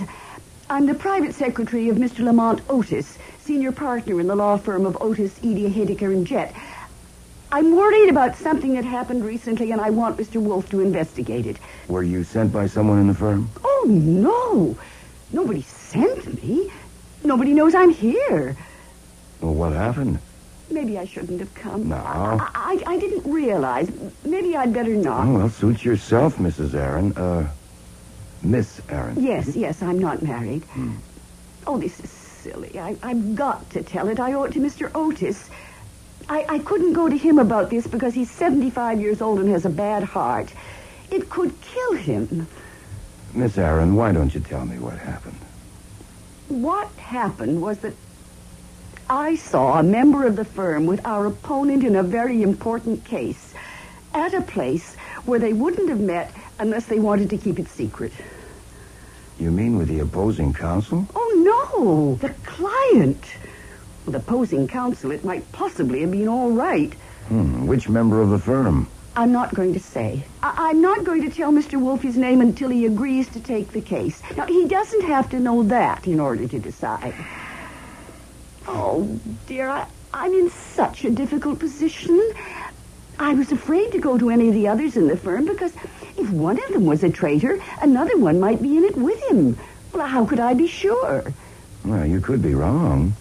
Well, of course, that's unethical, a lawyer meeting with an enemy client, but there could be exceptions. It might have been accidental. No, it couldn't have been an accident. When and where did you see them? Last Monday, a week ago today, in the evening. They were together in a booth in a cheap restaurant.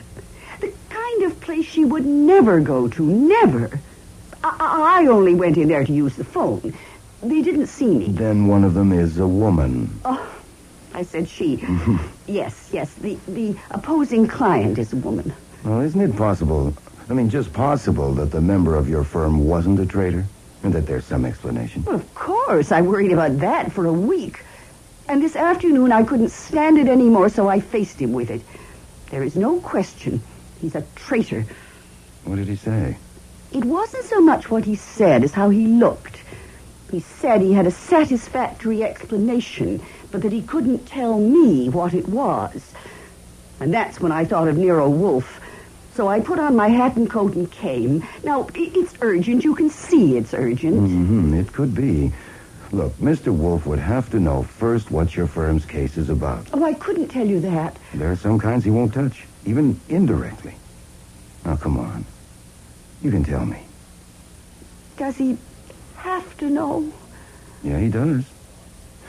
Anyhow, I read the papers, and you told me the name of your firm and that it's a big, important case, and the opposing client is a woman. So is your client Morton Sorrell? Yes. And the opposing client is Rita Sorrell, wife? Yes. It's just 5:39. Cross your fingers and sit tight. I'll go up to him.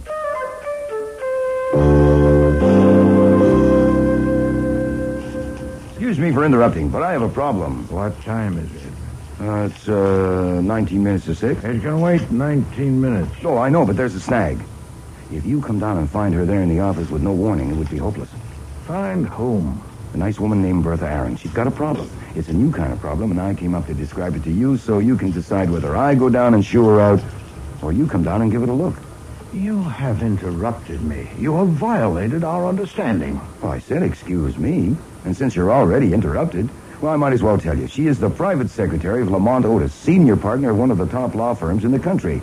They have a client, Morton Sorrell. Sorrell, the divorce case in the news? Well, there is a lot of Broadway star sues hubby for $30 million? The papers do tend to dwell on the sensationalistic. So that's why you pranced in here. I did not prance. I walked. You do quite well. I would have nothing to do with it. I knew you wouldn't get divorce evidence, and neither would I.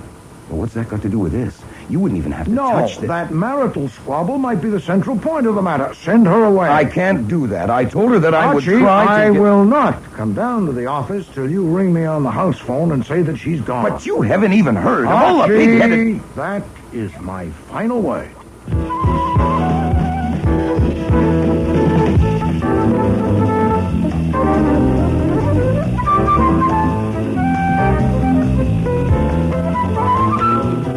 Back at the office door, I stopped for a moment and arranged my face so Bertha Aaron would know the answer as soon as she looked at me. Then I entered. Jesus. Two objects were on the rug, which hadn't been there when I left. A big hunk of jade, which Wolfe used for a paperweight, and Bertha Aaron. Her eyes were open and popping. Around her neck, knotted at the side, was Wolfe's necktie. There was no question she was dead, but I did the usual tests. Then I sat back and wondered what to do. It's after 6. To hell with it. Yes? You can come down now. She's gone.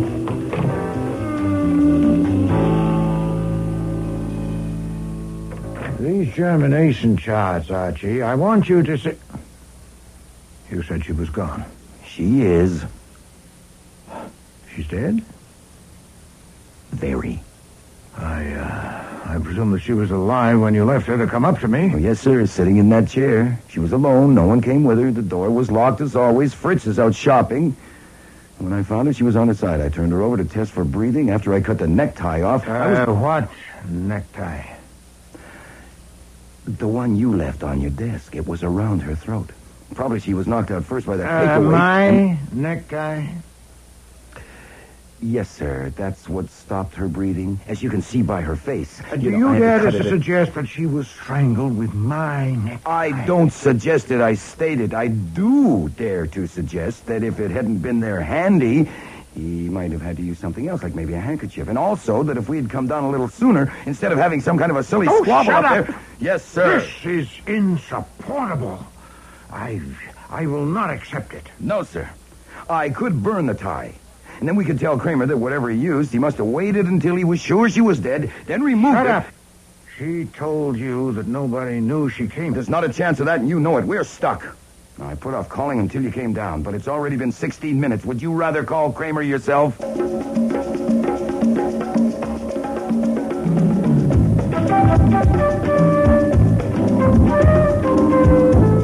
I still think you're lying, Goodwin.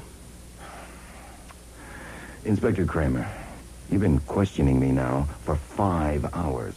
Now, look, you know me well enough. I know you well enough to know you're capable of saving something for your private use.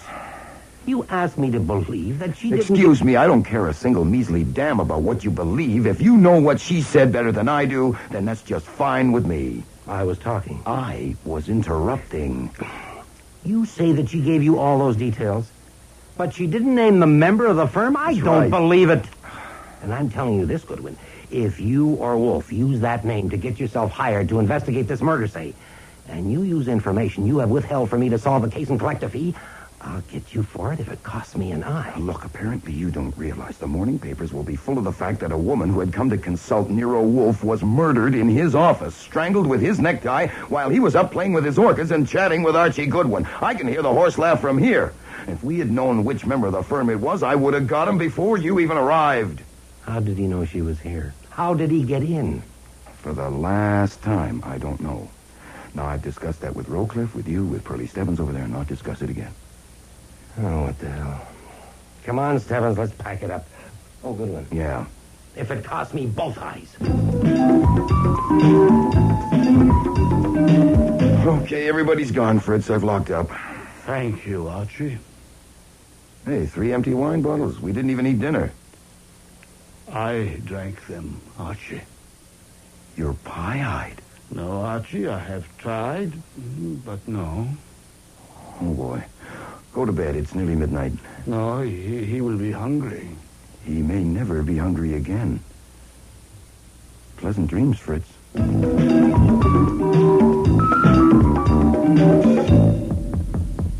Yes? Everybody's gone. Last one's out. Fritz is standing watching the kitchen, expecting a call for food. You better buzz him.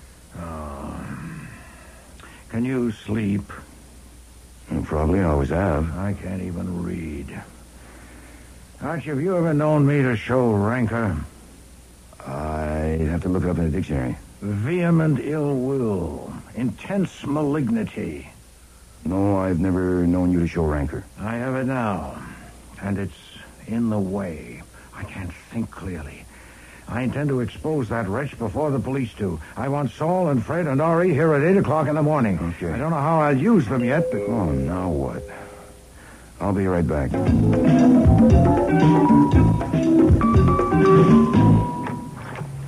I would like to see Mr. Wolfe, please, about my secretary, Miss Bertha Aaron. You're Lamont Otis. I am. This is Miss Ann Page, my associate, a member of the bar. How do you do? My coming at this late hour is justified, I think, by the circumstances. Yes, I see what you mean. Just a minute. Hey, you over there. Across the street. Come on. Who are you, Jillian or Murphy? Come on over here a minute. What on earth? Oh, yes, it's you. Sergeant Wiley. Come on up here. What for? May I ask what this is about? You may. An inspector named Kramer is in danger of losing an eye, and that would be a shame. Mr. Otis. Yes? I'd appreciate it if you'd answer a simple question. Were you asked to come here by either Mr. Wolfe or me? Certainly not. Was your coming entirely your own idea? Yes, No, but I don't... excuse me, you heard him, Wiley. Include that in your report. It will save wear and tear on Kramer's nerves. Much obliged. Happy watchdogging. Come in, Mr. Otis. Miss Page, I'll tell Mr. Wolfe you're here.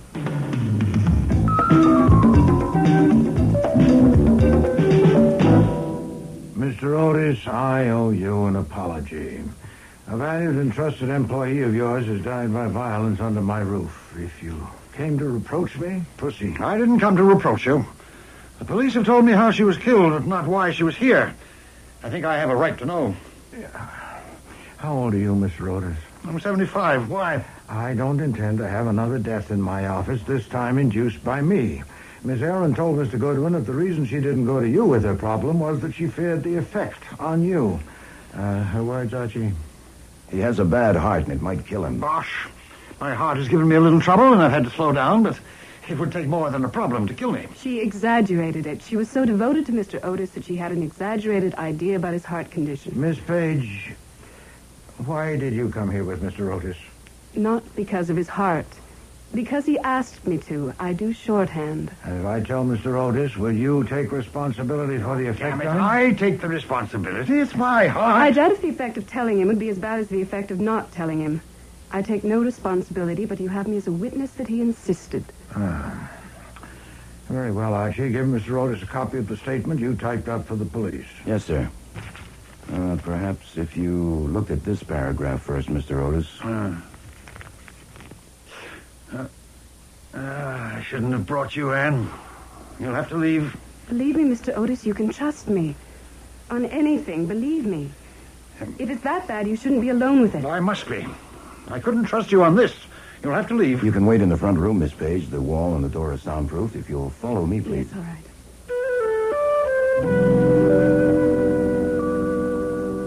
We have given you all the information we have, but I add this. First, that nothing in that statement will be revealed to anyone by Mr. Goodwin or me without your consent. And second, that my self-esteem has been severely injured, and it would give me great satisfaction to expose the murderer. I would welcome your help. You are making a wholly unwarranted assumption. The police hypothesis, and mine, is the obvious one that a member of your firm killed Miss Aaron. That hypothesis could destroy my firm's reputation. Why should I help you? Because if you do, I will have two objectives.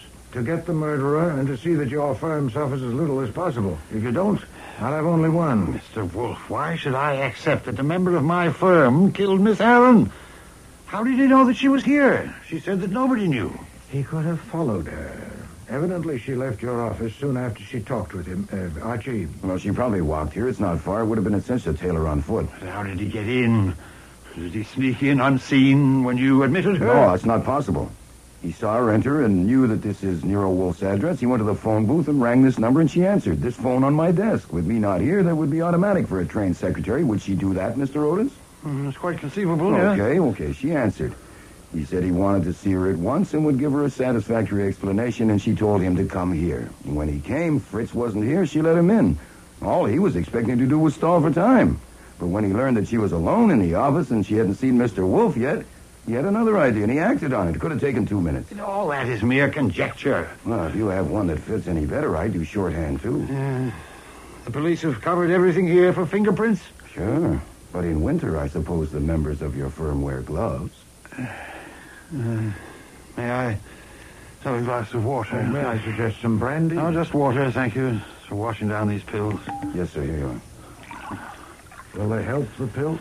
Yes, the pills are reliable. Thank you. How can I help you? By giving me information. It must be supposed that our killer was in a position to give Mrs. Sorrell information that would help her in her action at law against her husband. That's true? Of course. Here, privately with you, it's not merely her action at law, it's blackmail. Her demands are exorbitant and preposterous. And a member of your firm could give her weapons. Well, which one? Or ones? I won't answer that. Which member of your firm was in a position to betray its interests to Mrs. Sorrell? They all were. Our client, Mr. Sorrell, is vulnerable in certain respects, and my 3 partners and I conferred together on it.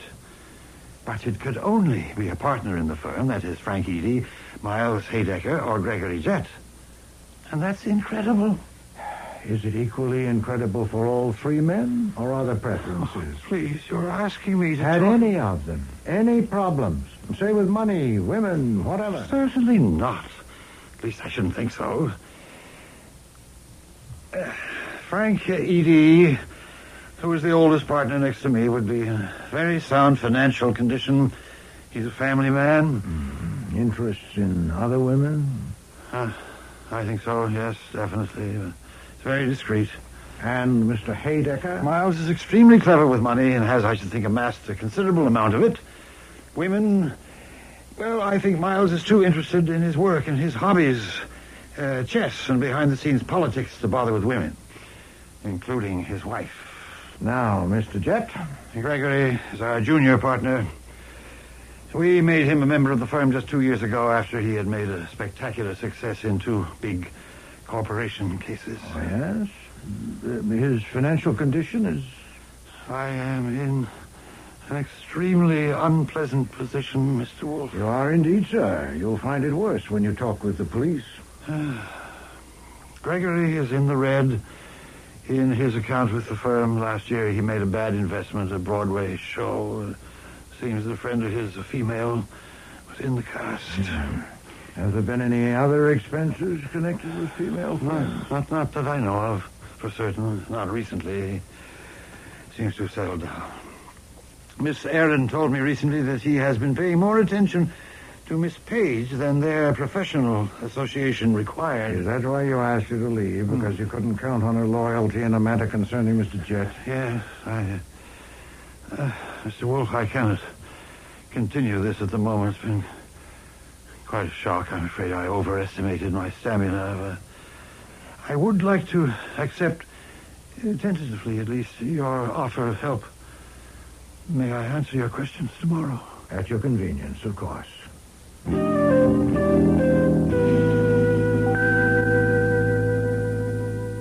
Well, that got us ahead by leaps and bounds. Do I still get Saul and Fred and Ori? No, not yet. To what purpose? Oh, I don't know. You're the genius. Find the restaurant where they met, maybe. Check out the alibis for the murder time. Pointless. By mid-morning, Mr. Kramer and the DA will have 100 men pursuing those things. And 200. This is special. Put 3 men on those things would be frivolous. All right. So what'll we do? Play chess? I have one thought. Go ahead. Will the police tackle Mrs. Sorrell? Oh, I doubt it. Not right away. Well, Kramer'd save that till he questioned the partners. I mean, going to Mrs. Sorrell would spill it. Yeah. She is young and comely. Oh, yeah. I've never seen her off stage. But you've seen pictures of her. Archie, you have a flair for dealing with personable young women. Sure, they melt like chocolate bars in the sun, but... Wait a minute. You're exaggerating it a little if you think I can go to that specimen and ask her which member of the firm she met in a cheap restaurant, and she'll wrap her arms around me and murmur his name in my ear. Huh. That might take me an hour or more. Can you find out where Mrs. Sorrell lives? I already know. It's the Churchill was in the papers. Address an envelope, Archie, to Mrs. Sorrell in your handwriting and mark it personal and confidential. And what will be in that envelope? A card. Handwritten. Which says... We were seen that evening in the restaurant as we sat in the booth. It would be dangerous to phone you or for you to phone me. Stop. You can trust the bearer of this card. Signed? Unsigned.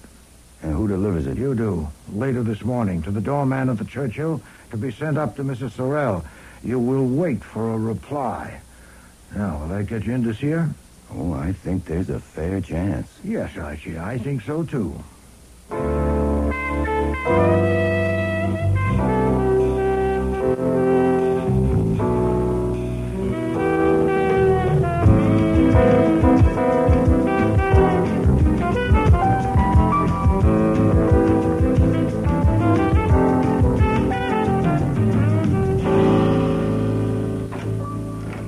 You sent this?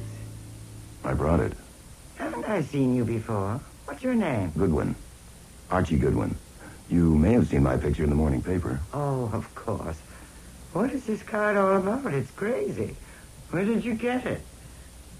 I wrote it. You wrote it? Well, it was a trick. I made it up. I tried to write something that would make you curious enough to see me. I don't understand. Okay, I might as well confess, Mrs. Sorrell. I have been at your feet for years. The only pictures in my heart are of you. One smile from you, just for me, would be rapture. I thought that now you left your husband, I might be able to do something, render some little service that would earn me a smile. Mr. Goodwin, I hardly know how to take you. You overwhelm me, really, you do. Have you any particular service in mind? Well, if I might come in, now that you have smiled at me. Oh, of course. So please sit down. Thank you. Not many people ever have a chance like this, an offer of service from a famous detective. What should it be? Well, I can sew on buttons. So can I. I could walk along behind you and carry an umbrella in case it rains. I don't walk much. It might be better to carry a gun. You mentioned my husband. I honestly believe he's capable of hiring someone to kill me. You're handsome, very handsome. Are you brave? Well, it depends. I probably could be if you were looking on. By the way, now that I'm here, and this is a day I'll never forget, I might as well ask you something. Since you saw my picture in the paper, I suppose you read about what happened in Nero Wolfe's office yesterday. That woman murdered Bertha Aaron, wasn't it? I read a part of it. I don't like to read about murders. Did you read who she was? Private Secretary of Lamont Otis, partner of Otis, Edie, Haydecker, and Jet? I didn't notice. I thought you might because they're your husband's attorneys.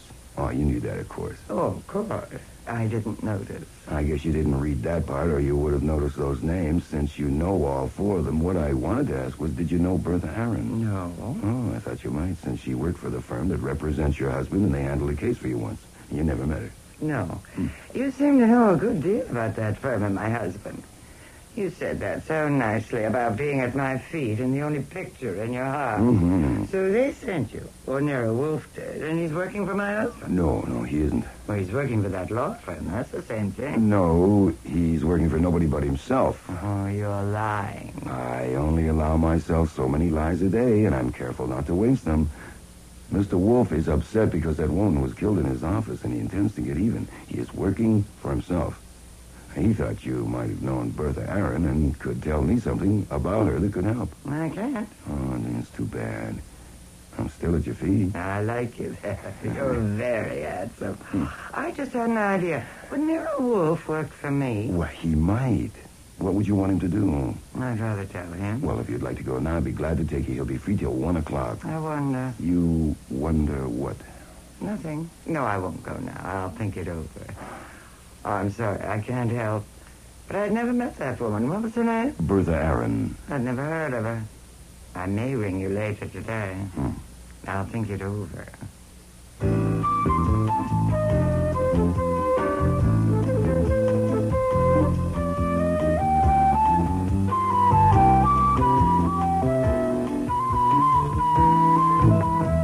Downstairs and in front of the building, I was joined by a little guy with a big nose who looked at first sight as though he might make $40 a week waxing floors. Actually, Saul Panzer was one of the highest paid operatives in the metropolitan area. Hi, Saul. Any plainclothes around? None I know, and I think none I don't know. You saw her? Yeah. I doubted they're on her. I stung her and she may be moving. The boys are covering me. Yeah. Bed at the north entrance or at the south. I hope she takes the front. Yeah, so do I. See you in court, Saul.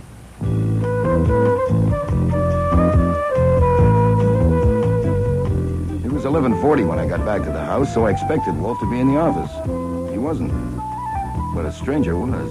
Morning. Good morning. So I continued on to the kitchen, where I found the great man conferring with Fritz. You cannot use onions. We've had this discussion many, many times. I know we have. You forgot to leave the necktie on your desk. Oh.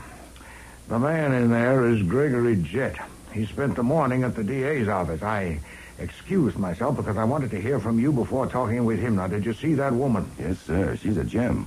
There is now no question about Bertha Aaron's basic fact, that a member of the firm was with Mrs. Sorrell in that restaurant. She admitted it. No, but she confirmed it. We talked for about 20 minutes, and she never mentioned the card after the first half a minute. She told me I was handsome twice. She smiled at me 6 times. She said she'd never heard of Bertha Aaron, and she asked if you would work for her. She may phone for an appointment. Do you want it all verbatim now? Later will do. The men are there. Yeah, Saul, Fred, and Ori are covering every entrance to that building, but it's wasted. She's not a fool, anything but. She's a very tough article, and she's after $30 million. What's biting Gregory Jett out there? I don't know. Shall we see?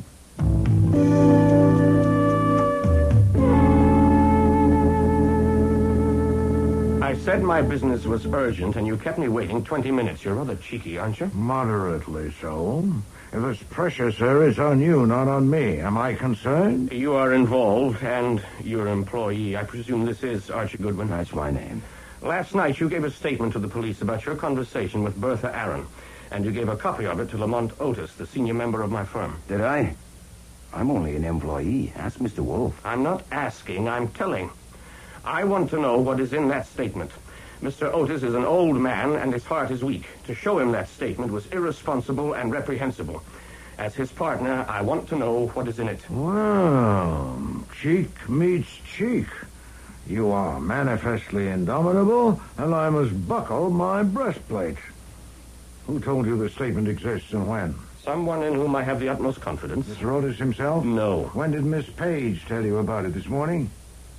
No, last night she phoned me. At what time? About midnight, shortly after. As soon as she took Mr. Otis home? Why so promptly? That is not your affair. Mr. Jett, you are trying my patience.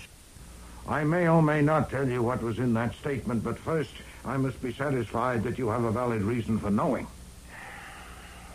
Very well. I'll have to trust to your discretion, since there is no alternative. When Otis told Miss Page she had to leave, she suspected that Miss Aaron had told Goodwin here something about me. Why about you? There'd been no hint of it? Because he said to her, I couldn't trust you on this. You see, Miss Page and I are engaged to marry. It hasn't been announced yet, but it's probably no secret around the office. And that's the whole reason for your concern? No, it isn't. Added to that was the fact that she knew that Miss Aaron might have had knowledge, or at least suspicion, of a certain episode in which I had been involved. An episode of which Mr. Otis would have violently disapproved. What was the episode? No, I wouldn't tell you that even in confidence. What was its nature? It was a personal matter. Did it bear on the interests of your firm or your partner? No, it was strictly personal. Did it touch your professional reputation or integrity? It did not. Was a woman involved? Yes. Her name? I'm not a cad, Mr. Wolfe. Was it Mrs. Morton Sorrell? So that was it. Miss Page was right. I demand to see that statement. Not yet, sir. Later, perhaps. Do you maintain that the episode involving Mrs. Sorrell had no relation to your firm's interests or your professional integrity? I do. It was purely personal, and it was brief. When did it occur? About a year ago. A year ago? When did you last see her? About a month ago at a party. I did not speak with her. When were you last with her tete-a-tete?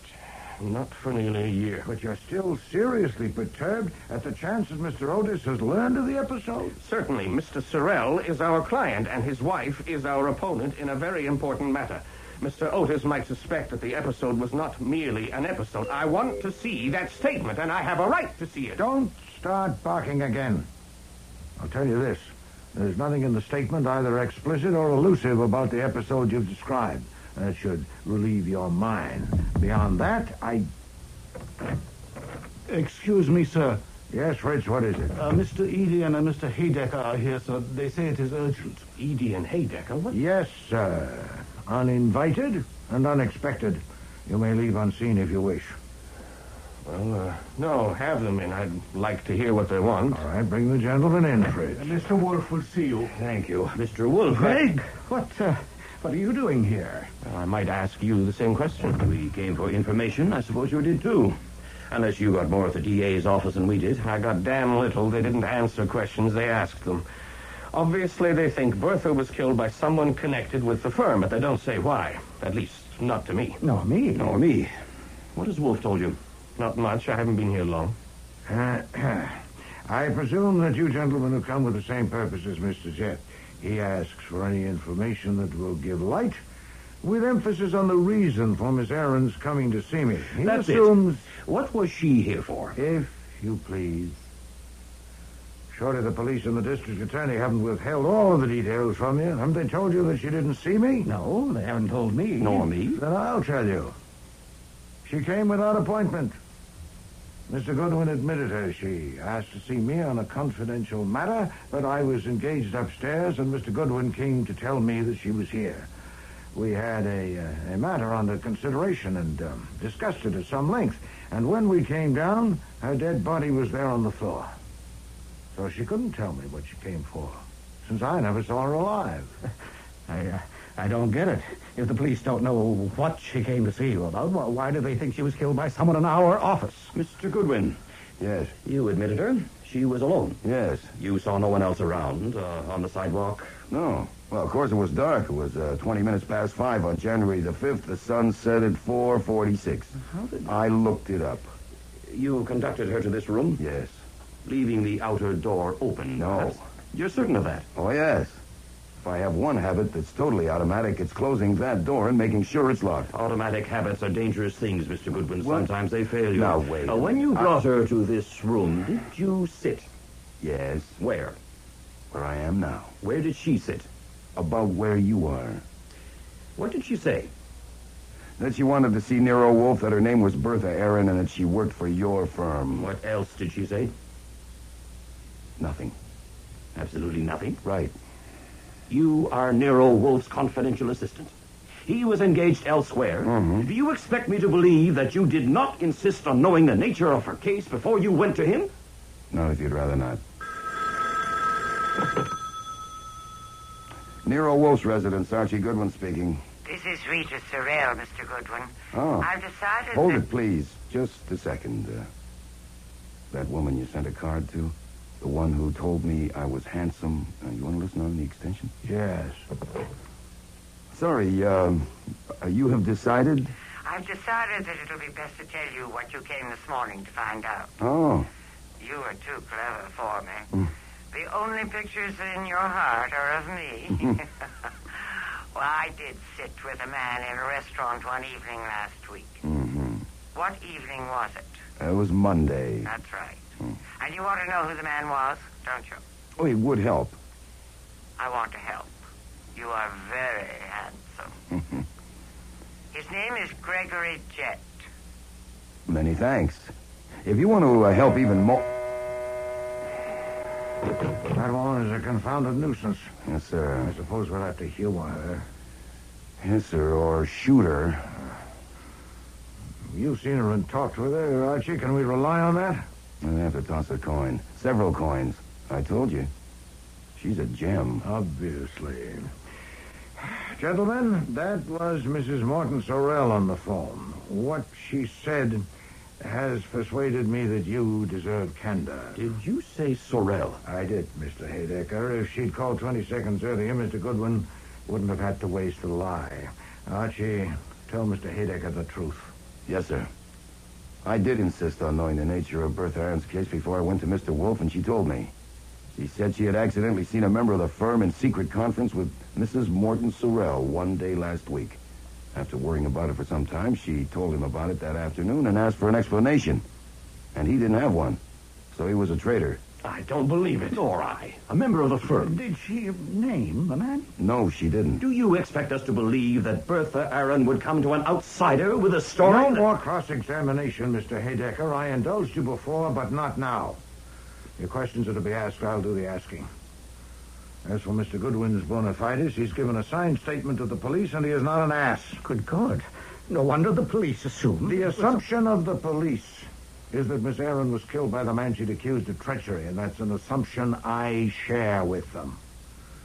Evidently, the police have preferred to reserve the statement, and so have I, until now. But no longer, since Mrs. Sorrell has named the member of your firm that she was seen with. On the phone, just now. One of you. Who? I'm not going to tell you just yet. And that will make the pressure on one of you unbearable. You're playing games with us. I demand No, to know. sir. Mr. Goodwin saw Mrs. Sorrell this morning and found her devious. I need to substantiate her information before I use it. I need to know what each of you was doing on Monday evening of last week, 8 days ago. To what purpose? Because that was when one of you was seen by Miss Aaron in conference with Mrs. Sorrell. So I'm going to ask you now. Mr. Jett, how did you spend last Monday, say, from 6 o'clock to midnight? I was at a theater with a friend. The friend's name? Miss Ann Page. What theater? The Drew. The play was Practice Makes Perfect. Miss Page and I left the office together shortly before 6 and had dinner at Rustiman's. We were together continuously until after midnight. Thank you. Mr. Eady. That was the Monday before New Year's. I got home before 6 o'clock and ate dinner there and was there all evening. Alone? No. My son and his wife and 2 children spent the holiday week with us. They went to the opera with my wife and daughter, and I stayed home with the children. How old are the children? 2 and 4. And where is your home? An apartment, Park Avenue and 69th Street. Did you go out at all? No. Thank you. Mr. Haydecker. I was at the Manhattan Chess Club, watching a tournament. Bobby Fischer won his adjourned game with Weinstein in 58 moves. Larry Evans drew with Calmet, and Rashevsky drew with Mednis. Did they? Mm-hmm. And did play start at 6 o'clock? Certainly not. I was in court all day and had things to do at the office. My secretary and I had sandwiches at my desk. And what time did you leave the office? Around 8 o'clock. My secretary would know. What time did you arrive at the chess club? 15 or 20 minutes after I left the office. Damn it, this is ridiculous. You may be on the square, Wolf. I don't know. If you are, God help us.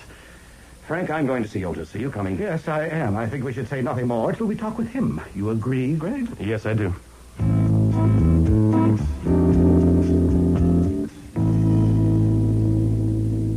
Do I get Saul and Fred? To what purpose?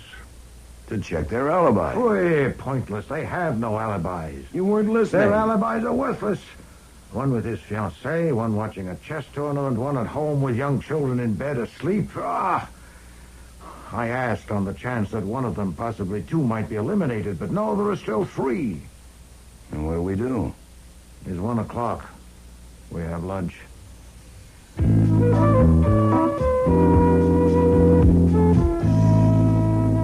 Inspector Kramer arrived right after lunch. And was he glowering?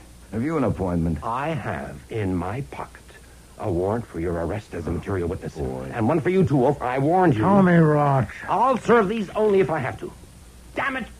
We were withholding the contents of the statement you and Goodwin gave us, and you knew it, and you revealed them. Frank Eady has admitted it. He phoned an assistant DA. Eady's a jackass. Yeah. Who's your client, Otis? I have no client. I am going to avenge an affront to my dignity and my self-esteem. I cannot escape the ignominy of having my necktie presented in a courtroom as an exhibit for the prosecution. I may even be called to the stand to identify it. But I want the satisfaction of exposing the culprit who used it. And in telling those men what I did, I served my legitimate personal interest, and I violated no law. You knew damn well we were withholding it. I am not bound to respect your tactics, either by statute or by custom. Mr. Kramer, this is pointless. You have a warrant for my arrest as a material witness, but you don't serve it, so it obviously is only a cudgel for you to brandish. To what end? What do you want? I want the truth. Fui. If I take Goodwin's statement as it stands, if he put nothing in and left nothing out, one of those 3 men killed Bertha Aaron, you agree? Yes. But if a jury takes Goodwin's statement as it stands, it would be impossible to get one of those men convicted. Explain, please. She got here at 5:20. And he was with her in this room till 5:39, right, Goodwin? That's right. Then you went up to the plant room and talked to Wolfe. Right. You returned to this room and found the body shortly after 6, right? Right again. Then listen to this. Those 3 men had a conference on a case in Frank Eady's office scheduled for 5:30. Eady and Jet were there ahead of time, and Haydecker joined them at 5:45. He says he had gone out on an errand which took longer than he expected. The 3 of them stayed there together until 6:35. Verified by Eady's secretary. Explain that. What was Haydecker's errand? He went to 3 theaters to buy tickets. We've checked. They don't remember him at the theaters. But even if you take him, what have you got? Bertha Aaron was alive at 5:39. Haydecker was at the conference at 5:45. Proved. 6 minutes to follow her, phone this number, come in and be admitted by her, kill her, and get back to that office more than a mile away? Phooey. And, of course, the assumption that one of them hired a thug to kill her isn't tenable. Here in your office with your necktie? Nuts. You can take your pick of 2 assumptions. 1, they're lying. The conference didn't start at 5:30 and or Haydecker didn't join them at 5:45. 2, Goodwin's statement is a phony. Archie, get Mr. Parker at once. Right. Mr. Kramer, Mr. Goodwin reported fully and accurately, and the statement he signed corresponds in every respect with what he told me. So if you came armed with warrants to challenge that, Sarge, you're wasting hold on. your time. Here's Parker. Mr. Parker, afternoon. Mr. Kramer is here waving warrants at Mr. Goodwin and me. And no, material witnesses. He may or may not serve them. Please have your secretary ring my number every 10 minutes. If Fritz tells you that we have gone with Mr. Kramer, you will know what to do. Yes, of course, just a moment. It seems Mr. Kramer is leaving. He has left. Thank you, Mr. Parker. I'll call again should I need you. I shouldn't think it would be necessary. Well, I don't think we should count on any favors from Kramer for a while. Preposterous. Did he omit the 3rd assumption deliberately?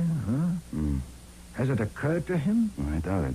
He was concentrating on us, but it soon will. It has occurred to you, Well, sure. From that timetable, it's obvious. But when it does occur to him, he'll probably mess it up. It's not the kind he's good at. Yes. We must forestall him. Can you get Mrs. Sorrell here? I can try. When do you want her now? No, I must have time to contrive a plan. What time is it? 10 after 3. Say 6 o'clock. We must also have the others, including Mr. Otis.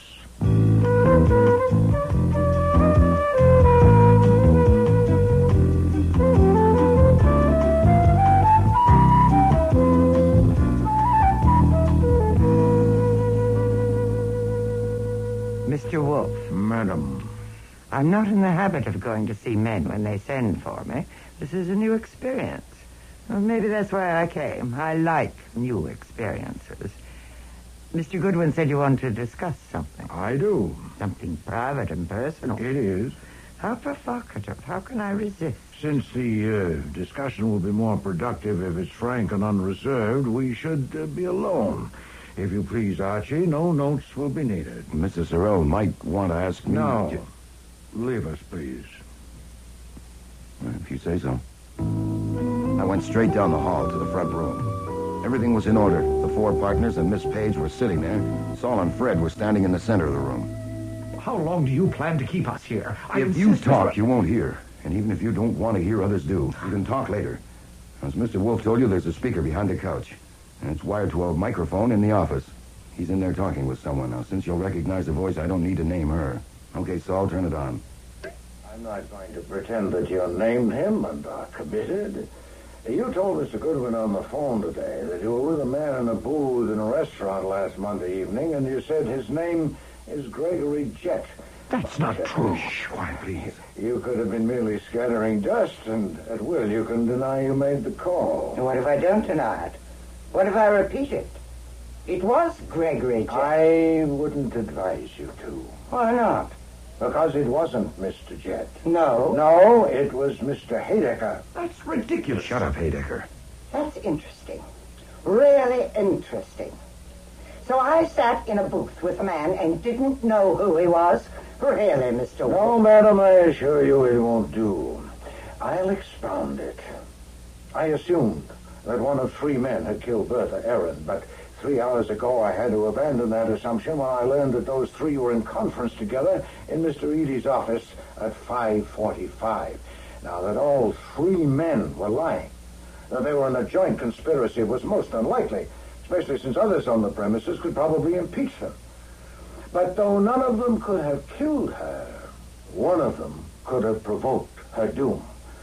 Of the 3, only Mr. Haydecker was known to have left around the same time as Miss Aaron. He said on a personal errand, but his movements couldn't be checked. Now, my new assumption, not yet a conclusion, was that he'd followed her to this address and seen her enter my house, had sought a phone and called you to warn you that your joint intrigue might soon be exposed.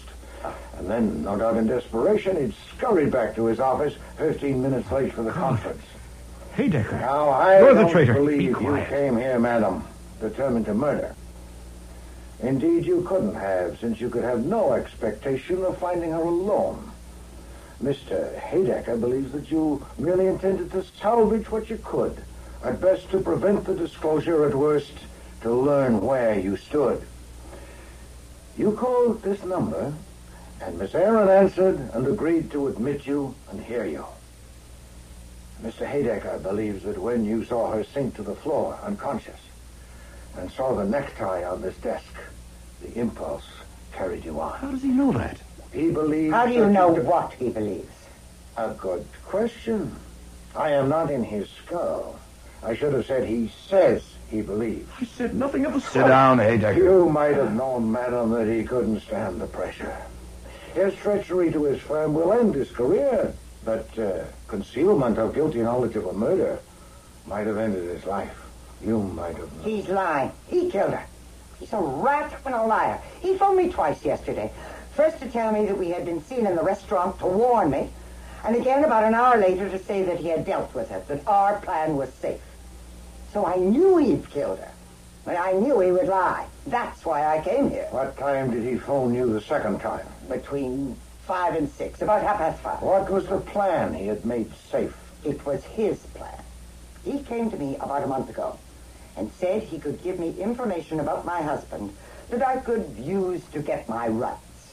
He wanted... That's a lie. She came to He me. wanted me to pay $1 million for it, and I finally said I would pay him 1/10 of what I got. That was at the restaurant. Has he given you the information? No, he wanted too much in advance. Of course, that was the difficulty. We couldn't put it in writing and sign it. No, indeed. A signed document is of little value when neither party would dare to produce it. I presume you realize, Mrs. Sorrell, that you'll have to appear on the stand at a murder trial. Are you prepared to testify under oath? I suppose I'll have to. I knew I would have to when I decided to come to see you. Then you are a dunce, madam. Oh, no, Mr. Wolfe. I am not a dunce. Oh, but you are. One detail alone would sink you. After you rang this number yesterday afternoon and Miss Aaron answered and you spoke with her, you got here quickly. Unquestionably, you took a cab. Now, I need only telephone the police and suggest that they locate a cab driver who picked you up at or near the churchyard yesterday afternoon and drove you to this address. In fact, that's what I intend to do right now. Why are you doing this? Do you want money? No, madam. Oh, I confess a weakness. I am savoring a satisfaction. I'm getting even with you. 25 hours ago, in this room, you submitted me to the severest humiliation I've suffered for many years. I will not say it gives me pleasure, but I confess it. Archie! Quick! It was a sight I'd never seen before and never expect to see again. Nero Wolfe with a woman in his lap with his arms wrapped tight around her, hugging her close to him. Confound it, Archie! Don't stand there! Get her! Yes, sir. I'll kill you! I'll kill you!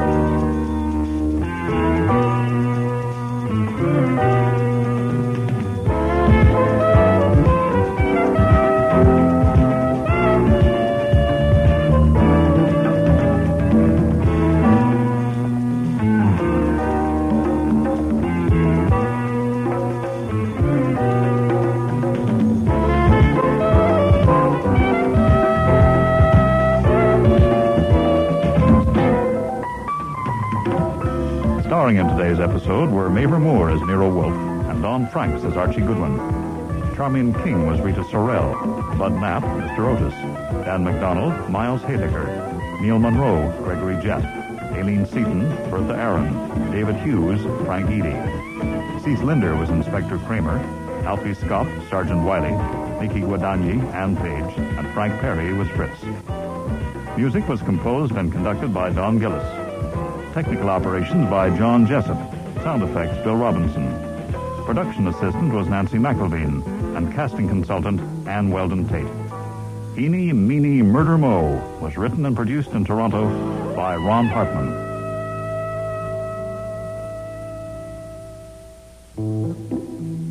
Next week, Nero and Archie meet Harry Coven, the cartoonist.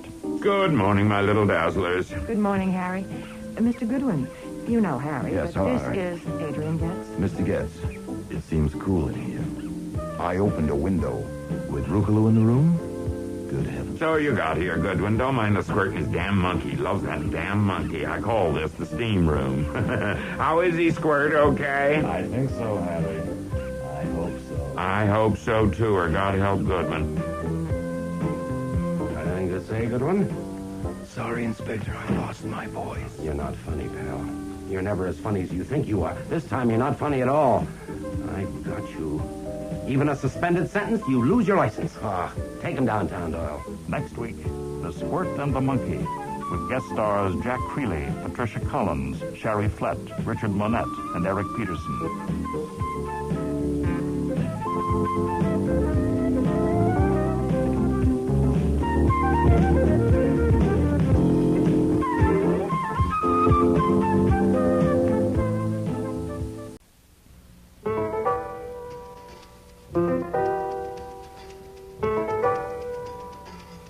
Rex Stout's Nero Wolfe.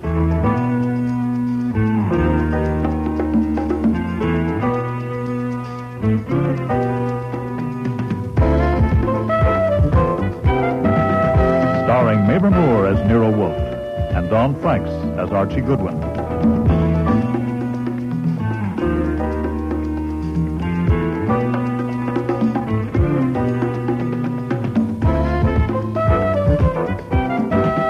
Today's episode, The Squirt and the Monkey, with special guest stars Jack Creeley, Patricia Collins, Sherry Flett, David Hemlin, Richard Monette, and Eric Peterson.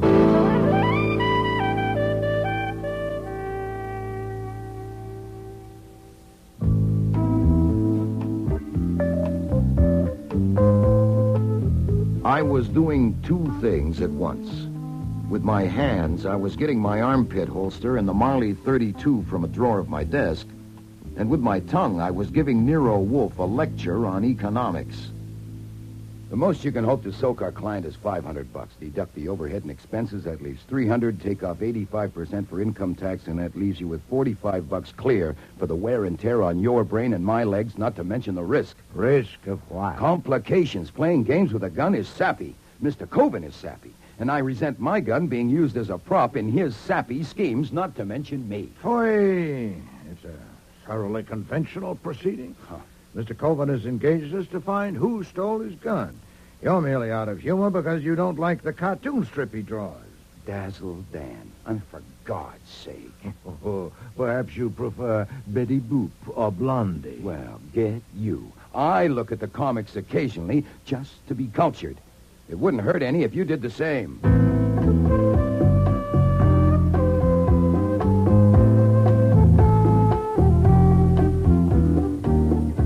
It was true that I didn't care for Dazzle Dan, even though it was syndicated to 2,000 newspapers, and I didn't care for its creator, Harry Coben, who had called at our office Saturday evening.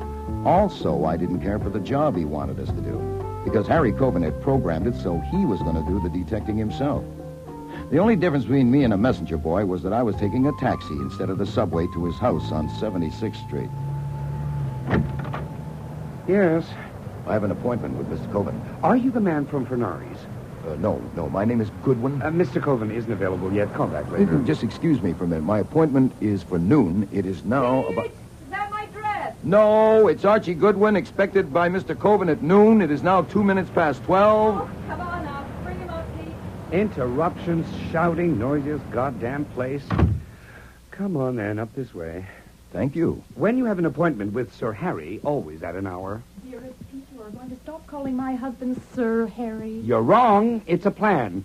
I haven't got the guts to quit churning out this crap and starve for a while, so I call him Sir Harry to make you sore, working myself up to calling him something that will make him sore. And eventually I'll come to a boil and figure out a way to make Adrian Getz sore, and then I'll be fired, and I can be an artist again instead of doodling out Dazzle Dan. It's a plan. There's no need to bore our guest with your plan. Hello, Mr. Goodwin. Good afternoon. There's every need. I'm more apt to go through with it if I announce it in front of a witness. You're the witness, Goodwin. My name's Jordan. Peter, darling, Hello, you're Mr. acting like a brat, and you're too old to be a brat. Why not grow up? I look on you as a mother. Peter! Now, excuse me, but I am not a professional witness. I came to see Mr. Coben at his request. Shall I go hunt for him? Good morning, Mrs. Coben. Am I too early? Good morning, Byron. Yes, it's too early. This is Mr. Hildebrand, Mr. Goodwin. Pete left the workroom, so I thought it must be time. Oh, are you unable to work unless I'm there? I give you inspiration. Is that it? What you give me, Pete, isn't inspiration. It's a headache. Then why don't you take a pill?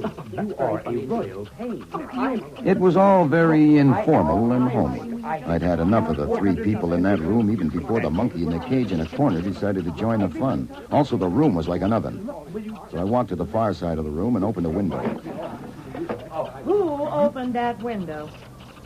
I did. Well, please shut it at once. Rukaloo will be dead in an hour. Certainly. And now that I have your attention, finally, Rukaloo's coughing. Are you all right, baby? Listen to him. Pneumonia already.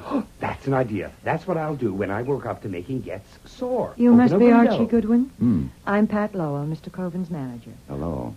I was going to phone you this morning to warn you that Mr. Coven is never on time for an appointment, but he arranged this himself, so I didn't. Well, never again pass up an excuse for phoning me. I won't. You're early, anyway. He told us the conference would be at 12:30. I was told to come at 12. Oh? To talk with him first? I guess so. Well, I handle all his business. Everything from endorsements of cough drops to putting Dazzle Dan on scooters, and this is the first time he's ever done this. Done what? Called someone in without consulting me.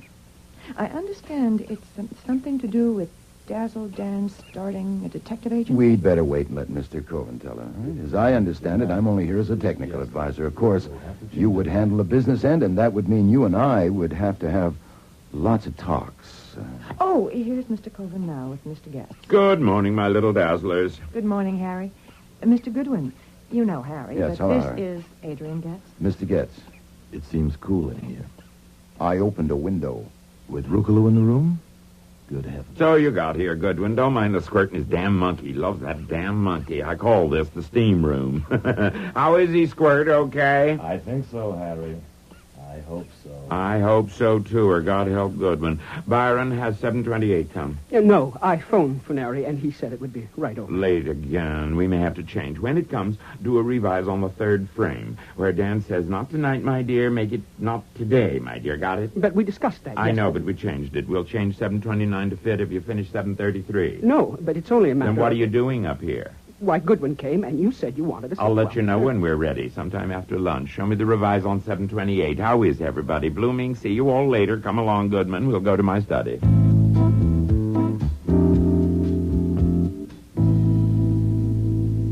Sit down. Thanks. Well, this room's a little more comfortable. What? It's cooler. Oh, yeah. I'm eating my breakfast now. You had yours. Huh? Yeah, oh, yeah. Is this where it happened? What? The theft. Oh, yes. Did you bring the gun? Yeah. Let me see it. It's the one we showed you at the office. Marley 32. It's just like your stolen one. Is this the desk where you kept it? In the left-hand drawer in the back. Loaded? Yes, I told you so. Yeah, so you did. And it's been there in that drawer for 2 years. But last Friday when I looked, it was gone. And you think it was taken by one of the 5 people whose names you gave? I think it may have been. You didn't put it like that, but skip it. You gave us the 5 names. Your wife, Marcel, your manager, Pat Lowell, the 2 artists who draw Dazzle Dan, Pete Jordan and Byron Hildebrand, and Adrian Getz out there, the one you call Squirt. Yes. Well, then they're all here, and we can go ahead and get on with it. As I understand it, I am to put my gun there in the drawer where yours was, and then you get them up here for a conference. Right. I ask you to show us how a detective searches a room to give us an idea of the picture potential. You better not start with the desk. Start maybe with the shelves back there. And when you come to do the desk, I'll push my chair back to be out of your way. And then I'll have them right in front of me. Then you open the drawer and take the gun out. I thought you were to do that. I know, that's what I said, but this is better because they'll be looking at the gun and you, and I'll be watching their faces. The one that took my gun is going to have a surprised look on his face, and I'm going to see it. And if there are 5 looks of surprise? What do you mean? At seeing me take the gun out of your desk, those who don't know you had a gun there. But they do know. All of them? Certainly. Everybody knows everything around here.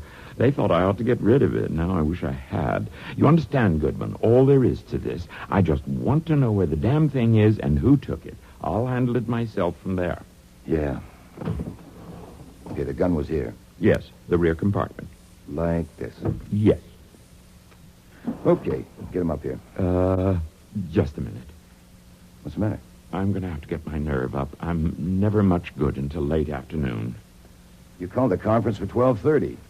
I know I did. I do things like that. But I've got to dress. I'm still in my bathrobe. Don't try to rush me, understand? Now, look. Let me explain how Mr. Wolfe charges.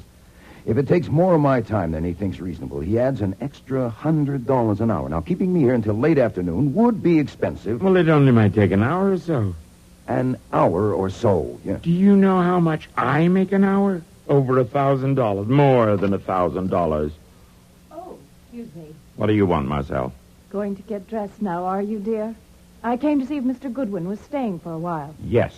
I thought you might be, Mr. Goodwin. You ought to have something to eat. We don't do any cooking. We even have our breakfast sent in, but there are some sandwiches. Oh, well, I don't want to be rude, but are they in the room with the monkey? Oh, no. Well, wouldn't that be awful? Downstairs in the workroom. I'm sure you'll be much more comfortable there. As you see, there's smoked turkey, sturgeon, caviar, and that's hot corned beef on the warmer. Just help yourself. Thanks. Well, why doesn't someone turn the radios down? What? I said, why doesn't someone turn the 2 radios down or off? Oh, one's Byron's and the other's Pete's. They like different programs when they're working, so they have to go for volume. That's grand. Adrian, what are you doing? I'm trying to work here. What the hell are you doing? Why did you turn my radio off, Mr. Getz? That was uncivil, I know. It was only that I wanted to ask Mr. Goodwin something. Shoot. Did you know when you opened that window that cold drafts are dangerous for tropical monkeys? Sure. I was trying it out. That was thoughtless. You may turn your radios on again. Goodwin, God help you. Why, does he sting? Don't ask me why, but watch your step. I think he's a kobold. Oh, yeah? What's a kobold? A sort of goblin. Well, the muse calls. Want to see an artist create? Come and look. No, thanks, I think... What? What did you say? I said no thanks. I think I'll go and chat with the monkey. And I did go and talk with the monkey for a while. When the heat got to me, I went back to the workroom and watched the artist for a while. Nothing I saw changed my opinion of Dazzle Dan. But I had to admire the way they did him. Working from rough sketches, which all looked alike to me, they turned out the finished product in 3 colors so fast they could barely keep up. Then I sat down and concentrated on the experiment of listening to 2 radio stations at once for a while. When my brain started to curdle, I got out. A door toward the front of the house was standing open. I stepped inside when I saw Pat Lowell was there. Look, you listen a minute, Miss Lowell. We're here on a desert island, and for months you've been holding me at arm's length, and I'm desperate. It is not mere propinquity. In rags and tatters as you are, without makeup, I've come to look upon I'm you as- busy. Go play with a coconut. Then I spent another half an hour or so looking through the glass of the front door at the outside world. The view was nothing to brag about. And the afternoon passed like that. Eventually, when I was thoroughly fed up, I went upstairs in search of Lord Harry. The study was empty, so I tried next door. Mr. Coven? Oh, sorry. Mrs. Coven was lying in the middle of a king-size bed there. I needn't have apologized. She was sound asleep, so I quietly closed the door. In the room across the hall, Harry Coven was standing at the window with his back to me. Well, what do you want? It's going on 4 o'clock. I'll be going soon and taking my gun with me. I was standing at the window thinking. Oh, yeah? Any luck? Fame and fortune aren't all man needs for happiness, even with a loving wife. Marcelle is my third, you know, and she's wonderful. She's 14 years younger than me, but that still isn't all that's needed for happiness. Look, it's 4:15, and it's getting dark. I would call it late afternoon. Now, what do you say we go ahead? I want a drink. Will you join me? It's a bit early for me. I'm not supposed to drink until 5 o'clock, but I'll make this an exception. Bourbon, all right? Say when. Cheers. Oh, I need this today. Suppose we take the refreshment into the study and go over our act. Don't rush me. Oh. Oh, all right. Come on, bring your glass. Goodwin, you don't understand the pressures on a man in my position, the responsibilities. Yeah, I see what you mean. I wouldn't want to be in your shoes. Okay, then, here we are. You sit at the desk there. You're right. I search the shelves back here, and then I come to the desk, and I open the drawer, and there's a gun, and you watch the expression on everyone's faces. Then I go and get...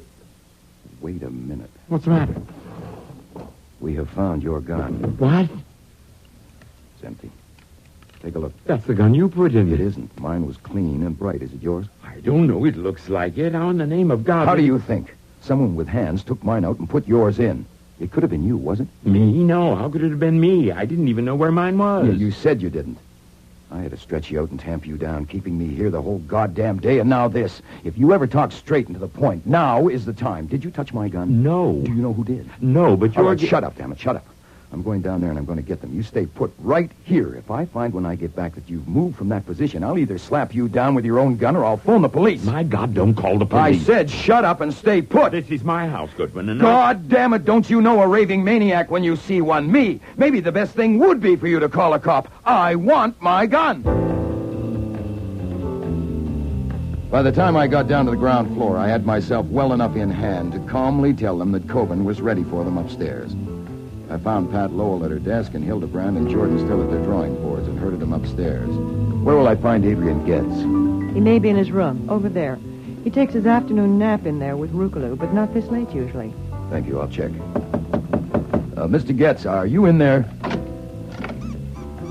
Why, there's a draft. Adrian never opens a window. Put on the light. Adrian, Adrian Getz, the squirt, was lying on the couch, but he wasn't taking a nap. The hole in his skull was just northeast of his right ear, and the blood had run over the edge of the couch onto the floor. I stuck my hand inside the V of his vest and held it there for 8 seconds. Adrian Getz was through taking naps. My God, look in the cage over there. Look at Rucaloo. What's he holding to his chest? That's a gun he's holding to his chest, a Marley 32. I suspect he's holding it to his chest because it's the only warm thing in this room, having recently been fired.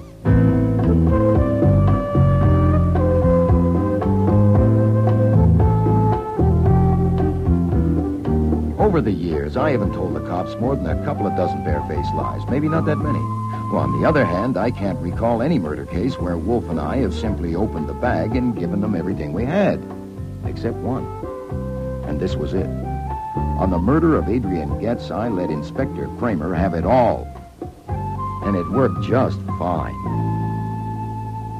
You're a liar, Goodwin. Oh, sir.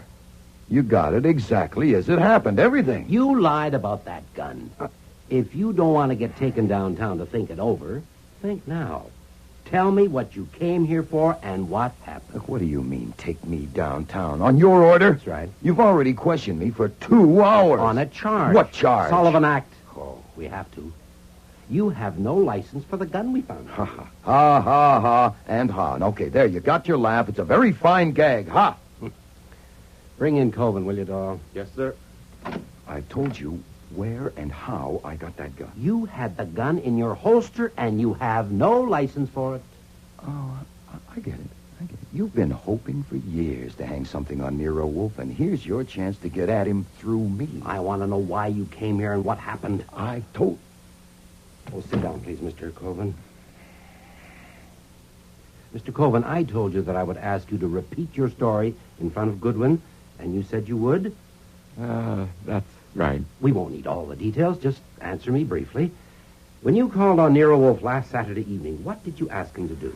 I told him I was going to have Dazzle Dan start a detective agency in a new series, and I needed information on how an agency was run. That's all you wanted from him? Information? Essentially, yeah. Did you say anything to Wolfe about your gun being taken from your desk? Well, certainly not. What? Why should I? Besides, it hasn't been taken. No, wait a minute. Shut up, Goodwin. What arrangement did you make with Wolfe, Mr. Coven? Oh, he agreed to send Goodwin to my place today for a conference with my staff and me. And Goodwin came? Yes. The conference was for 12:30, but I had a little talk with Goodwin and asked him to wait. I wanted to think it over some more. I'm like that. I put things off. Was your talk with Goodwin about your gun being gone? Certainly not. Oh, I did mention the gun, actually. I told him I didn't have a license for it, and I asked him how to go about getting one. Did you show him the gun? Well, I pulled the drawer open and we glanced in at it, and he said he had one of the same make. Did you or Goodwin take your gun out of the drawer? No, absolutely not. Did he put his gun in the drawer? Absolutely not. When I took my gun from my holster to show it to you, did you... Nothing doing. You're listening. Just the high spots for now. Did you have another talk with Goodwin later? Yes, around 4 o'clock up there in my office. I told him I was ready for the conference, and he went to call the others. Then what happened? Well, after a while, he came back alone. And without saying anything, he came to the desk and took my gun from the drawer and put it under his coat. And then he went to the phone and called Mr. Nero Wolfe.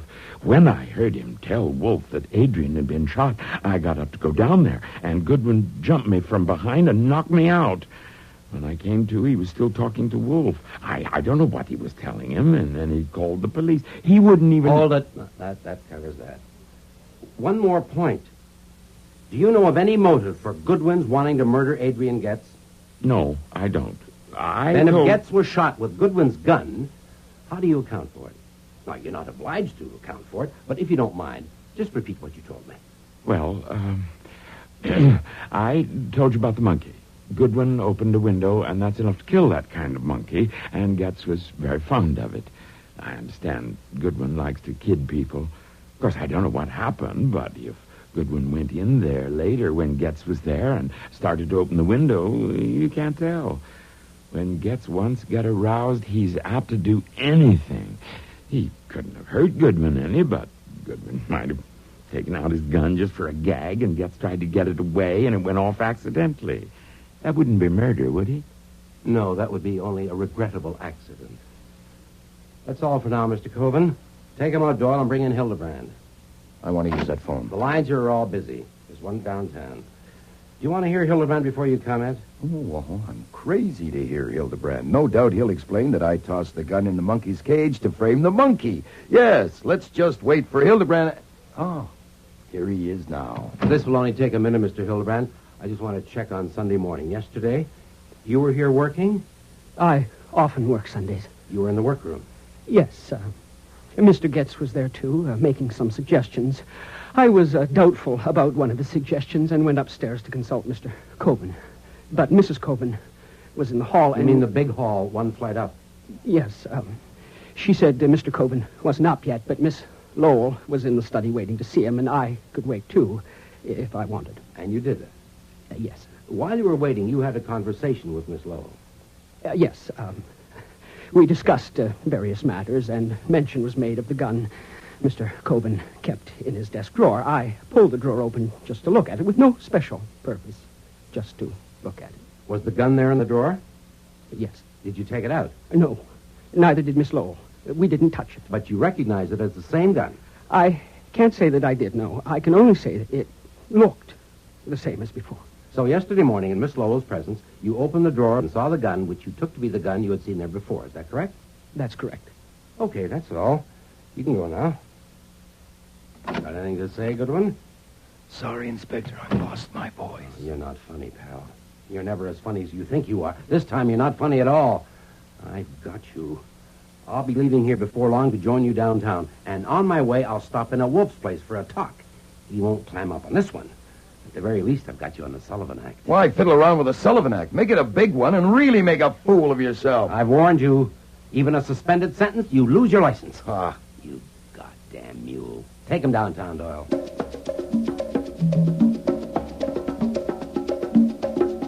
It was after 9 o'clock before they finally let me use the phone at the cop shop. I know where you are and how you got there. Mr. Kramer is here. Really? I have phoned Mr. Parker, but it's too late to do anything tonight. Have you eaten yet? No, sir. I'm afraid of poison, and I'm on a hunger strike. You should eat something. Mr. Kramer's worse than a jackass. He's a demented jackass. I intend to persuade him to release you at once. Wolfe couldn't budge Kramer because it wasn't until 2 p.m. the next day before Parker finally got bail posted and I arrived back home.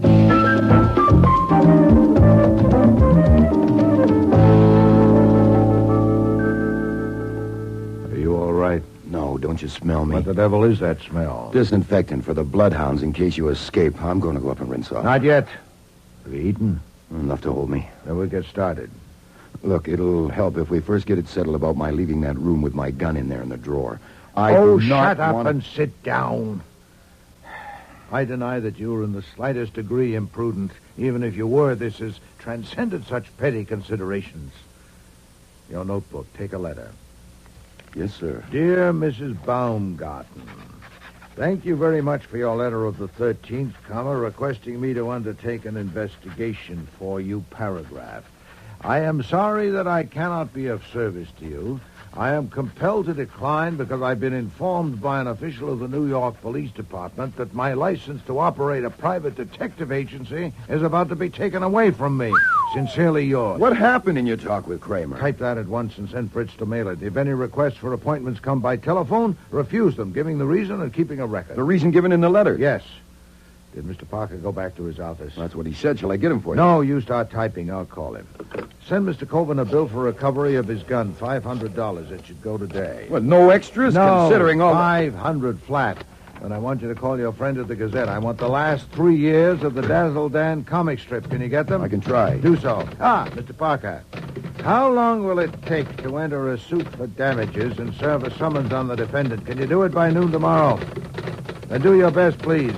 Mr. Coben has destroyed by slander my means of livelihood. I wish to bring an action demanding payment by him of the sum of $1 million. Whoopee!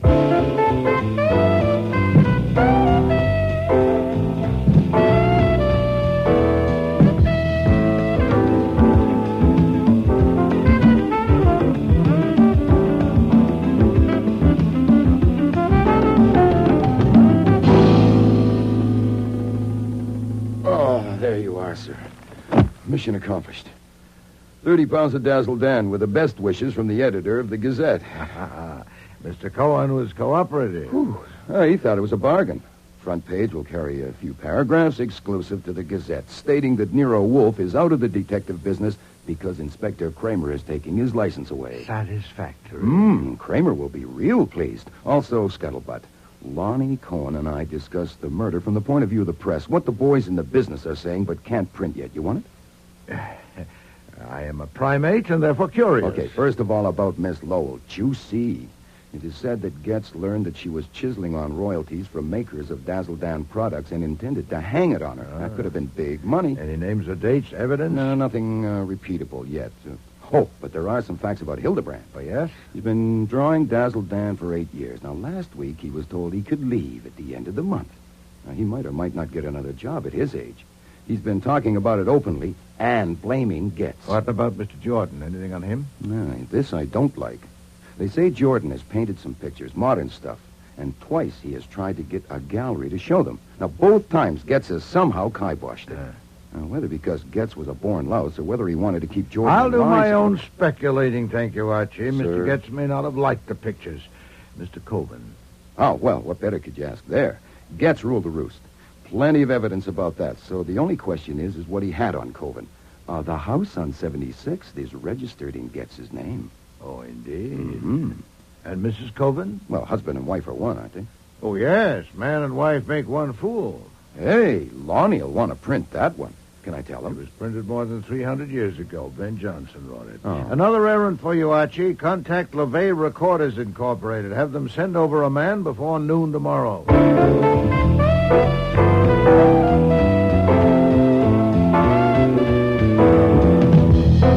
It wasn't till nearly dinner time that I got to take that much-needed shower. After dinner that evening, we were all hard at it in the office.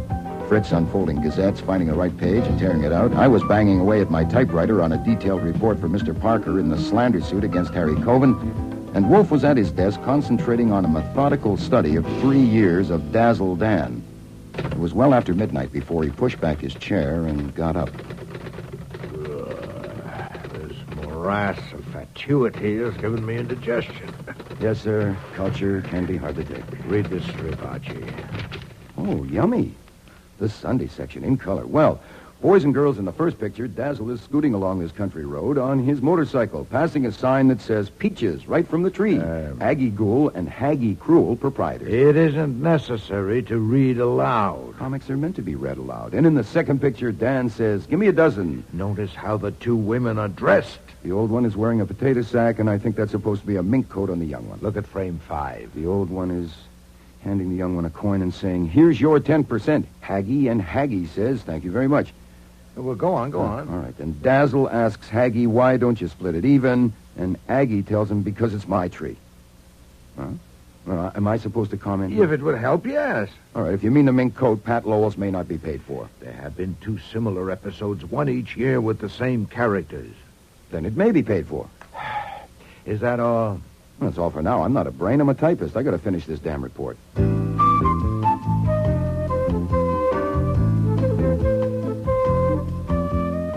The next day, the phone nearly rang off the hook. Reporters wanting the latest on the Gazette story. Kramer, absolutely apoplectic, wanting Wolfe's hide. I had the pleasure of hanging up on him. The LeVay Recording Company. And Parker, to say that the summons had been served to Coven. But it wasn't until after 6 that our first visitor arrived. Pat Lowell was red-faced and hard-eyed. So you're Nero Wolfe? I'm scared to death. Uh-huh. I hope I don't look it. I'm trying not to. I was sent here by Mr. Coven. Yeah. My God, don't you ever say anything? Oh, on occasion. Give me one. You say something. Mr. Coven sent me about your ridiculous suit for damages. He intends to enter a counterclaim for damage to his reputation through actions of your acknowledged agent, Archie Goodwin. Of course, he denies that there's any basis for your suit. Yeah. That's the situation. Thank you for coming to tell me. Archie, show Miss Lowell up. Yes, sir. Wait. Mr. Coven thinks lawyers would just make this more of a mess than it is, and I agree with him. He thinks you and he should settle it between you. Now, is that possible? Oh, we can try. There's a phone. Get him here.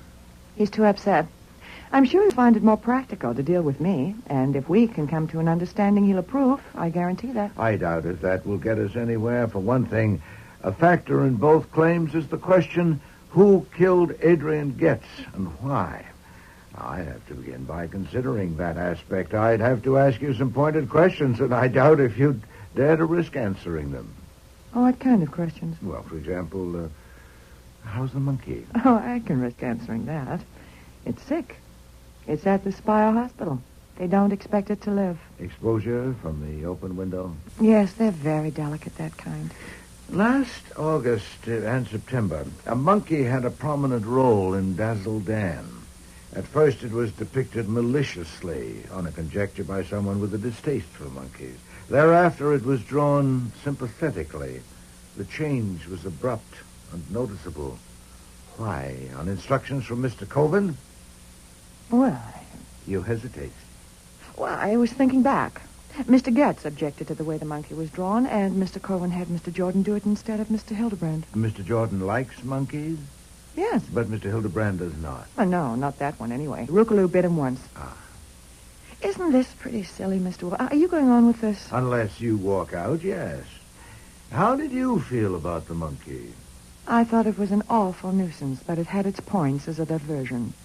But it was my fault it was there since I gave it to Mr. Getz. Oh, indeed? When? About a year ago. A friend returning from South America gave it to me, and I couldn't take care of it, so I gave it to him. Mr. Getz lived in the Coven house?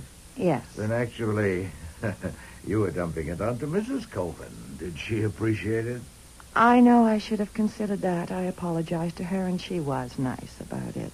Did Mr. Coven like the monkey? He liked to tease it, but he didn't dislike it. He teased it just to annoy Mr. Getz. I am told that it's generally believed, though not published, that the conception of Dazzledan was originally supplied to Mr. Coven by Mr. Getz.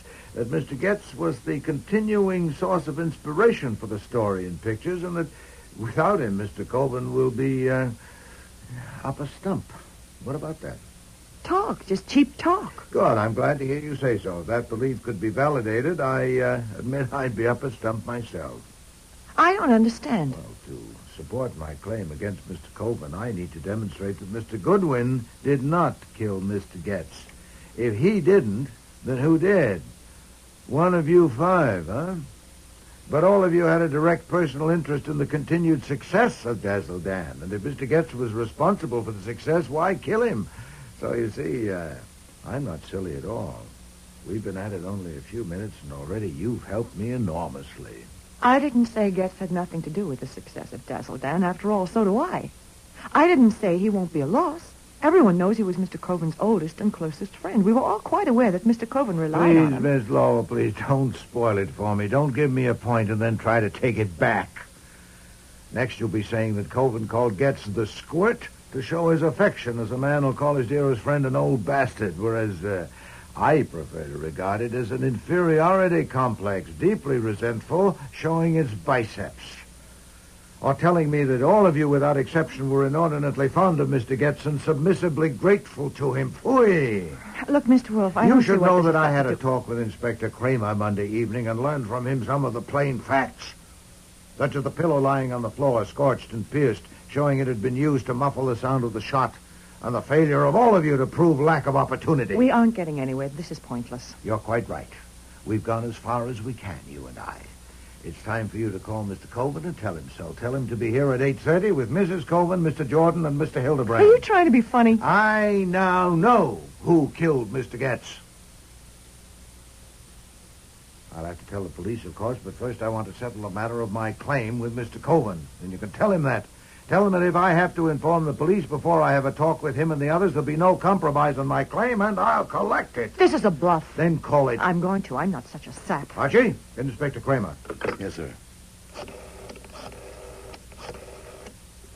He'll be there by the time you are, Miss Lowell.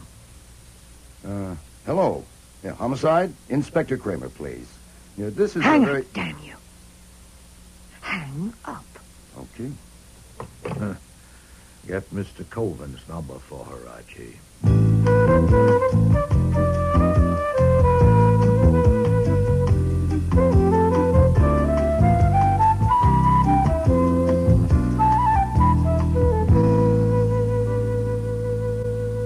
Well, Mr. Wolfe, we're all here. This time you can't cook up a fancy lie with Goodwin. There are witnesses. We won't get anywhere that way, Mr. Coven. The situation is this. You don't want to pay me $1 million. I don't want to lose my license. The police don't want to add another unsolved murder to the long list. The central and dominant factor is the violent death of Mr. Getz, and I propose to deal with that at length. Now, if we can get that settled... You told Miss Lowell you know who killed him. If so, why don't you tell the police? That ought to settle it.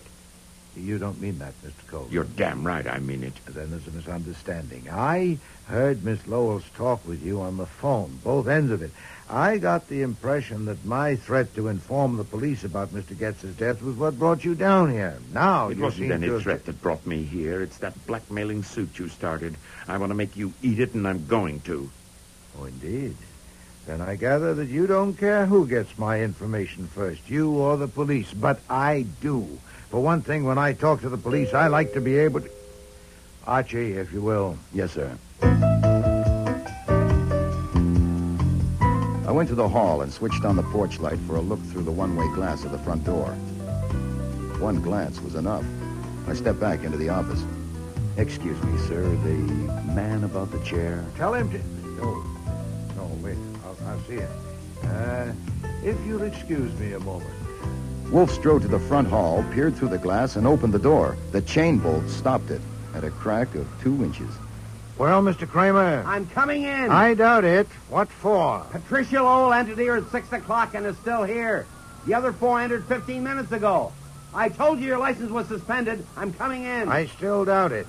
I have no client. These people are here to discuss an action for damages which I brought against Mr. Coben. I don't need a license for that. I'm shutting the door. My God, this does it. You're through. I thought I was already through. But this sort of... I can't hear you. The wind. Oh, this is preposterous. Talking through a crack. Descend to the sidewalk and I'll come out. Do you hear that? Yes. Very well. To the sidewalk. Archie, my coat.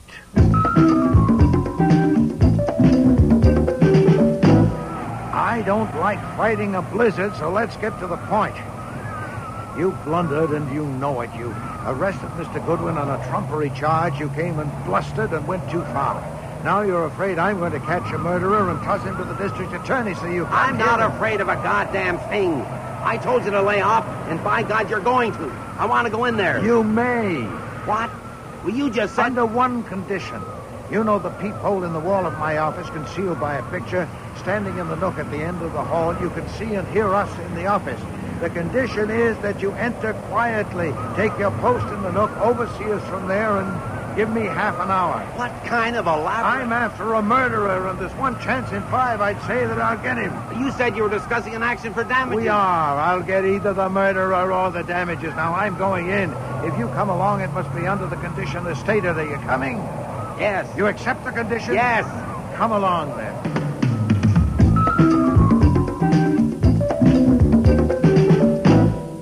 I apologize to you all. That was unavoidable.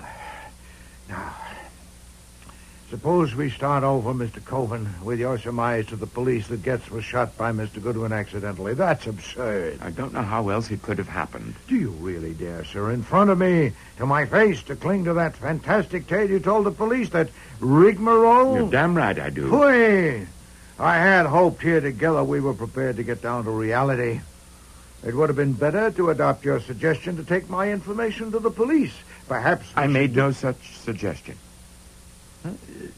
In this room, Mr. Coven, some 15 minutes ago. No. I see. Oh, it's impossible to get on solid ground with a man like you, but I still have to try. Archie. Yes, sir. Play back the tape.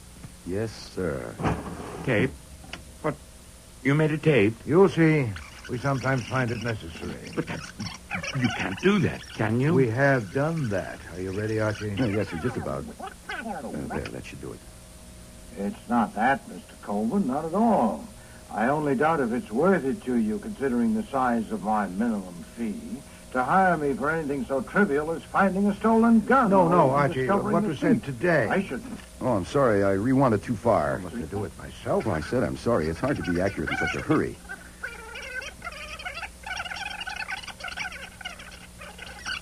There, that should be right. It's my license. The police don't want to add another Is that what you unsolved wanted? murder That to should the do, long yes. list. The central and dominant factor is the violent death of Mr. Getz, and I propose to deal with that at length.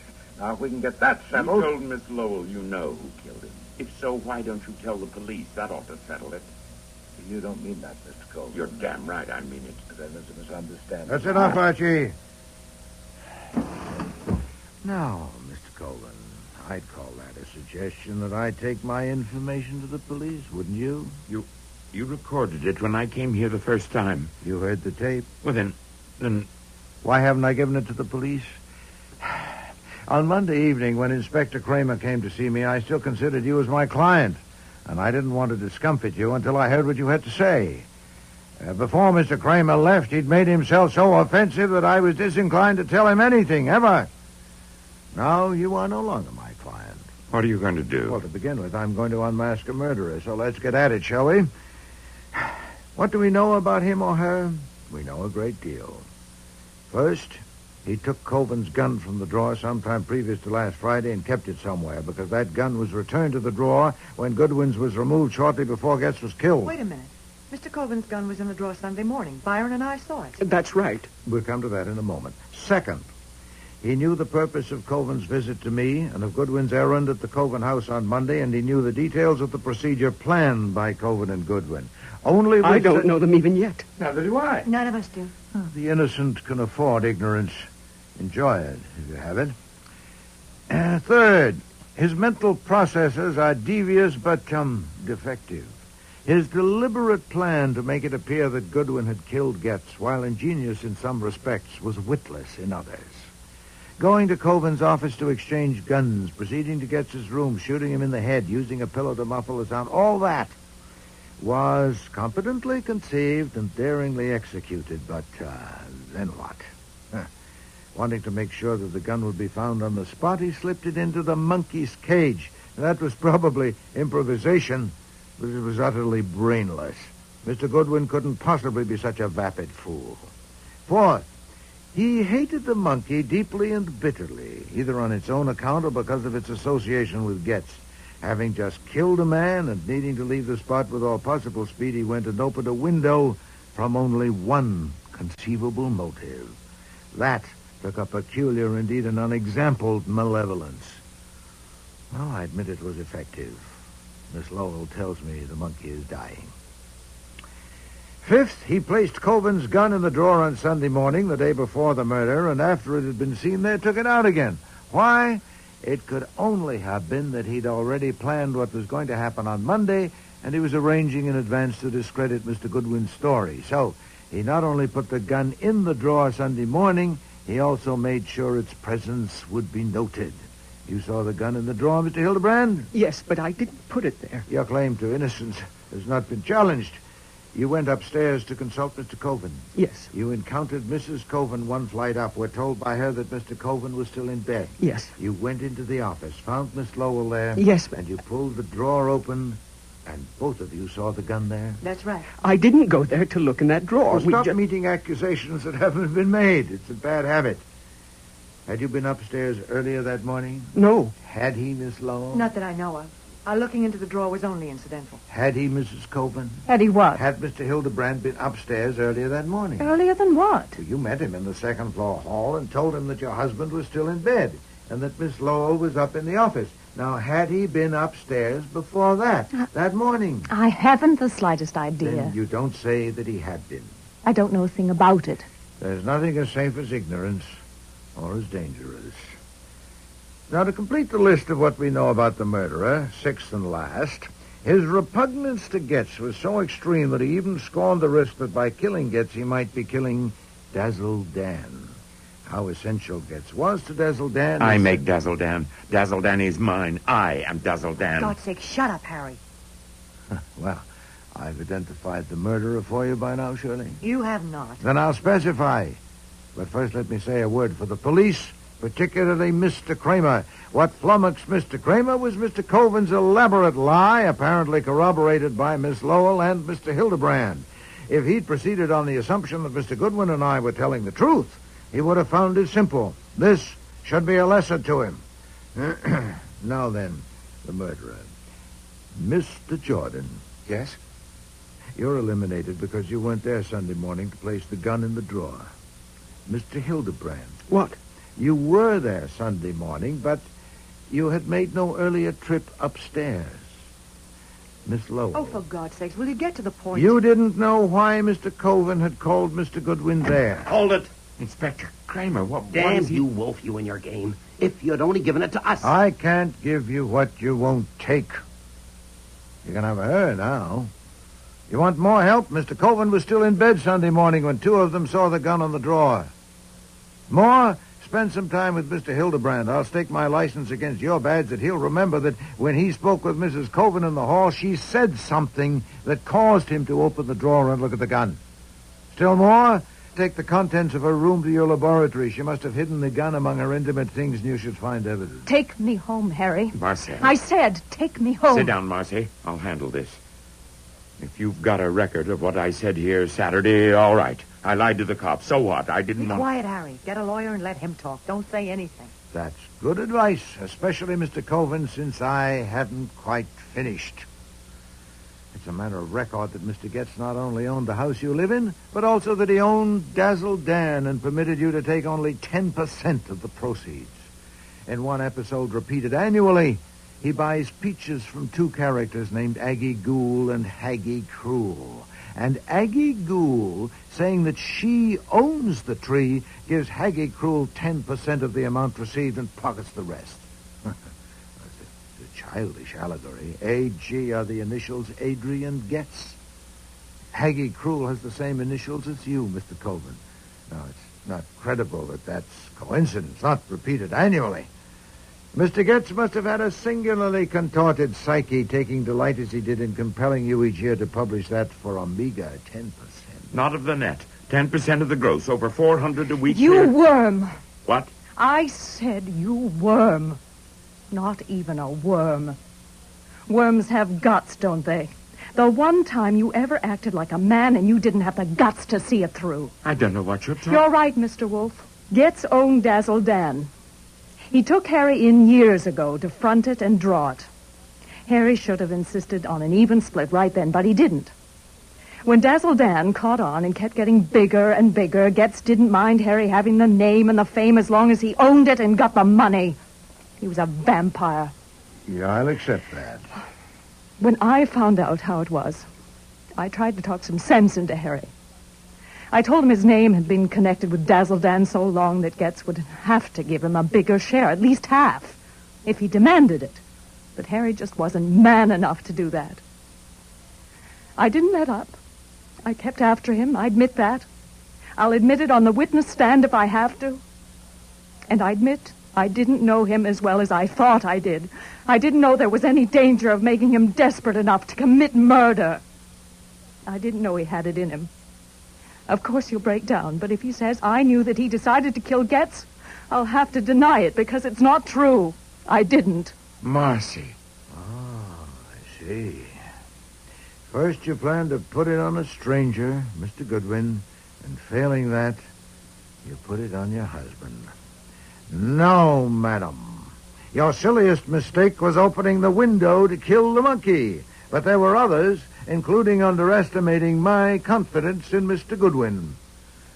Mr. Kramer?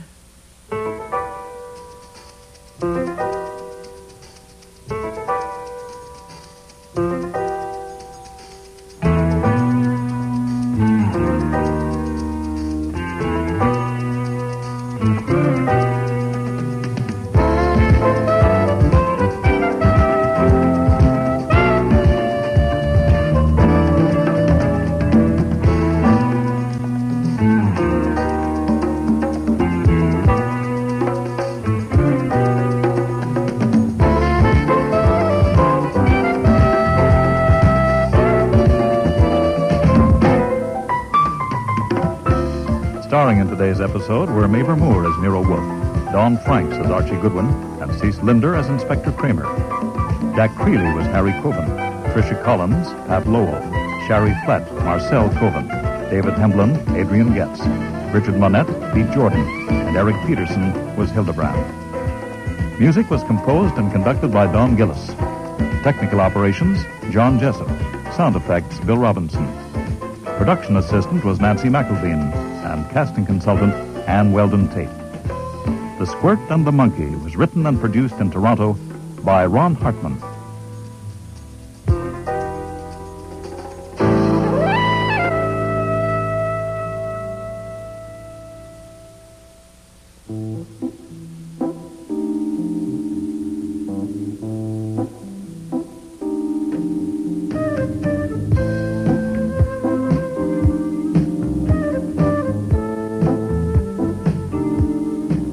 Next week. Is that a siren, Archie? Yeah. It's a Parkway police car coming up behind us. You know, when you were having the car sent down, I phoned home. Fritz said there'd been 4 calls, one from an officer of the court, one from the DA's office, and 2 from Inspector Kramer. Oh, swell. Would Kramer have sent out an alarm? Well, the way he'd like to pin your scalp to his wall, I wouldn't put it past him. And we're about to find out. Hey, no, that's no way to do it. Open a valve and let it out. He'd see. Oh, God, help me. It would be wonderful if someone could put his arms around me and tell me, all right, my darling, I'll take care of everything. Just leave it to me. Oh, that would be wonderful. I may try it if you'll brief me on what I'd have to take care of. God, I'm a fool. You saw my car out front. The yellow Jag. I am going to burn it. How do you set fire to a car? If you're sitting on a lid you don't want open, my advice is to move. Now, the sooner the better, or you may get hurt. I am already hurt. Mr. Wolfe, you knew you were to be called yesterday, but you left the courtroom. Yes. If your reason for leaving is unsatisfactory, you are in contempt of court. Do you understand that? Yes, sir. Then, why did you leave? You are under oath. Your Honor, I respectfully ask your indulgence. My reason for leaving is inherent in my testimony, and therefore I would rather plead on the charge of contempt afterwards, if the court will permit. I'll still be here. Indeed you will. You're under arrest. No, I'm not.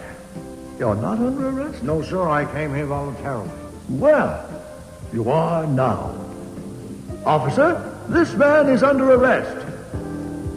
Next week, The Next Witness, with guest stars Terry Tweed, Robert Christie, Michael Ayub, and Dixie Seatle.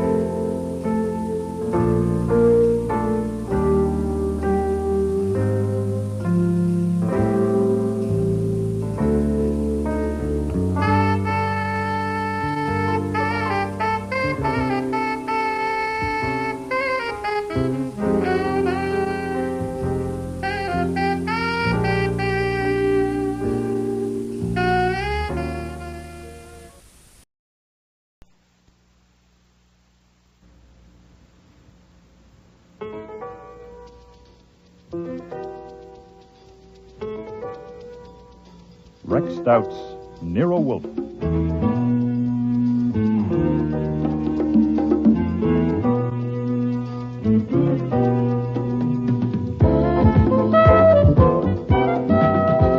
Starring Mavor Moore as Nero Wolfe and Dawn Franks as Archie Goodwin.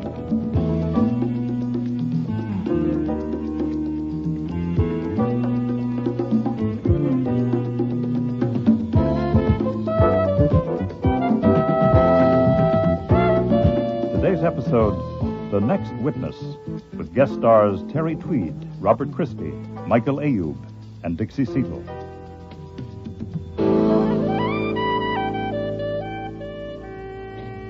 I call Clyde Bagby to the stand. It was the third day of the trial, and the assistant district attorney had just called his fifth witness, which meant that Nero Wolfe would be called to the stand next.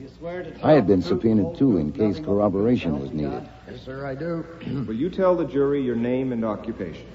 Clyde Bagby. I'm president and owner of Bagby Answers Incorporated. What is the nature of your business? Well, it's a telephone answering business, that's all. It's not a big one, really, because I specialize in serving individuals instead of businesses or firms. Is one of your offices at 618 East 69th Street, Manhattan? Yes, sir.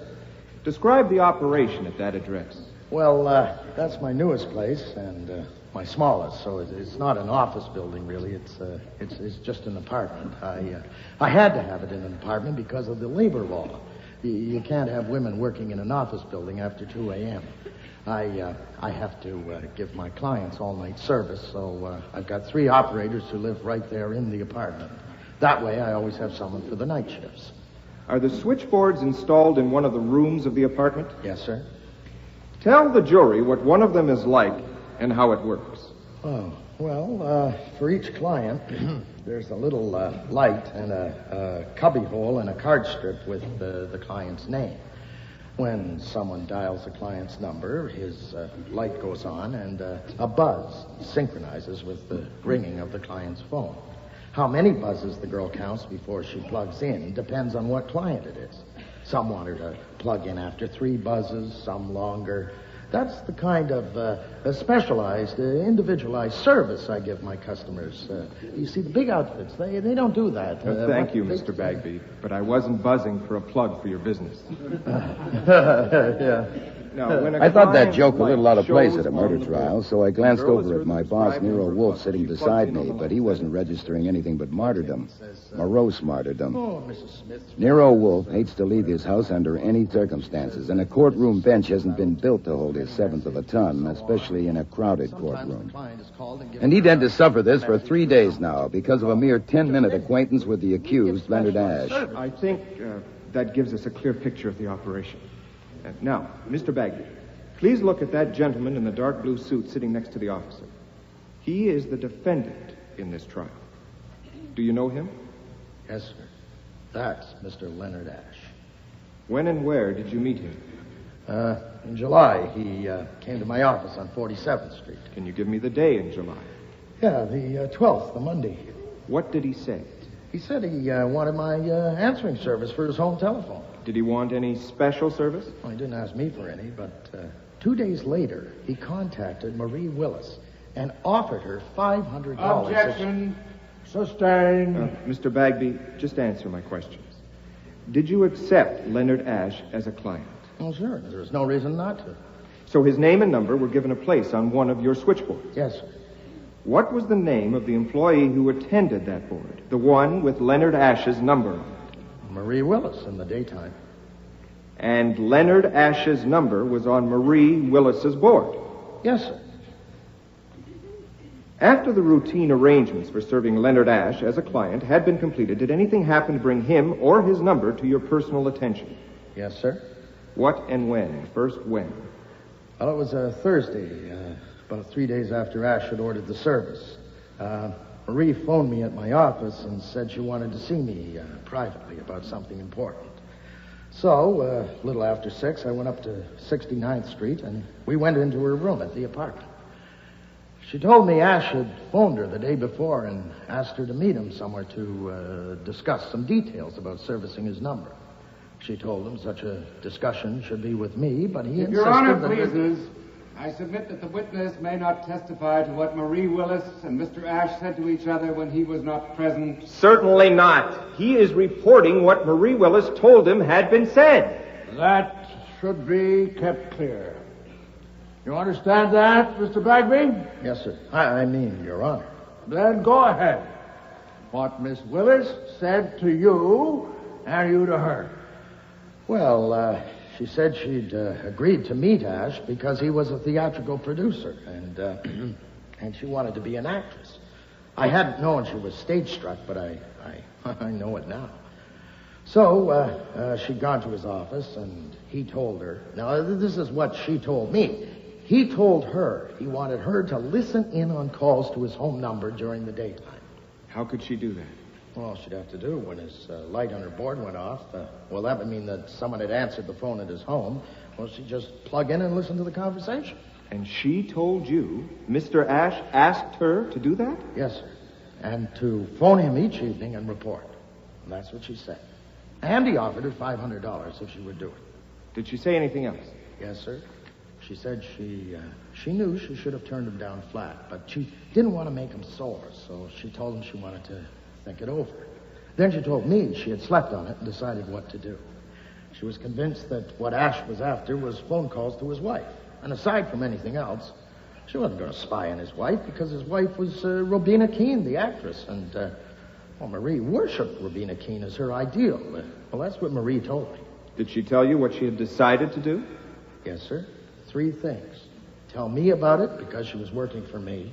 Tell Robina Keene about it to warn her because Ash would probably get someone else to do the spying for him. You know, it occurred to me the real reason for her wanting to tell Robina Keene. What occurred to you isn't material, Mr. Bagby. Now, did Marie tell you the 3rd thing she had decided she must do? Yes, sir, that she must tell Ash that she was going to tell his wife. She said she had to do that because she promised him she would keep it confidential, so she had to warn him she was taking back her promise. Did she say when she intended to do those 3 things? Yes, well, she'd already done one of them, telling me. She said she'd phoned Ash and told him she would be at the office at 7 o'clock. Well, that was crowding it a little because she had the evening shift and would have to be back at the boards at 8. It crowded me, too, because it gave me no time to talk her out of it. I even went downtown with her in a taxi where Ash's office was and did my best, but I couldn't move her. What did you say to her? I tried to get her to lay off. Well, I could drop him as a client and forget it, but she was dead set on warning Robina Keene. And to do that, she had to take back her promise to Ash. Well, I hung on until she got in the elevator to go up to Ash's office, but I couldn't budge her. Did you go with her? Well, no, that wouldn't have helped any. What could I do? Then you didn't go up to Ash's office with Marie Willis? No, sir. Did you go up later at any time after she had gone up? No, sir. Did you see Ash at all that evening? No, sir. Did you speak to him on the telephone that evening? No, sir. What did you do that evening after you saw Marie Willis enter the elevator to go up to Ash's office? I took a taxi home, and about 10 o'clock, I got a phone call from the police to say that Marie Willis had been found murdered in my office. And I went there as fast as I could, and there was a crowd out in front, and an officer took me upstairs. They hadn't moved her. They'd taken the plug cord from around her throat. They hadn't moved her. And there she was, slumped over on the ledge in front of the board. They wanted me to identify her, and I had to. It was the hardest thing I ever had to do in my life. I'd never seen anyone have been strangled before, but it was her, all right. The same clothes and everything she was wearing. We want a taxi, but first a word with you. No, sir. First, a word from me. What? Mandelbaum may finish with that witness any minute. You were told you'd follow back. I know. If you want a taxi, of course, you're going home. And I'm not going home. I can't. Right. If you do, you'll just get hauled right back here with a fat fine for contempt of court. Not to mention me. I'm under subpoena, too, remember? Where are you going? To 618 East 69th Street. To Bagby's answers. Why? I'll explain on the way. I'm going back to the court. No. I'll need you. All right. Shoot. I've heard you do a lot of explaining, but this'll have to be good. You know, it's preposterous. It sure is. Let's go back. I mean Mr. Mandelbaum's thesis that Leonard Ash killed that girl. Leonard Ash is not an imbecile. I refuse to believe he'd go to that place at that time to kill her. You were present when he called on me that day to hire me. Do you believe it? I pass. But I find it hard to believe his story. That a man phoned him, a voice he didn't recognize, and said if Ash would meet him at the Bagby place, he thought they could talk Marie out of it. And when Ash got there, the door was open, and there she was with a plug cord around her throat. So he opened up the window and yelled for the police. Do you believe that? Pooey, I didn't like it, but it may be true. And another thing I didn't like was sitting there on that confounded wooden bench with a smelly woman against me. Oh, now we're getting to it. By the way, that smell was Tissot's passion flower, and it's $80 an ounce. Lily Romeways. Soon I was to be called as a witness, and my testimony would have been an effective corroboration of Mr. Bagby's testimony. It was intolerable. I will not be a party to a judicial transgression. Let's see if I get you. The reason you're scooting is you can't bear to help convict Ash of murder because you doubt he's guilty. That's close enough. It's not close enough for me. What are we going to do with Bagby's answering? We'll see when we get there. Taxi!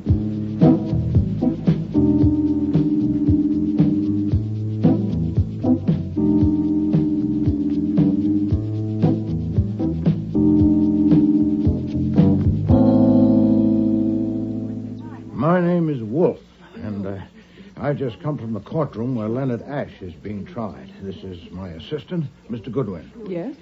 We're checking on subpoenas that have been served on the witnesses for both the prosecution and the defense. Are Miss Hart and Miss Velarde and Miss Welts here? I'm Alice Hart, and that's Bella Velarde on board, too. Helen Welts isn't here. It's her day off. We've all had subpoenas, but Aren't you Nero Wolfe, the detective? Yes. What do you want? I want information, madam. I want you and the other two ladies to answer some questions. We have no information. But I won't get any, but I'm going to try. Who sent you? Autokinesis. There's a cardinal flaw in the assumption that Leonard Ashe killed Marie Willis, and I don't like flaws. It has made me curious.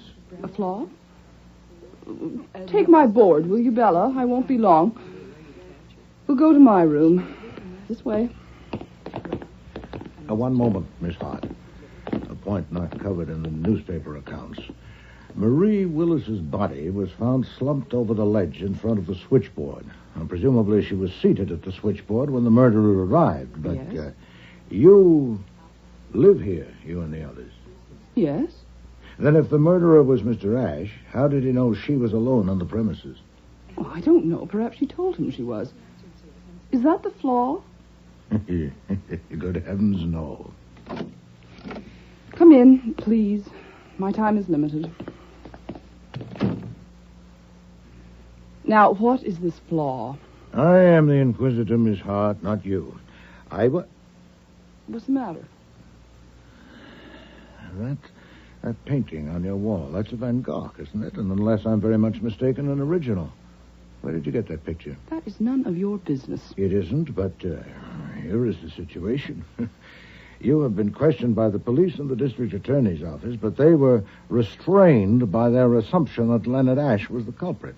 Now, since I reject that assumption and must find another in its stead, there can be no limit to my impertinence with you and others who may be involved. I'll take you and that picture. If you refuse to say where you got it, or if your answer doesn't satisfy me, I'll put a man on it and he'll find out. You can't escape being badgered, madam. The question is whether you suffer it here and now by me, or face a prolonged inquiry among your friends and associates by more meddlesome men. What does it matter where I got that picture? Probably it doesn't. Possibly nothing about you matters. But that picture is a treasure, and this is an odd address for it. Do you own it? Yes, I bought it. When? About a year ago from a dealer. The contents of this room were yours? Yes, I like things that... Well, this is my extravagance. It's my only one. How long have you been with this firm? 5 years. What's your salary? $150 a week. Not enough for your extravagance, hmm? An inheritance, perhaps? Alimony? No, I have never married. Mr. Wolfe, if you save for 15 years, I think you do have a right to something. You have indeed. Where were you the evening that Marie Willis was killed? I was out in Jersey in a car with a friend, Bella Velarde, to get cooled off. It was a hot night, all right? We got back after midnight. Of course, the police have asked if you know of anyone who might have had a motive for killing Marie Willis. Do you? No. Were you friendly with her? Yes, friendly enough. Has any client ever asked you to listen in on calls to his number? Certainly not. Did you know Miss Willis wanted to be an actress? Yes, we all knew that. Mr. Bagby says he didn't. He was their employer. I don't suppose he did know. When did you talk with Mr. Bagby? I didn't. Heard him on the witness stand. Did you know of Miss Willis's regard for Robina Keene? Yes, we all knew that, too. Marie did imitations of Robina Keene in her roles. When did she tell you of her decision to inform Robina Keene that her husband was going to monitor her telephone? I didn't say she told me. Did she? No. Did anyone? Yes, Miss Velarde. Marie had told her. You can ask her. I shall. Do you know Guy Unger? Yes, I know him. Not very well. He was a friend of Marie Willis's. And what was the nature of his relationship with Miss Willis? I'm sure I don't know. Miss Willis must have talked about it. Not to me. We were never very close. Maybe to Bella, Miss Velarde. Well, I would like to speak now to Miss Velarde. Well, certainly. You can wait in her room. It's just next door. Go ahead in. I'll send her along.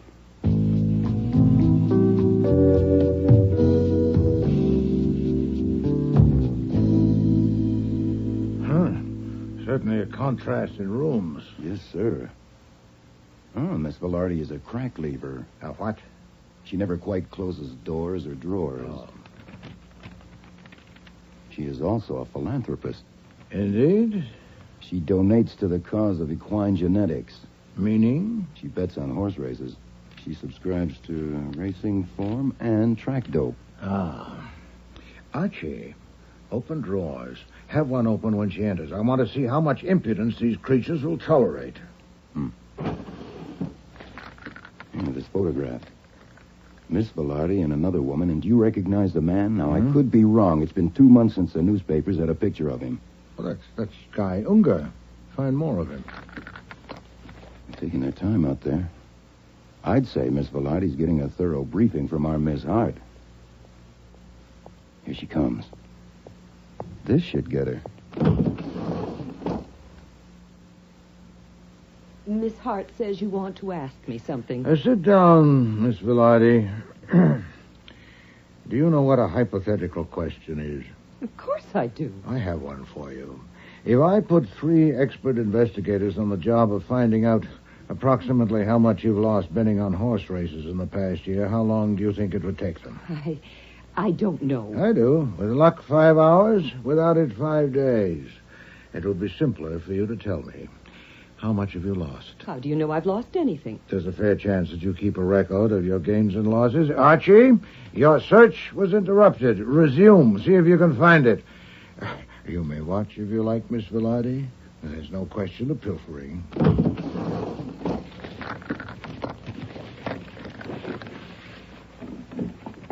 Look, Mr. Wolfe, there's no secret about my liking to bet on the races. But the amounts I bet, that's different. You see, I have friends who, well, they don't want people to know they bet, so they give me money to bet for them. So it's about $100 a week, and sometimes more, maybe up to $200. I see. What's your salary? Oh, it's only $120, so of course I can't bet much myself. Of course. About the windows in that front room. In summer weather, when one of you's on duty there at night, are the windows open? Well, when it's hot, yes. Usually the one in the middle. If it's very hot, maybe all of them. With the shades up? Yes. It was hot on July 15th. Were the windows open that night? I don't know. I wasn't here. Where were you? I was out in Jersey, in a car with a friend, Alice Hart, to get cooled off. Now, we got back after midnight. If the windows were open and the shades up on the evening of July 15th, as they almost certainly were, would anyone in her senses have proceeded to kill Marie Willis so exposed to view? What do you think? I know. That would have been... No, I don't think so. Then she or he must have closed the windows and drawn the shades before proceeding.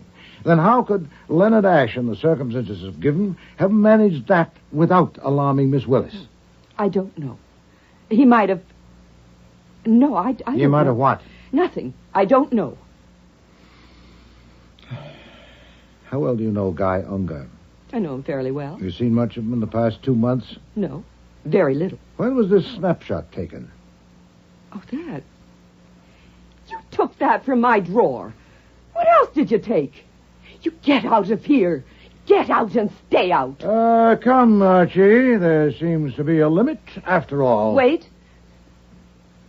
Wait a minute. I didn't mean that. I flare up like that. I don't care about the damn picture. It's just... When was it taken? About 2 weeks ago. 2 weeks ago Sunday. Who was the other woman? Helen Welch. Was Guy Unger Miss Welch's companion or yours? We were just together. Nonsense. Well, Guy and Helen.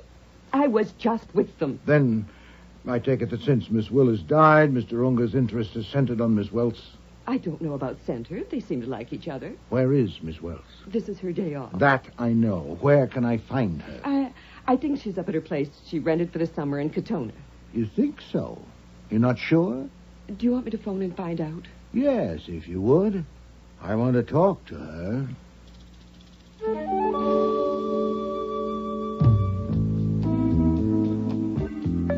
Nero Wolfe refuses to ride in the front seat of a car because when the crash comes, the broken glass will carve him up. Also, it takes most of the back seat to hold his bulk.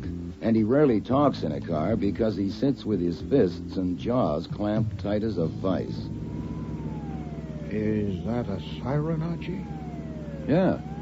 It's a Parkway police car coming up behind us. You know, when you were having the car sent down, I phoned home. Fritz said there'd been 4 calls, one from an officer of the court, one from the DA's office, and 2 from Inspector Kramer. Oh, Would swell. Kramer have sent out an alarm? Well, the way he'd like to pin your scalp to his wall, I wouldn't put it past him. And we're about to find out.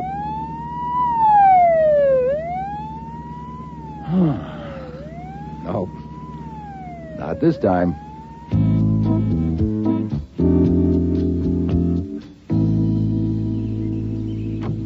Archie Goodwin, I'm Helen Welts. Mr. Wolfe? Yes. Give me a hand, Archie. It's a real pleasure. This is Guy Unger. How'd you do? Hello. Let's sit in the shade of the old apple tree, shall we? Oh, thank you. I prefer to sit. You didn't give me a chance on the phone. I didn't want you to have a trip for nothing. You see, I can't tell you anything about that awful business of what happened to Marie. I really can't because I don't know anything. I was out on the Sound on a boat. Didn't Bella tell you? That's not the kind of thing I'm after, Miss Welch. Hmm? Such routine matters as checking alibis have certainly been handled by the police. My attack must be eccentric. For instance, when did Mr. Unger get here? Oh, why, just... Now, wait a minute. Just forget me. I'm looking on, that's all. A substantial chair. Thank you. Now, I'll explain, Miss Welch, why I ask when Mr. Unger got here.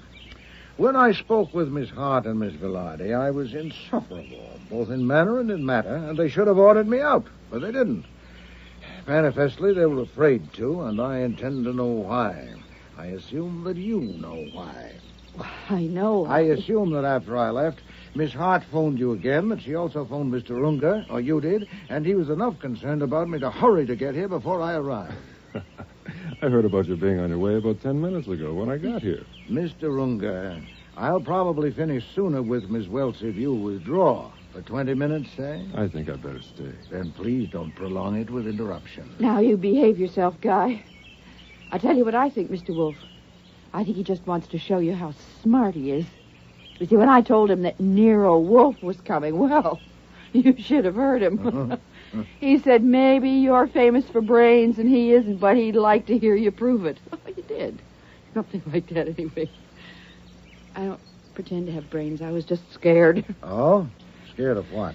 Well, scared of you. I mean, wouldn't anybody be scared if they knew you were coming up to grill them? Not enough to send for help. Certainly not if they had the alternative of snubbing me, as you have. Why don't you choose it? Why do you suffer me? Now that's a question. I'll show you why. You see, I didn't want to miss a chance to touch the great Nero Wolfe. There. Now I have patted the head of the great detective, and the strain's been too much. I need a little drink. Helen.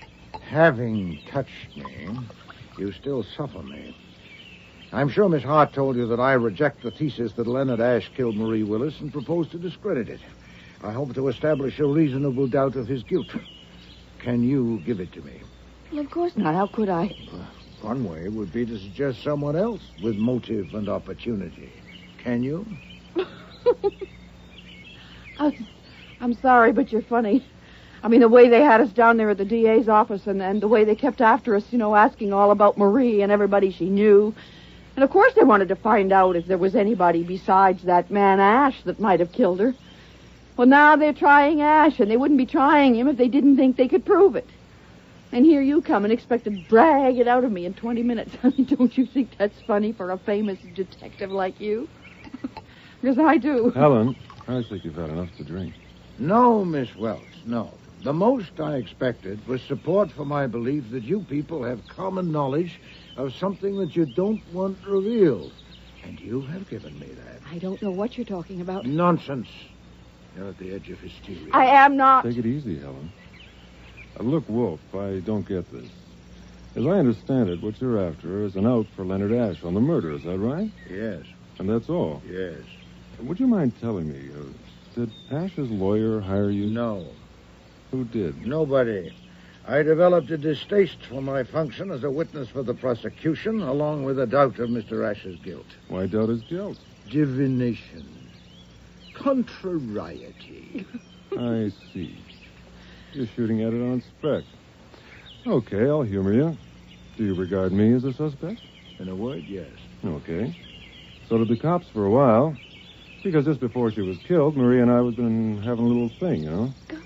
But that's absolutely all there was to it. The cops found absolutely nothing in my relations with Marie that could possibly have made me want to kill her. Any questions? No. And if they had dug up a motive, they would have been stuck with it, because I certainly couldn't have killed her the evening of July 15th. At 10 o'clock that night, I was asleep on my boat at an anchorage near New Haven. My friend Ralph Ingalls was with me, and his wife, and Helen here. That's right. Of course, the police checked it, but you're welcome to check it yourself if you care to. Any more questions? One or two. What is your occupation? For God's sake, you haven't read the papers. Yes, I have, but that was weeks ago, and as I remember it, they were vague. Broker, I believe. Stockbroker? No, I'm a freewheeler. I handle anything. Have you an office? I don't need one. Have you handled any transactions for anyone connected with Bagby Answers Incorporated? Any kind of transaction? That's a funny kind of question. Why do you ask that? Because I suspect the answer is yes. Why? Just for curiosity. Now, Mr. Unger, do you suppose I would have made this excursion completely at random? If you find the question embarrassing, don't answer it. It's not embarrassing. I'll tell you. I think you got a hold of some crazy idea somewhere. God knows what that is. And I want to speak to you privately. Let's take a little walk. No. I don't like conversing on my feet. If you want to say something without a witness, Miss Welch and Mr. Goodwin can leave us. Archie? Miss Welch, let's go and pick flowers. Mr. Unger will want me in sight and out of hearing. All right. You seem to be, Now, the goldenrod I know, but what are the blue ones? I don't know.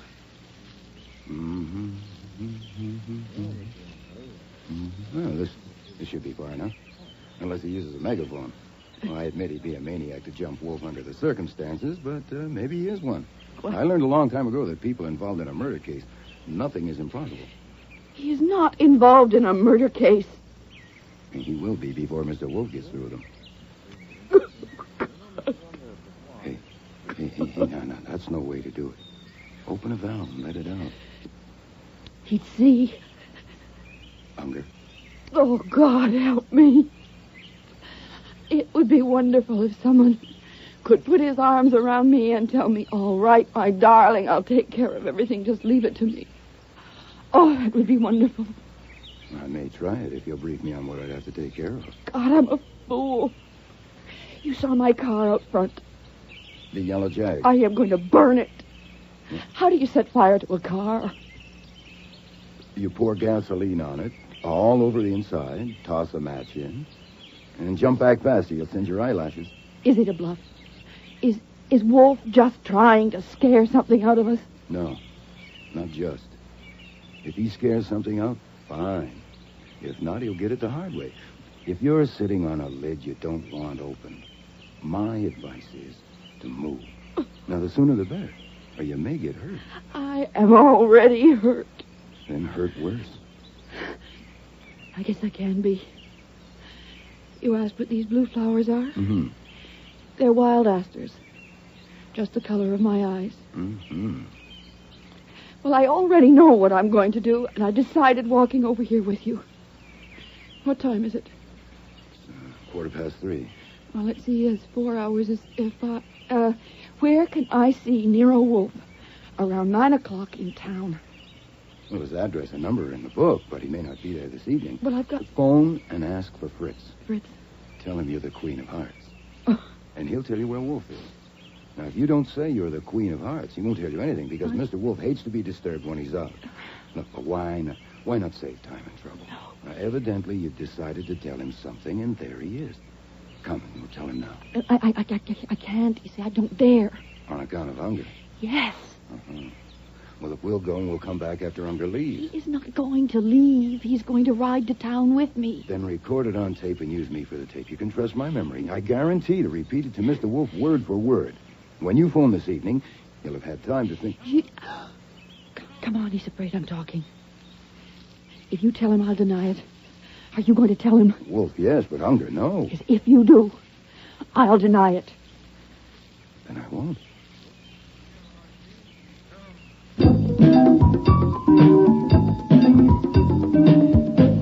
I have a little item for you. Then stop somewhere. I can't talk like this. We got a nibble. She has something to say to you, but she has to say it to you tonight after she's ditched Unger. Confound it. She was in a panic. It'll wear off. Well, it may, and so? Yeah, I'll go back and do it over if you'll write me a script. Fooey, I don't say I could better it. You're a connoisseur of comely young women, aren't you? Is she a murderess in a funk trying to wriggle out, or what is she? I pass. She's trying to wriggle, all right, but from out of what, I need 6 guesses. What did Unger want privately? Is he trying to wriggle, too? Yes. Offered me money, $5,000, then $10,000. For what? Not clearly defined. A retaining fee for investigative services. He was crude about it for a man with brains. I'll be damned. What'd you tell him? That I resented and scorned his attempt to suborn me. He was in a panic, and it'll wear off. Why not string him along? It would take time, and I haven't any. I told him I intend to appear in court tomorrow morning. Tomorrow? With what, for God's sake? Well, at least with a diversion. If Miss Welch's panic endures, possibly with something better. Uh-huh, I get it. Deciding to go back to court tomorrow makes it possible for you to go home. Yeah. Okay, I'll get you there by 5 o'clock. No, we're not going home. Huh? Mr. Kramer will have a man posted there all night, probably with a warrant. And a hotel would be risky, too. Wait a minute. Isn't Saul Panzer's apartment conveniently located? Yes, but he only has 1 bed. We'll manage somehow. All right, go ahead to the city.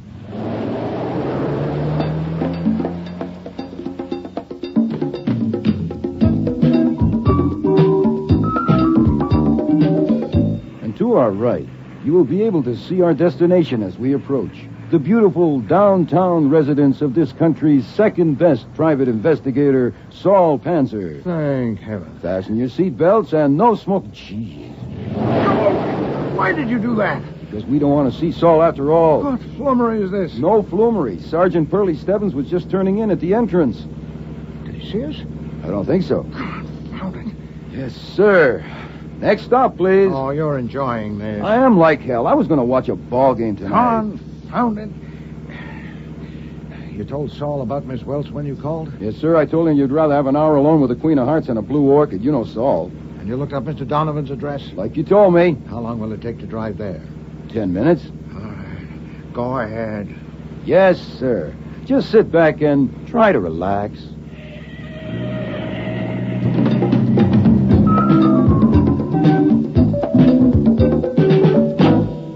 Nero Wolfe and Archie Goodwin. What kind of a trick is this? My maid told me Judge Wolfe. I merely evaded vulgar curiosity. I had to see you, Mr. Donovan. But you can't see me. It's highly improper. You're a witness for the prosecution, and I'm the defense attorney. Also, a warrant has been issued for you. I'll have to report I'm this. not here as a witness for the prosecution. I don't intend to discuss my testimony with you. I have become aware of certain facts which I think your client, Leonard Ash, should know about, and I want to tell him. I suppose it would be improper for me to tell you more than that, but it wouldn't be improper to tell him. He's on trial for first-degree murder. You know damn well you can't see him. I can if you arrange it. Early tomorrow morning will do, before the court sits. You may, of course, be present if you wish, but I suppose you'd prefer not to. 20 minutes with him will be enough. I can't ask you what you want to tell him. I understand that. I won't be on the witness stand where you can cross-examine me until tomorrow. No, you won't. No, I can't arrange for you to see him. It's out of the question. I shouldn't even be talking to you. It will be my duty to report this to Judge Corbett in the morning. Good evening, gentlemen.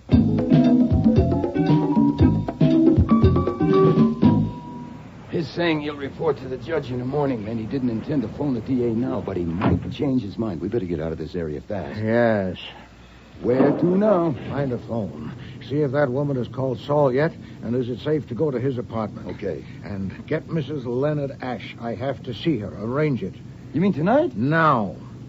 Oh, that should be a cinch. She's probably sitting there hoping a couple of strange detectives will drop in. Hey, do I have to be Judge Goodwin? No. We are ourselves.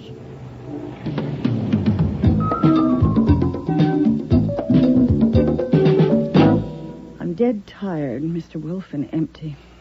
Completely empty. I don't think I ever... I'll make it as brief as I can. What is it? Of course, it's something about my husband. I have information that will be of considerable value to your husband. Information that could raise sufficient doubts in the minds of the jury to get him acquitted. To get him acquitted? It could. The problem is to get the information to the jury. It would take intricate and prolonged investigation to get it in the form of admissible evidence, and I have a shortcut in mind. To take it, I must have a talk with your husband. But he's in prison. How can you? I must. I've just called on his attorney and asked him to arrange it, which was futile as I expected. Since I'm a witness for the prosecution, he feels it improper for him even to talk with me, let alone arrange an interview for me with his client. But you are under no such prescription. You mean you want me to get you in? You are the wife of a man on trial for his life. It would not be impossible for you to get permission to talk with your husband tomorrow morning before the court convenes, and you can take me with you. But there's a warrant out for your arrest. The papers say that you... Don't mention me in getting the permission. Simply take me with you. How will you do it? I don't see how I can... You just want to talk with him? Yes. What do you want to tell him? I can't tell you that now. It might compromise my plan to get it to the jury. I can't risk that. But at least you can tell me what it's about. How can I be sure that you... Oh, you say you're tired, madam. So am I. At considerable risk to my reputation, my self-esteem, possibly even my bodily freedom, I'm undertaking a step which should be useful to your husband, and I'm asking your help. But I'm not asking you to risk anything. You've nothing to lose. I have. Of course, I've made an assumption that may not be valid, that whether or not you're sincerely devoted to your husband, you don't want him convicted of murder. Now, I can't guarantee... You didn't have to say that. I'm devoted to my husband. I love him very dearly. He acted like a fool, but I love him very much. I certainly don't want him convicted of murder. Then you'll do it? All right. I have nothing more to lose. But if I do this, I'll have to tell Mr. Donovan... No, you must not. Not only would he forbid it, he would prevent it. This is for you alone. Oh. Only you can do this. Oh, I thought I was too tired to live, and I am. But it would be a relief to do something. I'm going to do it. I will do it. Leave this to me. Where can I reach you? Saul's number, Archie. Well,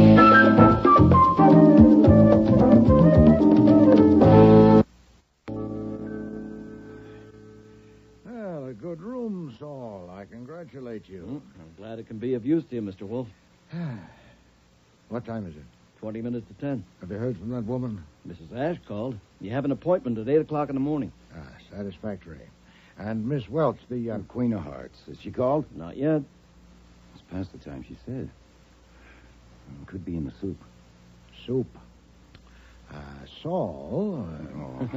I have some beer, cheese. Good cheese. Thank you, Saul.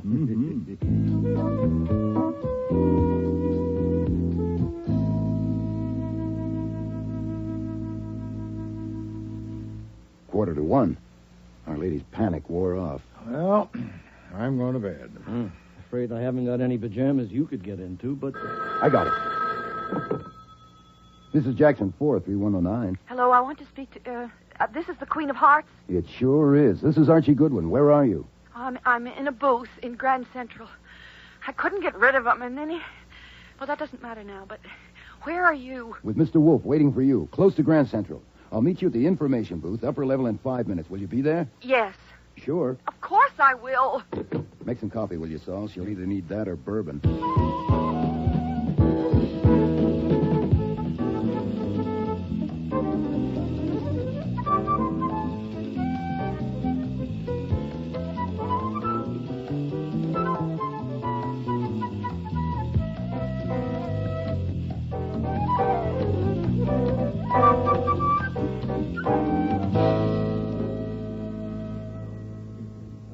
Your Honor, I wish to call a witness whom I called yesterday, but he was not available.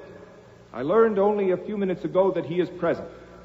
You will remember that on my application you issued a warrant for Mr. Nero Wolfe. Yes, I do. Is he here? Yes, he is. Nero Wolfe! I have some questions for you, Mr. Wolfe, after you're sworn. Thank you. Take the Bible in your right hand.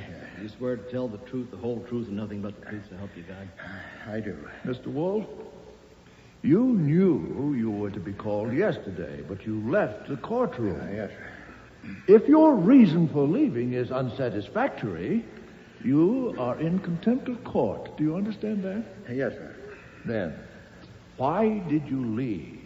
You are under oath. Your Honor, I respectfully ask your indulgence. My reason for leaving is inherent in my testimony, and therefore I would rather plead on the charge of contempt afterwards, if the court will permit. I'll still be here. Indeed you will. You're under arrest. No, I'm not. You're not under arrest? No, sir, I came here voluntarily. Well, you are now. Officer, this man is under arrest. Very well. You will answer to the contempt charge later. Proceed, Mr. Mandelbaum. Mr. Wolfe, have you ever met the defendant in this case? That gentleman? Yes, sir, that's Mr. Leonard Ash. Where and under what circumstances did you meet him? He called on me at my office on July 13th of this year. What did he say to you on that occasion? That he had, the preceding day, arranged for an answering service for his home telephone. That he wanted to hire me to propose to the switchboard operator assigned his number that she eavesdrop on calls made on it and report to me. Did he say why he wanted to make that arrangement? No. Did the defendant suggest any inducement to be offered this person to get her to do the eavesdropping? He didn't name a sum, but he indicated... Not what he indicated, what he said. He said that he would make it worth a while, but stated no amount. What else did he say? That's about all. The entire conversation lasted only a few minutes since I refused to do it. Did you tell him why you refused? Yes, sir. Well, what did you say?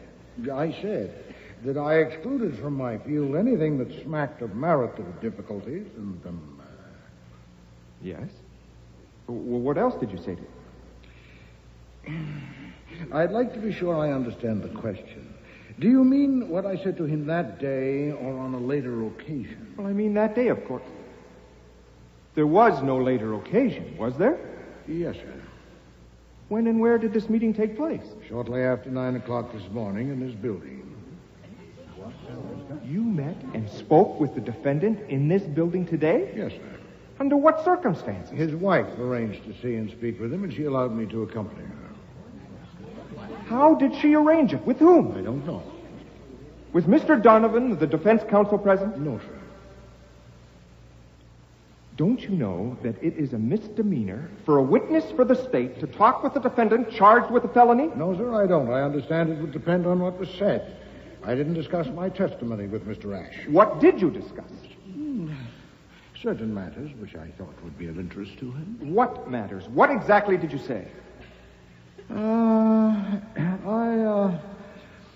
I said that yesterday, seated in this room awaiting your convenience, I had formed a surmise that certain questions raised by the murder of Marie Willis had not been sufficiently considered and investigated, and that therefore my role as a witness for the prosecution was an uncomfortable one. I said that I had determined to satisfy myself on certain points. That I knew that in leaving the courtroom I would become liable to a penalty for contempt of court, but that the integrity of justice was more important than my personal ease. That I had been confident that Judge Corbett was the man... If you please, Mr. Wolfe, you are not now pleading to a charge of contempt. No, sir. You asked what I said to Mr. Ash. He asked what surmise I had formed, and I told him, first, that as one with long experience in the investigation of crime and culprits, I had an appreciable doubt of his guilt. Second, that the police had been so taken by the circumstances pointing to Mr. Ash, his obvious motive, his discovery as the body, that their attention in other directions had possibly been somewhat dulled. So it occurred to me... This court is not interested in what occurred to you, Mr. Wolfe, only in what you said to Mr. Ash. Yes, sir. I said to Mr. Ash that it occurred to me as I sat in this room yesterday and heard Mr. Bagby describe the operation of the switchboards, that an unscrupulous operator might, by listening in on conversations, gain information that could be turned to account. A blackmailer, for instance, might... This is mere speculation, Mr. Wolfe. Did you say all that to the defendant? Oh, yes, sir. How long were you with him? Oh, nearly half an hour. I can say a great deal in half an hour. No doubt. But the time of the court and jury should not be spent on irrelevancies. You didn't discuss your testimony with the defendant? No, sir. That's all. No more questions. Do you wish to cross-examine Mr. Donovan? Yes, Your Honor. I wish to state that I knew nothing of the meeting this morning of the witness and my client. I only learned of it here and now. If you think it desirable, I will take the stand to be questioned about it under oath. I don't think so, Mr. Donovan. Not unless developments suggest it. At any time, of course. Mr. Wolfe, why did you seek an interview this morning with Mr. Ash? Because I had acquired information which cast a reasonable doubt on his guilt. And I wanted to get it before the court and the jury without delay. It occurred to me that if I talked with Mr. Ash, the fact would probably be disclosed in the course of my examination by Mr. Mandelbaum. And if so, he would almost certainly ask me what had been said. Therefore, I wanted to tell Mr. Ash what I'd surmised and discovered. If Mr. Mandelbaum allowed me to tell all I'd said to Mr. Ash, that would do it. If he dismissed me before I finished, I thought it likely that on cross-examination, the defense attorney would give me an opportunity to go on. So I sought an interview with Mr. Ash. Did you say more to Mr. Ash than you have already testified to? Yes, sir. Please tell the jury what you said to him. I said that my assistant and I went to the office of Bagby Answers, where Marie Willis was murdered, that from a look at the switchboards, I concluded that it would be impossible for any one operator Objection, Your Honor. Conclusions of the witness are not admissible. He is merely relating what he said to Mr. Ash. The assistant district attorney asked him to. The objection is overruled. I said I had concluded that it would be impossible for any one operator to eavesdrop frequently on her lines without the others becoming aware of it, and therefore it must be done collusively. I said that I had spoken at some length with 4 of the people connected with Bagby Answers throughout the day. Miss Alice Hart, Bella Velarde, Helen Welch, Mr. Guy Unger, and had received 2 encouragements for my surmise. 1, that it was evident that their personal expenditures greatly exceeded their salaries. And 2, that all of them were visibly disturbed at my declared intention of investigating them fully and ruthlessly. Indeed, Miss Welch was disturbed to a point approaching hysteria, and Mr. Unger to offering me $10,000 for services which he did not specify. You said all that to Mr. Ash? Oh, yes, sir. And that Helen Welch, broken down by my attack and her own sense of guilt, arranged to meet with me privately, where she confessed that for years the operation had been used precisely as I had surmised. All of the switchboard operators have been parties to it, including Marie Willis. Their dean, Alice Hart, collected the information. That is Miss Hart and Miss Velarde just leaving, sir. Officer, no one is to leave the room. Order! Order! Go ahead, Mr. Wolfe. Thank you, Your Honor. Alice Hart collected information from them and gave them cash for it in addition to their salaries. Guy Unger and Clyde Bagby also gave them cash occasionally. So in 3 years, Miss Welch received a total of approximately $15,000, not counting her salary. Do you know where Helen Welch is now? Yes, sir, she's present. I told her that if she came and faced it, the district attorney might show appreciation for her help. Have you anything to add?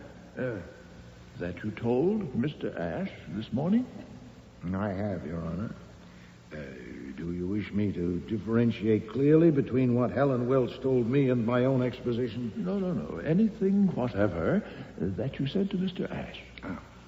Marie Willis had been ordered by both Unger and Bagby to accept Mr. Ash's proposal to eavesdrop on his line and not to tell Mrs. Ash, but she had refused and announced that she was going to quit. Now, of course, that made her an intolerable peril to everyone concerned. The success of the operation hinged on the fact that no victim ever had any reason to suspect that Bagby Answers was responsible for his distress. It was Bagby who got the information, but it was Unger who used it, and the tormented under the screw would not know where the tormentor had got the screw. So Miss Willis's decision to quit and expose the whole business was a mortal menace to any and all of them. Ample provocation for murder. I told Mr. Ash that all this established a reasonable doubt of his guilt. And I went beyond that and considered the most likely candidate to replace him. Do you wish that too? Yes, proceed. I told Mr. Ash that I greatly preferred Mr. Bagby. The mutual alibi of Miss Hart and Miss Velarde might be successfully impeached, but they do have it. I exclude Miss Welch because when she came to me last evening, she'd been jolted into utter candor, or I am a witless gull. And that excludes Mr. Unger, too, because Miss Welch is certain he was on his boat the whole evening. And that leaves Mr. Bagby. He admits that he went to his apartment around the time of the murder, and his apartment is near where the murder occurred. I leave the timetable to the police. They are extremely efficient with timetables. And I think that covers everything, Your Honor. I would now like to plead to the charge of contempt. Mr. Wolfe, you know quite well that you have made that charge frivolous by the situation you have created. The charge is dismissed.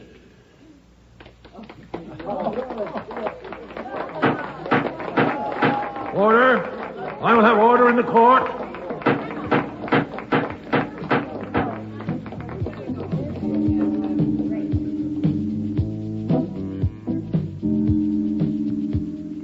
Leonard Ash got off because Nero Wolfe hated to sit against a perfumed woman on a wooden bench. The irony, of course, is that Wolfe didn't get off. 6 months later, he was subpoenaed again, this time as a witness in the case of the State versus Clyde Bagby.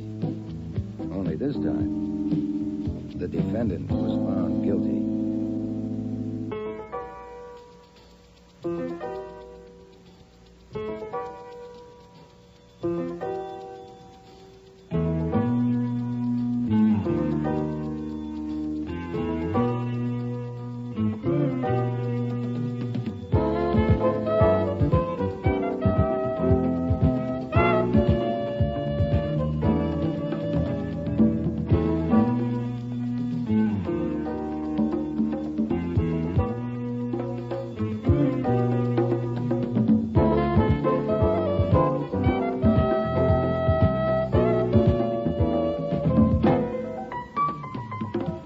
Starring in today's episode were Mavor Moore as Nero Wolfe and Dawn Franks as Archie Goodwin.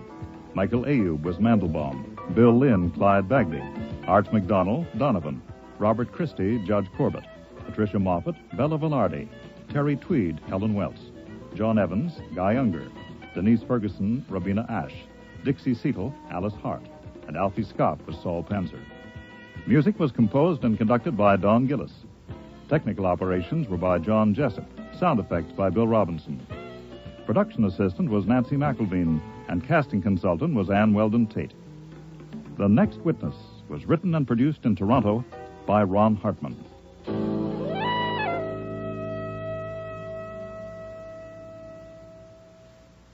Next week, Death of a Demon, with guest stars Mary Peary, Bud Knapp, Patricia Hamilton, Helen Hughes, and Mina E. Mina.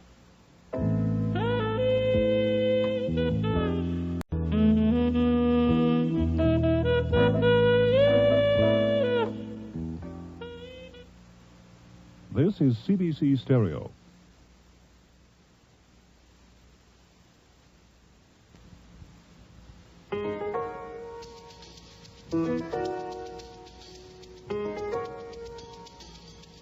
Rex Stout's Nero Wolfe.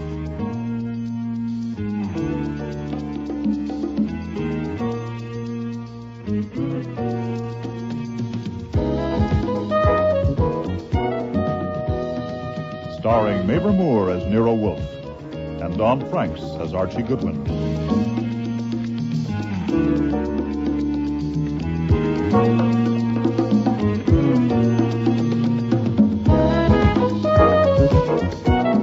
Today's episode, Death of a Demon, with special guest stars Mary Peary, Bud Knapp, Patricia Hamilton, Mina E. Mina, and Helen Hughes.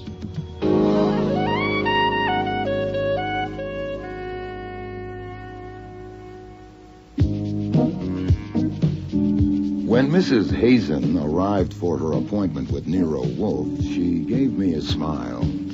Thank you for getting him to see me, Mr. Goodwin. It isn't often that a man gets a natural, friendly, straightforward smile from a young woman who has never seen him before, with no come-on, no catch, and no dare. So I was surprised and disappointed when she took a gun from her purse and walked to Wolfe's desk. That's the gun I'm not going to shoot my husband with. Mrs. Hazen, I am not impressed by histrionic. Oh, I'm not trying to impress you. I'm only telling you. That's what I came for, just to tell you. I thought it would be more definite, I guess, if I brought the gun and showed it to you. Just that? You wanted half an hour. Because I thought it would be better if I told you something about why.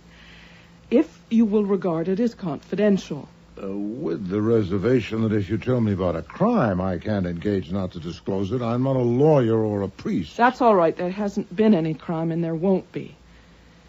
You know who my husband is, Barry Hazen, Public Relations? Mr. Goodwin has informed me. We were married 2 years ago, just after my father died.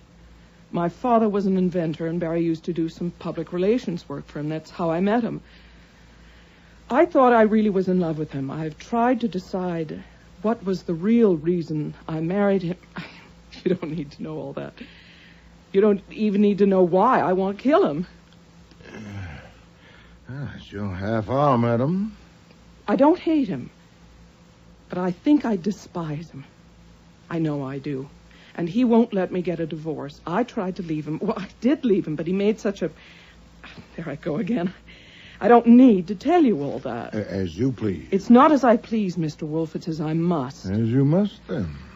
You know how there can be something in your mind, but you don't know it's there until all of a sudden there it is? Certainly. The subconscious is not a grave, it's a cistern. But we don't know what's in it. I didn't. One day a month ago, I went to his bedroom and saw that gun in his drawer, and all of a sudden, I was thinking how easy it would be to shoot him while he was in bed asleep. I said to myself, you idiot. You absolute idiot. And I didn't go near that drawer again, but the thought came back. It kept coming back. Mostly when I was trying to go to sleep. And it got worse. It got so that I was planning how to do it so I wouldn't get caught. I knew it was idiotic, but I couldn't stop. I could not. And then, just 2 nights ago, I got out of bed trembling all over and went to the shower and turned on the cold water and stood under it. I had found a plan that would work. I don't have to tell you what the plan was. As you please. As you must. It doesn't matter. I went back to bed, but I didn't sleep. I was afraid of what my mind might do. I'd found out I couldn't manage my mind. So yesterday afternoon, I decided I would fix it so my mind would have to quit. I would tell somebody all about it, and then the plan couldn't work. Telling a friend wouldn't do, and of course I couldn't tell the police. Then I thought of you. And here I am. That's all except this. I want you to promise that if my husband is shot and killed, you will tell the police about my coming here and what I said. I see. There. That's it. If you promise to tell the police, I can't possibly do it. Will you promise? No, I advise you not to insist on a promise. I must know. Very well. You promise? Yes. Oh. Well then, is a check all right? Certainly. Some time of your half hour is left, Mrs. Hazen, if you've any use for it. No, thank you. That's really all I came for. Oh, yes? I would love to see the orchids. I've read so much about them. Would it be possible, do you think? Just a quick look. Perhaps Mr. Goodwin could show me if you're too busy. It would be a pleasure. Mr. Goodwin doesn't owe you the time. I do. Come with me. You won't need your coat.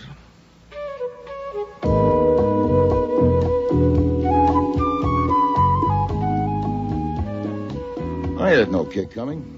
The 10,000 orchids in the 3 rooms up on the roof were his, not mine. He did like to show them off, but that wasn't why he had intervened. He had some letters to dictate, and he thought that if I took her up there'd be no telling when we'd come back down. Years ago, he decided on insufficient evidence that I forgot about time when I'm with an attractive young woman. So I got on with my work, and at noon I did what I often do, which was to switch on the radio for the news. but the contractor insists that he has received no favors from the senator. The body of a man named Barry Hazen was found this morning in an alley between two buildings on Norton Street in Lower Manhattan.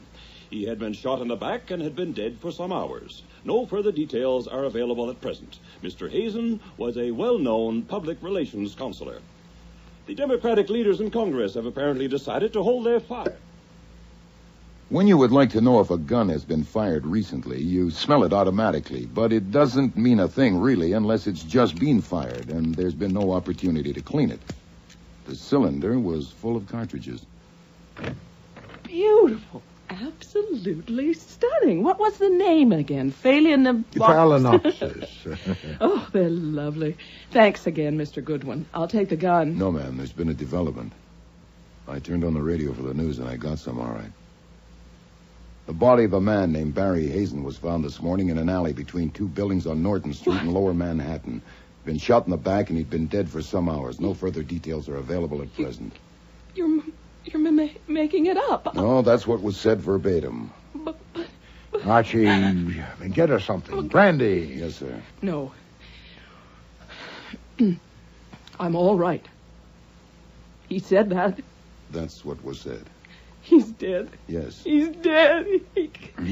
I'll be in the kitchen. No, hold it, sir. She'll be all right in a minute. Take a deep breath, Mrs. Hazen, please. I want to phone somebody. I have to know. Who can I phone? A shot of brandy, maybe it wouldn't hurt you after all. I don't want anything. Who can I phone? Nobody, not just now. Why not? Because we must first consider whether I should phone the police as I promised. Archie, has that gun been fired recently? If so, it's been cleaned. It's fully loaded. The cartridges all look alike. Did she shoot him? For a quick guess, no. To make it final, I would need facts. So would I. Did you shoot your husband, Mrs. Hazen? No. Since my promise was to you, you may, of course, release me from it. Do you wish me to phone the police? Not now. You don't have to now. You won't ever have to. He's dead, and I didn't kill him. That's all over now. Oh, sit down. It's not so simple. When the police ask you where you were this morning from 11 o'clock on, what do you say? What? Confound it. Quit propping yourself on my desk and sit down. That's better. What'll you say? Why, will they ask me that? Certainly. You'll have to account for every minute since you last saw your husband. Did you come here in a cab? Yes. Then you'll say so. You'll have to. When they ask why you came to see me, what'll you say? Oh, you'll have to tell me what to say. Oh, I expected that. Confound it. You are not my client. You have paid me for half an hour of my time, now stretched to more than that, and released me from my promise, so I can... What are you doing? I'm going to write a check, then I will be your client. How much? Mrs. Hazen, I am not a blackmailer. I take pay for services, and you may not need my services. Now, will you answer some questions? Of course, but I've taken more than my half hour. No, if you didn't shoot your husband, we've both been snared by circumstance. First, instead of a question, a statement. You cannot take the gun. The gun stays here. But I have to put it back where I got it. No, I cannot let you take the gun. Now, when and where did you last see your husband? Last night at home. We had people for dinner. All right, details. How many people? Their names. They were clients of Barry's, important clients, all but one. Mrs. Victor Oliver, Ann Talbot, who's the wife of the banker, Jules Curry, an inventor. He used to work with my father. Ambrose Purtis, who's a shipping man. Theodore Weed, he's not a client. He works for Barry. 7, counting Barry and me. And when did these guests leave? I don't know exactly. Barry had told me he was going to discuss something with them, and I wouldn't be needed. And after the coffee I left, I went upstairs to my bedroom. Did you hear him when he went up to bed? No. What about this morning? He wasn't there. He rises early. The maid who... Oh. What? Nothing. Nothing that matters to you. I'm not liking myself, Mr. Wolfe. I said he rises early. But now I can say he rose early, and I wanted to sing it. I did. Oh, if you please, you'll have plenty of time for that. Now, about the maid. I'm sorry. The maid said he hadn't come for breakfast, and when she went up, his bed hadn't been slept in. He'd done that before, not very often, once or twice a month. What, without telling you where he was going? Yes. Do you know where he went last night? No, I have no idea. Were you continually in the house from the time you went to your bedroom last night until you left this morning? Yes. Would the maid have heard you if you'd gone out during the night? I don't think so. Her room is in the basement. And you are vulnerable. What time did you leave this morning? 5 minutes past 11. I want her to be sure to get here on time. When did you take the gun from the drawer in your husband's room? Just before I left. I didn't decide to bring it until the last minute. How many people know that you despised your husband? Despise is your word, Mrs. Hazen. I don't think anyone does. I have never told anyone, not even my best friend. Boy, your maid knows, for one. Is she not a dolt? She's, of course, being questioned at this very moment. Was your husband wealthy? I don't know. You don't know? Well, he had a large income. He must have. He was free with money. He owned the house. Any children? No. You will inherit? Mr. Wolfe, this is ridiculous. I don't want anything from him. I am merely examining your position. You will inherit? Yes, he told me I would. Didn't he know you despised him? He was incapable of believing that anyone could despise him.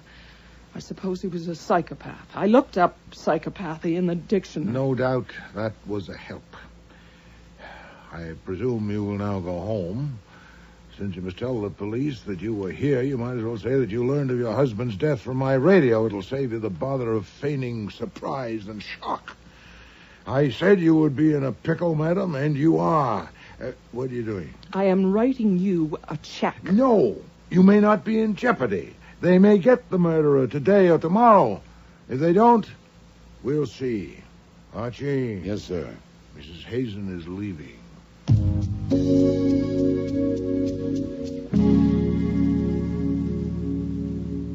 Archie, I do not intend to serve the convenience of a murderer. What ground do you have for your guess? You heard her stutter that I was making it up. Also, she went white, all white in 3 seconds. No one can do that. Very well. Call your friend Mr. Cohen at the Gazette and get details. He may not have any yet. Anything in particular? Whatever he has.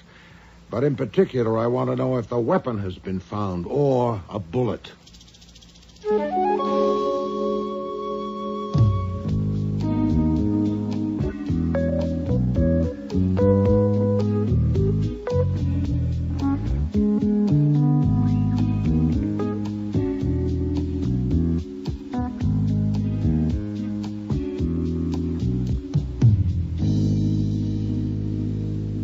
Body was found by a truck driver at 10:18 a.m. It was stiff, so he must have been dead at least 5 hours, probably more. He was fully dressed, including an overcoat. His hat was there on the ground. Usual items in his pocket, except that there were no keys, no wallet, no watch. His name was on some letters in his pocket, so the wallet wasn't taken to delay identification. He was shot once in the back. A rib stopped the bullet at 32. They have the bullet? Right, but no weapon. Will she report what she told me? No. That's why I put up with you. You could have answered with 50 words, and you did it with 1. I've often wondered. Now tell me why I put up with you. Oh, that's beyond conjecture. Huh. I want a bullet that's been fired from that gun on your desk, and we shouldn't wait until after lunch. You have 20 minutes. If your guess about Mrs. Hazen is correct, that gun is not evidence. If it is, you'll be tampering with it. Shall I do it? No. You might shoot your toe off. When will the police come? It'll probably be Kramer. Give him 2 hours.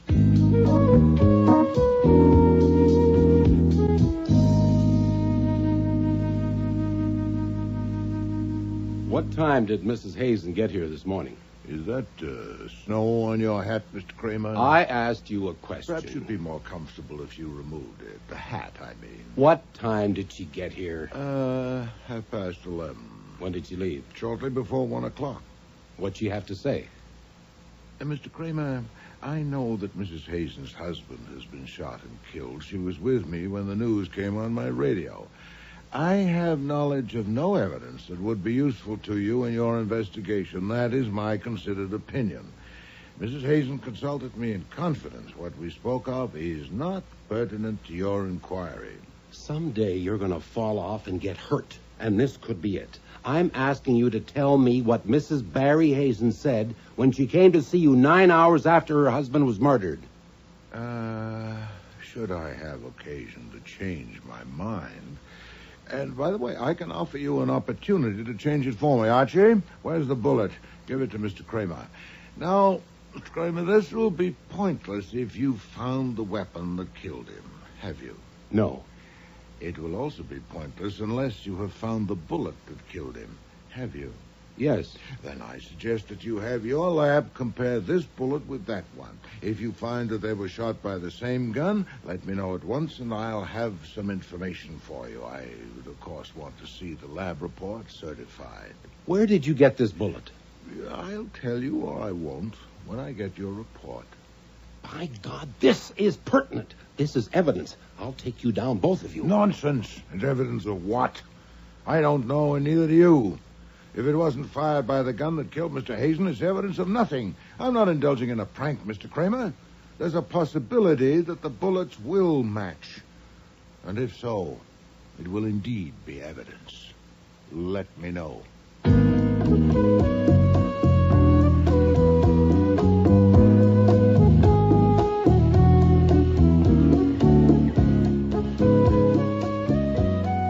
Kramer left at 3:20. Wolfe, of course, stuck to his usual routine from 4 to 6 upstairs with the Orchids. But I spent the afternoon like a hen on hot bricks. It's a simple matter to do a bullet comparison. I expected to hear from Kramer by 4:30 or 5. I didn't. And it wasn't until after 6 o'clock that the doorbell rang. But to my surprise, it wasn't Kramer. Theodore Weed to see you, one of the dinner guests. The What one do that... you want? You. No. I've been pestered enough on a matter in which I have no interest. Tell him so, and don't I'm not going to pester you. I'm going to hire you. Sir, you not only intrude, you presume. Archie, show him out. All right, I started wrong. I'll try again. Mrs. Barry Hazen came to see you this morning and left a gun with you. Where is it? Intrusion, presumption, and now effrontery. I must insist. Damn it, sir, I know she did. She told me so. She also wanted to hire you, but you wouldn't take her check, so I want to hire you. She's at the DA's office now. They're going to charge her with murder. Please, you got to let me hire you.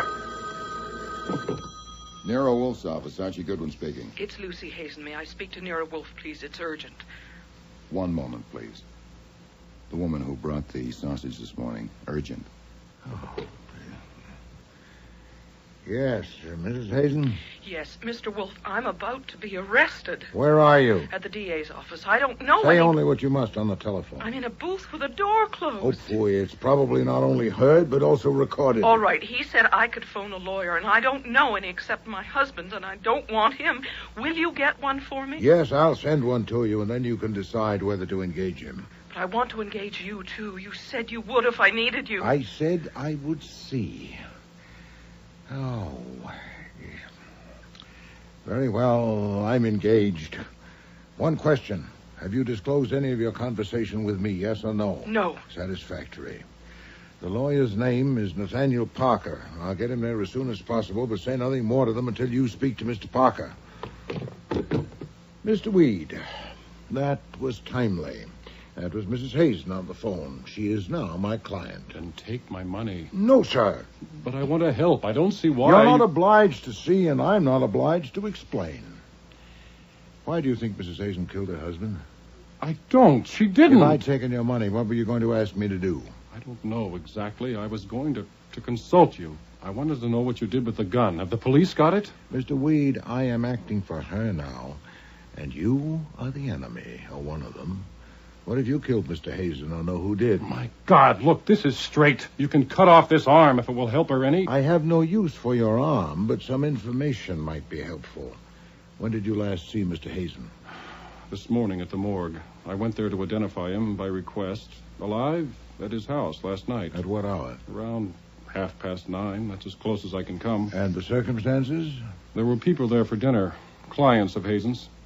After dinner, Hazen told Lucy that we were going to discuss a business matter, and she left. I left soon after that, and that was the last I saw of him alive, there with them. How did you spend the next 6 hours? I went home, to bed. You were associated with Mr. Hazen and his business? I was in his employ. In what capacity? Mostly I write stuff, handouts, plugs, the usual junk. Also, I was supposed to use my contacts. I was a newspaper man when Hazen hired me a little more than a year ago. Well, if they were going to discuss a business matter, why did you leave? Well, I wasn't needed or wanted. And why were you there at all? Well, maybe I ought to give you a different answer than the one I gave the DA. The right answer. Even if it makes you think I killed him, which I didn't. If you did, Mr. Weed, you're doomed, no matter what answers you give. Hazen liked to have me in the same room with his wife because he knew how I felt about her. God only knows how he knew. I certainly tried not to show it, and I thought I did pretty well. And I'm sure she doesn't know, but he did. He was a remarkable man. Yeah. That's why I was invited to dinner last night. I don't think he expected to see me squirm. He didn't have to. He knew how I felt. He was a sadist, and a damned subtle one. And your feeling for her, was that returned? Certainly not. I was just a guy that worked for her husband. Rather a forlorn situation for you. Yeah, forlorn is right. Another thing you might want to know. I think there was something screwy about his business. Oh, in what way? Well, take the 4 people who were there last night. Why did Mrs. Oliver, an extremely wealthy widow, pay him $2,000 a month? She needs public relations like I need a hole in the head.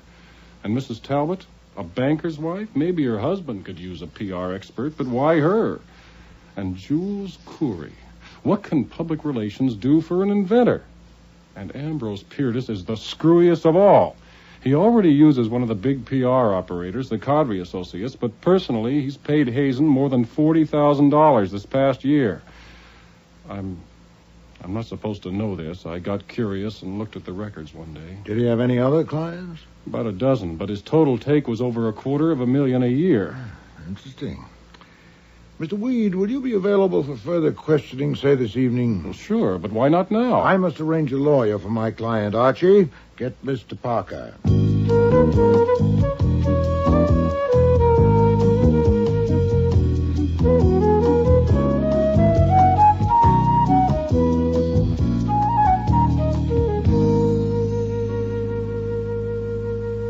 Sit down, Mr. Parker. You've spoken to my client? I've just come from there. She's our client now. Ah. I stopped in instead of phoning because I have to deliver this at her request. The key to Mrs. Hazen's house and written authority from her to enter her house to get something. To get something? Yes, if you want to. An iron box and a chest of drawers in Hazen's bedroom. You remove the bottom drawer, pry up the board it slides on, and the box is underneath. She doesn't know what's in it. About a year ago, Hazen lifted the board and showed her the box.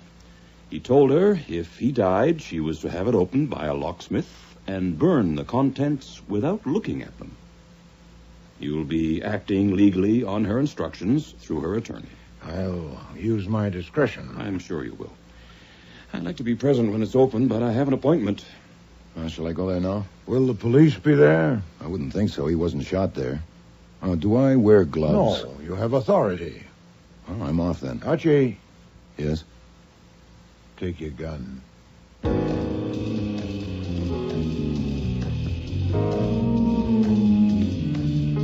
I stood across the street from the Hazen house, and I was glad I brought the gun. The house was dark except for a tiny sliver of light at the bottom edge of a window on the 3rd floor. A sliver you might leave if you weren't quite thorough enough when you arranged the drape. It wouldn't be the maid. Her room was in the basement. And why only that one light at 9:30 at night? I crossed over, used the key, and entered the house with care. Very quietly, I climbed the stairs to the 3rd floor. Try under the bed. Got to be here someplace. I've done that. Let's look beyond the pictures. There may be a safe. A door at the front of the house was slightly ajar. And through it, I could see part of the bed, drapes over a window, and the back of a woman's head. She was sitting in a chair, facing away from me. There's no sense in this. There certainly isn't, Mr. Corey. I don't think it's here. It could be in Lucy's room. That would be like him. All right, let's try it. Look! In the doorway. Don't anyone move. This gun is loaded. Who are you? Billy the Kid. Now back up, please. Stand against the wall. I see the ladies' purses are on the bed with the gentlemen. Please throw their wallets there, too. Carefully, please. I'd hate to have to use this gun. You wouldn't dare shoot. Oh, I assure you I would. Then I should warn you. I'll aim for the shoulder or the leg, but I'm not a very good shot. Are you a burglar? No, ma'am. Then what do you want? I want you to tell me who you are and what you're doing here. But you have taken our wallets. Yes, sir, so I can check your identity as you tell me, just to make sure. Now, let's start with you, shall we? My name is Jules Coury. Is it important why we are here? Okay, the ID checks you, ma'am. This is Victor Oliver, as you can see. Are you from the police? No, are you worried? You, sir, I've seen your picture in the papers on the business pages. I'm Ambrose Purtis. What is the point in of this? In time. That leaves just you, ma'am, and it's an easy guess, Mrs. Talbot, I presume. Yes, I'm Ann Talbot. All right, now that I know all your names, it's only fair that you should know mine, Archie Goodwin. I work for a man you may have heard of, Nero Wolfe, the private detective. He's been hired by Mrs. Barry Hazen. I have the key to the house and her written authority to enter. So why are you here? No? How'd you get in? Who has the key? Oh, okay then. Okay, we do it the hard way. You will take off your clothes and pile them on the floor, including your shoes and socks or stockings, but I think not your underwear. I'll think about that one. I most certainly will not. Let's just pretend you're at the beach or a pool. Would you want me to have to peel you? Don't think I wouldn't. Let's start with the gloves. I want them too. Is this necessary? Is it so important how we got in? Yes. There were no keys in Hazen's pockets. We don't have a key. The maid let us in. She has gone out, but when she comes back, you can ask her. She'll deny it. You see, I paid her to let us in and to go away for the evening. Yeah, I think I believe you, Mr. Curry. In any case, that can be checked. Hold it a minute. I'll have to call him. Now, wait a minute. I have something to say. Yeah? Are you calling the police? No, come on, say it fast. You swear you're not a policeman? No, I told you who I am. He's Archie Goodwin. I've seen him at the Flamingo. And a private detective? Right. Then you do things for money. We will pay you $50,000 if you will leave this house and forget that you've been here. Half of it in cash tomorrow morning, and the other half later. We'll give you a satisfactory guarantee, perhaps something in writing. How much later? Well, that's hard to say. It's delicate. We would need to be sure of your forgetting until certain difficulties have ended. Mm-hmm. Yeah, it's pretty vague. All right, you can collect your wallets and bags. No funny moves. Now, look here. I'm not calling the police, Mr. Purtis. I'm calling Nero Wolfe. Yes? It's me. Could we use $50,000? In the box? No, I haven't got to that yet. I'm in Hazen's bedroom. There are 4 people with me, the 4 that came to dinner last night. They were in this room looking for something, hadn't found it. Purtis just offered me $50,000 to go away and forget I was here. I'll split it with you. He'd probably double it. Are you intact? Sure, I'm just calling to let you know to expect us all in about half an hour. We will double it. $100,000. Skip it. What would I tell my mother if I had one? All right, now you people have a choice. Either I phone Inspector Kramer and tell him everything, or you can come and talk it over with Nero Wolfe. And you may have 2 minutes to consider it starting now. Listen, Mr. Goodwin, we were looking for something that belongs to us. We're not thieves. We're respectable citizens. Sorry, don't waste it on me. I just run the errands. It's either Nero Wolfe or the police. If you pick Nero Wolfe, go downstairs and get 2 taxis. You will get in one of the taxis and wait till I come down and get in the other one. I'll be down in a couple of minutes. Oh, there's one complication. If any of you split, I'll phone the police immediately. I would rather not, but I'd have to. Well? Do we have any alternative? Let's go.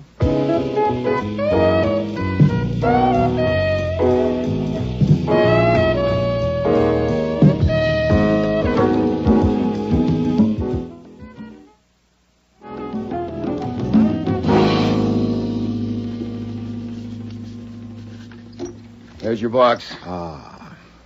You haven't opened it? No, sir. Save that for you. The 4 people you mentioned. They're all here in the front room. I thought you'd want to do this first. Well, Shall I open it? The lock will be a cinch. This will be distasteful. Go ahead. Okay. Any trouble finding it? No, it's exactly where it was supposed to be, under the bottom drawer.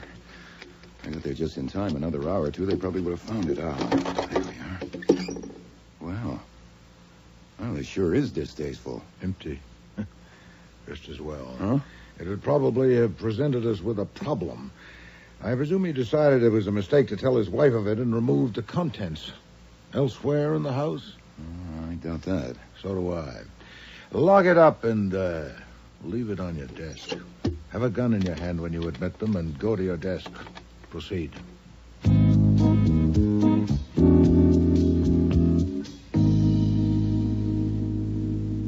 If you would all sit down, please. I like eyes at my level. Thank you. This shouldn't take long. First, the situation. I shall not resort to euphemism. You were being blackmailed by Mr. Hazen, either collectively... That's not true. Please don't interrupt. If there was any doubt, it was removed when Mr. Goodwin found you in that house surreptitiously looking for something, and you offered him a large sum of money. So much, in fact... didn't. Mr. Purdes did. Oh, phooey. You were there. Did you object? I am acting for my client, Mrs. Hazen. She's being held under suspicion of killing her husband and has given me certain information. This is one item. One day, about a year ago, her husband showed her a metal box he'd hidden in his bedroom. He told her that if he died, she should have the box opened by a locksmith and burn the contents without looking at them. And it was to get that box Mr. Goodwin went there this evening with Mrs. Hazen's key and authority, as it on the desk. So it was there. Oh, God. I have a proposal to make, but first a question or two. My objective, of course, is to demonstrate that Mrs. Hazen did not kill her husband. Now, yesterday evening, all of you dined at her table. I want to know about your conversation with Mr. Hazen after his wife and Mr. Weed left. What was said? Nothing. Nonsense. Mr. Hazen had told his wife he was going to discuss something with you. Now, what? Nothing of any importance. He opened the champagne. We discussed the stock market. He asked Mrs. Talbot what plays she had seen. He got Purdes talking about the ships. He talked about poison. He talked about his wife's father. He said his wife's father was a great inventor, a genius. Oh, please. If he discussed some aspect of his peculiar relations with you, naturally you didn't tell the police about it, but I know of those relations and the police don't. I intend to know what was said. You don't understand. You couldn't understand unless you knew him. He didn't want to discuss anything. He just wanted to have us there together, and we had to go. It was his special kind of torture. He wanted each of us to know about the others, and to know that the others knew about us. He liked to see us trying to act as if it was just a dinner party. You didn't know him. He was a demon. Yeah, I'm beginning to see that. Did he reveal to any of you the nature of his hold on the others last evening or at any other time? Any hint at all? Reveal? No, not his style. I think he hinted. For instance, poison. I thought he hinted. But no particular? No. You said you had a proposal. I do. It's likely he kept in that box whatever support he had for his demands on you. The box will be placed in my safe. I don't desire or intend to inspect its contents, but Mrs. Hazen is my client, and I am committed to protect both her person and her property. I will surrender the contents of the box to you, the four of you, for $1 million. Oh, God. You don't mean it. I shall expect $250,000 from each of you, either in currency or certified checks, within 24 hours. There's no question of extortion by Mrs. Hazen or me. We haven't seen the contents of the box. I only say, as her agent, you may have them at that price if you want them. You haven't opened the box? No, I haven't. What if it's empty? You get nothing and you pay nothing. The box will be opened here tomorrow at midnight with all of you present, or earlier if and when you meet the terms. If it's empty, well, so much for that. It's a short time to raise so much money. I dare not give you longer. The police would no doubt regard the contents of that box as evidential in their investigation of a murder. I cannot undertake to withhold my knowledge of it longer than 24 hours. So I shall await your pleasure.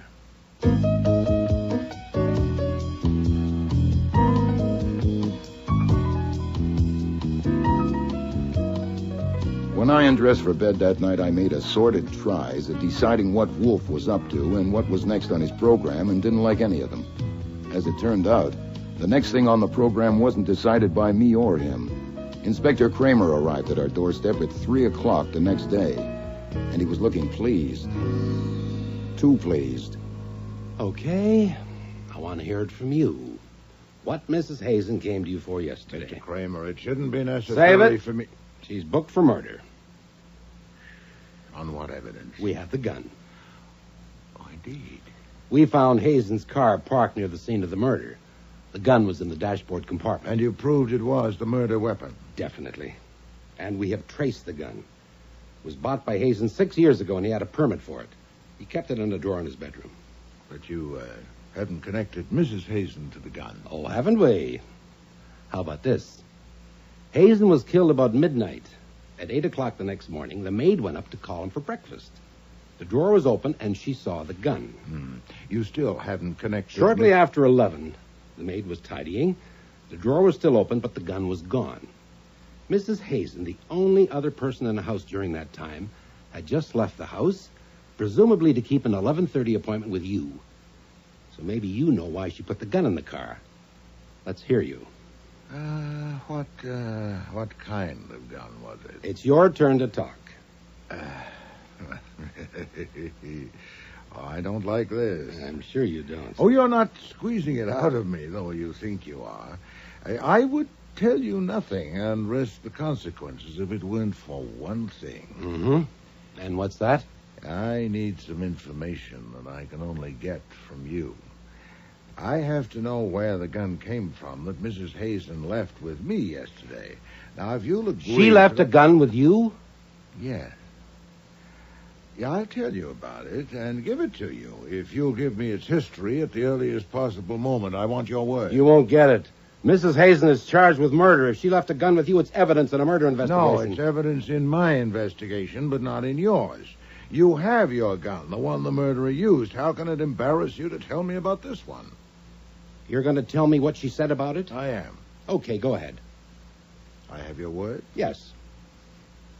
Get the gun, Archie. Right. Oh, by the way, there's a question that wasn't answered. What make is your gun? I mean, the one that killed him. Drexel 32. So is this. Oh, of course, there are millions of Drexel 32. It was fired yesterday by Mr. Goodwin to get a bullet. The bullet I gave you. That could have been evidence. No, we know it isn't, Mr. Kramer. All right. Let's hear it. First from you, and then Goodwin comes down to the station for a detailed statement. Very well. I don't get it. I have never known you to take a murderer for a client. Whether it's just your goddamn luck or what, I don't know, but you haven't. Why did you take her? Oh, I asked Mr. Goodwin's opinion, and he said she was innocent. His judgment of women under 30 is infallible.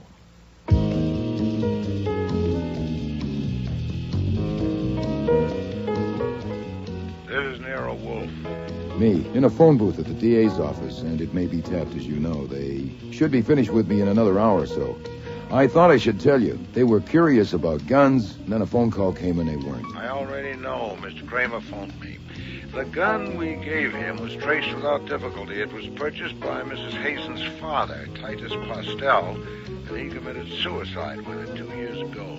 Wow. So presumably it was in our client's possession. Not yet established, but we should know soon. Meanwhile, I've gotten Saul and given him an errand. I need you. Come home at once. They haven't released me yet. They will now. I've made a deal with Mr. Kramer. What deal? Not now. Mrs. Oliver and Mr. Purtis are already in the front room. Mr. Corey will arrive any moment, and Mrs. Talbot hopes she'll be here by 10 o'clock. It's nearly that now. So the charade is on. Of course. And it should be very interesting. Hurry home, Archie.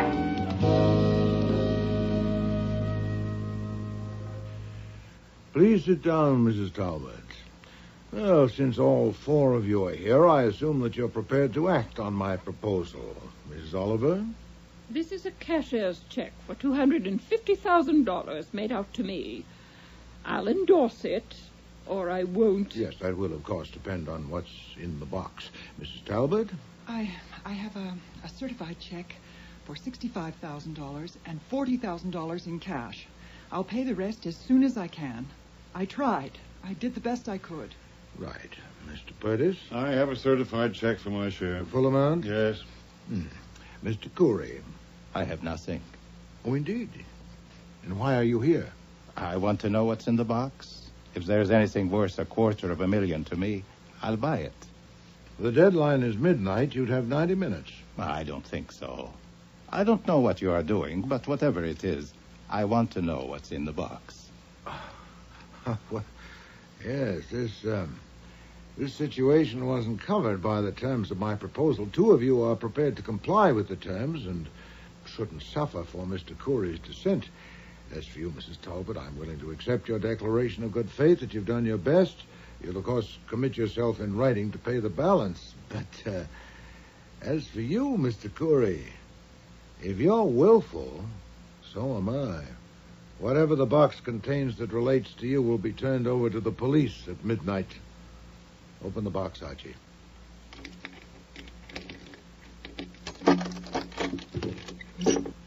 It's empty. Empty? Damn you. You've got it. You had a key. Use your head, Paradis. He didn't know it was empty. Now, why would Well, he? you're wrong. I did know it was empty. I knew it last night when I made my proposal. You knew? I made the proposal not out of caprice to plague you, but for a purpose. And that purpose has been served. Who are you calling? I'm calling my man in the kitchen. Fritz, Inspector Kramer's there. He's arrived. The police. Let me speak to him. You've called the police? You have the gun, Archie. Stand at the door. No one is to leave. Mr. Kramer, the situation has developed as I expected. You may bring Mrs. Hazen in now. No, I will not. As I told you before, her presence is essential. Yes, I am prepared to name a substitute, yes. Damn you. You told the police this was all a game. No, are you a dunce? Would I contrive such a hocus-pocus just to pass the time? Confound it, sit down. I'm going. No one is going. Mr. Goodwin wouldn't shoot you, but he wouldn't have to, would he?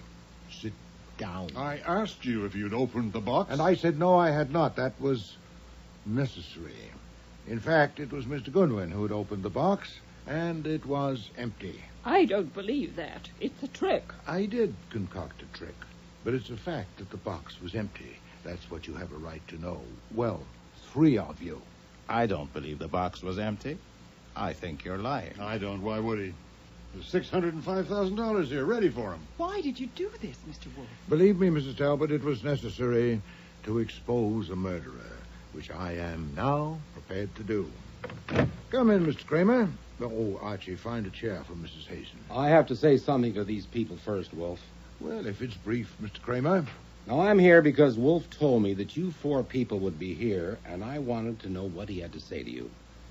I brought Mrs. Hazen because I was convinced by something Wolfe said that it would be in the interest of justice for her to be here.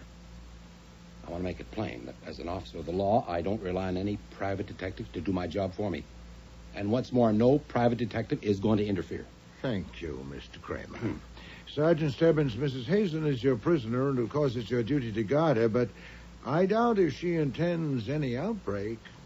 If you wish to stand by the murderer of Mr. Hazen, I suggest you move to Mr. Curry. That's my name. Indeed it is. Mr. Kramer, I promised you I'd offer a substitute for Mrs. Hazen for the murder of Barry Hazen. Though I've no conclusive evidence as of this moment, I have some highly suggestive facts. But you said you First, had a... Mr. Hazen was a blackmailer. He extorted large sums of money from the 4 people in this room using his public relations business as a cover. He had in his possession... You can't prove that. Oh, phooey, you have in your bag a check for $250,000. For what? I advise you, madam, for your own good, hold your tongue. Mr. Hazen had in his possession various objects, I don't know what, to substantiate his blackmailing demands. And last evening I told these 4 people that I'd secured these objects and that I'd surrender them for $1 million. I gave them 24 hours to meet my terms. They are here. 3 of them... The objects are here? No, I don't know where the objects are. The people are here. 3 of them came prepared to pay. Mr. Curry did not. And that's your basis for accusing this man? This will go better if you keep your questions until I'm through. I was acting on the premise, certainly worth a test, that one of Hazen's victims had killed him. And to kill him would have been futile unless he got the object that had made it possible for Hazen to bleed him. Now, this evening, 3 people came prepared to buy those objects from me, not Mr. Curry. He knew I'd nothing to support my threat. Even when I told him that the objects pertaining to him would be given to the police in 90 minutes, he was unmoved. Mr. Curry, do you want to comment? No. This is fascinating. I thought I had decided not to bring my share of the money because I didn't believe he had anything that threatened anybody. Get back to facts, Wolfe. Well, for a fact, I submit the conversation at the gathering Monday evening after Mrs. Hazen and Mr. Weed left. Of course, you and your staff have it in detail, but you didn't know that Hazen was a blackmailer, did you? And that he not only bled his prey, he was pleased to torment them. In that conversation, he introduced topics that obviously referred to the pinch he had them in. For instance, poison. I don't know which of those present that touched. I'm not concerned. But one of his topics pointed clearly at Mr. Corey. Mrs. Oliver, can you tell me again what he said about Mrs. Hazen's father? Well, he said her father was a great genius, an inventor. Yes, Mrs. Hazen's father, Titus Postel, had been associated with Mr. Corey. Inspector Kramer, you phoned me this evening to say that the gun I'd given you had been the property of Titus Postel, and he'd committed suicide with it 5 years ago. And soon after that, on the telephone, Mr. Corey informed me he'd be present this evening, but was declining my proposal. Yes, Mr. Corey? Nothing. Now, the guns. When Mr. Corey went to that grotesque dinner party Monday evening, he had Mr. Postel's gun with him. You can prove he had it. Certainly not. At the moment, I'm telling you what happened, not what I can prove. During the evening, he found or made an opportunity to go to Mr. Hazen's bedroom, probably on a pretext of using the washroom. He did. I remember that he went... Thank you, Mrs. Oliver, but later, if you please. Mr. Corey then switched the guns in Mr. Hazen's drawer with a double purpose. First, so that Hazen would find a gun there if he looked for it. Second, to implicate Mrs. Hazen. He intended to leave Hazen's gun in the car after he killed Hazen. The police would, of course, learn that it had been Hazen's, kept in that drawer, and when they found the other gun there, they'd naturally assume that she'd put it there in a witless effort to mislead them, which is what happened. Is it not, Mr. Kramer? You're telling this. Go on. Mrs. Hazen, the gun that had belonged to your father, was it in your possession? No, I don't think... When did you see it last? I don't understand. When they told me the gun I brought you was the one my father shot himself with, I thought they were lying. I don't understand. No wonder. Neither do the police. Did you ever have that gun, your father's? I had it for a while. They gave it to me after he died. I kept it with some of his things, but it disappeared. How long after his death did it disappear? I don't know. It was about a year later that I noticed it was gone. Have you any idea who took it? I don't know, but I thought perhaps Mrs. Corey had. I didn't ask her. She thought I shouldn't keep it because it only reminded me. Is it true that my husband was a blackmailer? Yes. My God. A husband who was a blackmailer. A father. Oh, I can relieve your mind about that anyway, about your father. He didn't commit suicide. He was murdered by Mr. Corey. Another one. You are piling it on. Oh, your aplomb is admirable, sir. Of course, you're counting on what I said earlier, that I have no evidence. But you're too sanguine. That evidence not only exists, it's available to me. I'm obliged to Mr. Hazen for a valuable hint. His remark that Mrs. Hazen's father was a great inventor and a genius. That suggested to me that you might have cheated him out of the proceeds of his genius. So I put a man on it. Saul Pencer. Mr. Kramer knows his capacities. What did he report? Oh, no, sir. You'll have to hear that from Mr. Kramer when he lays his charge. But I can assure you that Mr. Pencer is at your office at this moment guarding evidence that will definitely connect you with Mr. Postel's death. Really? There's a limit. I've had enough of this, so if you will excuse me... Stop him, Sergeant.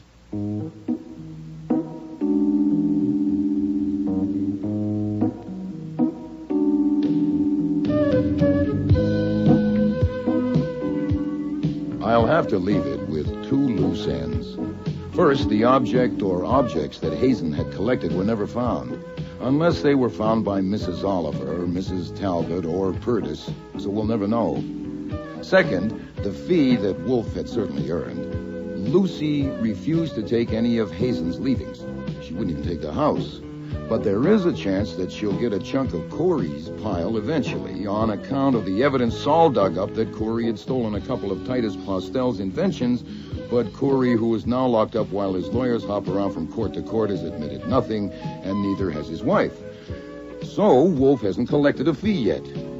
As for a third point you might be curious about, whether Lucy and Theodore Weed have found out how they feel about each other, you can have one guess. If you need more than one, what do you suppose makes the world go round?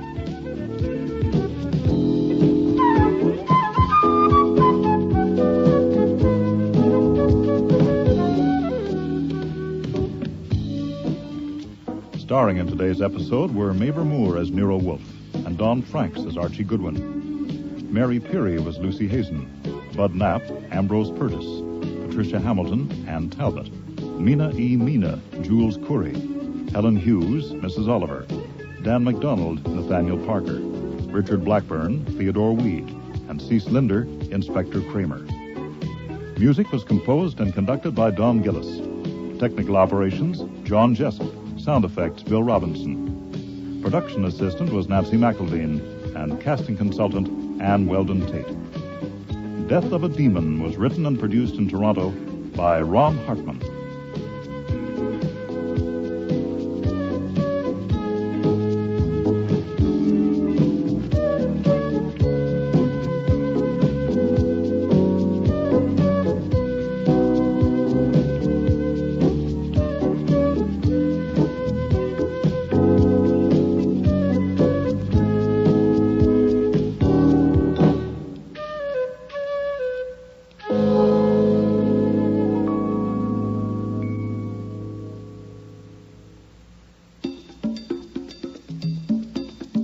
Next week, Nero and Archie become involved in the world of high fashion.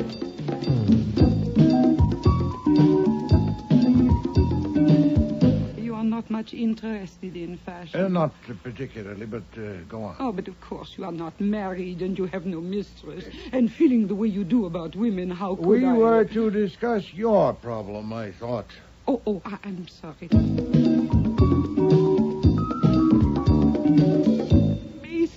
Bianca-Wurst, hold the line, please. All right. Thank you. Get on the other line, Archie. Check. Hello, this is Nero Wolfe. Are you Miss Voss? Yes. What do you want? If my name is unknown to you, I should explain. I know your name. What do you want?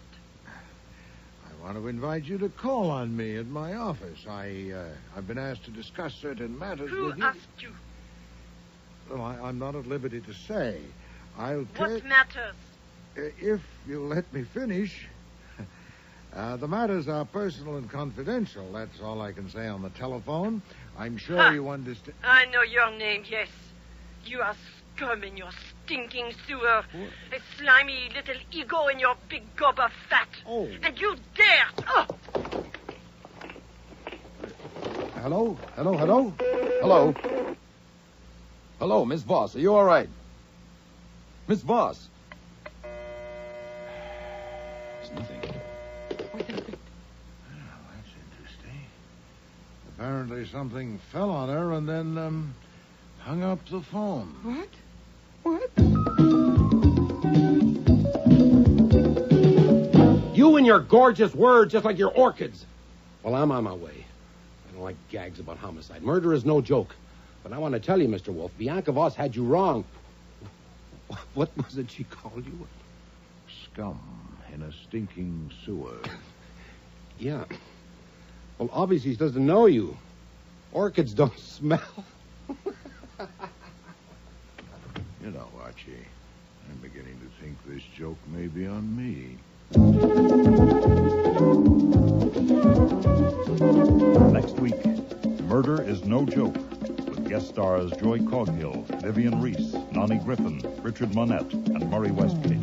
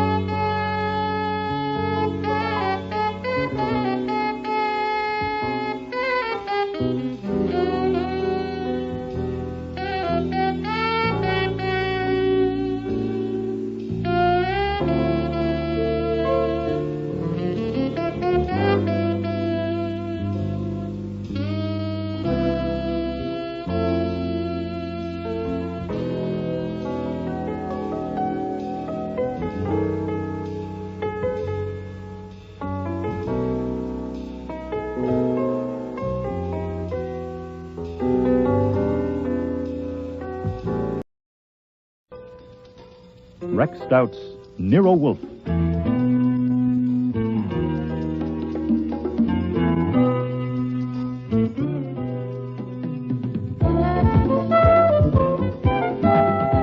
Starring Mabel Moore as Nero Wolfe and Don Franks as Archie Goodwin.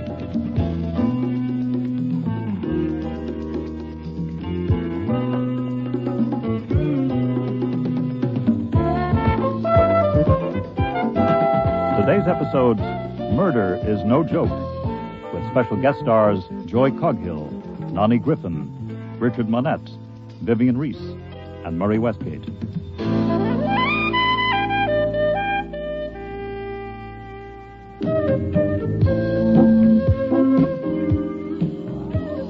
Coming right up now is Alec Gallant's stunning new cocktail gown, 3/4 length in chartreuse taffeta. Doesn't Wendy look sensational in those slash sleeves with the white accent cuffs?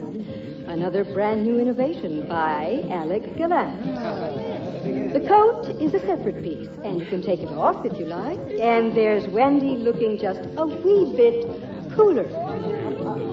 Thank you, Wendy, and thank you, Alec Gallant, for that. I'd never been to a fashion show before, and it's downright embarrassing. Nero Wolfe had sent me to do a job of investigation, but between deciding whether the models are showing off the dresses or vice versa, it's damn near impossible to keep your mind on your work. My instructions were to get a line on a new client named Flora Gallant before she came to see him, and she'd represented herself as the sister of Alec Gallant, the hot new designer. Wolfe told me to pick up whatever I could, but I don't think he meant one of the models or the reporter beside me who was crossing her legs for my benefit. Oh, and it was, too. Whisper of indiscretion to the waist. What else but pure silk could shape your lovely legs in such eye-catching folds? What's the term? Isn't she a vision? It's the kindest cut of all you get from Alec Gallant. Now, watch the disc. Thank you, Rita. Rita was pretty good. Oh, but the MC was no dog either. Gold ribbon mold and frame, she moved like music. My program identified her as Emmy Thorne, Director of Public Relations. I wondered about her private relations. She spoke to a gent who looked like Lord Byron, but was probably Alec Gallant himself, and he turned and spoke to a dumpy female on his right. I asked the reporter beside me who Dumpy was. It was like I'd started a tape. Dumpy was the vice president, and her name was Flora Gallant. And did I know she was Alec Gallant's sister, and the story of how they got to... Oh, to hell with the models. I took the reporter to lunch.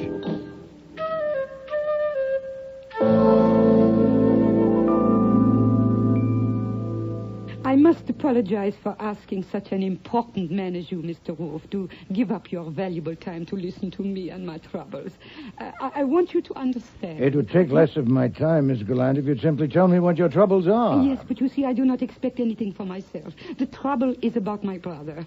You know who he is. Yes, Mr. Goodwin here has informed me. An illustrious dressmaker. Oh, he is not merely a dressmaker. He is an artist, a great artist. It is his trouble, so I must be careful with it. I come to you because I know that although you and Mr. Goodwin are private detectives, you are gentlemen. They are not mutually exclusive, madam. Well, I meant that I know I can trust you. You may. Mr. Goodwin. Right, whatever Mr. Wolfe says. I only work here. Thank you. I must explain that in France, where my brother and I grew up, our name was not Gallant. I came to this country just before the Second World War. My brother just after it. He entered legally under his new name of Gallant, and within 7 years he had made a reputation as a designer. You are not much interested in fashion. Not particularly, but go on. Oh, but of course you are not married and you have no mistress. And feeling the way you do about women, how could We I... were to discuss your problem, I thought. I'm sorry. My brother got financial backing and opened his place on 54th Street. Yes. And since then, it's been one triumph after the other. I know. Please get to the point. Yes, triumphs. I will not say I had a hand in them, but I have been trying to help in my little way, and so have many others. But now we get to the trouble. The trouble is a woman called Bianca Voss. Madam, I am not in the habit of accepting cases of romantic entanglement. Oh, no, not an affaire d'amour. I am sure of it. Well, that's fortunate. My brother has never married, but he is very healthy about women. I will confide in you that he has une amie intime, a young woman who works in a firm. Bianca Ross cannot attract him in that way. Good. She came first here from Europe a year ago. He expected her, so he must have met her somewhere. I see. He designed things for her, but no bill was ever sent. Then he gave her one of the offices on the 3rd floor, and she started to come in every day. She began to take over, and my brother let her.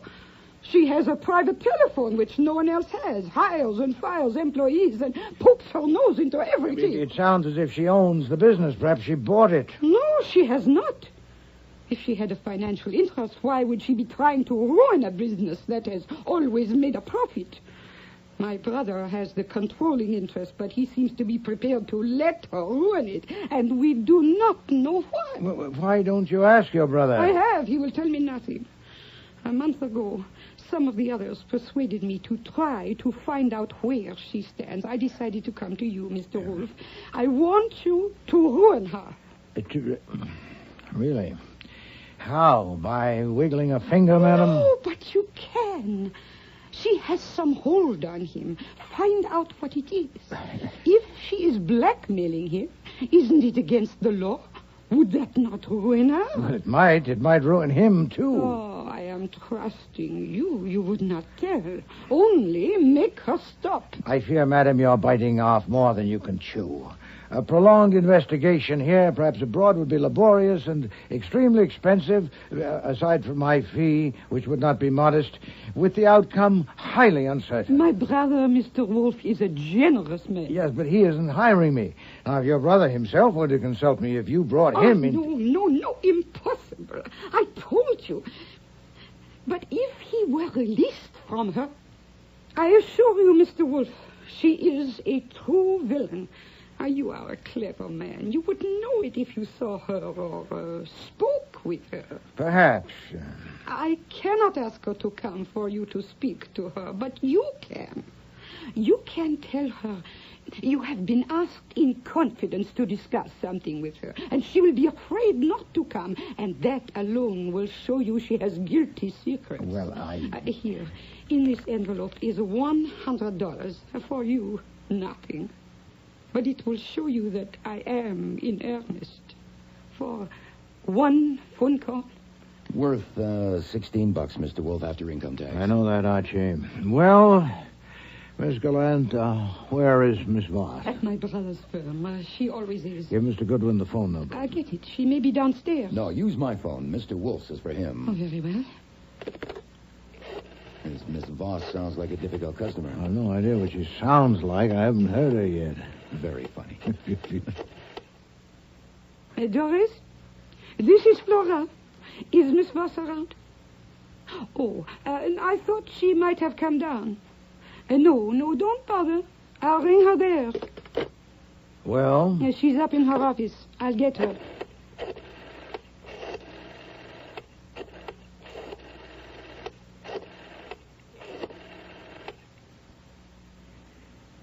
Miss Bianca Voss, hold the line, please. All right. Thank you. Get on the other line, Archie. Check. Hello, this is Nero Wolfe. Are you Miss Voss? Yes. What do you want? If my name is unknown to you, I should explain. I know your name. What do you want? I want to invite you to call on me at my office. I've been asked to discuss certain matters with you. Who asked you?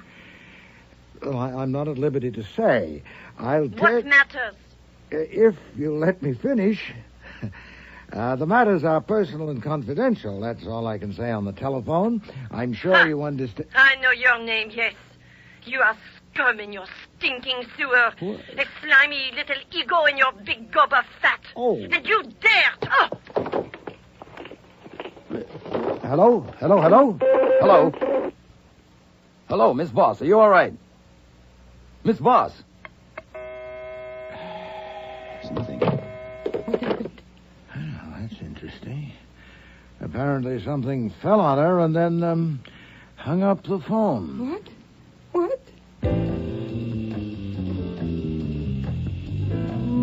Miss Gallant was present in body, but absent in mind.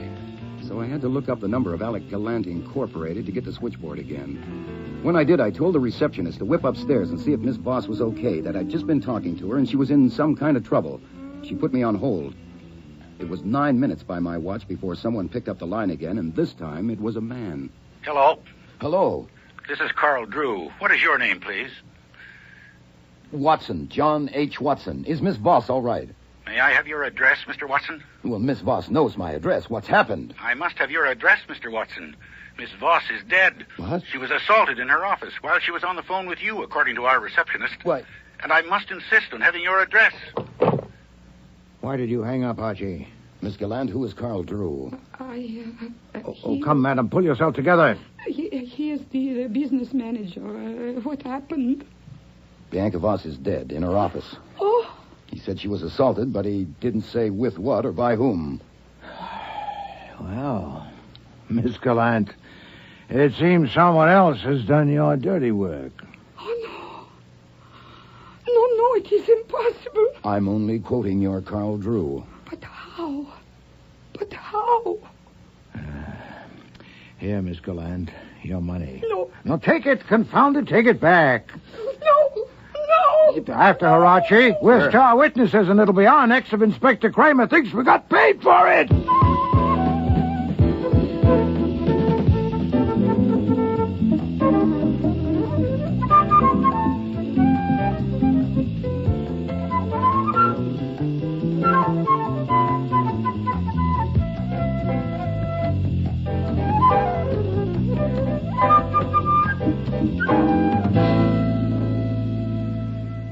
Of course, I appreciate it, Mr. Wolfe. Saves me a lot of time and trouble. There are 7 John Watsons in the New York phone book. As well, Mr. Kramer, as Sherlock Holmes' famous assistant.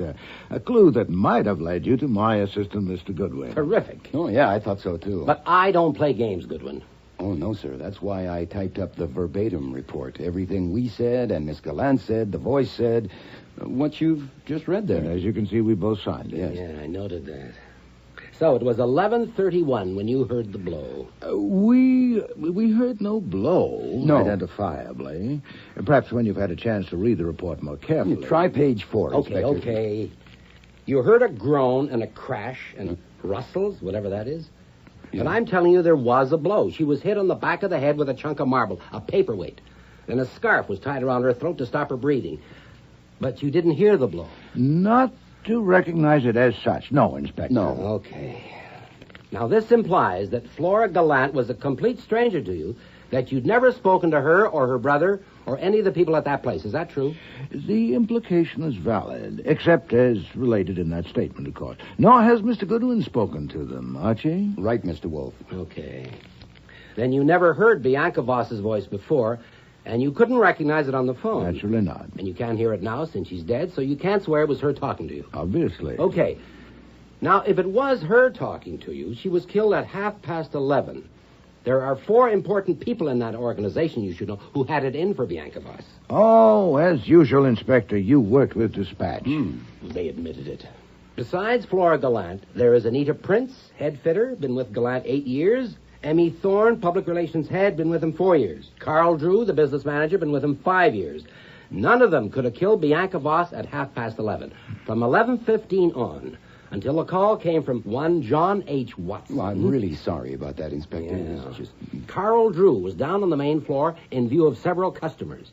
From 11 on, Anita Prince was in the top floor workshop with Alec Gallant, with 2 models and a dozen employees. At 11:20, Emmy Thorne had an appointment with 3 men till 11:45, all airtight. It's very neat. Yeah, too damn neat. Of course, there may be others who wanted Voss out of the way, but as it stands now, those 4 are all in the clear. Why not 5? Alec Gallant himself. Okay, 5. They're all in the clear, including him, if she was killed at 11:30. But suppose she wasn't. What? Suppose when Flora Gallant phoned her from here and put you on, it wasn't her at all. Somebody pulling a stunt with a phony voice and all those noises to make you think you heard a murder at that time. Oh, yeah. With the corpse there on the floor. Why not? Then you're no better off, Inspector. Who did the impersonation? You say they've all got alibis for 11:30. No, it could be someone else, easy enough.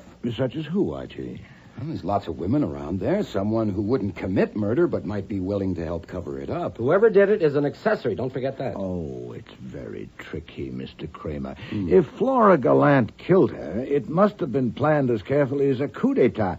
She phoned here last week to make an appointment for 11 this morning. She came on time, didn't she, Archie? Right on the dot, sir. Well, then, did she first kill Miss Voss in that lady's office, station some accomplice beside the corpse to answer the phone, then rush down here and maneuver me in a matter of minutes into ringing Miss Voss's number? Am I so simple?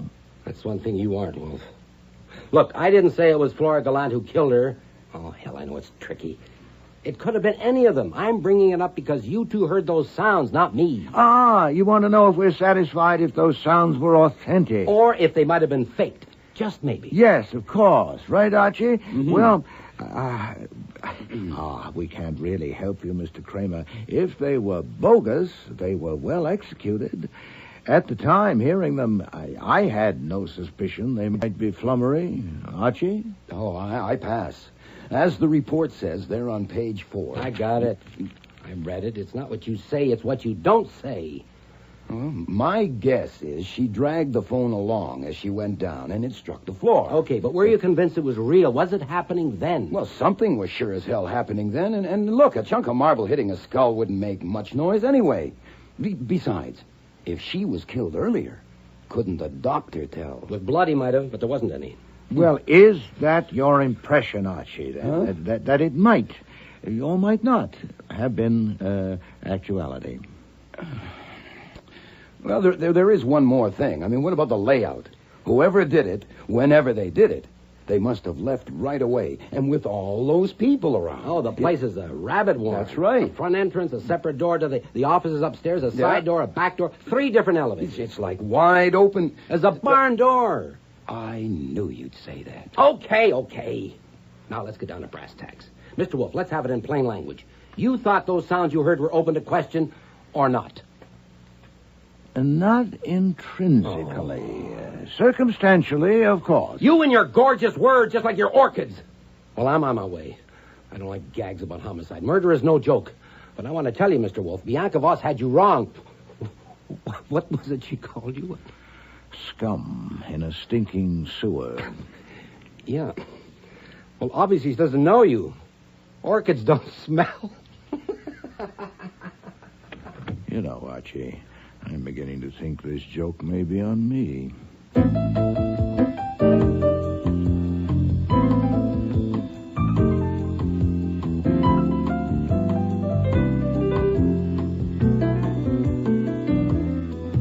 Next morning, I was eating breakfast in the kitchen with the Times propped up in front of me, reading about the Bianca Voss murder. It included mention of John H. Watson, but never identified him as yours truly. Kramer was obviously playing it close to his well-stuffed vest. But just as Fritz served the eggs Benedict, I saw another item on page 1. Coffee with the eggs, Archie? Yeah, thanks. Fritz, you ever see an actress named Sarah Yair? What movies has she been in? Oh, no, she was too good for the movies. She was a stage actress. Oh, well then. I saw her 3 times in Strange Interlude. She was fantastic. Only time I ever wrote a fan letter was to her. Last night, Sarah Yair committed suicide. Was it a gun or poison? Cyanide in a glass of bourbon. Terrible. Unless it was very bad bourbon, how could she take it? She was an alcoholic, Fritz. She'll drink anything. What a way to go, eh? Was it at home, Archie, or somewhere else? Huh? I always feel better when they do it at home. It was at home, it says here. If you call a lousy flat on East 13th a home. Boy, she must have slid a long way down. I wonder if it was really suicide. Well, of course, Archie. It's in the Times, isn't it?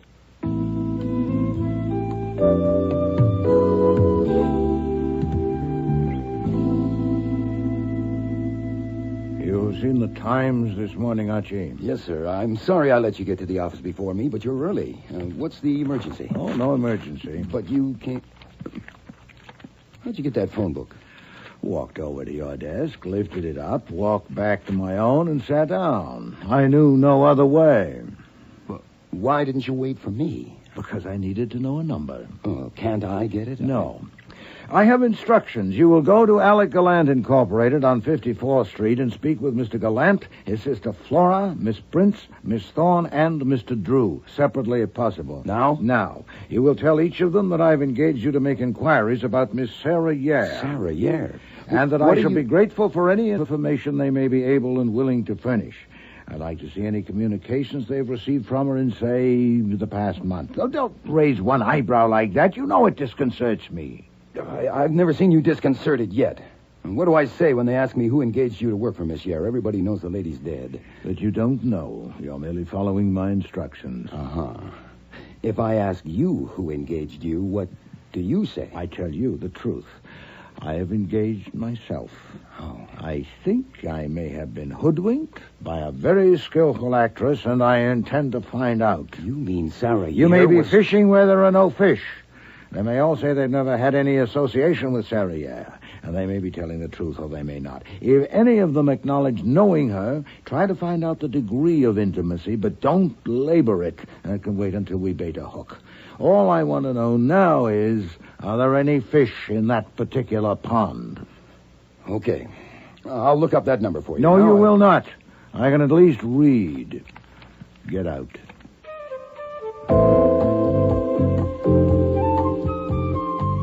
Alec Gallant Incorporated was no palace, inside or outside. There was a show window, but all it had in it was a swatch of black fabric against dark green. I went in. Everything inside was dark green, too. Wall-to-wall carpet and wall-to-wall walls. No racks, no dresses, nothing to buy. Only mirrors and screens and tables and chairs and a few ashtrays. And a couple of customers who obviously had all day to flip through the design books. And a dapper salesman in a four-in hand. I picked on him. I'm sorry, Mr. Gallant is not available. What is it you want? Look, I'm not a reporter, or a cop, or a lawyer drumming up trade. I'm a private detective named Archie Goodwin, sent by a private detective named Nero Wolfe to ask Mr. Gallant a couple of questions. Harmless questions, nothing to do with Bianca Voss. I read about that. Mr. Gallant is not available. So, you wouldn't... May I ask you if you are Mr. Drew, Mr. Carl Drew? Yes, I am. Then I'm in luck. I was instructed to see 5 different people here, including you. Could we sit down somewhere, please? I don't, as a rule. See us about what? To get information, if you have any, about a woman who died yesterday. Now, look... Not Bianca Voss. I'm talking about Sarah Yare. She died yesterday, too, you know. Oh, yes. That was tragic. Yes, it was. What sort of information? Is it Mr. Goodwin? Yes. As a matter of fact, I wish I knew. All I know is somebody has engaged Mr. Wolfe to make inquiries about her. Any messages or letters in recent months. Maybe if you could let him see them, or... That seems a little... Who engaged him? Oh, search me. Maybe if you'd like to know before you show him anything, Mr. Wolfe would tell you. I have no messages or letters. You mean recently? Ever. I doubt if she ever wrote letters. She always did everything by phone. Well, not letters about clothes. Mr. Wolfe's looking for personal letters, and he thought maybe you'd known her well enough personally. Well, I didn't. She was a very fine customer here for a couple of years, and she was a very private person. But she hasn't been around in over a year, and I never had a personal letter from her. Now, if... Oh, thanks. I'd appreciate it if you'd tell me when Mr. Gallant will be available. Please wait here a moment.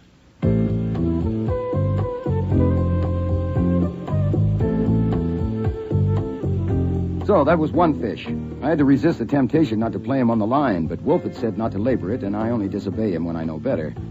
Carl Drew made a phone call and came back. Mr. Gallant is in his office with Miss Prince, and we'll let you have 5 minutes, Mr. Goodwin.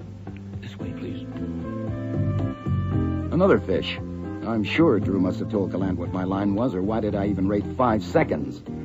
By the time I got through the pin-up paradise on the second floor, nudes to the right of me, nudes to the left of me, I understood the way designers have to master subjects like the female anatomy.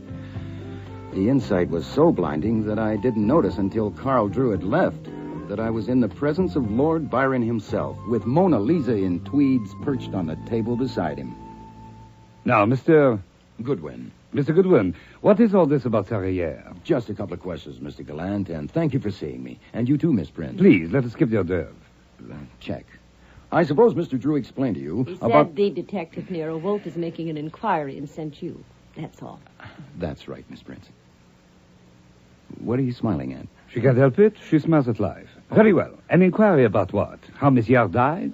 I don't think so, Mr. Gallant, but I'm just an errand boy on this trip. I'm to ask you if you got any messages or letters from her in the past month or so, and if you'll let Mr. Wolfe see them. My God, this is too much.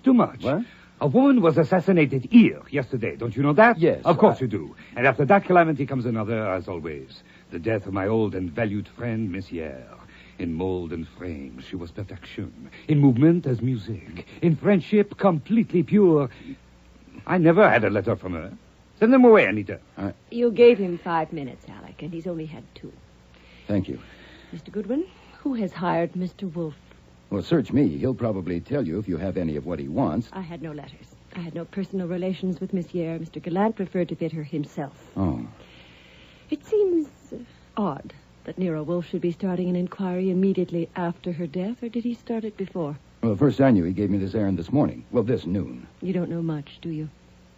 No, I just take orders. But you do know that Sarah Yare committed suicide. Name of God, must you? Send him away. She didn't need to send me. I went. Because Gallant had picked up a marble ashtray and was about to send it at my head. In fact, I ran down the hall until I was stopped by the sound of a voice I recalled from a fashion show coming from an open office. Not falling loose, but neatly arranged. It was Emmy Thorne, the MC, doing her PR work. I decided to investigate and had stepped in before I noticed the room's other occupant. Goodwin, for the love of God. Hello, Sergeant. You. Well, what? Sightseeing? Rubbernecking? The scene of the crime? Well, just morbid Stebbins like you homicide types. Compulsion neurosis. Is this the place? Well, what do you think? I think that's the desk and the telephone. And that's where the dead body lay.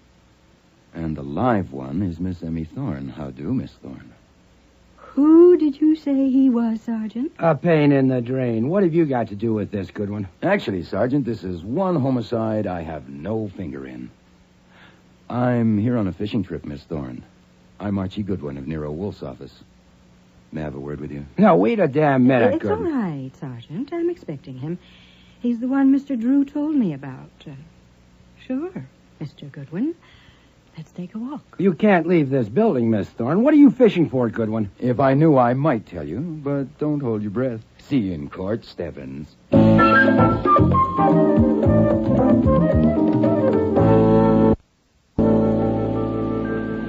I appreciate your taking the time, Miss Thorne. It's all right out here on the roof. We haven't actually left the building. You could say that, yes. Now, what's all this garbage about letters from Sarah Yare? You know, I think my tie must be crooked, or I've got a grease spot on my shirt. Mr. Drew resented me. Mr. Gallant was going to heave an ashtray at me, and now you. Why is it garbage to ask a simple question politely? Maybe I should have said go. Hmm? What right have you to march in here and ask any kind of question? Oh, none. It's not a right. It's a liberty. I have no right to ask you to have dinner with me this evening, which might not be a bad idea, but I'm at liberty to. And you're at liberty to tell me to go climb a tree, and I'm at liberty to go climb a pole instead. So, have you any letters from Sarah Yare? Oh, Lord. I didn't think I'd last for a year. What? This mess, what happened here yesterday, and then Sarah. No, I have no letters from her. You don't have to go climb a tree. Oh, thanks. What else? Nothing, unless you know of something. You know of anyone who might have letters? I don't. Of course, I'm curious, if you want to call it that. I was very fond of Sarah. And this coming after all her trouble, naturally, I'm wondering who got Nero Wolfe to send you here. Oh, my guess is some friend of Miss Yare's. Someone else might be curious. Well, thanks, Miss Thorne. Oh, and by the way, I'm glad I don't have to climb a tree or a pole. Well, perhaps when all this is over. Yes. Yeah, that might be fun. Let's go back downstairs, shall we?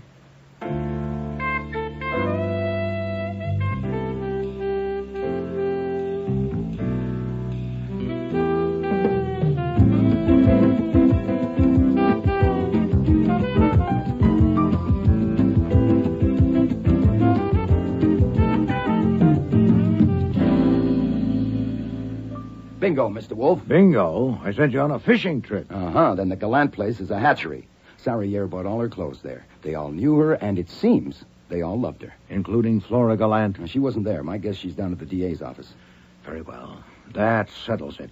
You will now go at once No, Mr. Wolfe, that doesn't settle it. Not for me. What is this, Archie? Insubordination? I don't care what you call it. It was bad enough me going up there without knowing the score, playing dumber than I am because you sent me out on a limb in the dark. Before I do any more climbing, I want some light.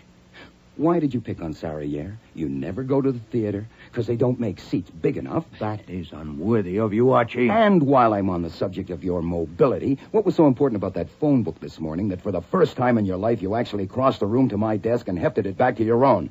I want to know. All right. Thank you.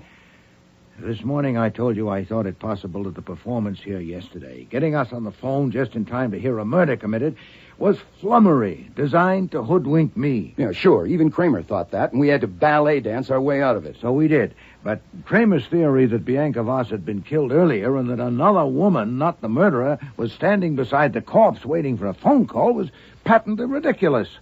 With all those people around, anyone could have opened the door and stepped in. But if she wasn't killed at the time we heard those sounds, she must have been killed earlier, because I phoned right after and had someone sent up to her office. Precisely. Therefore, Archie, the sounds did not come from there. Well, then where the hell did they come from? Miss Gallant did not dial that number. What? She dialed the number of some other person she'd persuaded to perform that hocus-pocus. Clear? When did you figure that out? I had come to that conclusion before I went to bed last night, and I found it intolerable. I will not be mistaken for a jackass. No. So you read the item about Sarah Yare at breakfast? Initially only because you, as a theatrical connoisseur, had once told me you considered her outstanding in her profession. Yeah, she was. Then I went on to read that she'd recently been in distress, and also that she had died rather conveniently. Uh-huh. So I came down to the office, looked her up in the phone book, and after you left, dialed her number. Here it is. Algonquin 91847.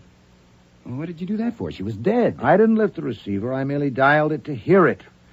You and I, Archie, are trained to observe and to register. Right. Close your eyes and listen. Take your ears back to yesterday when Miss Gallant was at your phone dialing. Not the first number she dialed. You dialed that later yourself. But the second one. When, according to her, she was dialing the direct line to Bianca Voss's office. Now, listen. Okay. Compare.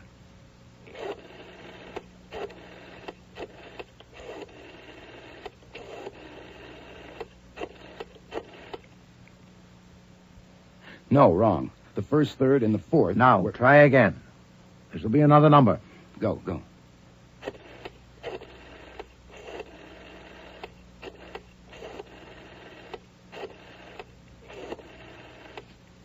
I think that's it. Anyway, the first four... Satisfactory. The first number was Bianca Voss's private line. The one you just recognized was Sarah Yare's number. I'll be damned. Good God, what time is it? Huh? Oh, 5 to 4. Then instructions for your next errand must be brief.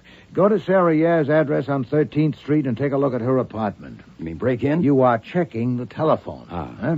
I need one last detail. Her phone might have been disconnected since this directory came out. I need to know that it's still operable.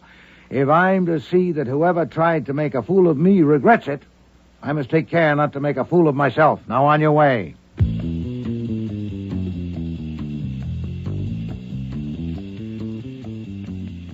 I won't describe the place.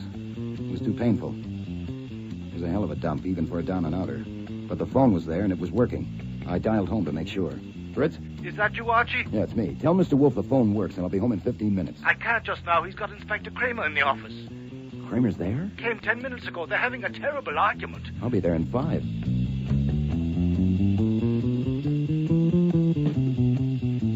I got a hacky that liked to take advantages and made it there in 10. When I let myself in, they were still arguing in the office. So I figured I'd better stay out in the hall and sniff the atmosphere before barging in. Mr. Kramer, I said I've never known you to be more wrong. You accused me of duplicity. I am stating facts, Wolf. Facts, yes. You said you've never had any association with those people, but you sent Goodwin up there today with some song and dance about a fishing trip, for God's sake. I did not. Yes, you did. He told Sergeant Stebbins it had nothing to do with Bianca Voss, for God's sake. Phooey. Nuts! And when I asked you politely why you sent him up there, you say you'll tell me in 24 hours. Perhaps sooner if you'd help instead of hinder. Instead of hinder, Have you any information on the death of a woman named Sarah Yare? When the doorbell rang, I was still out in the hall eavesdropping, so I about-faced and looked through the one-way glass in the front door. The whole mob was there. Gallant, his sister Flora, Carl Drew, Anita Prince, and Emmy Thorne, the girl whose walk was music. Fritz appeared from the kitchen to answer it, but I grabbed him and marched him into the office with me. Archie? What? Was that you ringing the bell? No, sir, but I'm bringing the message. First, the connection you inquired about is operational. Second, 5 fish in the net are worth 10 in the sea. All right. What gobbledygook is that? Message received. Fritz? Yes, sir. Put the chain bolt on and tell those people they'll be admitted shortly, then stay there. Yes, sir. Inspector, Mr. Gallant and his 4 colleagues have just arrived, uninvited and unexpected. You'll have to leave without being seen. So into the front room, please, then duck out when they leave. We'll communicate later. Like hell they're unexpected, and like hell I'll leave. Oh. If you won't let them in, I will. Mr. Kramer! Would I lie so clumsily? You're damn right you would. If they'd been expected, would I have invited you in and sat here bickering with you? Either you leave or I do. Admit them, and you'll have them to yourself, and I wish you luck. You think I'm going to sneak on and sit in your goddamn stoop until you whistle? No. No, that would be unseemly, wouldn't it? Very well. Get behind the waterfall. A what? That picture. You've hidden behind it at least once before and seen and heard all that went on through the spy hole, but you must not disclose yourself until I invite you to do so. Well, Inspector, they're waiting. Are they waiting for you or for me? Okay, Wolf, we'll try it your way. All right, Archie. Show them the way to the spy hole and then bring them in.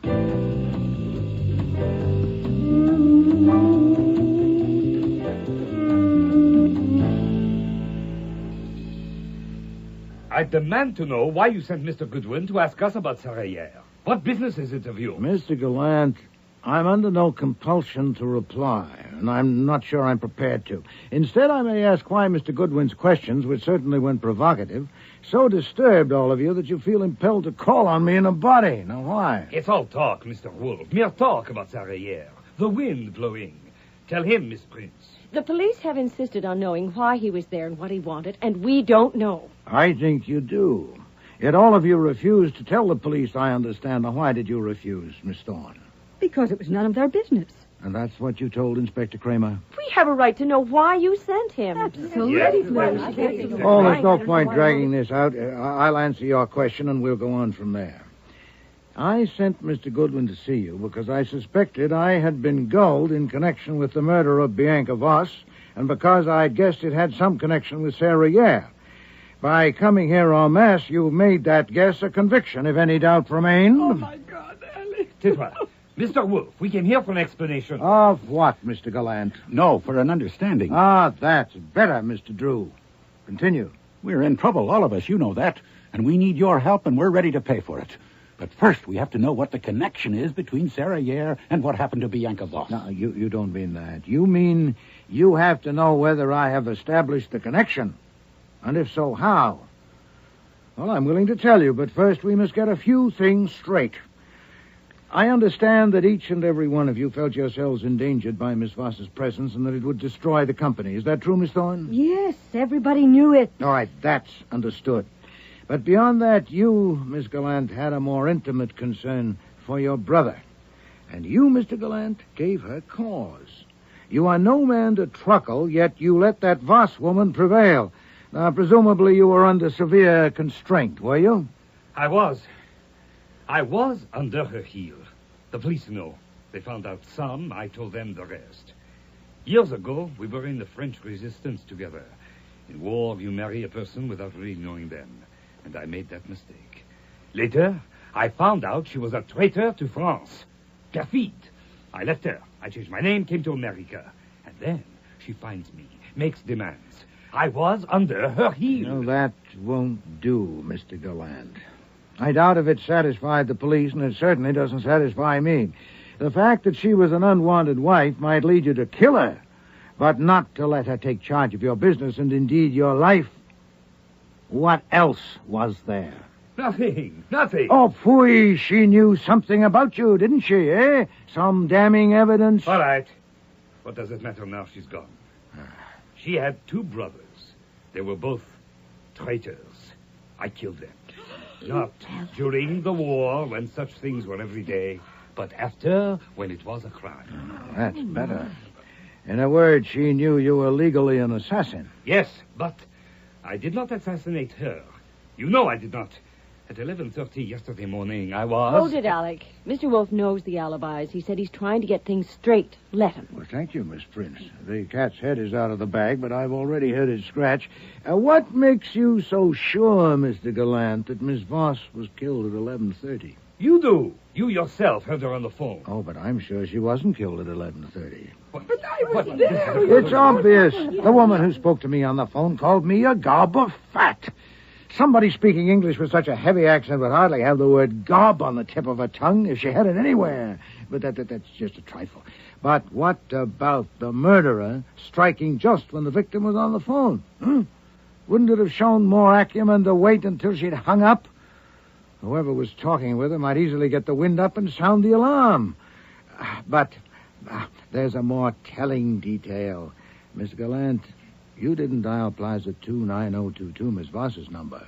You dialed Algonquin 91847, the number of Miss Sarah Yare. How did you know? Oh, I didn't know that yesterday. But I've just learned that Miss Yare's line is still in service.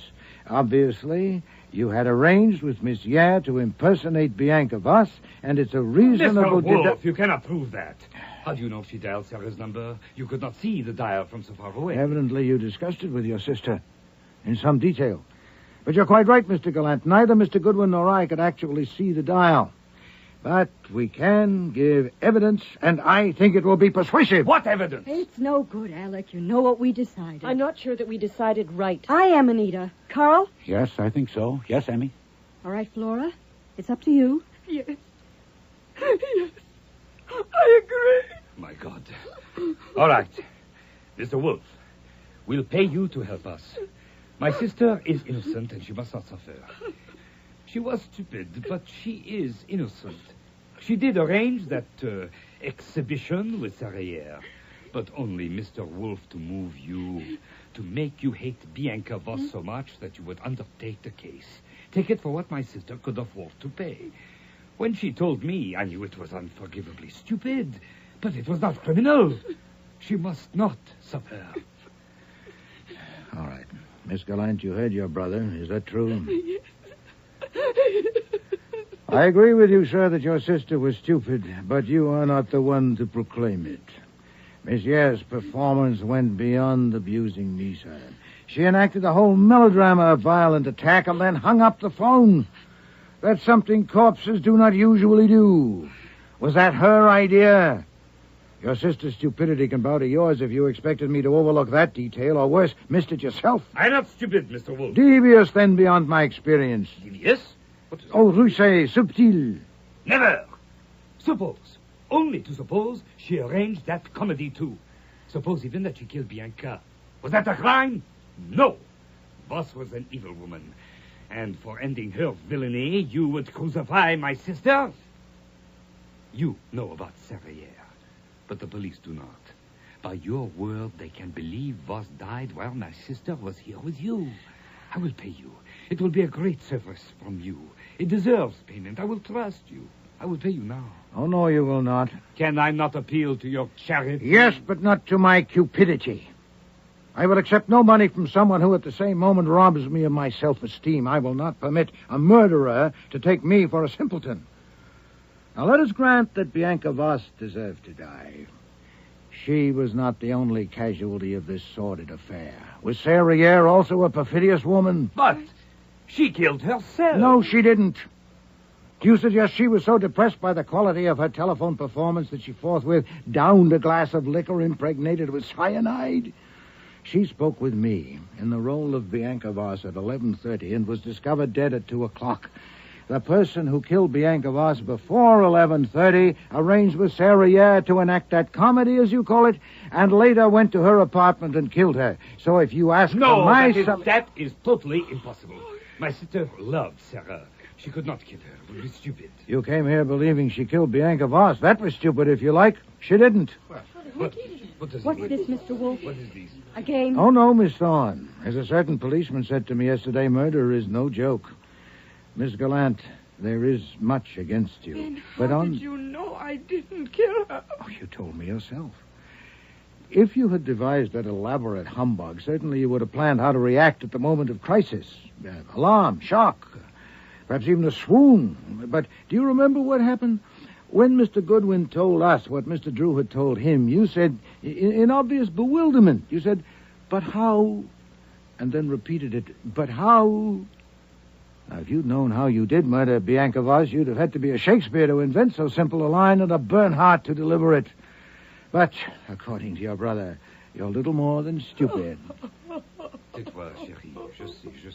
But if you are innocent, someone else is guilty. The arrangement you had made with Sarah Yare to impersonate Bianca Voss was discovered by someone else, perhaps overheard when you told your brother about it. That someone then persuaded her to add a gruesome climax not in your script, which was only intended to insult me and gain my interest. That someone else killed Bianca Voss. And to make sure her alibi was invulnerable, this someone went to Sarah Yare's apartment and poisoned her with cyanide in a glass of whiskey. Who is this someone, Now, Mr. all Wolfe? that was done before 2 o'clock. You, Miss Gallant, according to my friend Inspector Kramer, arrived at your brother's place only 15 minutes after I know you'd left here. You had no time for a detour to 13th Street. I wanted to go to see what had happened, It's but a good thing you didn't, madam. I also learned from Mr. Kramer that you, Mr. Gallant, you, Mr. Drew, and you too, Miss Prince, were under constant surveillance from the time the police arrived. And that leaves you, Miss Thorne. Leaves me where, Mr. Wolfe? You were with 3 men in an office downtown from 11:20 until 11:45. So I have 3 witnesses. Yes, but according to the police, you arrived at Alec Gallant Incorporated shortly before 3 o'clock. You may be able to account for the interim period. You want to try? It can't be, Alec. How could you? I don't have to try. I don't like your games, Mr. Wolfe, and I don't think I'll play. I didn't think you would. I won't be playing either, actually. The rest is up to Inspector Kramer, who's been following the moves and may now... Grab her, Archie! Don't climb a tree. Okay, Goodwin, I'll take over. Thank you, Mr. Kramer. No, let me talk to her. Emmy, I have loved you. You killed Sarah? Yes, I killed her. Then you heard us that day. You heard me tell Flora. You found out I was already married to Bianca. Yes, I heard you. And you knew I couldn't marry you, so you killed her. She was killing you. I did something about it. I understand. Because I loved you. And maybe you killed her because you loved me. But then, you killed Sarah. Why? You don't understand a thing, do you? And worse, when I tell you and the others what my sister has done, you accept it. You allow us to accept it that my sister has killed Bianca. Look at me. I am looking at you, Alec. What am I supposed to see? I don't think you could ever love anyone but yourself. My mistake. All right, Inspector Kramer, she's all yours. Take it easy, Miss Thorne. We're going for a walk.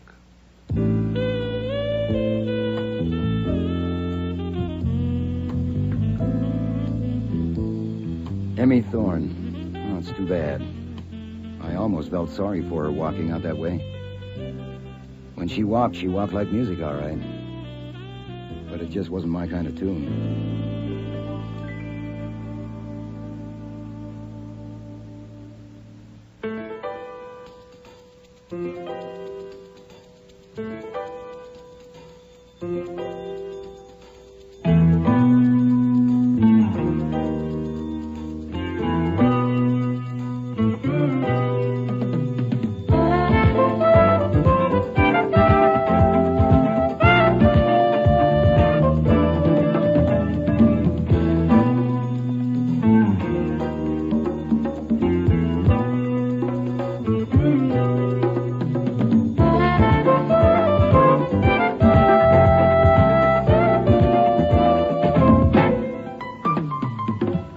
Starring in today's episode were Mabel Moore as Nero Wolfe, Don Franks as Archie Goodwin, and Cease Linder as Inspector Kramer. Joy Coghill was Flora Gallant, Nani Griffin, Anita Prince, Richard Monette, Alex Gallant, Vivian Reese, Emmy Thorne, Murray Westgate, Carl Drew, James Morris, Stebbins, and Frank Perry was Fritz. Music was composed and conducted by Don Gillis. Technical operations, John Jessup. Sound effects, Bill Robinson. Production assistant was Nancy McElveen, and casting consultant, Ann Weldon Tate. Murder is No Joke was written by Alan Osborne and produced and directed in Toronto by Ron Hartman.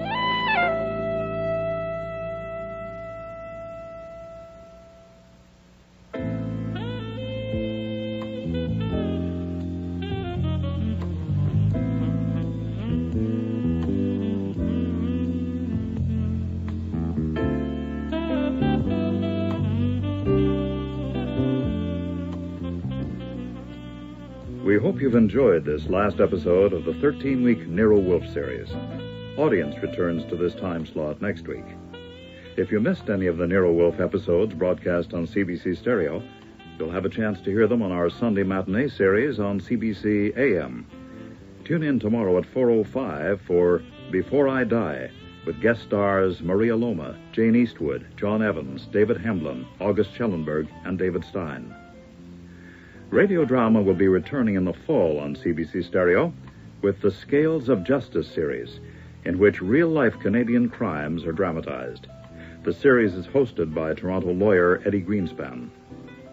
If you have any comments or suggestions about the radio dramas you hear, please write to the CBC Radio Drama Department at Post Office Box 500, Station A, Toronto, Ontario, M5W 1E6. This is Harry Manus wishing you a very good evening.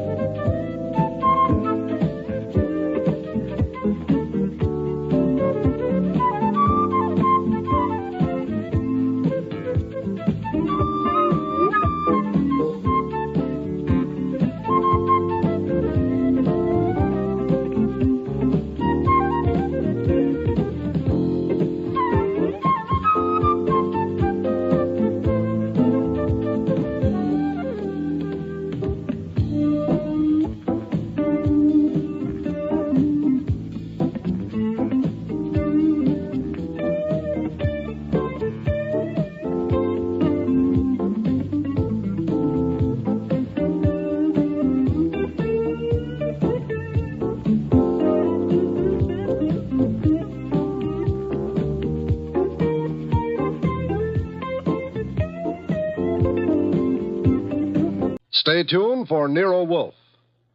If the chimes shudder a little on Sunday afternoon, well, they know there's mystery in store Sunday with men of action like Mike Waring, better known as the Falcon, who brings his fearless and romantic touch to the solution of another mystery. After the Falcon, it's high adventure. Then the big guy steps in. The new private eye Charlie Wilde concludes with a few casual homicides. The chimes mean mystery and action this Sunday afternoon on NBC. Transcribed. My boss is the smartest and the stubbornest, the fattest and the laziest, the cleverest and the craziest, the most extravagant detective in the world, Nero Wolfe.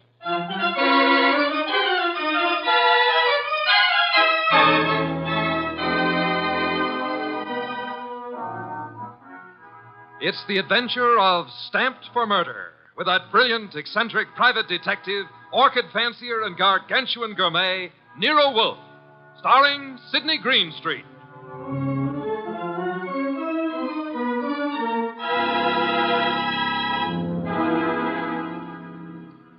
instructions for this morning, Archie. Your notebook, please. First, Mr. Salinsbeck. Inform him that the Long Island peafowl he sent were most unsatisfactory. Peafowl's breast flesh is not sweet and tender unless it is well protected from all alarms, especially from the air, to prevent nervousness. Long Island is full of airplanes. Look, Mr. Wolfe, I shall want a dozen chickens that have been raised on blueberries and a fresh-killed lamb for tomorrow. Mr. Wolfe, please listen. There's... Mr. Goodwin, be quiet, and then dinner on the following day becomes a problem. Mr. Wolfe, dinner any day is going to be a problem if we don't pay Sausenbach's bill. Then pay it. With what? The bank account's empty. Ridiculous. There were $4,000 yesterday. But you bought that shipment of orchid bulbs from Winold Gluckner. Mr. Wolfe, we need money. You've got to stop eating and drinking beer long enough to earn some. Phew, you're an alarmist. Will you, for the love of heaven, stop turning down clients and turn an honest dollar? I've got a couple of prospects right outside the door. Send them away. No, sir. Send them away. Tell them I've gone to Egypt. Nothing doing, sir. Confound you, Archie. Obey orders. Send them away. Miss Kent, Mr. Rodman, come in, please. Thank you. Confound you, Archie. You're mutinous. Yes, sir, and you're stuck with it. This is Miss Gloria Kent and Mr. Rodman. They arrived as advertised with a pressing problem. Good morning. You people are here by sufferance only. I shall speak to Mr. Goodwin about it later. Yes, indeed. I don't like pressing problems, Miss Kent. What are yours? My father. Indeed, I'm not a court of domestic relations, Miss Kent. What did your father do? Beat you? Withhold your earnings? Discourage your suitors? Mr. Goodwin should have informed you this office does not undertake cases involving marital or family problems. But that's not... If Mr. Goodwin had not been beguiled by your pretty face, he might have warned you and avoided this embarrassment to you and annoyance to me. Now, take it easy, take it easy. How many times have I told you you don't know how to handle women? Then suppose you let Miss Kent handle me. Well, it's simply this, Mr. Wolfe. I had some money my mother left me. My father's just spent it without my permission. I want it back without a scandal. Thanks, Miss Kent. How much? How spent? $10,000. Father bought a treasure map. Indeed, from whom? A pair of swindlers named Cross and Halleck. They've driven him crazy, talking about fortune salvaged from the SS this and the SS that. He's got a map and old letters he studies. He's childish. Many fortunes have been recovered. Many more await on the sea bottom. How do you know your father has been duped? Well, I know. You do, Mr. Rodman. Yes. Cross and Halleck bought some old letters from me, written by my grandfather from Hawaii. They used them to manufacture the map and evidence. And that's what they sold to Kent. Father thought he was being so clever. He had the paper analyzed. Of course, the document research laboratory said the letters were genuine. They were. But something new had been added. I'd have never known if Mr. Rodman hadn't told me. You're a party to the swindle, Mr. Rodman? I was not. I never knew what they were up to. Mr. Wolfe, you've got to help me. I can't do anything with Father. I can't convince him. Even Mr. Rodman can't. No, Miss Kent, I'm sorry. This is not for me. But you must. You must. Not in my office, madam. No tears. Please, Archie, stop her. Okay. Archie, when Miss Kent has finished her disgraceful exhibition, show them out. How dare he walk out on us like he was... Easy. I know him. You don't. He gets into a panic when women cry, or else he's curious about what Fritz is cooking for lunch. Now, just wait a minute, please. Oh, aren't you ashamed of yourself walking out like that on that poor kid? That hysterical gamma. She's lost all of her money. She needs help. I charge high fees, Archie. So charge a small fee. Do you want her to starve? Good heavens. Starve? How monstrous. I'm not kidding. While you'll be in here smelling your dinner, she and her father will be starving. I thought you were bringing me a paying client. Well, this is different. She's, You're beautiful. Archie, you're impossible. Oh, very well. Go back into them. Get names, addresses, facts. I am not committed to Miss Kent's case, but we'll see. Be a tribute I pay for your weakness for a pretty face.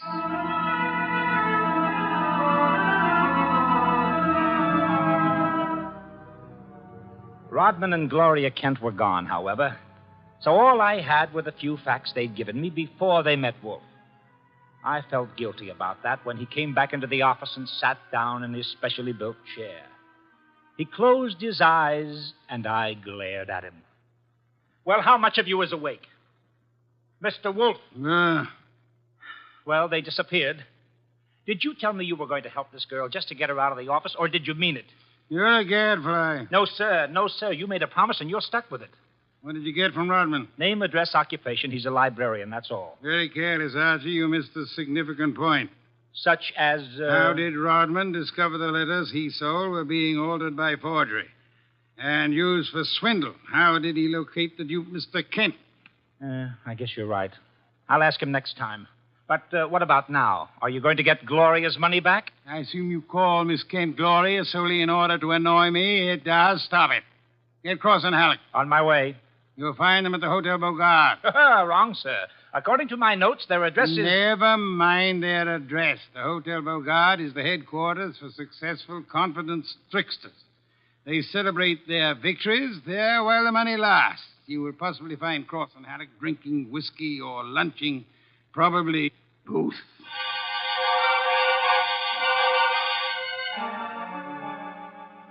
I located Cross and Halleck in the hotel bar and lured them back to our place on 35th Street.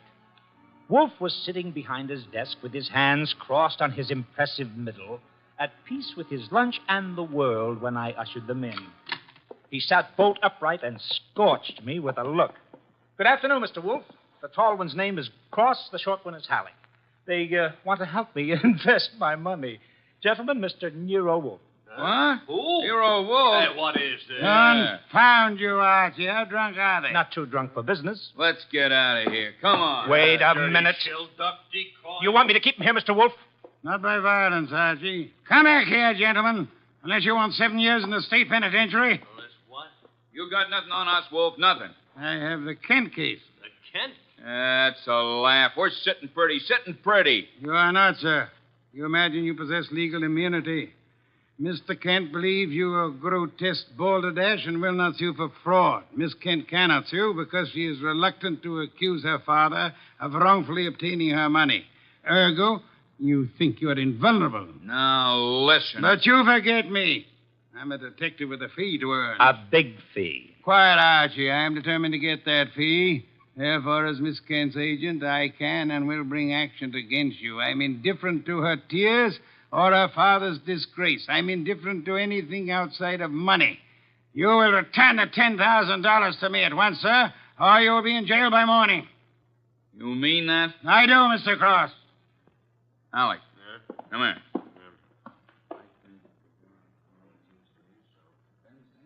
Come on, hurry. Okay. Here, Mr. Wolfe. Alec and I have decided we don't want to get in any trouble with you. Here's your $10,000. Let's have it. Give the dough to Kent, Mr. Wolfe, and get the letters and map back for us. You've got a reputation for being tricky, but honest. We trust you. Come on, Alec, let's go. Well, how about that? Preposterous. No, sir. Take a look. $10,000, genuine coin of the realm. That man Cross is a fool. Does he imagine I'm to be fooled so easily? What do you mean he left the money? He surrendered too quickly, Archie. Too easily. And that money in the envelope he was carrying all ready to refund. Why? Well, maybe he's got a better sucker.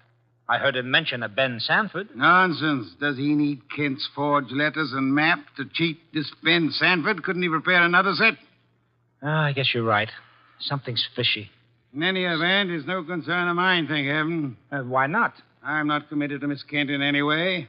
As a favor to you, I undertook to regain her money. I have done that.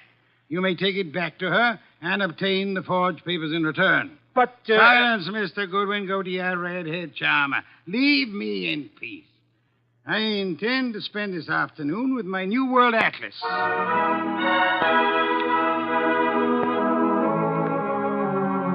I left him 3,000 miles up the Amazon with his magnifying glass and drove up to East 69th Street. The Kent house was a broken-down little brownstone, and as I went up the stoop, the door opened and Gloria Kent burst out like a skyrocket. Hey, Miss Kent, easy. Let go of me. Let go. What's wrong? Wrong. Nothing is wrong. Nothing at all. Well, how about seeing your father? You want to see my father? Come inside. Oh, for the love of heaven. Come inside, Mr. Goodwin. I'll introduce you. He's in a back room. Come right through the living room. What else came through this living room? A hurricane? No, Mr. Goodwin. Something else. There's my father, Mr. Goodwin. What in the devil? He's dead. His throat's cut.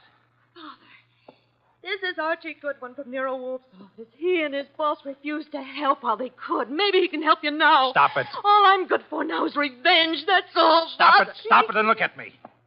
When did it happen? I don't know. When did you find him? Just now. Keep looking at me.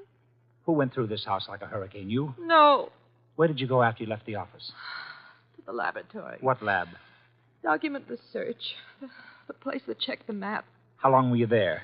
Until an hour ago. I was with Mr. Rodman. Keep looking at me. And then? I had lunch. With Rodman? Alone. And then I came home. All right. All right, now listen to me. I want you to go to Mr. Wolfe's house right now. Have you got cab fare? Yes. All right, take a cab. I've got to stay here, but I'll call Mr. Wolfe and tell him you're on the way. Now, get.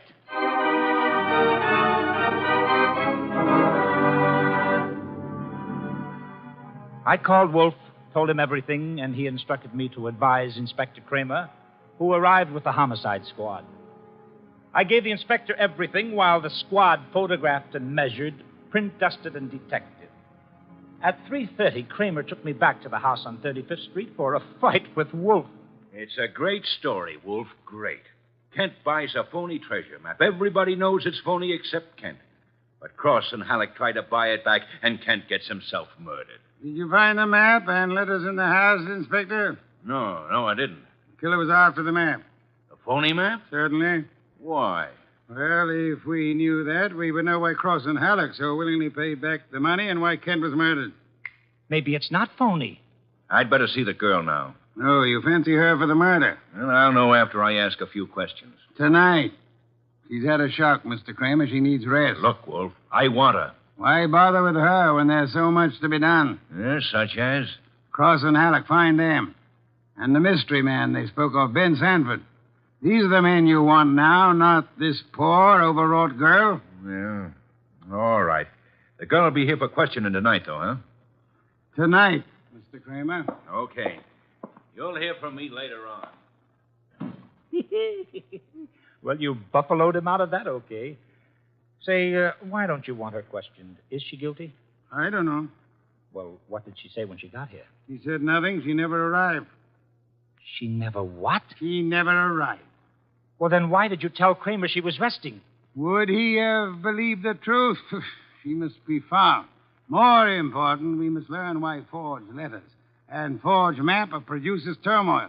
Find the killer and you find the map. You said so. I said the reverse, which is an altogether different statement. Archie, I want a photograph of that map. Get it. Oh, sure. Any particular camera you want me to use? You'll find the photo.